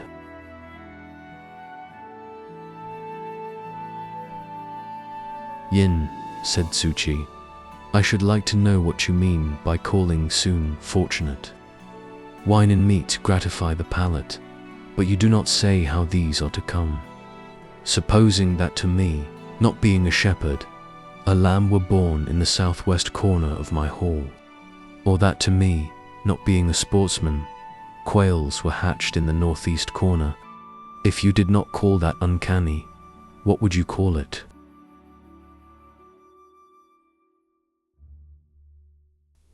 "My sons and I do but roam through the universe. With them I seek the joys of heaven. With them I seek the fruits of earth. With them I engage in no business. With them I concoct no plots. With them I attempt nothing out of the way. With them I mount upon the truth of the universe and do not offer opposition to the exigencies of our environment. With them I accommodate myself naturally, but with them I do not become a slave to circumstances. Yet now the world is rewarding me."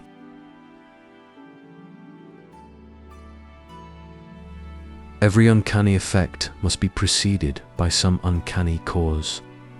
Alas, my sons and I have done nothing. It must be the will of God. Therefore I weep. Shortly afterwards, when Kaon was on his way to the Yen state, he was captured by brigands. To sell him as he was would be no easy matter. To sell him without his feet would be easy enough. So they cut off his feet and sold him into the Shi state, where he became doorkeeper to Duke Chu and had meat to his dinner for the rest of his life.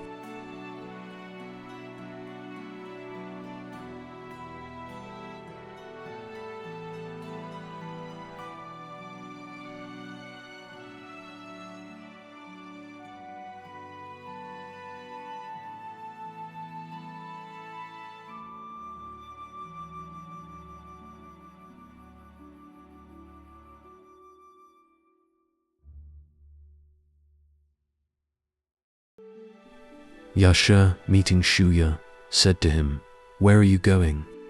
"Away from Yao," replied the latter. "What do you mean?" asked Yasha. "Yao," said Shuyu, "thinks of nothing but charity. I fear he will become a laughingstock to the world, and that in future ages men will eat one another."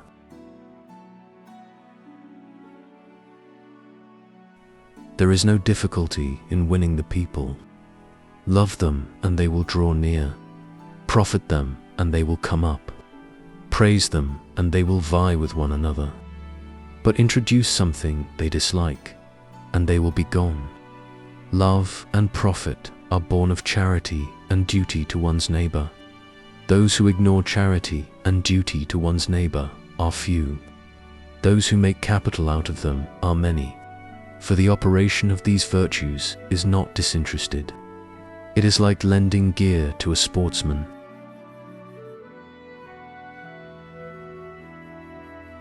Wherefore, for one man to dogmatize for the good of the whole empire is like splitting a thing at a single blow. Yao knows that good men benefit the empire, but he does not know that they injure it. Only those on a higher level than good men know this. There are nincompoops, there are parasites, there are enthusiasts. A man who learns from a single teacher and then goes off exultant, satisfied with his acquirements, though ignorant that there was a time when nothing existed, such a one is a nincompoop. Parasites are like the lice on a pig's back. They choose bald patches, which are to them palaces and parks. The parts between the toes, the joints, the dugs, and the buttocks are to them so many comfortable and convenient resting places. They know not that one day the butcher will tuck up his sleeves and spread straw and apply fire, and that they will perish in the singeing of the pig. As they sow, so do they reap. This is to be a parasite. Of enthusiasts, shun is an example. Mutton does not care for ants. It is the ants which care for the mutton. Mutton has a frowsy smell, and there is a frowsiness about Shun which attracts the people. Therefore it was that after 3 changes of residence, when he came to the Teng district, he had some 100,000 families with him.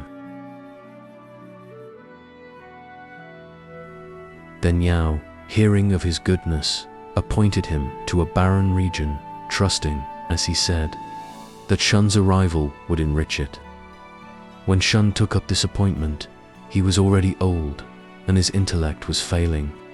Yet he would not cease work and retire from office. He was, in fact, an enthusiast.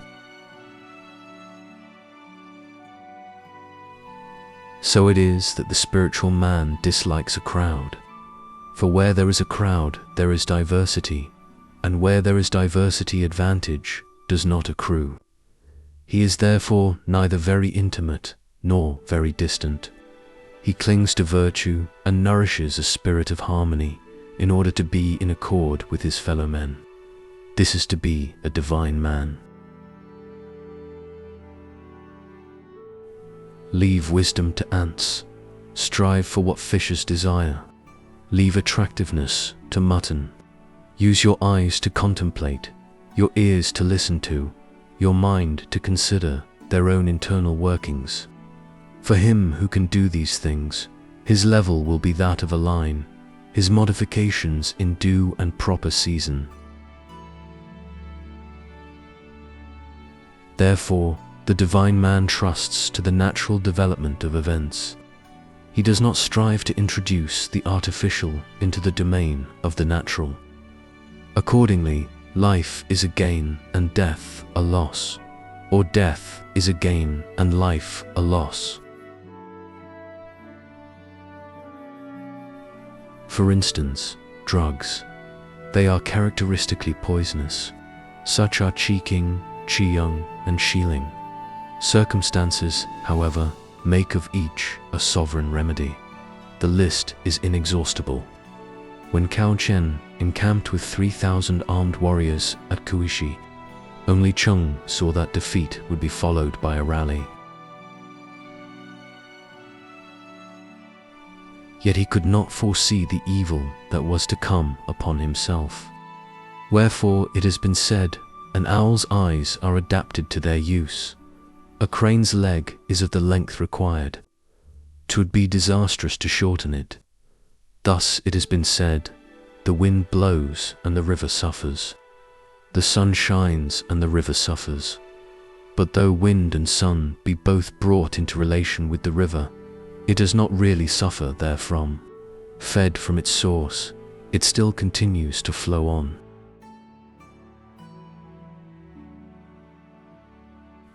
The relation between water and earth is determinate. The relation between a man and his shadow is determinate. The relation between thing and thing is determinate. The relation between eye and vision is baneful.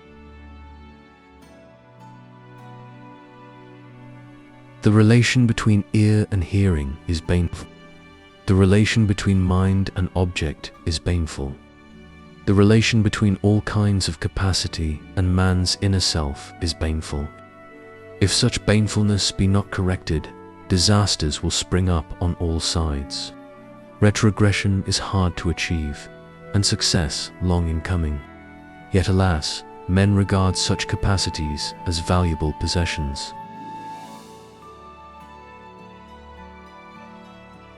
The destruction of states and the ceaseless slaughter of human beings result from an inability to examine into this. The foot treads the ground in walking.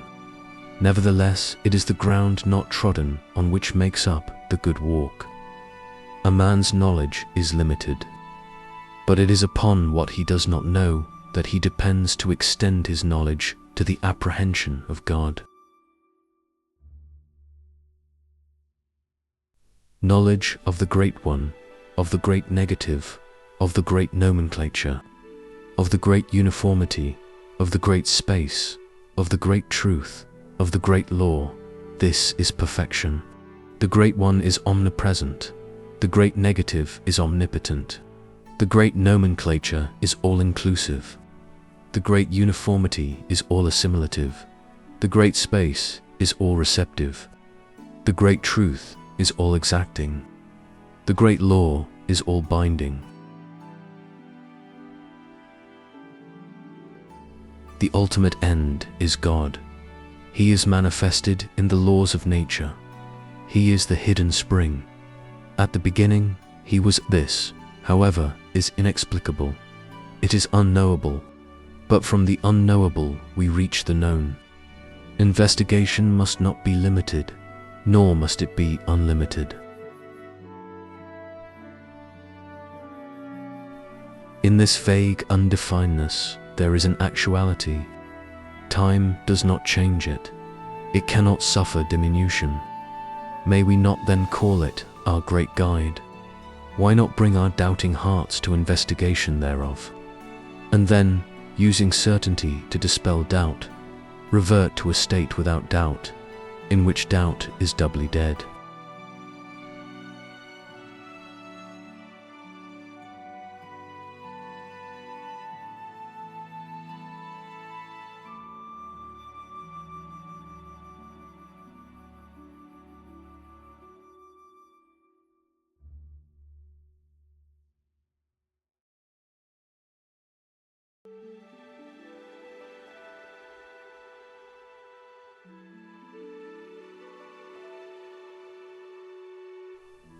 Yang. Argument, influence of virtue concealed the true sage, and negative quantity the great, the small, the infinite crime and capital rulers, and their vices. What is society? Predestination or chance? Illustrations. When Yang visited the Chu state, Aichi, an official of Chu, spoke of him to the prince, but the latter refused an audience. Upon Aichi's return, Yang went to see Wang Kuo and asked him to obtain an interview with the prince. "I am not so fitted for that," replied Wang Kua. "Ask Kung Yi Yuishu." "What sort of a man is he?" inquired Ziyang. "In winter," said Wang Kuo, "he catches turtles on the river. In summer, he reposes in some mountain copse. If any passers-by ask of him, he tells them, 'This is my home, where I Chi could not succeed, still less should I. I am not equal even to him.'"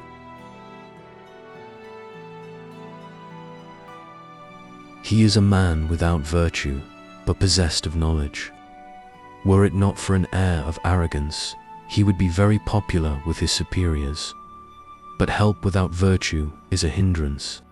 Shivering people borrowing clothes in the coming spring. Hot people thinking of last winter's icy blast. The Prince of Chu is dignified and severe. In punishing, he is merciless as a tiger. Only a very practiced or a very perfect man could influence him. The true sage, when in obscurity, causes those around him to forget their poverty. When in power, he causes princes to forget ranks and emoluments, and to become as though of low estate. He rejoices exceedingly in all creation. He exults to see Tao diffused among his fellow men, while suffering no loss himself.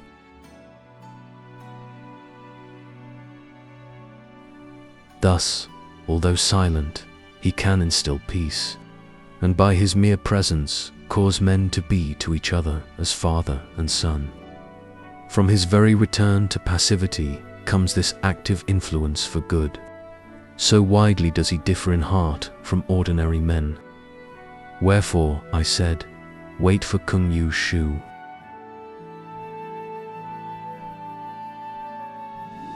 The true sage is free from all embarrassments. All things are to him as one, yet he knows not that this is so. It is simply nature. In the midst of action, he remains the same. He makes God his guide, and men make him theirs. He grieves that wisdom carries one but a short distance, and at times comes altogether to a deadlock.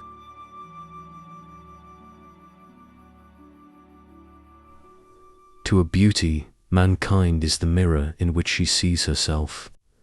If no one tells her she is beautiful, she does not know that she is so.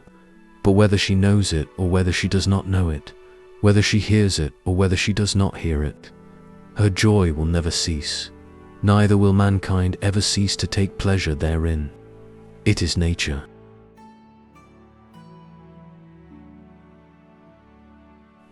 The love of a sage for his fellows likewise finds expression among mankind. Were he not told so, he would not know that he loved his fellows. But whether he knows it or whether he does not know it, whether he hears it or whether he does not hear it, his love for his fellows is without end, and mankind cease not to repose therein.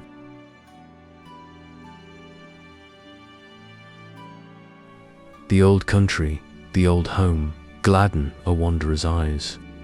Nay, though 9/10 of it be a howling wilderness, still his eye will be glad. How much more to see sight and hear hearing from a lofty dais suspended in their very midst. Zhenshang she reached the center and attained. He recognized no beginning, no end, no quantity, no time. Daily modified together with his environment, as part of one he knew no modification. Why not rest in this? To strive to follow God and not to succeed is to display an activity fatal to itself. How can success ever be thus achieved? The true sage ignores God. He ignores man. He ignores a beginning. He ignores matter. He moves in harmony with his generation and suffers not. He takes things as they come and is not overwhelmed. How are we to become like him? Tang appointed his equerry, MDN Yin Teng Hang, to be his tutor. Listening to his counsels, but not being restricted by them, He got Tao for himself and a reputation for his tutor. But the reputation was a violation of principle and landed him in the domain of alternatives. As a tutor, Confucius pushed care and anxiety to an extreme limit. "Young Shang," she said, "take away days, and there would be no years. No inside, no outside."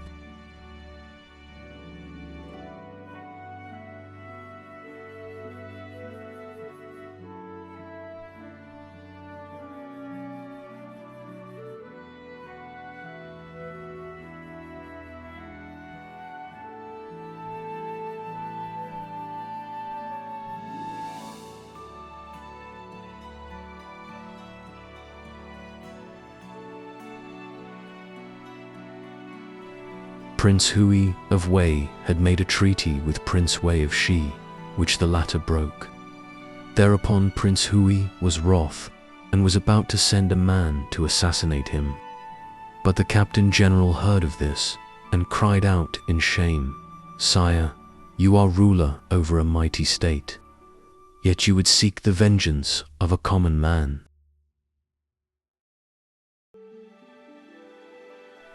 Give me 200,000 warriors, and I will do the work for you. I will take his people prisoners and carry off their oxen and horses. I will make the heat of the prince's mind break out on his back. Then I will seize his country, and he will flee. Then you can wring his neck as you please." When Chitsu heard this, he cried out in shame and said, "If you are building a 10-perch wall, and when the wall is near completion, destroy it, you inflict great hardship on the workmen."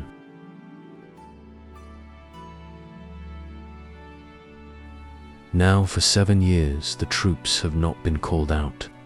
That is, as it were, your Highness foundation work. Listen not to the Captain General. He is a mischievous fellow. When Huatizu heard this, he was very indignant and said, "He who argued in favor of punishing the Shi state was a mischievous fellow, and he who argued against punishing the Shi state was a mischievous fellow, and he who says that either of the above is a mischievous fellow himself."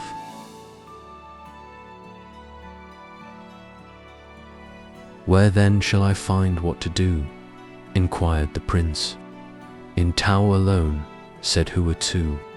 When Huatzu heard this, he introduced Tai Chin-jen to the prince.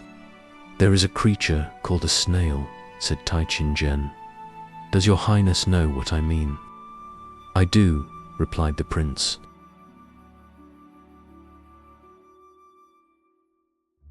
"There is a kingdom on its left horn," continued Tai Chin-jen, "ruled over by aggression, and another on its right horn, ruled over by violence. These two rulers are constantly fighting for territory. In such cases, corpses lie about by thousands, and one party will pursue the other for 15 days before returning.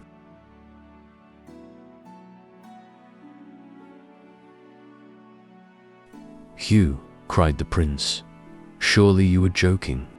"Sire," replied Tai Chin-jen, "I beg you to regard it as fact. Does your Highness recognize any limit to space?" "None," said the prince. "It is boundless." "When, therefore," continued Tai Chin-jen, "the mind descends from the contemplation of boundless space to the contemplation of a kingdom with fixed boundaries, that kingdom must seem to be of dimensions infinitesimally small."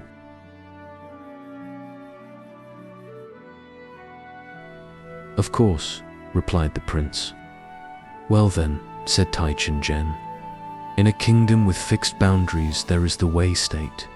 In the Wei state there is the city of Liang. In the city of Liang there is a prince. In what does that prince differ from violence?" "There is no difference," said the prince. Thereupon Tai Chin-jen took his leave, and the prince remained in a state of mental perturbation, as though he had lost something. When Tai Chin-jen had gone, Huitsu presented himself, and the prince said, Our friend is truly a great man. Sages are not his equal. If you blow through a tube, replied Hoitizi, the result will be a note. If you blow through the hole in a sword hilt, the result will be simply whoosh. Yao and Shun have been belauded by mankind. Yet compared with Tai Chin Gen, they are but whoosh. When Confucius went to Chu, he stopped at a restaurant on Mount I.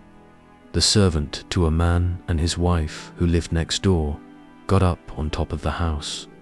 "Whatever is he doing up there?" asked Zulu. "He is a sage," replied Confucius, "under the garb of a menial. He buries himself among the people."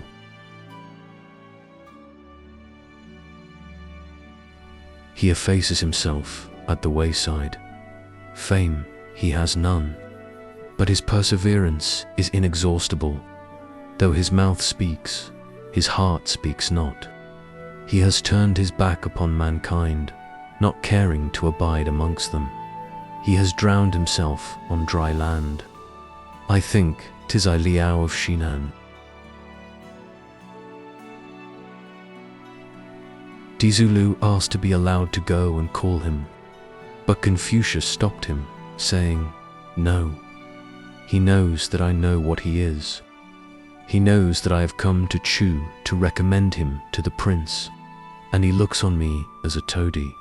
Under the circumstances, as he would scorn to hear the words of a toady, how much more would he scorn to see him in the flesh? How could you keep him, Tizu?" Lu went to see, but the house was empty.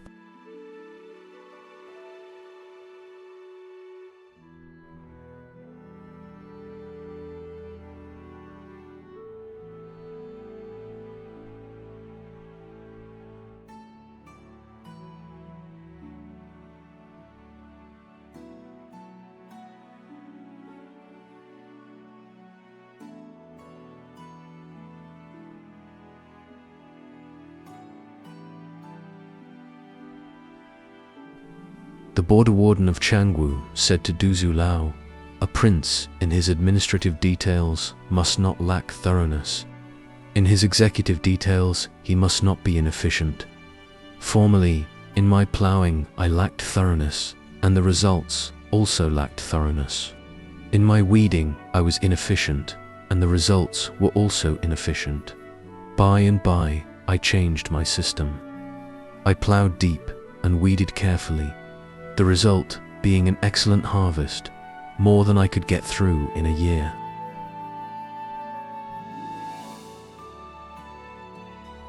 Chuang Tzu, upon hearing this, observed, "The men of today, in their self-regulation and their self-organization, are mostly as the border warden has described. They put their Godhead out of sight. They abandon their natural dispositions. They get rid of all feeling. They part with their souls, carried away by the fashion of the hour. These grow up rank as reeds and rushes, at first of apparent value to the body, but afterwards to destroy the natural disposition. Then they break out, at random, like sores and ulcers, carrying off pent-up humors."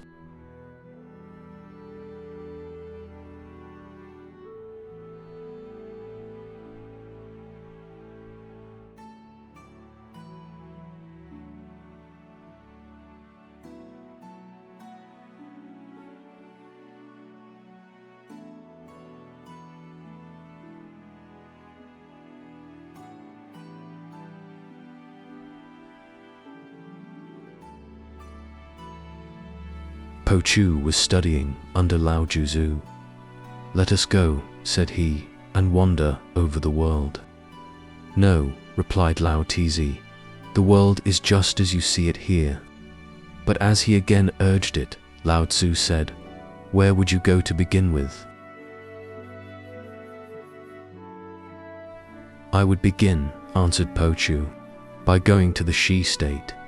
There I would view the dead bodies of their malefactors. I would push them to make them rise. I would take off my robes and cover them. I would cry to God and bemoaned their lot as follows. O sirs, there was trouble upon earth, and you were the first to fall into it. I would say, perhaps you were robbers, or perhaps murderers. Honor and disgrace were set up, and evil followed. Wealth was accumulated, and contentions began. Now the evil which has been set up, and the contentions which have accumulated, endlessly weary man's body, and give him no rest. What escape is there from this?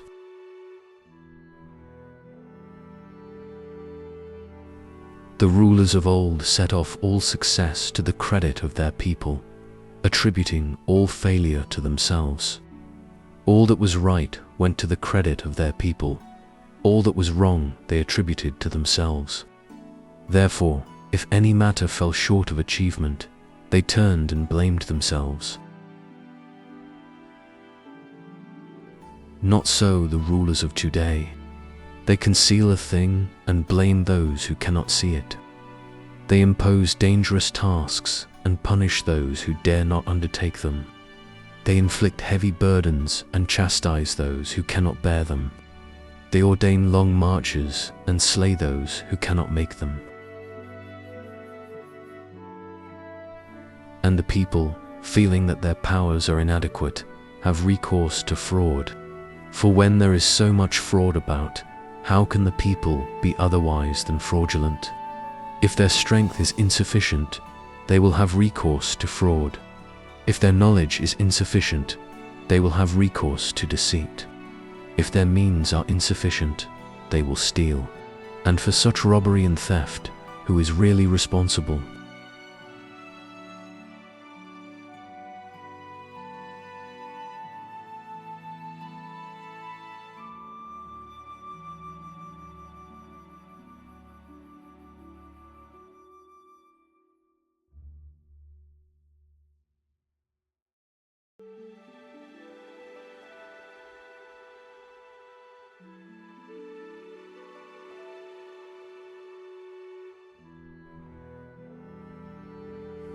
When Chu Po Yi reached his 60th year, he changed his opinions. What he had previously regarded as right, he now came to regard as wrong. But who shall say whether the right of today may not be as wrong as the wrong of the previous 59 years?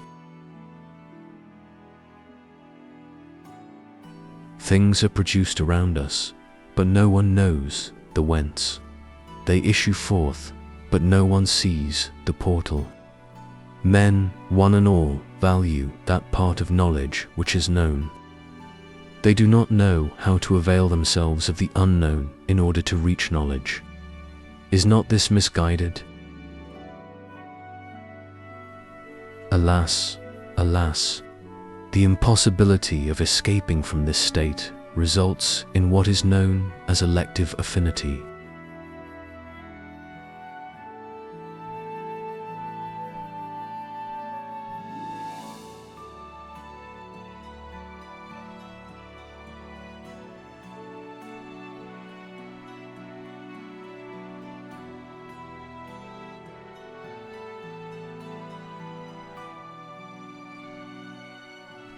Confucius asked the historiographers Ta Tao, Po, Chang, Qian, and Shi Wei, saying, Duke Ling was fond of wine and given up to pleasure, and neglected the administration of his state. He spent his time in hunting, and did not cultivate the goodwill of the other feudal princes. How was it he came to be called Ling? For those very reasons, replied Ta Tao. The Duke, said Po Chang Chian, had 3 wives. He was having a bath together with them when Shi Qin, summoned by His Highness, entered the apartment. Thereupon the Duke covered himself and the ladies. So outrageously did he behave on the one hand, and yet so respectful was he towards a virtuous man. Hence he was called Ling.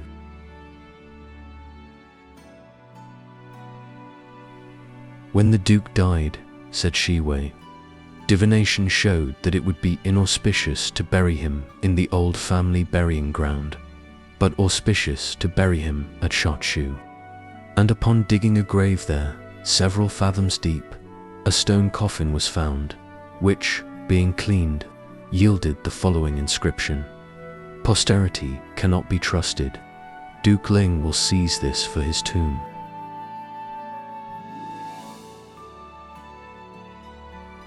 As a matter of fact, Duke Ling had been named Ling long before. What should these two persons know about it?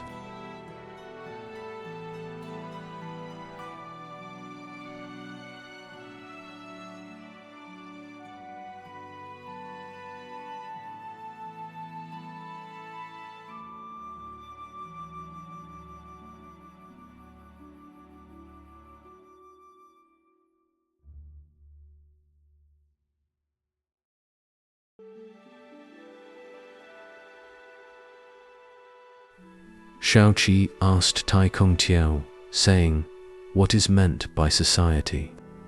"Society," replied Tai Kung Tiao, "is an agreement of a certain number of families and individuals to abide by certain customs. Discordant elements unite to form a harmonious whole. Take away this unity, and each has a separate individuality. Point at any one of the many parts of a horse, and that is not a horse, although there is the horse before you. It is the combination of all which makes the horse."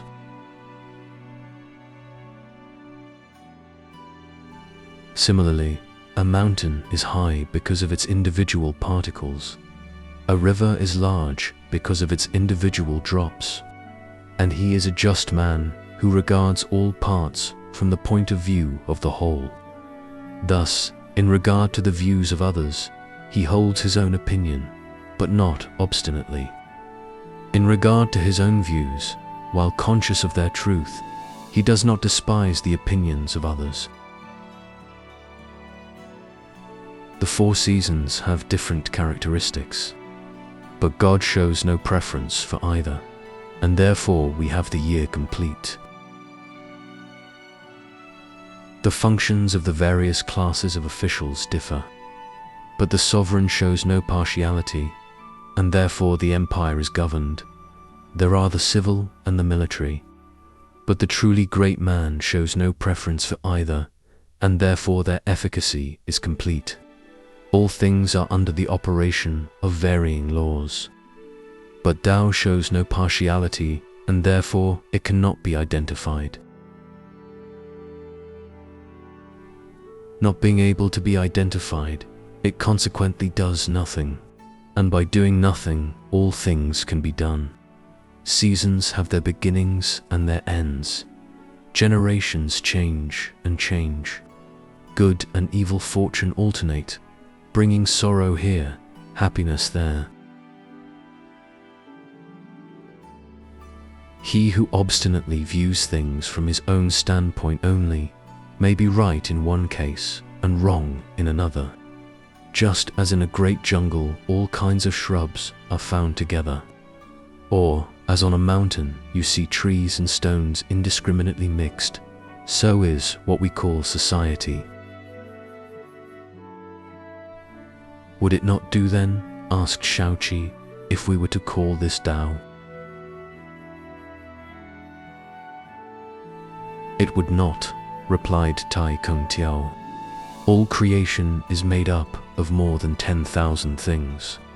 We speak of creation as the 10,000 things merely because it is a convenient term by which to express a large number. In point of outward shape, the universe is vast. In point of influence, the positive and negative principles are mighty, yet Tao folds them all in its embrace.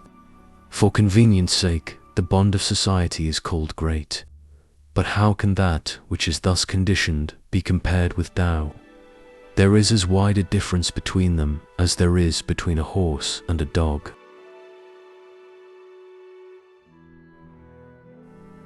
Whence then, inquired Shaoqi, comes the vitality of all things between the 4 points of the compass, between heaven above and earth beneath. The positive and negative principles, answered Kung Tiao, influence, act upon, and regulate each other.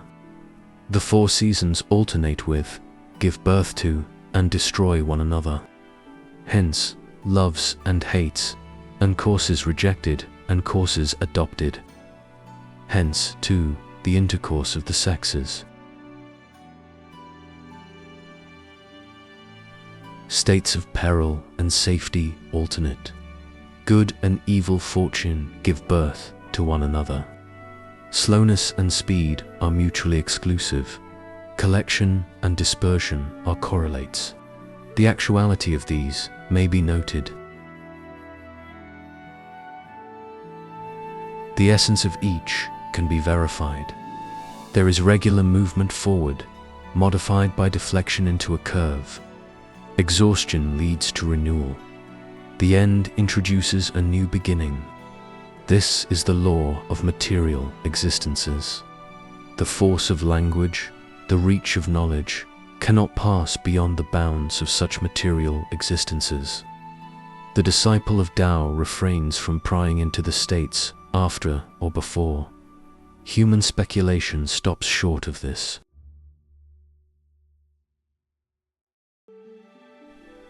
Qi Chan, said Shaoqi, taught chance. Qi Tzu taught predestination. In the speculations of these two schools, on which side did right lie? The cock crows, replied Kung Tiao, and the dog barks. So much we know. But the wisest of us could not say why one crows and the other barks, nor guess why they crow or bark at all.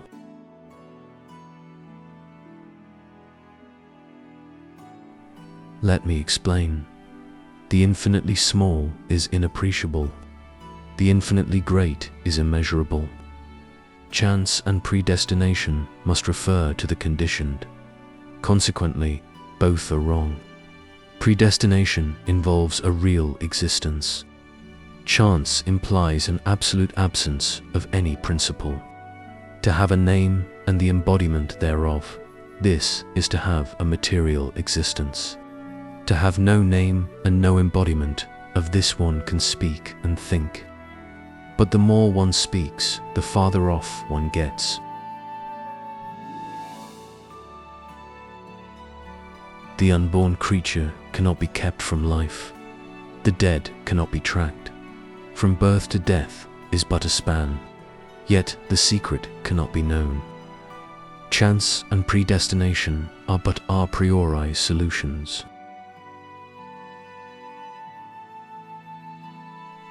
When I seek for a beginning, I find only time infinite. When I look forward to an end, I see only time infinite.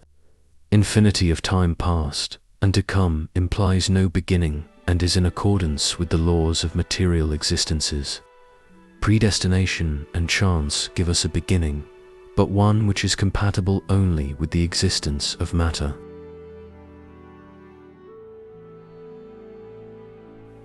Tao cannot be existent. If it were existent, it could not be non-existent. The very name of Tao is only adopted for convenience sake. Predestination and chance are limited to material existences. How can they bear upon the infinite?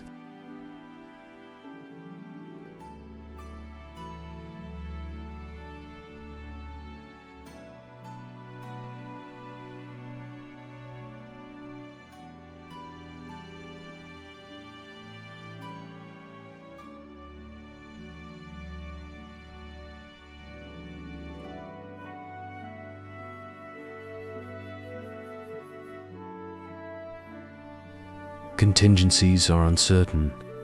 Hence, the decapitation of Lung Fang, the disembowelment of Pai Can, the enthusiasm of Qi Tzu, the death of Wu Lei, the flights of Qi and Shu. No sovereign but would have loyal ministers. Yet loyalty does not necessarily inspire confidence.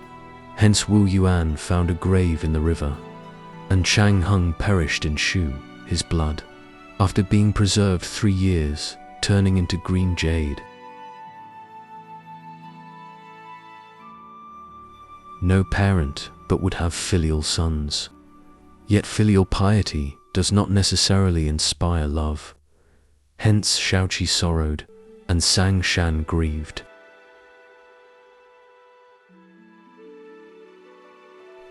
Wood rubbed with wood produces fire.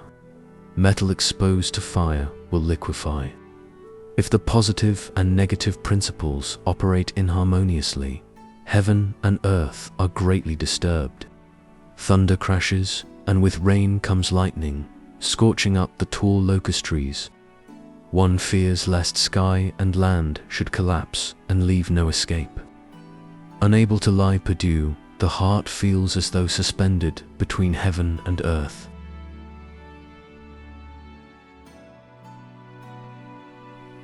So, in the struggle between peace and unrest, the friction between good and evil, much fire is evolved, which consumes the inner harmony of man. But the mind is unable to resist fire. It is destroyed, and with it, Tao comes to an end.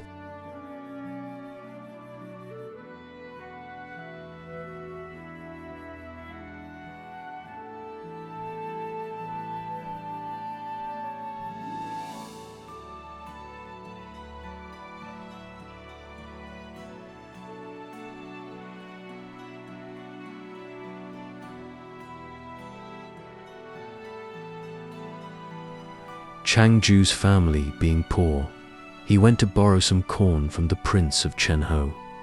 "Yes," said the prince, "I am just about collecting the revenue of my fief, and will then lend you 300 ounces of silver. Will that do?" At this Chuang Tzu flushed with anger and said, "Yesterday, as I was coming along, I heard a voice calling me. I looked round, and in the car trot I saw a stickleback. "And what do you want, stickleback?" said I. "I am a denizen of the Eastern Ocean," replied the stickleback. "Pray, sir, a pint of water to save my life." "Yes," said I am just going south to visit the princes of Wu and Yu. I will bring you some from the West River. Will that do?"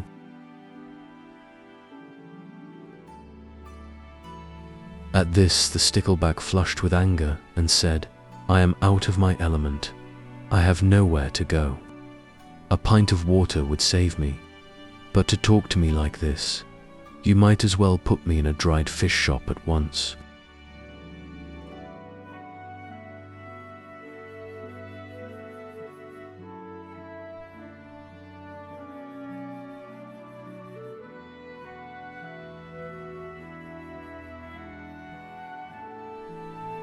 Kung Tzu got a huge hook on a big line, which he baited with 50 oxen. He squatted down at Kuichi and cast into the Eastern Ocean. Every day he fished, but for a whole year he caught nothing. Then came a great fish which swallowed the bait, and dragging the huge hook dived down below. This way and that way it plunged about, erecting the dorsal fin. The white waves rolled mountain high. The great deep was shaken up. The noise was like that of so many devils, terrifying people for many miles around. But when Kung Tzu had secured his fish, he cut it up and salted it. And from Cheho eastwards, and from Tsang Wu northwards, there was none but ate his fill of that fish. Even among succeeding generations, godmouches of the day recounted the marvelous tale. To take a rod and line and go to a pool and catch small fry is a very different thing from catching big fish, and by means of a little show of ability to secure some small billet is a very different thing from really pushing one's way to the front, so that those who do not imitate the example of Kung Tzu will be very far from becoming leaders in their generation.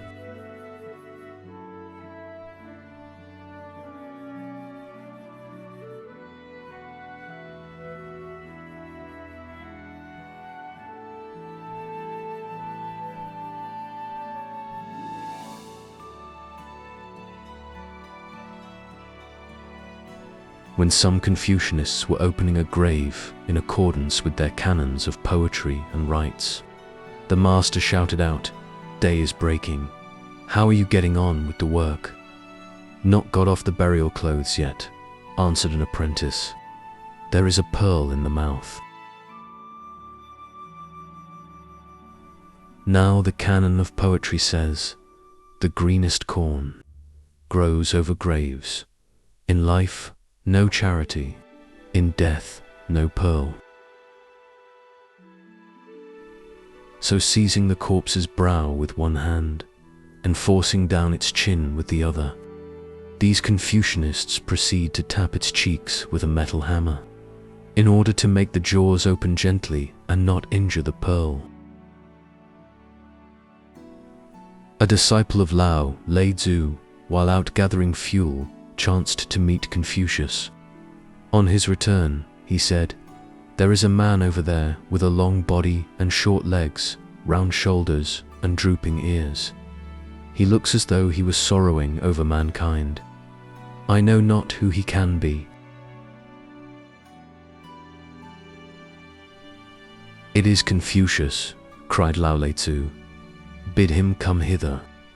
When Confucius arrived, Lao Tzu addressed him as follows: "Chu, get rid of your dogmatism and your specious knowledge, and you will be really a superior man." Confucius bowed and was about to retire, when suddenly his countenance changed and he inquired, "Shall I then be able to enter upon Tao?"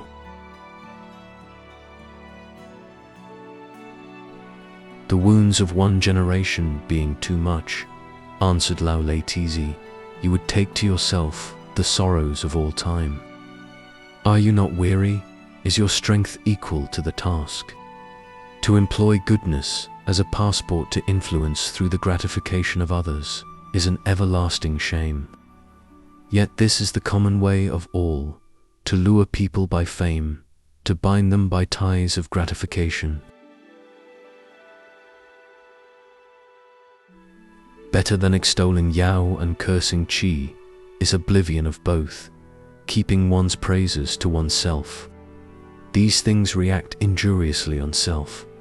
The agitation of movement results in deflection. The true sage is a passive agent. If he succeeds, he simply feels that he was provided by no effort of his own with the energy necessary to success.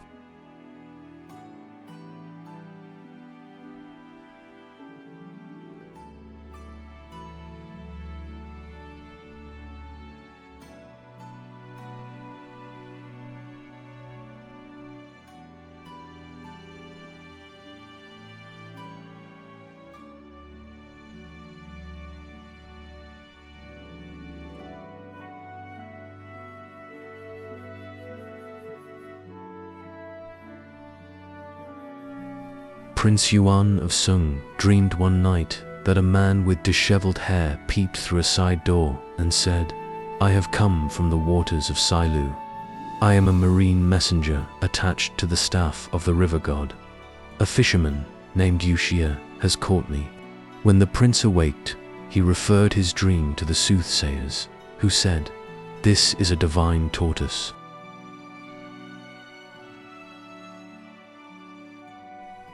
"Is there any fisherman," asked the prince, "whose name is Yuxia?" Being told there was, the prince gave orders for his appearance at court, and the next day Yuxia had an audience. "Fisherman," said the prince, "what have you caught?" "I have netted a white tortoise," replied the fisherman, 5 feet in semi-circumference.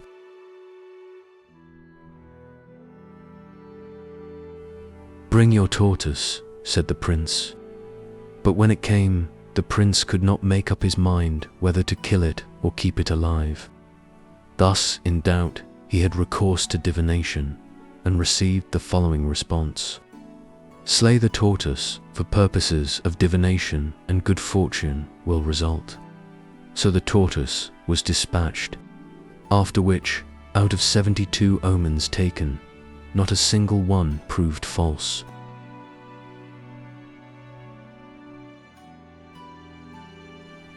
"A divine tortoise," said Confucius, can appear to Prince Yuan in a dream, yet it cannot escape the net of Yuxie. Its wisdom can yield 72 faultless omens, yet it cannot escape the misery of being cut to pieces. Truly, wisdom has its limits. Spirituality, that which it cannot reach.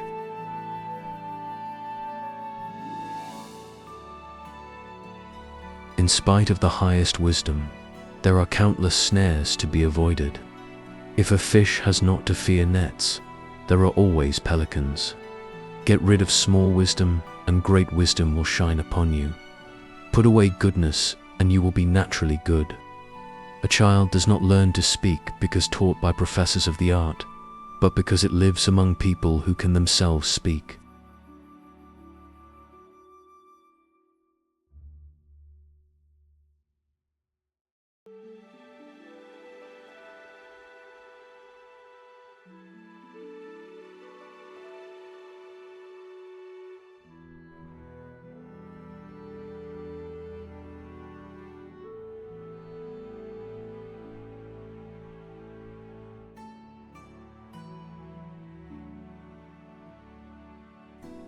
Chuang Tzu said to Chuang Tzu, "Your theme, sir, is the useless." "You must understand the useless," replied Chuang Tzu, "before you can discuss the useful. For instance, the earth is of huge proportions, yet man uses of it only as much as is covered by the sole of his foot. By and by, he turns up his toes and goes beneath it to the yellow spring. Has he any further use for it?" "He has none," replied Chuang Tzu. "And in like manner," replied Chuang Tzu, "may be demonstrated the use of the useless." "Could a man transcend the limits of the human," said Chuang Tzu, "would he not do so? Unable to do so, how should he succeed?"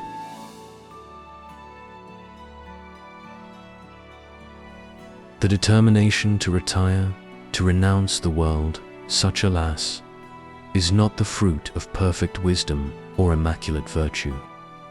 From cataclysms ahead, these do not turn back, nor do they heed the approach of devouring flame. Although there are class distinctions of high and low, these are but for a time, and under the changed conditions of a new sphere are unknown.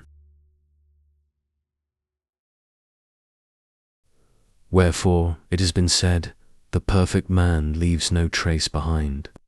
For instance, to glorify the past and to condemn the present has always been the way of the scholar.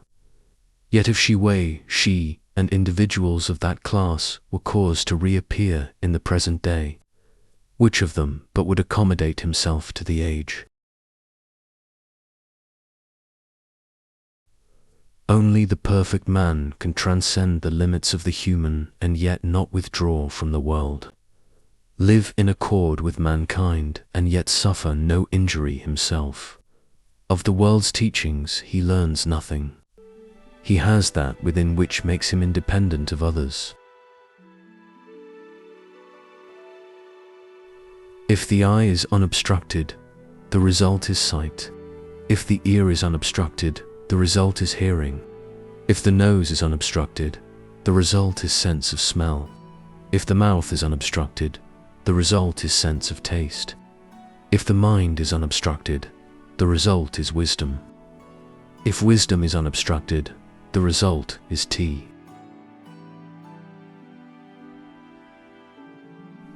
Tao may not be obstructed. To obstruct is to strangle. This affects the base, and all evils spring into life. All sentient beings depend upon breath.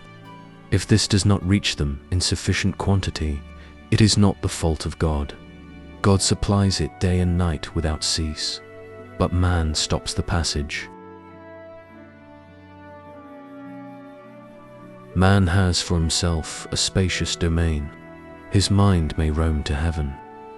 If there is no room in the house, the wife and her mother-in-law run against one another. If the mind cannot roam to heaven, the faculties will be in a state of antagonism. Those who would benefit mankind from deep forests or lofty mountains are simply unequal to the strain upon their higher natures. Ill-regulated virtue ends in reputation. Ill-regulated reputation ends in notoriety. Scheming leads to confusion. Knowledge begets contentions. Obstinacy produces stupidity.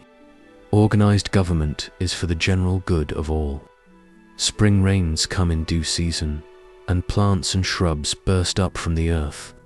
Weeding and tending do not begin until such plants and shrubs have reached more than half their growth, and without being conscious of the fact.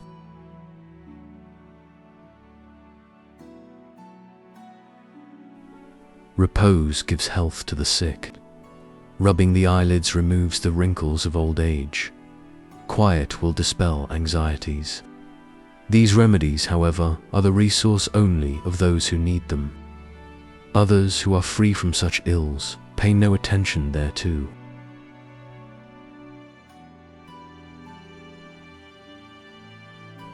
That which the true sage marvels at in the empire claims not the attention of the divine man.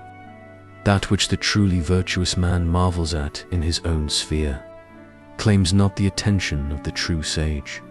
That which the superior man marvels at in his state claims not the attention of the truly virtuous man.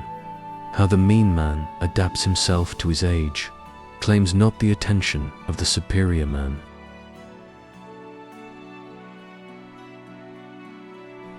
The keeper of the Yen Gate, having maltreated himself severely in consequence of the death of his parents, received a high official post.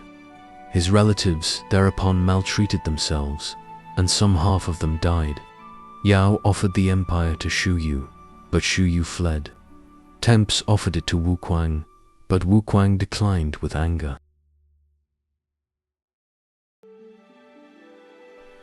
When Shi Tu heard of Shu Yu's flight, he took all his disciples with him and jumped into the river Kaoan, upon which the various feudal princes mourned for 3 years, and Shan Tu Ti had the river filled up. The raison d'etre of a fish trap is the fish. When the fish is caught, the trap may be ignored. The raison d'etre of a rabbit's snare is the rabbit. When the rabbit is caught, the snare may be ignored. The raison d'etre of language is an idea to be expressed. When the idea is expressed, the language may be ignored. But where shall I find a man to ignore language, with whom I may be able to converse?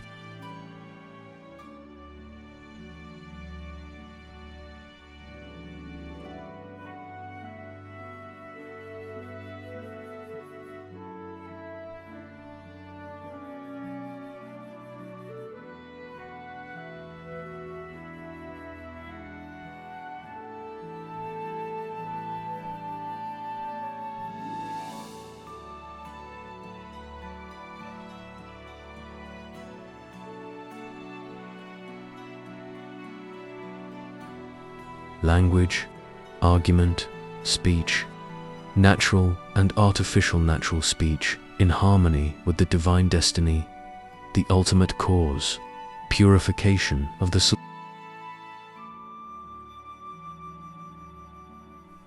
Of language put into other people's mouths, 9/10 will succeed. Of language based upon weighty authority, 7/10. But language which flows constantly over, as from a full goblet, is in accord with God.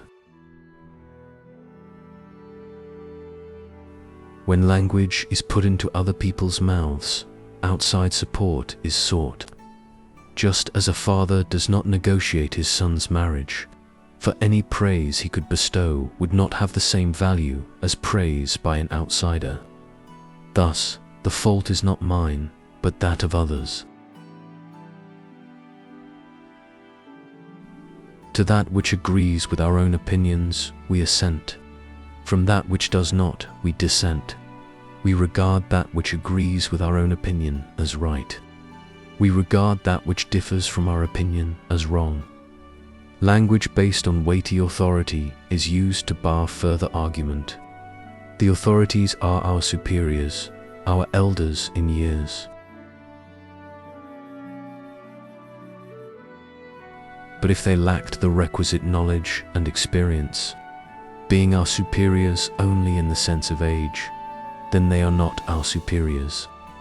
And if men are not the superiors of their fellows, no one troubles about them, and those about whom no one troubles are merely stale. Language which flows constantly over, as from a full goblet, is in accord with God. Because it spreads out on all sides, it endures for all time. Without language, contraries are identical. The identity is not identical with its expression. The expression is not identical with its identity. Therefore, it has been said, language not expressed in language is not language. Constantly spoken, it is as though not spoken. Constantly unspoken, it is not as though not spoken.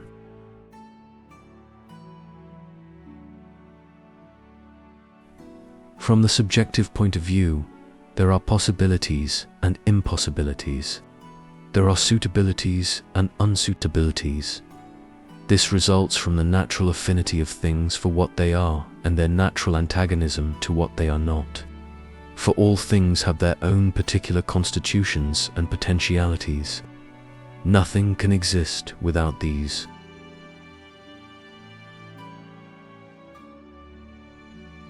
But for language that constantly flows over, as from a full goblet, and is in accord with God, how should the permanent be attained? All things spring from germs. Under many diverse forms, these things are ever being reproduced, round and round, like a wheel, no part of which is more the starting point than any other. This is called the equilibrium of God, and he who holds the scales is God.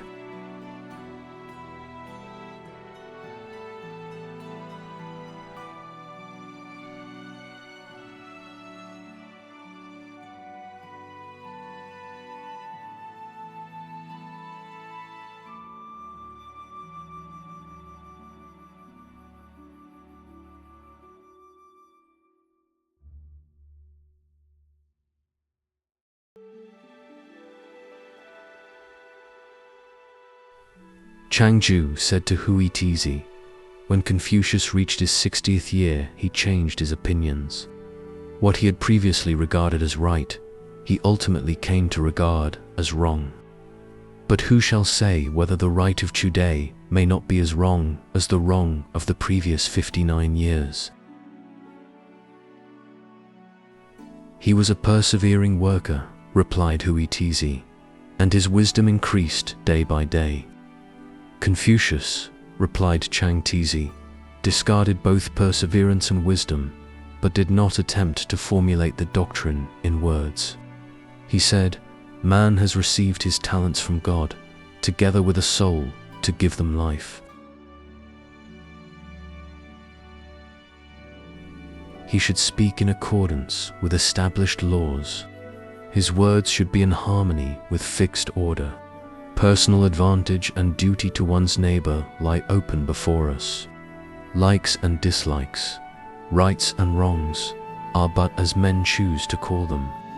But to bring submission into men's hearts, so that they shall not be stiff-necked, and thus fix firmly the foundations of the empire, to that, alas, I have not attained.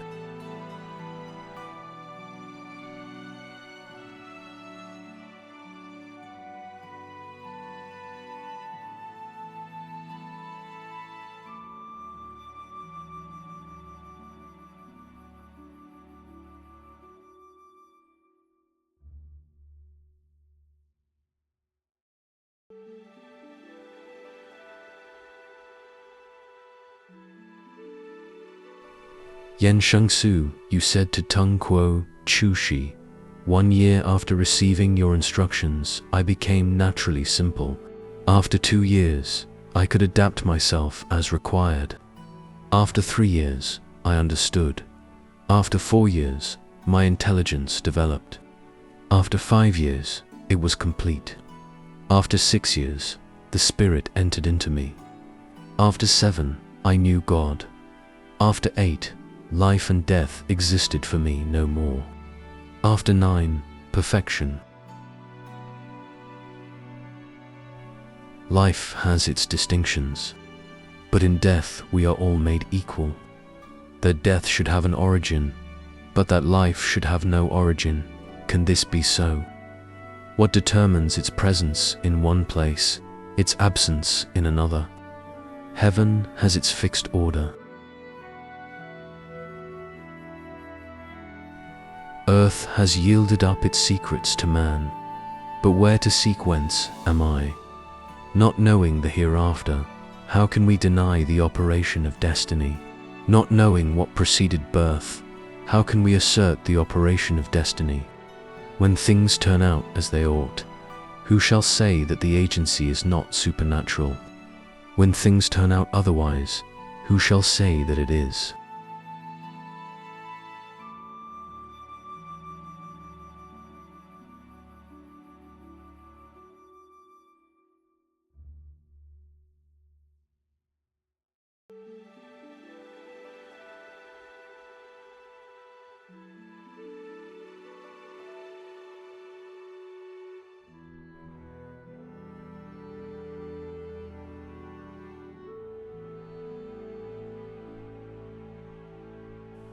The various penumbrics said to the umbra, before you were looking down, now you are looking up. Before you had your hair tied up, now it is all loosed. Before you were sitting, now you have got up. Before you were moving, now you are stopping still. How is this, gentlemen? Replied the umbra. The question is hardly worth asking. I do these things, but I do not know why. I am like the scaly back of the cicada, the shell of the locust, apparently independent, but not really so. By firelight or in daylight I am seen. In darkness or by night I am gone. And if I am dependent on these, how much more are they dependent on something else? When they come, I come with them. When they go, I go with them. When they live, I live with them. But who it is that gives the life, how shall we seek to know?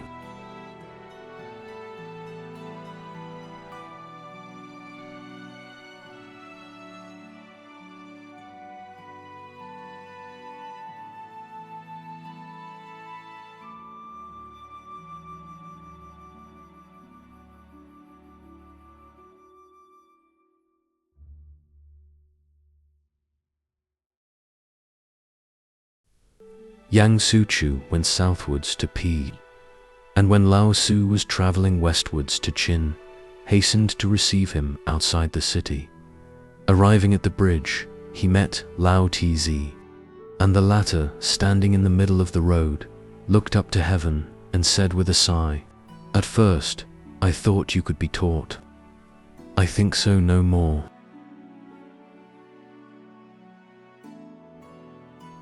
Yang Tzu made no reply, but when they reached the inn, handed Lao Tzu water for washing and rinsing, and a towel and comb.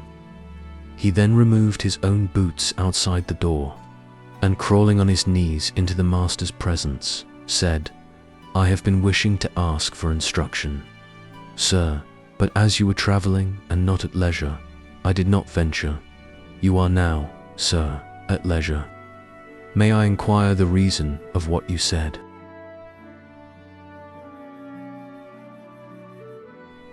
"You have an overbearing look," said Lao Tzu. "Who would live with such a man? He who is truly pure behaves as though he was sullied. He who has virtue in abundance behaves as though it were not enough." Yang Tzu changed countenance at this, and replied, "I hear and obey."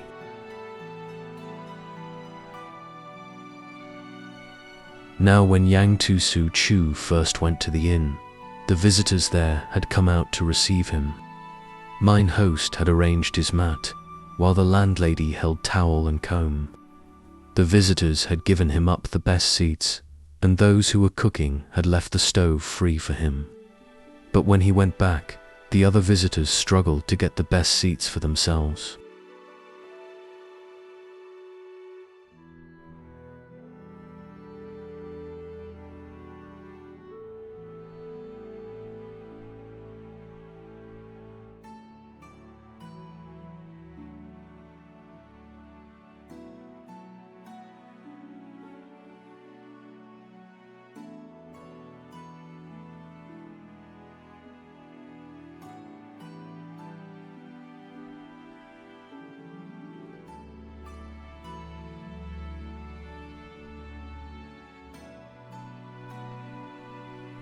on declining power. Yao offered to resign the empire to Shu Yu, but the latter declined. He then offered it to Tizi, Shu, Chifu, who said, "There is no objection to making me emperor, but just now I am suffering from a troublesome disease and am engaged in trying to cure it. I have no leisure to look after the empire." Now the empire is of paramount importance. Yet here was a man who would not allow it to injure his chance of life. How much less then would he let other things do so? Yet it is only he who would do nothing in the way of government, who is fit to be trusted with the empire.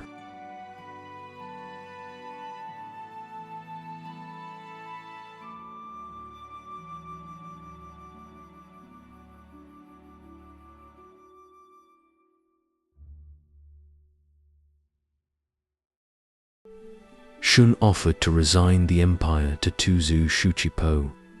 The latter said, "Just now I am suffering from a troublesome disease and am engaged in trying to cure it.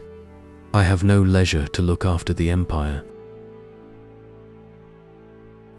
Now the empire is a great trust, but not to sacrifice one's life for it is precisely where the man of Tao differs from the man of the world.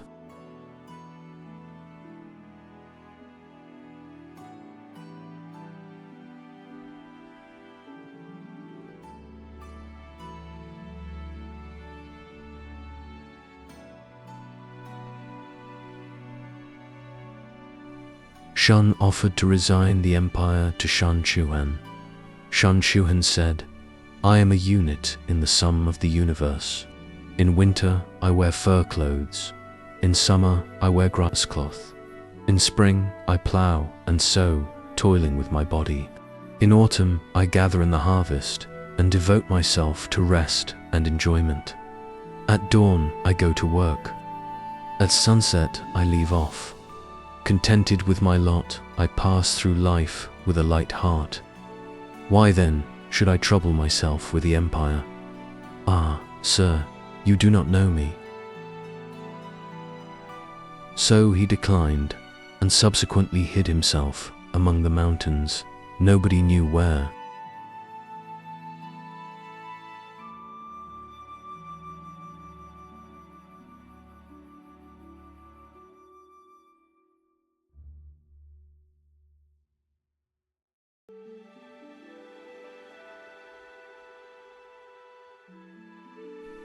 Shun offered the empire to a friend, a laborer of Shihu. "Sire," said the latter, "you exert yourself too much. The chief thing is to husband one's strength," meaning that in point of real virtue Shun had not attained. Then husband and wife, bearing away their household gods and taking their children with them, went off to the sea and never came back.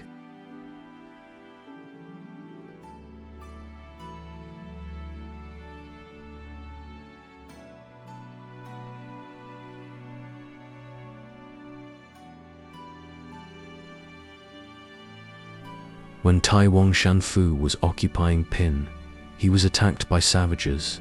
He offered them skins and silk, but they declined these. He offered them dogs and horses, but they declined these also. He then offered them pearls and jade, but these too they declined. What they wanted was the territory. "To live with a man's elder brother," said Tai Wong Shanfu, "and slay his younger brother.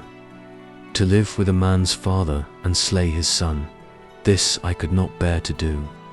Make shift to remain here, to be my subjects or the subjects of these savages. Where is the difference? Besides, I have heard say that we ought not to let that which is intended to nourish life become injurious to life." Thereupon he took his staff and went off. His people all followed him, and they founded a new state at the foot of Mount Shi. Now Tai Wong Shanfu undoubtedly had a proper respect for life, and those who have a proper respect for life if rich and powerful, do not let that which should nourish injure the body. If poor and lowly, they do not allow gain to involve them in physical wear and tear. But the men of the present generation who occupy positions of power and influence are all afraid of losing what they have got. Directly they see a chance of gain, away goes all care for their bodies. Is not that a cause for confusion?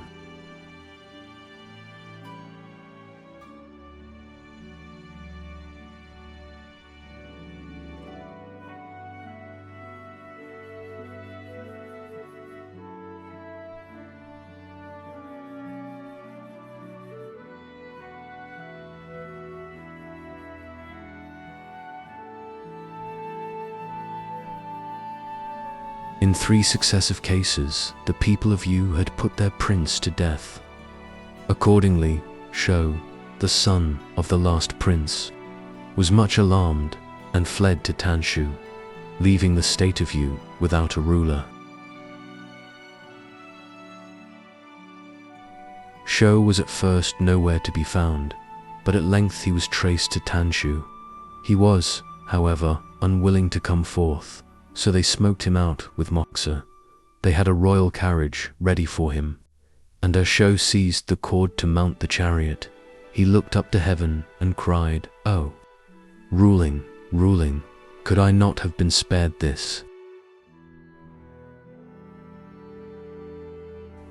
It was not that Shou objected to be a prince. He objected to the dangers associated with such positions. Such a one was incapable of sacrificing life to the state, and for that very reason the people of Yu wanted to get him.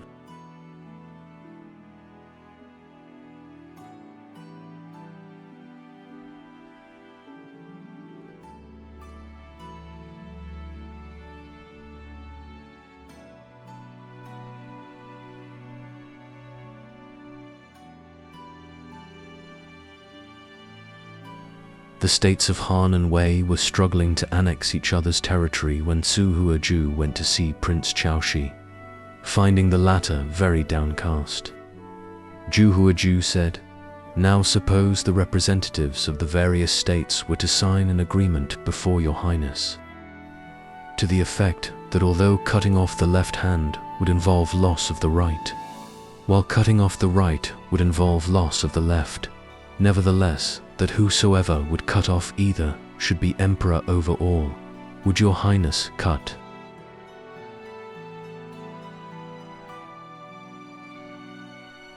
"I would not," replied the prince.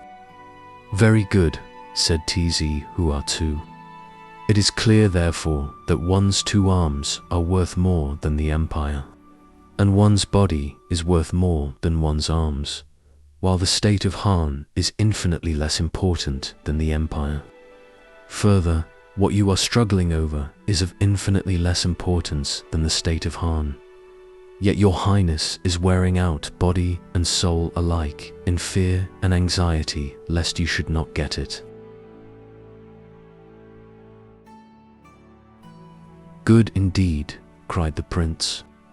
"Many have counseled me, but I have never heard the like of this." From which we may infer that Tzu Huatu knew the difference between what was of importance and what was not.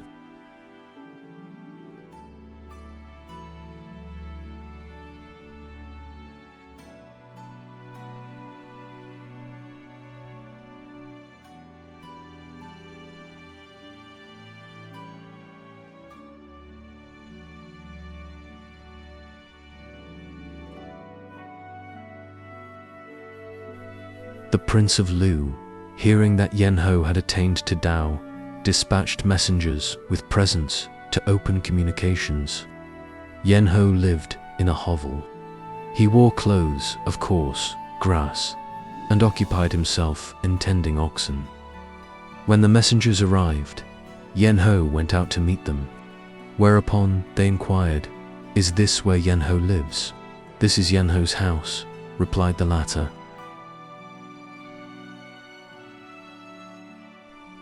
"This is Yanho's house," replied the latter.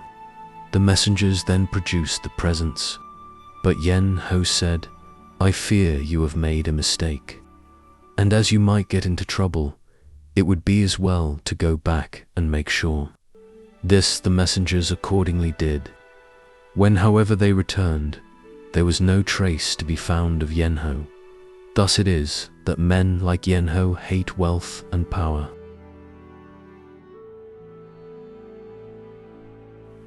Wherefore, it has been said that the best part of Tao is for culture, the surplus for governing a state, and the dregs for governing the empire, from which we may infer that the great deeds of kings and princes are but the leavings of the sage.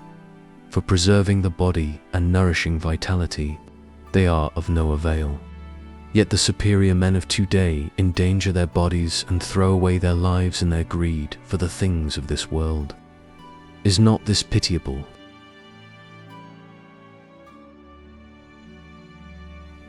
The true sage in all his actions considers the why and the wherefore.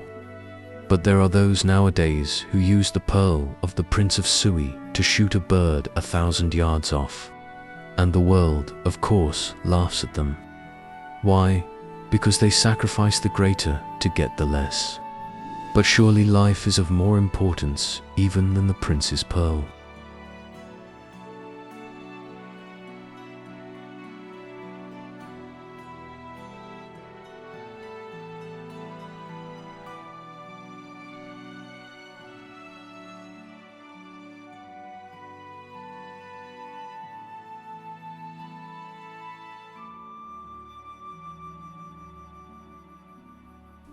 Li Tzu was poor.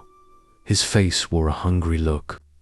A visitor one day mentioned this to Tize Yang of Chang, saying, "Li Tzu is a scholar who has attained to Tao.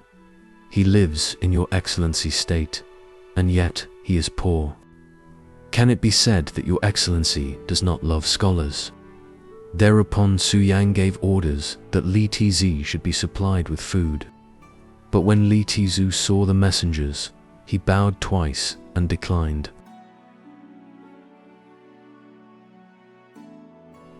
When the messengers had gone, and Li Tzu went within, his wife gazed at him, and beating her breast said, "I have heard that the wife and children of a man of Tao are happy and joyful, but see how hungry I am. His Excellency sent you food, and you would not take it. Is not this flying in the face of providence?"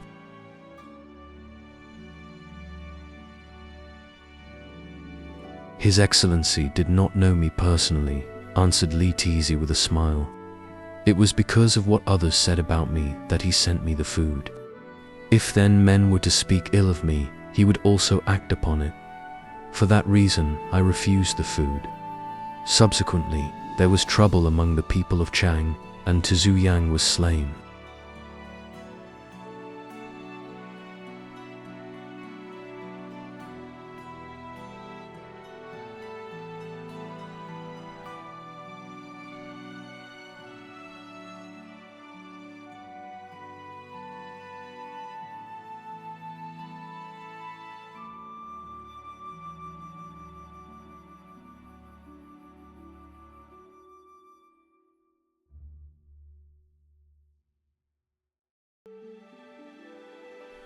When Prince Chao of the Chu state lost his kingdom, he was followed into exile by his butcher named Yu. On his restoration, as he was distributing rewards to those who had remained faithful to him, he came to the name of Yu. Yu, however, said, "When the prince lost his kingdom, I lost my butchery. Now that the prince has got back his kingdom, I have got back my butchery. I have recovered my office and salary. What need for further reward?"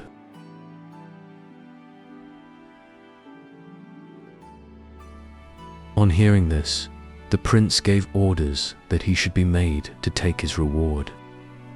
"It was not through my fault," argued Yu, "that the prince lost his kingdom, and I should not have taken the punishment. Neither was it through me that he got it back, and I cannot therefore accept the reward."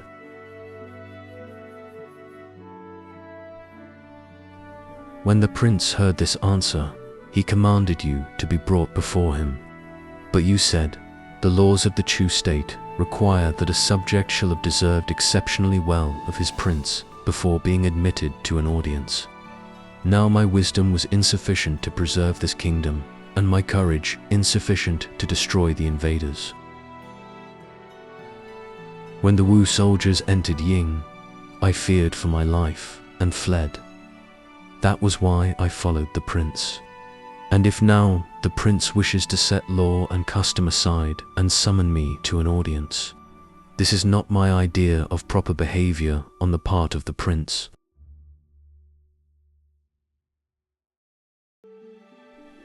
You, said the prince to Dazuchi, his master of the horse, occupies a lowly position, yet his principles are of the most lofty. Go, make him a Sanqing. I am aware, replied you to the master of the horse, that the post of Sanqing is more honorable than that of butcher, and I am aware that the emolument is larger than what I now receive. Still, because I want preferment and salary, I cannot let my prince earn the reputation of being injudicious in his patronage. I must beg to decline. Let me go back to my butchery. And he adhered to his refusal. Yuan Shun dwelt in Lu, in a mud hut with a grass-grown roof, an apology for a door, and 2 mulberry trees for doorposts.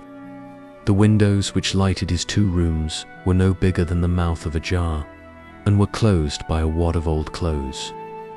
The hut leaked from above and was damp underfoot. Yet Yuan Xian sat gravely there, playing on the guitar.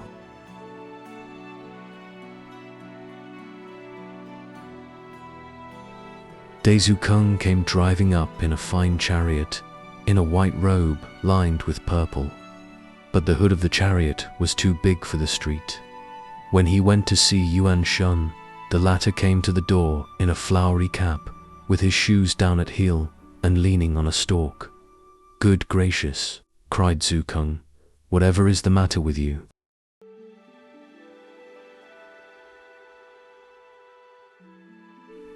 I have heard, replied Yuan Shun, that he who is without wealth is called poor, and that he who learns without being able to practice is said to have something the matter with him.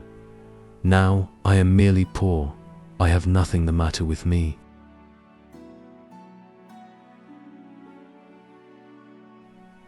Dezhu Kung was much abashed at this reply, upon which Yuan Shun smiling continued, to try to thrust myself forward among men, to seek friendship in mutual flattery, to learn for the sake of others, to teach for my own sake, to use benevolence and duty to one's neighbor for evil ends, to make a great show with horses and carriages. These things I cannot do.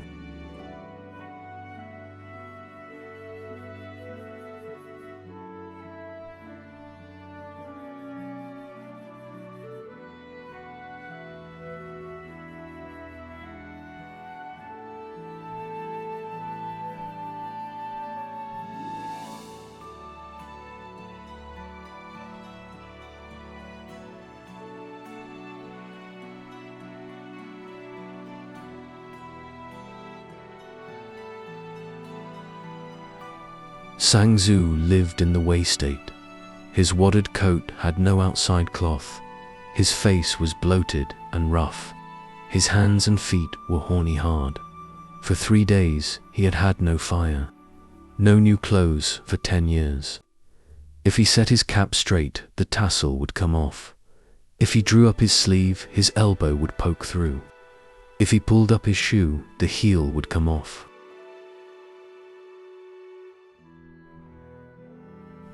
Yet slipshod, he sang the sacrificial odes of Shang, his voice filling the whole sky, as though it had been some instrument of metal or stone.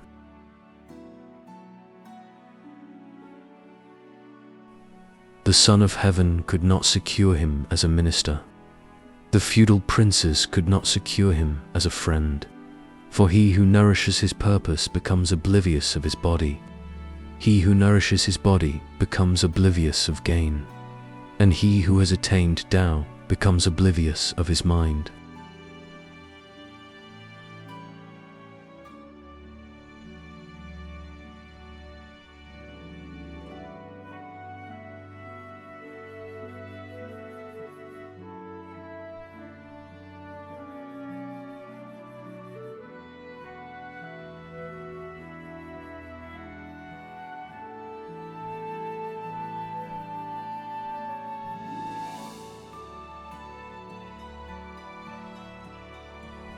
Come hither, said Confucius to Yen Hui.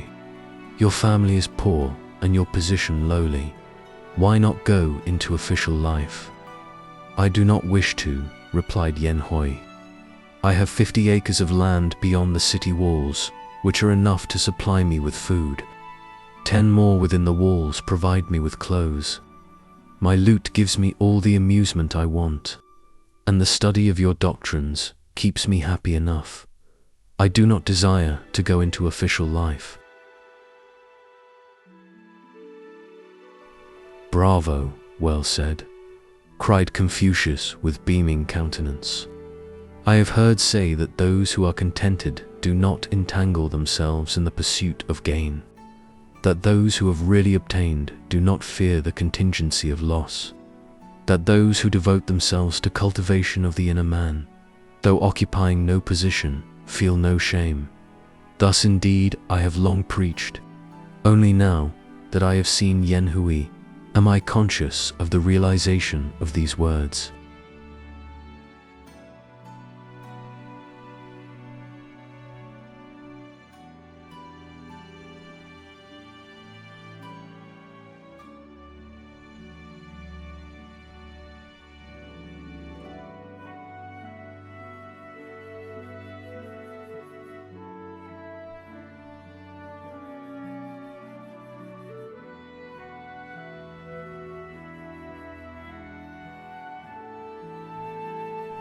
Prince Mo of Zhengshan said to Chuang Tzu, my body is in the country, but my heart is in town.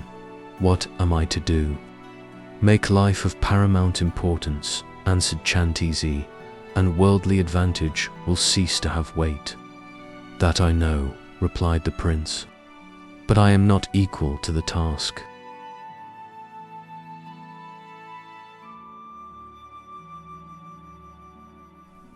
If you are not equal to this, said Chuang Tzu, then it were well for you to pursue your natural bent. Not to be equal to a task, and yet to force oneself to stick to it. This is called adding one injury to another. And those who suffer such twofold injury do not belong to the class of the long-lived.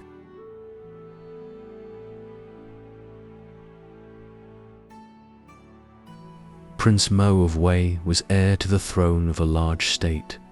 For him to become a hermit among the hills was more difficult than for an ordinary cotton-clothed scholar. And although he had not attained to Tao, he may be said to have been on the way thither.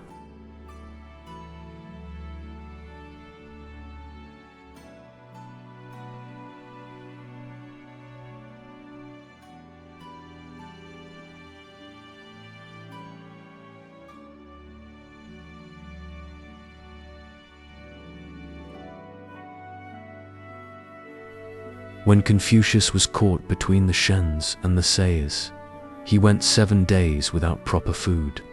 He ate soup of herbs, having no rice. He looked very much exhausted, yet he sat within playing his guitar and singing to it. Yen Hui was picking over the herbs, while Tzu Lu and Tzu Kung were talking together. One of them said, our master has twice been driven out of Lu. They will have none of him in Wei. His tree was cut down in Sun. He got into trouble in Shang and Shu, and now he is surrounded by the Shens and the Ses. Whoever kills him is to be held guiltless. Whoever takes him prisoner is not to be interfered with. yet all the time he goes on playing and singing without cease. Is this the right thing for a superior man to do? Yen Hui said nothing, but went inside and told Confucius, who laid aside his guitar and said with a loud sigh, "You and Tzu are ignorant fellows.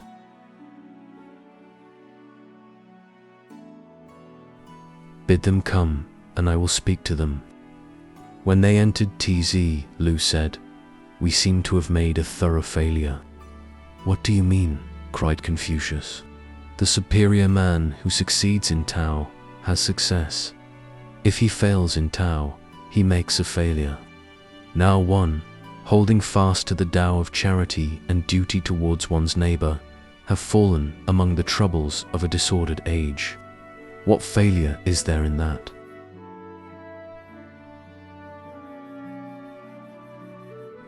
Therefore, it is that by cultivation of the inner man, there is no failure in Tao, and when danger comes, there is no loss of virtue. It is the chill winter weather, it is frost, it is snow, which bring out the luxuriance of the pine and the fir.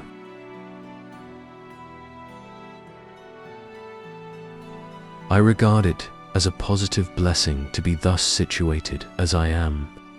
Thereupon he turned abruptly round and went on playing and singing.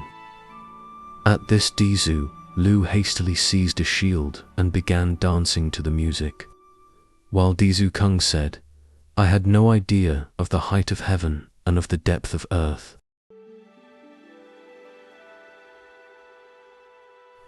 The ancients who attained Tao were equally happy under success and failure. Their happiness had nothing to do with their failure or their success. Tao once attained, failure and success became mere links in a chain, like cold, heat, wind, and rain. Thus Shu Yu enjoyed himself at Yin Yang, and Kung Po found happiness on the hilltop. Shun offered to resign the empire to his friend Pei Zhen Wu Si. "What a strange manner of man you are," cried the latter. "Living in the furrowed fields, you exchanged such a life for the throne of Yao, and as if that was not enough, you now try to heap indignity upon me. I am ashamed of you." Thereupon he drowned himself in the waters of Qingling.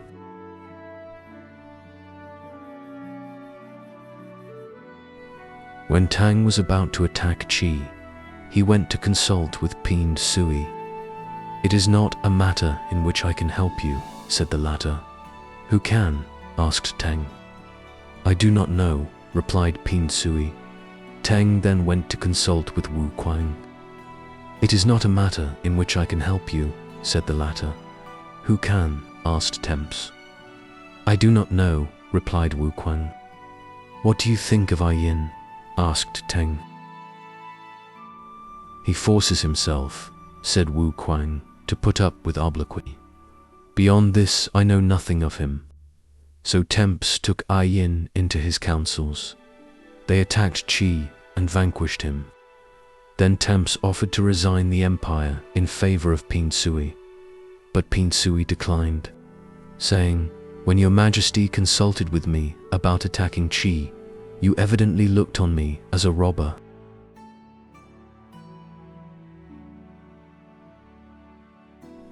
Now that you have vanquished him, and you offer to resign in my favor, you evidently regard me as covetous.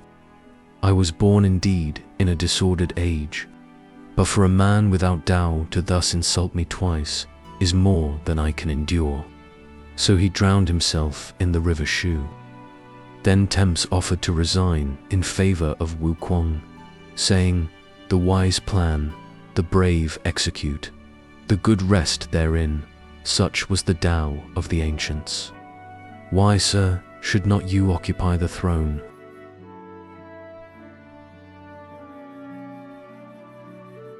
But Hu Kuang declined, saying, "To depose a ruler is not to do one's duty to one's neighbor. To slay the people is not charity. For others to suffer these wrongs, while I enjoy the profits, is not honest. I have heard say that one should not accept a wage unless earned in accordance with right, and that if the world is without Tao, one should not put foot upon its soil, still less rule over it. I can bear this no longer." Thereupon he took a stone on his back and jumped into the river Lu.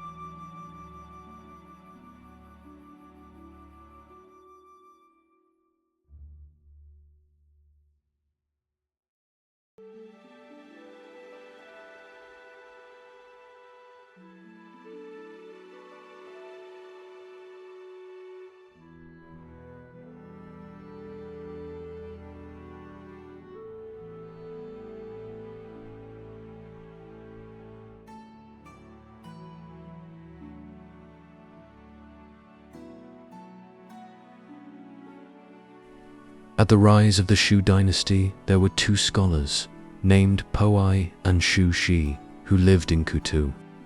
One of these said to the other, "I have heard that in the West there are men who are apparently in possession of Tao. Let us go and see them." When they arrived at Xiyang, Wu Wang heard of their arrival and sent Shu Tan to enter into a treaty with them. They were to receive emoluments of the second degree and rank of the first degree. The treaty was to be sealed with blood and buried. At this, the two looked at each other and smiled. "Ah," said one of them, "this is strange indeed. It is not what we call Tao." When Shan Nung ruled the empire, he worshipped God without asking for any reward. Sometimes it was the law he put in force. Sometimes it was his personal influence he brought to bear. He was loyal and faithful to his people without seeking any return. He did not build his success upon another's ruin, nor mount high by means of another's fall, nor seize opportunities to secure his own advantage. But now that the Chas, beholding the iniquities of the Yens, have taken upon themselves to govern, we have intrigues above and bribes below. Troops are mobilized to protect prestige. Victims are slaughtered to give good faith to a treaty. A show of virtue is made to amuse the masses. Fighting and slaughter are made the means of gain. Confusion has simply been exchanged for disorder. I have heard tell that the men of old, living in quiet times, never shirked their duties, but lighting upon troublous times, nothing could make them stay. The empire is now in darkness. The virtue of the Chas has faded. For the empire to be united under the Chas would be a disgrace to us. Better flee away and keep our actions pure.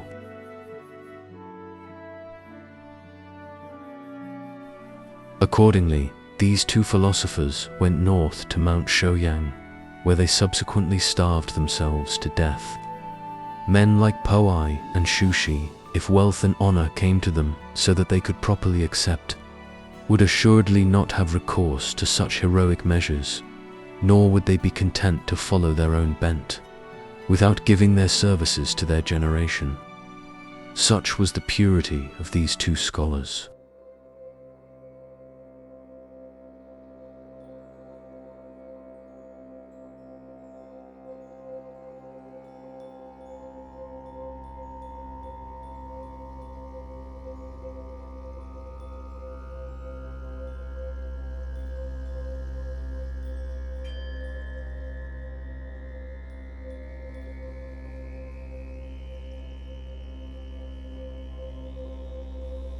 Tonight's story comes to an end, but its wisdom lingers, reminding us that life flows best when we embrace it effortlessly. If you're still awake and would like to listen to another story, explore our collection of philosophical bedtime stories, here to help you relax and drift into deep sleep. Thank you for sharing this peaceful moment with me. I'll be here every night, ready to guide you into another calming journey. Now, let go of the day, close your eyes, and allow your dreams to take you where you truly belong. Sleep well, and I'll see you in the next bedtime story. Good night.